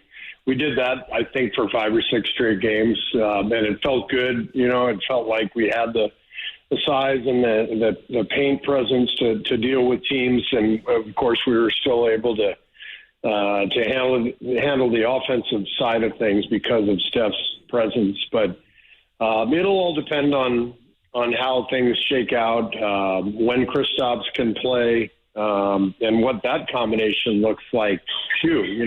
We're excited to get him out there, and we've got to figure out, can we put him with Draymond? Can Al and Kristaps play together? They were great in Boston as teammates, in lineup combinations. So I imagine that will work. But we've got some different options now. While you mentioned Kristaps, I'm being told that he played some 3-on-3 today. What are you seeing from him in terms of his fitness? And your wheels are probably starting to turn on just how you might be able to use him. Yeah, they are. And one of the reasons every team wants a space 5 is because you don't have to do a whole lot execution-wise. You can run pick and pops, and then the defense has to honor that. It opens up the floor. It opens up driving lanes. So it's not like you have to, establish a new offense or to put in any different, sets and play calls and stuff. He should be pretty much plug and play. But, it's going to take a little bit of time. He played 3-on-3 today. He needs to get up and down, play full court. But our training staff feels pretty good about where he is and the possibility that he'll play next week. Now, are you sure, Steve? Because I don't know if you've ever coached someone tall before. Do you know how to do this? If they can shoot, yes, I know. I know exactly how to. Okay, perfect. Well, in all seriousness, we wanted to run this by you. David Fisdale came on our show last week and obviously was around Kristaps when they were in New York together. And this is kind of a take that he had with regard to how Porzingis might fit with you guys. Coach plays through the bigs. I mean, all of the stuff that he runs through Draymond, he can do through Kristaps, and Steve does such a good job of playing through those guys and utilizing their passing ability. The difference with Kristaps that he adds, I think, is it's almost like he gives you 2 dimensions. He's a lob threat, so when anytime Steph is involved, you got a trigger there. His ability to catch lobs and pick and pop, that's just not an everyday thing in the NBA. So you're talking about Steph Curry coming off of this guy, and if you switch, he's a killer. So he and Steph, that duo is going to be dynamic, and it just fits everything that Coach likes to do. This kid understands not to hold the ball, to play fast, 0.5 and move it. He's smart enough to pick up the concepts of when Steph's off the ball, we're screening for Steph. He's just a really bright dude and a hard worker, and probably the best part about him, I think all you guys are like, is he's a great teammate. He's just one of those guys his teammates really embrace and like. What's your reaction to what he just said right there? Well, yeah, I mean, it's flattering, to hear Coach Fisdale speak that way. I mean, we have always played through our bigs. You go back to Andrew Bogut and the initial version of the team in 14-15.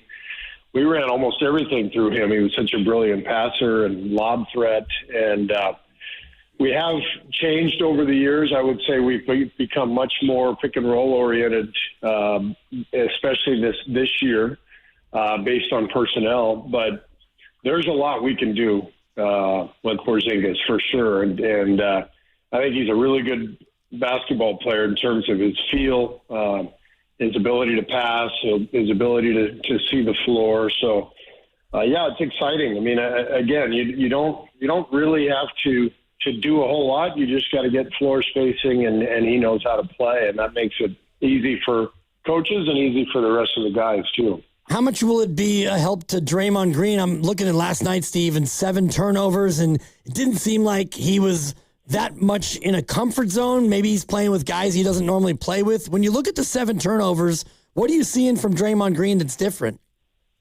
Well, no Steph, and because we have no Steph, no Jimmy, we have a hard time kind of creating advantages just off the dribble.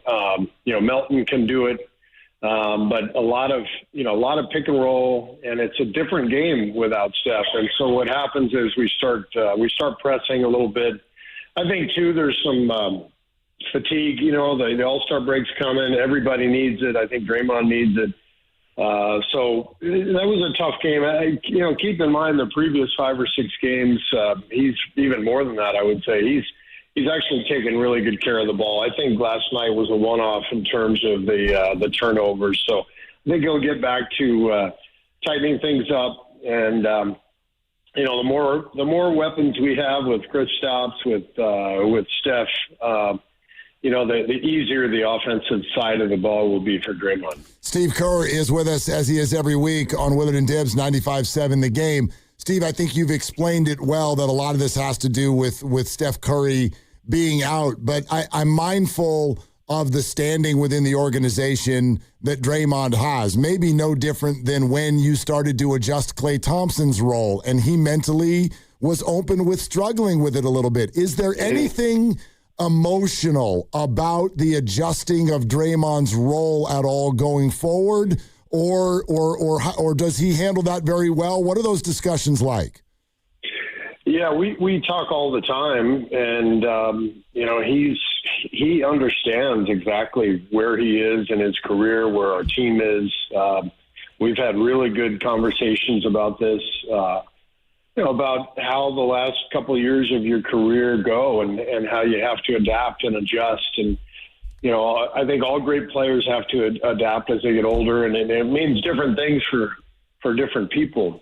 You go way back and, Magic Johnson had to learn how to shoot, and Jason Kidd, same thing. All of a sudden those guys were, much more stationary players, spotting up, shooting threes, whereas they were, attacking like crazy for most of their careers. And MJ went down to the block and, shot fadeaways. And Tim Duncan became more of a defensive stalwart, even though he was already a great defender. The Spurs completely shifted their offense to Parker and Ginobili. And Timmy's probably the best example, I think, of anybody kind of aging gracefully and figuring it out and going out the right way. Still being effective, but acknowledging that he's not as good. And when I talk about Draymond, amongst those names, it's really at the defensive end where he's made his mark. He's one of the all-time great defenders, Hall of Fame player.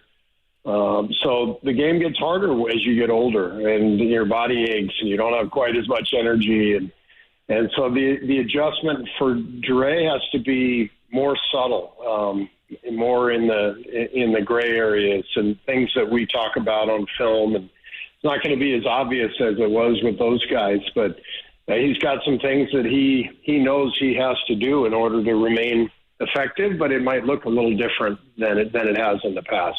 One of those things has been guarding a guy who's 7'5", and he'll be in town tomorrow, assuming that the Spurs choose to play their players, back to back. You never know. But if you have Wemby out there, how much is it going to be on Draymond to try to contain the big Frenchman? Well, he does as good a job as humanly possible on Wembanyama. I mean, it's just it's such an incredible challenge between the size and the skill, but also just the feel.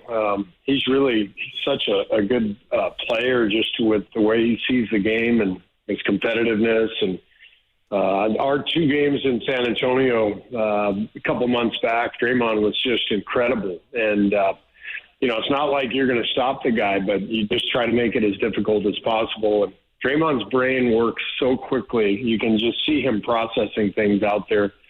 And it's really, really fun to watch. Steve, this is the first time we've talked to you since the deadline. So I have a couple questions. And first is just kind of your general reaction to everything that happened and the way that it went down. Well, I'm thrilled to get Kristaps. Just the ability that he has, the size, the shot blocking presence, and the shooting. I mean, he's really a gifted player. Obviously, the whole challenge is to keep him on the floor, and so our training staff knows they've got a big job on their hands. But we feel like he can really open up the floor for us and change us in a lot of ways. So. You have to be excited about getting a player of that caliber. As always with the trade deadline, you miss guys when they're gone, and to make trades, you're with guys for years on years, and every single day, and you grow to love them, and then all of a sudden they're gone. It's really a bizarre profession in that way, and. I've said this publicly, but Buddy Hield is probably the best teammate I've ever seen in my life, and we're going to miss him. The energy that he brings, the humor, the joy, the love for the game. He was there every day, regardless of what was happening with him, and he's just a beautiful guy.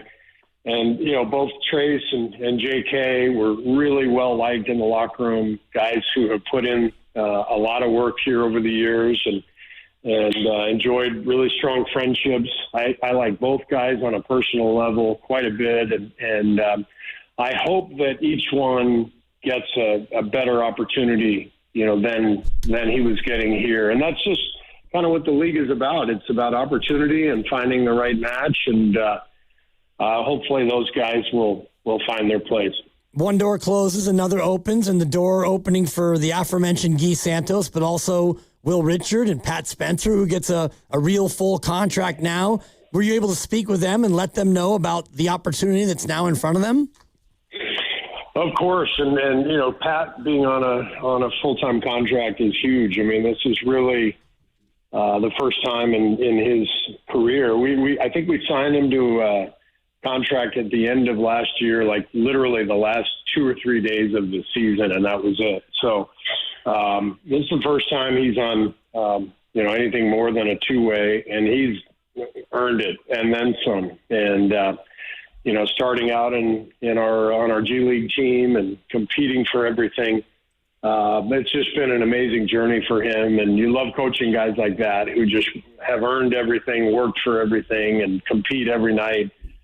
Pat's been great. And then, Will, his rookie year, there's been some ups and downs, but we really like him. He's a smart player. He's a great kid, works hard, and he's got a lot of talent. So the opportunities will be there for those guys for sure. Steve, I'm interested in that comment about how odd of an industry it is, especially at trade deadline time, and mindful of the fact that Mike Dunleavy got a little frustrated at a press conference over the weekend, and it's been clear watching Warrior basketball that there's been some tension in the room. You've spoken on it as well, and part of that is just everything that's pouring out all over social media. I'm sure some of it has a shred of truth and some of it has none, but what is your reaction to the way the whole picture unfolds now at the NBA trade deadline and how it affects a team?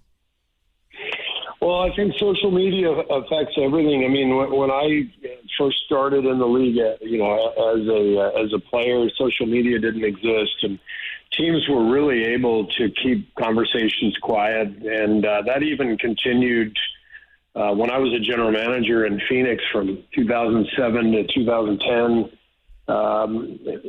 Social media was really just kicking into gear, but it was much easier to have quiet conversations and trust that they weren't going to get out. And now it's impossible. I mean, basically, the minute you have a conversation with another team, it feels like, everyone's going to know. Teams have relationships with media guys, and they want to, give them a little bit of help on some knowledge, on some info, and maybe get something back in return.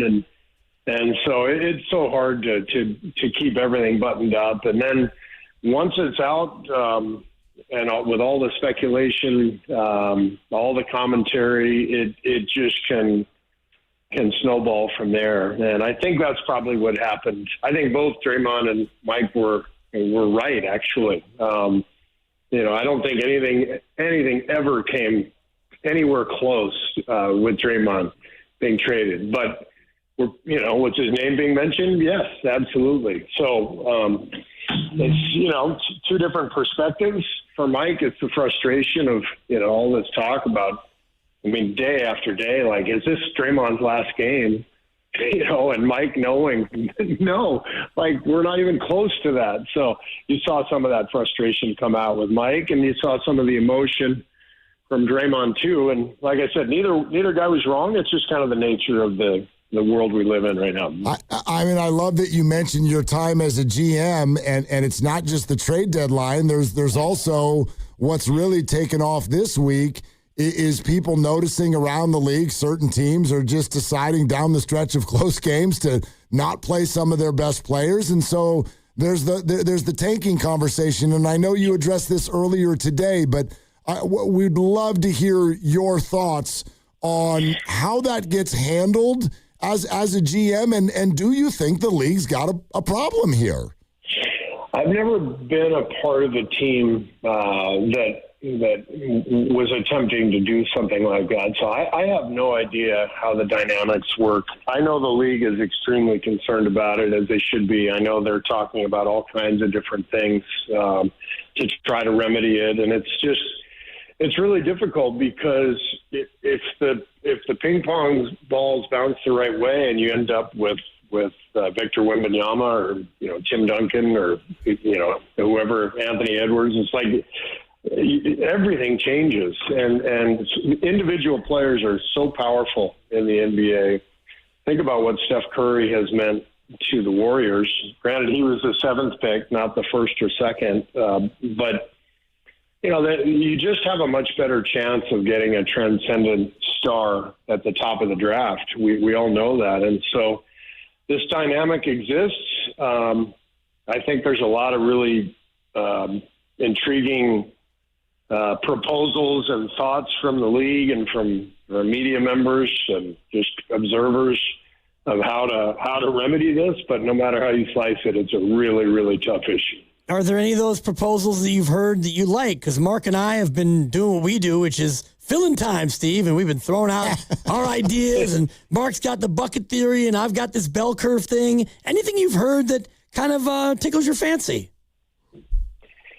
Well, yeah, obviously you can't do relegation like European soccer, but, what if you weren't allowed to win the lottery if you're in the last, 3 or 4 teams? I don't know.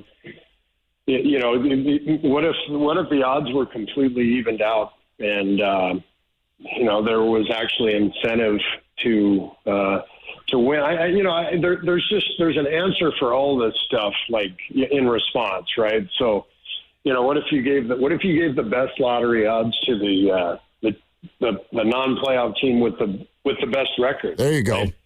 Yeah, but then it's like, all right, so you're in it till the last day, and you're do 3 different teams tank on the last day and try not to get the 8th spot? Like, I don't know how this stuff plays out, and it's so complex. But I do know that the league knows this is a problem and wants desperately to do something, and they are searching and they're researching everything, and I trust them to make a good decision. And I'm glad I'm not the one making it. I can tell you that. Speaking of problems, what does a married NBA coach do when the dunk contest and the 3-point contest go up against Valentine's Day? Well, it would never even be a problem because I would not be watching the dunk contest and the 3-point contest during my time off, unless Steph or Clay was in it. Then I would watch. But trust me. On my All-Star break, I'm on break. I'm on vacation. I'm not watching that stuff. Do you know that the Super Bowl is on Valentine's Day next year, Steve? I heard that, and I couldn't believe it because that's got to be the latest that the Super Bowl has ever been played. And, It does bring up a lot of interesting dynamics and potential relationship issues, doesn't it? It sure does. That was just kind of a man-to-man thing. I wanted to know if you had any wisdom over there, Steve. I don't. Maybe a really nice gift on Sunday morning, Super Bowl Sunday morning. Just over the top breakfast. You just got to handle your business early and then lock in for the game later on. Yeah, I'm going to sell my wife on Valentine's Eve. It's a new thing. I like that. Yeah. I like that. Yes, let's do it. Yep. All right, Steve, I hope we didn't make you uncomfortable by not asking 13 Jonathan Kuminga questions. If you want to stay longer, we can hang out and do it. All good. I appreciate it, guys. Okay. All right. Man. Thanks, Steve. All right. We'll talk to you next week. Enjoy the break, okay?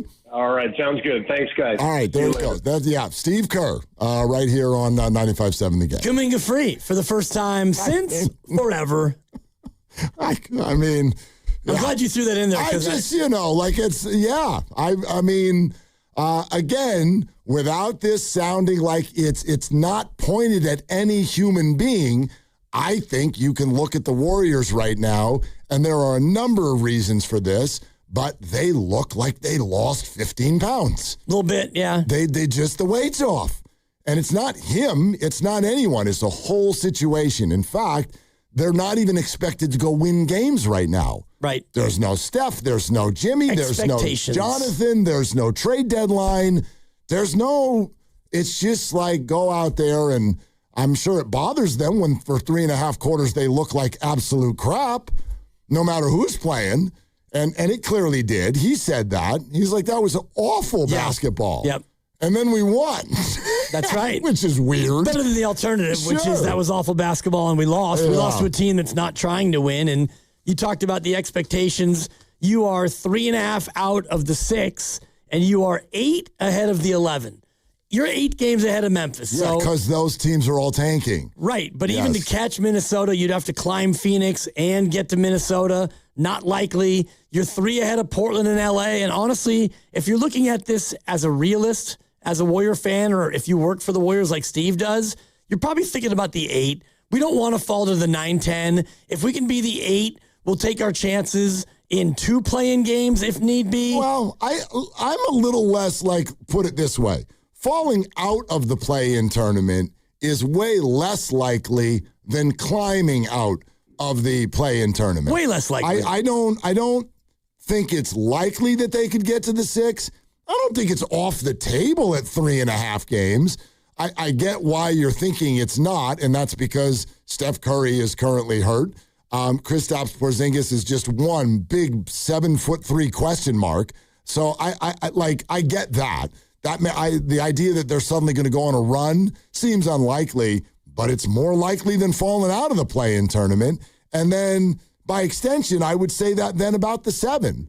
The 7 is not off the table. No, of course not. Yeah, 7's not off the table. I think that 8 is obviously most likely, followed by 7, followed by maybe 9 to me, then 6. You're not going to finish in 11th. Memphis is, like I said, a full 8 behind you. You would have to go into a serious tank mode because they don't want to win.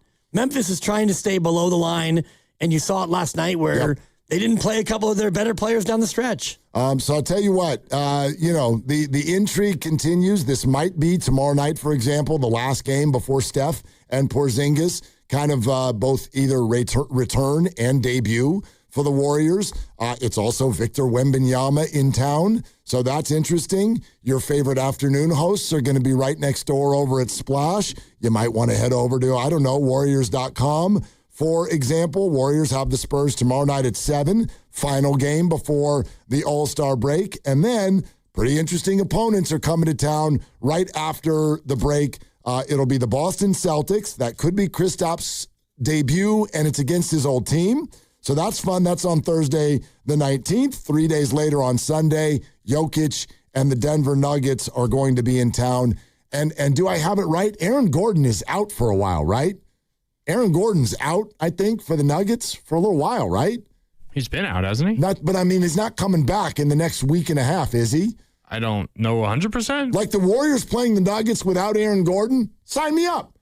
I'm in. That dude crushes the Warriors. So there's that. So anyway, that's all what's coming up. And even in the event of a sellout, tickets are always available at Warriors.com, where season ticket holders and other fans resell tickets that are 100% guaranteed by the Warriors organization. Yeah, and tomorrow will be a good one to go to. I know that the Goo is going to be in the house. I believe you will be there. I will be in the house as well. So absolutely. Always fun to go out there and see something unique. And in this case, it is a 7'4" shooting guard in Victor Wembanyama. So, did he lose an inch since the interview? You called him 7'5". I have him at 7'5", but then I looked at the NBA profile. They have him at 7'4". Oh. You never really know. And which means he's probably actually 7'3". Depends on if you go socks or shoes. That's right. And when you go to the NBA, it's not the combine, but the pre-draft stuff. They actually measure you in both shoes and socks. So, and a lot of times you're listed in your shoe height as opposed to your real height, which is the sock height. Can you pick the shoe? Probably. I mean, why not wear high heels? I got some shoes that get me to 6'1". Yeah. That's a big heel now. Who doesn't? Right? I mean, mess with everybody. Why not? Yeah, you should. So, anyway, yeah, Wemby will be there tomorrow. We'll be there tomorrow. Very, very much looking forward to it. What'd you make of his Draymond answers? I know a lot of people wanted to know about that, and it felt to me like there was a little bit of a split the difference. His first kind of answers are like, look, what you're watching at the end of games and pairing with Al Horford for the moment is a function of Steph Curry being out. So don't necessarily take that for data. What you're seeing right now at the end of Warrior games as gospel going forward. It might all change when Steph comes back. Plus, you're going to start throwing Kristaps in, at least fingers crossed. You hope so. However, we did circle back, and he's like, yeah, like Draymond is becoming a lesser skilled player, like all players do after 35, unless your name is Steph Curry. And so your game needs to evolve a little bit, and there was no hiding from that. Yeah, and he even talked about like Jason Kidd and Magic Johnson, how they had to learn how to shoot, and had me thinking about Draymond just last night, where a lot of possessions, he just went to the corner and he was shooting that corner three, and he knocked down 2 or 3 of those. And so I'm not saying that his evolution is now to become a knockdown 3-point shooter, but I do think that you're going to see him off the ball more, and maybe it's going to be just Steph and Wemby in the high screen and roll. And, Fizdale had a great answer about that and how you have no answer for that. If you trap Steph, well, now you've got Wemby on a pick and pop, or he's going to roll to the hoop and you throw him a lob and he gets a dunk. So once Porzingis available to play. I was like, did the Warriors get Victor Wembanyama at the deadline? 7-2, 7-3, whatever. But whatever. When he starts to play, you're going to see Draymond Green off the ball more, I think. When you listen to Fizdale, it'll get you excited about what the Warriors just did. But I can't go there until he plays, he stays healthy. I mean, Kerr, even earlier today, did say when you see Porzingis debut, it's going to be in short spurts and bursts. He's not going to walk in there, start, and play 30 minutes. And I would be shocked if, after the way the Warriors organization has handled Al Horford and DeAnthony Melton, I would be shocked if Porzingis is in there for back-to-backs right out of the gate. And so I think that there's going to be some rest and some management, and all of those frustrating things will be involved as well. But if he's healthy and he plays in important spurts, and you listen to people around the league and you're like, you could get excited about this. It's not like the Warriors acquired a bum. They just acquired somebody who is having a hard time getting on the court. Right. He's played 5 games since December 1st. Yep. And no more than 21 minutes and 45 seconds. But in the first game he played coming back, he had 25 for Atlanta and a loss to Denver. So when he's playing and he's healthy enough to play, he can light it up. But you're looking at probably this, which is 16 to 20 minutes, maybe for the entirety of the rest of this season. That's probably what you're going to look at. I wonder. I really do. Like, I know it feels like the season is winding down. There's a good, solid 2 months of regular season basketball still to go. ramp him up, etc. I don't know about back-to-backs, but I could see the guy getting to 25 minutes in some games. I could see that. Perhaps. I would hope. Early in the year, he had a 33, he had a 29, but, he had to stretch it. He played 6 straight games. Then he sat, then he played 2, then he sat 3, played 2, sat, played 1, sat for 4, played 1, sat for 12. Yeah. I think that's going to be more likely what you're going to be facing. I mean, it's tantalizing because if he is available, he is your second best player. He's your second best player. Right. And Steph Curry needs wing people. And I don't mean playing on the wing. I mean he needs a wingman. Yeah. And Jimmy Butler is not going to be available. So it gets tantalizing, particularly if the Warriors can hammer down the 7 or the 8, or maybe even compete for the 6, or even just if they do end up in that play-in tournament, if they pop out of it and they do end up in a playoff series, I mean, it's gonna get tantalizing to push it a little bit. Yes, it is, but at the Not same saying time, they'll do it, but right. I mean, you'll push it a little bit, but one thing we've learned from Steve Kerr and this whole experience is 2 words: Rick Celebrini. Sure. And he doesn't give a crap about pushing it or doing anything outside of the purview of his expertise. And if they would have done that, it would have been last year in the Minnesota series where Steph was almost ready for Game 5. He would have been ready for Game 6, but you're not going to push it because it's the chef, and he just wasn't ready. Look, he's not a miracle worker, but there is that, he's good at what he does. Celebrini. Yeah. Not even just Macklin. He's really good at what he does. But Rick Celebrini is good at what he does. The example was brought up to me earlier today about Otto Porter, for example, and the way that they navigated his health through what eventually was a championship season, and then he left the Warriors, and what did you notice? Never really played a whole lot of basketball ever again. So there is evidence, and I thought you could even see it on Porzingis' face when he introduced himself to the Golden State media. It looked like he was very excited, not just to be like, oh, I'm a teammate with Steph. He's like, this organization, I think, is going to do right by my health. And it sounded to me like he felt like he was in a good spot to be maximized. Right, because they take care of their players. And to the point I was making about Steph Curry, we're not going to let you play. Even if you want to go out there, the Kevin Durant thing was different. NBA Finals, and KD said, basically, I'm willing to put it all on the line. I'm going to risk it to go out and play with this calf strain, and we'll see what happens. And bad things happen, but, that was the player basically saying, nah, no matter what you say, I'm going to go do it. So if you are Porzingis and you not only have an injury history, but you have a health situation now too, they're going to take care of him at the top level. Playoffs be damned. Yeah, no, of course. Yeah. Of course. They're not going to be stupid, but it's such an interesting situation because you want to maximize this year, and then the Warriors want to maximize the information. They need information. Sure. They need to, whether it's showcase, whether it's decide if they want to keep. I mean, something needs to happen Porzingis related at the end of this year.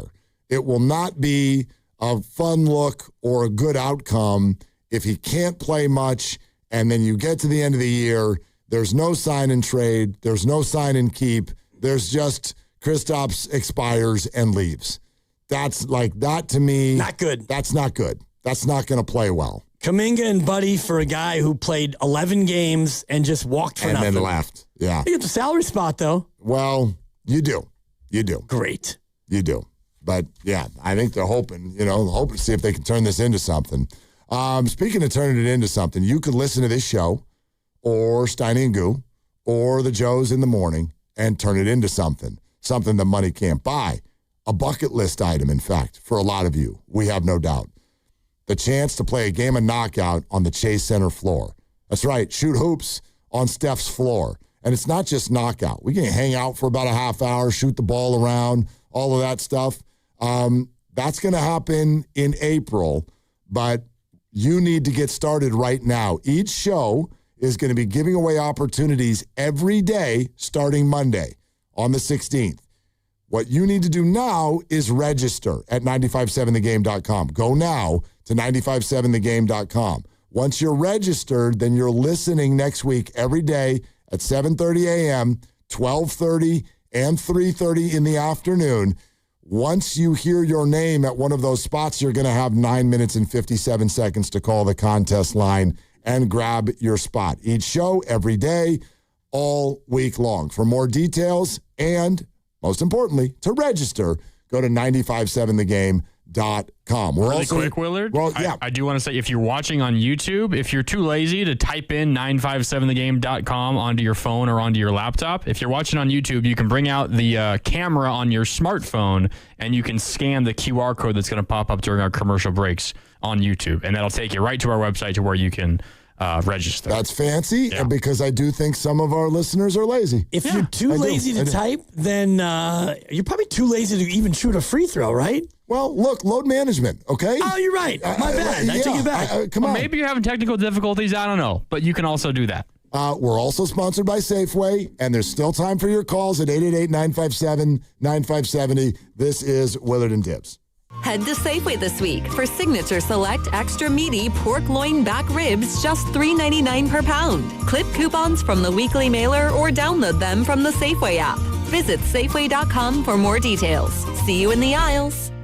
Okay, dribble. It's time to get back to basketball on Underdog. Buzzer beaters. Last night wasn't a buzzer beater, but you get it. The fast breaks, everything down to the finish. Underdog is the best place to get in on this action. You can make picks and win money right now in California. It's very easy to do once you download the app. You pick whether your favorite players are going higher or lower on any given stats, points, rebounds, blend them all together. You get your picks right, you can win up to 5,000 times your cash. The Mavericks tip off at the top of the hour. I got my eye on Cooper Flagg tonight. His point total is 22.5. With the state of the Mavs, I like Cooper to go higher than that. Let's go higher than 22.5 points for Cooper Flagg. Download the app today. Use my promo code Willard. And guess what? You'll get $75 in bonus entries for free when you play your first $5. Again, the promo code is my last name, Willard, Underdog. Make picks, win money. Got to be 18 or over and present in California. Terms apply.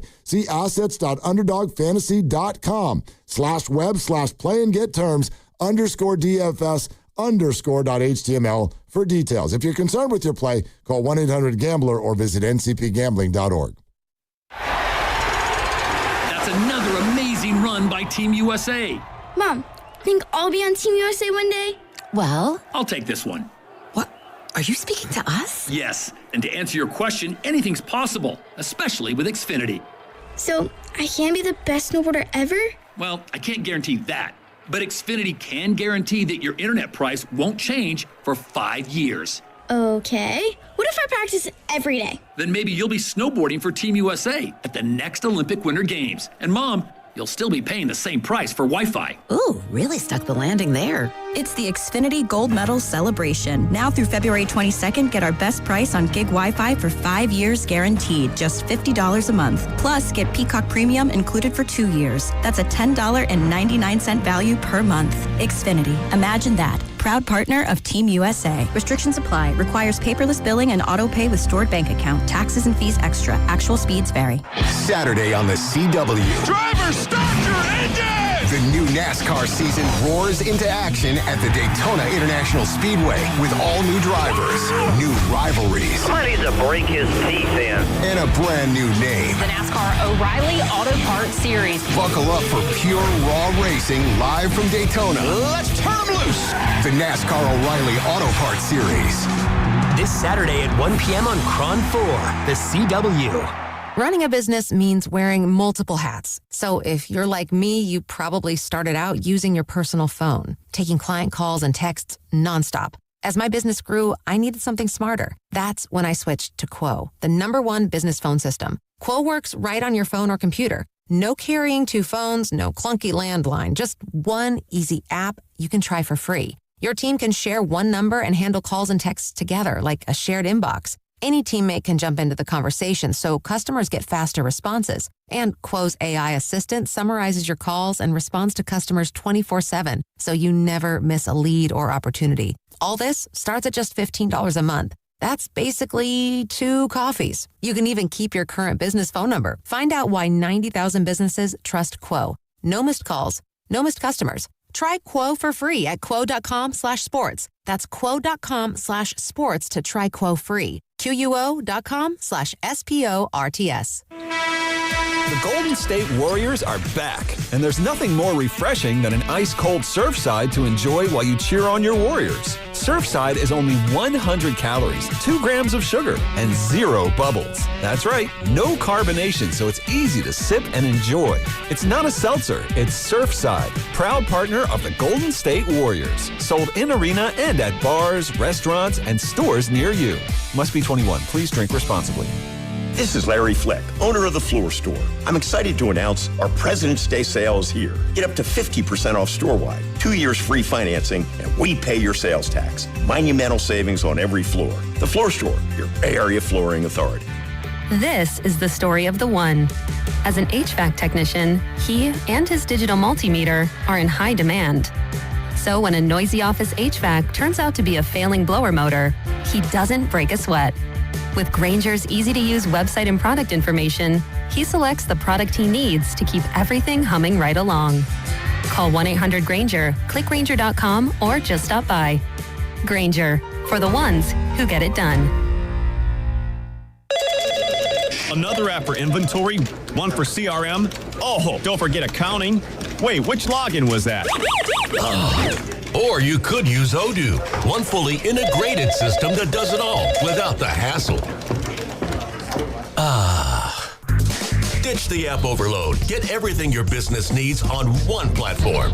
Try Odoo free today at odoo.com. That's ODOO.com. Honey, that flu keeping you up? Did you take NyQuil Intense Flu? Nah, I got this. Okay, I don't got this. Yeah, you need NyQuil Intense Flu. Undo your flu with NyQuil Intense Flu. NyQuil Intense Flu provides powerful relief of your flu symptoms so you can sleep. You do got this. NyQuil Intense Flu. The nighttime sniffling, aching fever. Best sleep with the flu medicine. Use as directed. Keep out of reach of children.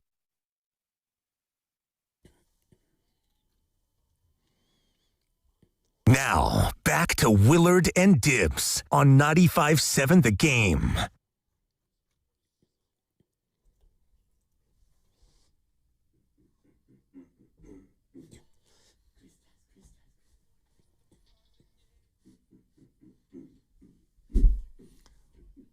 This is my jam right here. Chris Steps.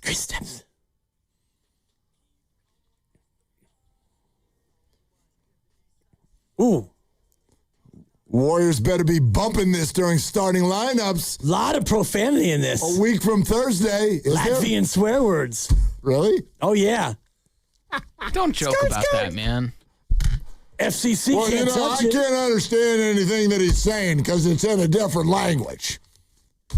You guys gonna play that Latvian? Wait, is that like Latin? Latvian? Wait. Dude, this is taking me back to like Bruno days. How long has Kristaps been in the league? I want to say 10. Yeah, he's only... Is he even 30 yet? I was going to guess around like drafted around 2014. So Kristaps. 15-16 was his rookie year. Okay. Kristaps. He's 30 and a half. Kristaps. Yeah. Anytime there's whispering in a rap, it's hard. I like it. He was taken fourth in that draft. I know. I'm getting quizzical here because I think there might have been another Kristaps jam. It's pretty similar to that. Multiple, I'm gonna have to do some research. Do you remember the comedian? Can you name the comedian who absolutely went viral on social media the moment the Knicks selected Kristaps Porzingis because he hated the pick so much? Is it Rap Sheet? Michael Rappaport? Exactly right. Yeah. Exactly right. I've been reaching out to see if we can get him on, actually. So I'm going to see if I can effort that. We could do that. He loves basketball. And he hated Porzingis once upon a time. And his Porzingis take would be great. Because it's actually a really good idea. He went number 4. Went number 1 to Minnesota. Kitty cat. The Lakers select Forever Warrior, D'Angelo Russell, Ohio State. And then Philly, sitting at 3, licking their chops, and they choose Jahlil Okafor, Duke. Oh, God. And then he's coming in Kristaps goes to the Knicks. Orlando takes Mario Hezonja. What? Mario Hezonja. What'd you just say to me? Mario Hezonja. Okay. Willie Cauley-Stein to the Kings. Oh, for crying Perfect. Emmanuel Mudiay to Denver. Stanley Johnson, Frank the Tank. Remember Frank the Tank? Oh, man. He went to the Hornets. Justice Winslow to Miami. This is a weird draft. And then, at number 11, Indiana takes Miles Turner. Miles Turner. Yep. Yeah, so Booker actually, goes 13 to Phoenix. the Knicks actually kind of nailed the pick. Yeah. I mean, I know like the pick. all of these dudes have changed teams or been busts. Not Booker. Still a Suns. Well, but wait, what pick was that? 13. Okay, yeah, that's like we're out of the top 10. Right. So Booker was that's the steal of the draft. But if you're looking at where they were sitting at number 4, they nailed the pick. Right. They nailed the pick. Who was number 2? D'Angelo Russell. D'Angelo Russell. Worse. Yeah, Porzingis. He's had a long career, but I would argue, I don't know, where do you put, you take Cat over Porzingis because Cat is healthier. I love Booker goes 2, probably. Booker, but Porzingis at 4, they nailed the pick. Yeah, they did. Take that, Rappaport. Just a couple more from that draft. Forever Warrior, Kelly Oubre Jr. went number 15 to Atlanta. And you know who the Warriors selected at number 30? They drafted him, and we all kind of yawned. He had a bad hip. We didn't think he was going to be much of anything, and he turned out to be our number 1 favorite Warrior of the past 12 years. Well, that's not true. Steph Curry's the number 1 favorite Warrior of the last 12 years. As far as, favorite outside of the star? Is it Jumper Cables? Jumper Cables. Yeah. Hi, this is Kevon Looney. At number 30. So. Good job. Yeah, I like the pick. Good job, Bob. Yep. Nice job. Job, Bob. Yeah. Anyway. I like to always, it's fun to revisit drafts. Mario Hezonja at 5. I'm literally, I thought about it and forgot it. I feel like I've never heard that name before in my life. He's a Croat. Yeah. Played 5 years for Orlando. It's time for Triples for Autism, which is brought to you by Petnelli Financial Partners and the Autism Society San Francisco Bay Area. The Warriors made 11 threes Saturday against the Lakers. They made 11 threes last night. So they're dancing in the danger zone, but they did it. Draymond had 4 of them last night. 53rd donation of the year for Triples for Autism. If you'd like to get involved and donate, we'd love that. sfautismsociety.org. Triples for Autism is brought to you by Petnelli Financial Partners and the Autism Society. San Francisco Bay Area. Petnelli is here for you, offering financial guidance and support throughout life's milestones. Go to PetnelliFP.com. They had to gut that thing out last night with 11. Yeah, they did. Getting a little closer. I was worried about it, actually. But I thought about it in the 4th, but they hit 2 early. I think they entered the 4th with 9, and then they hit a couple early, and I'm like, all right, we're clear. Well, they only took 33, which... Only. Well, normally they're up above 45. I think they're the 3-point shootingest team in the association this year. Yeah, Memphis took 32. The Warriors took 33. Memphis made 10. The Warriors made 11. The Warriors win. Almost need to change it to turnovers for autism, which it probably a little bit skews negative, but when the Warriors get to 10 turnovers... The Autism Society has to give the money back? Or Seriously, that doesn't really work. That's not a good idea at all. 23 turns, so I guess it's hard to shoot 53s when you don't have the ball very long. That's true. When you keep giving it to the other team. No, I think that Steve said it best. Dude, that was an awful game last night. And then they won. I don't know how you reacted. My son, the little guy, was getting out of the shower, and I go downstairs and I go, hey, they won. He goes, Dad, I know. Do you realize how loud you are?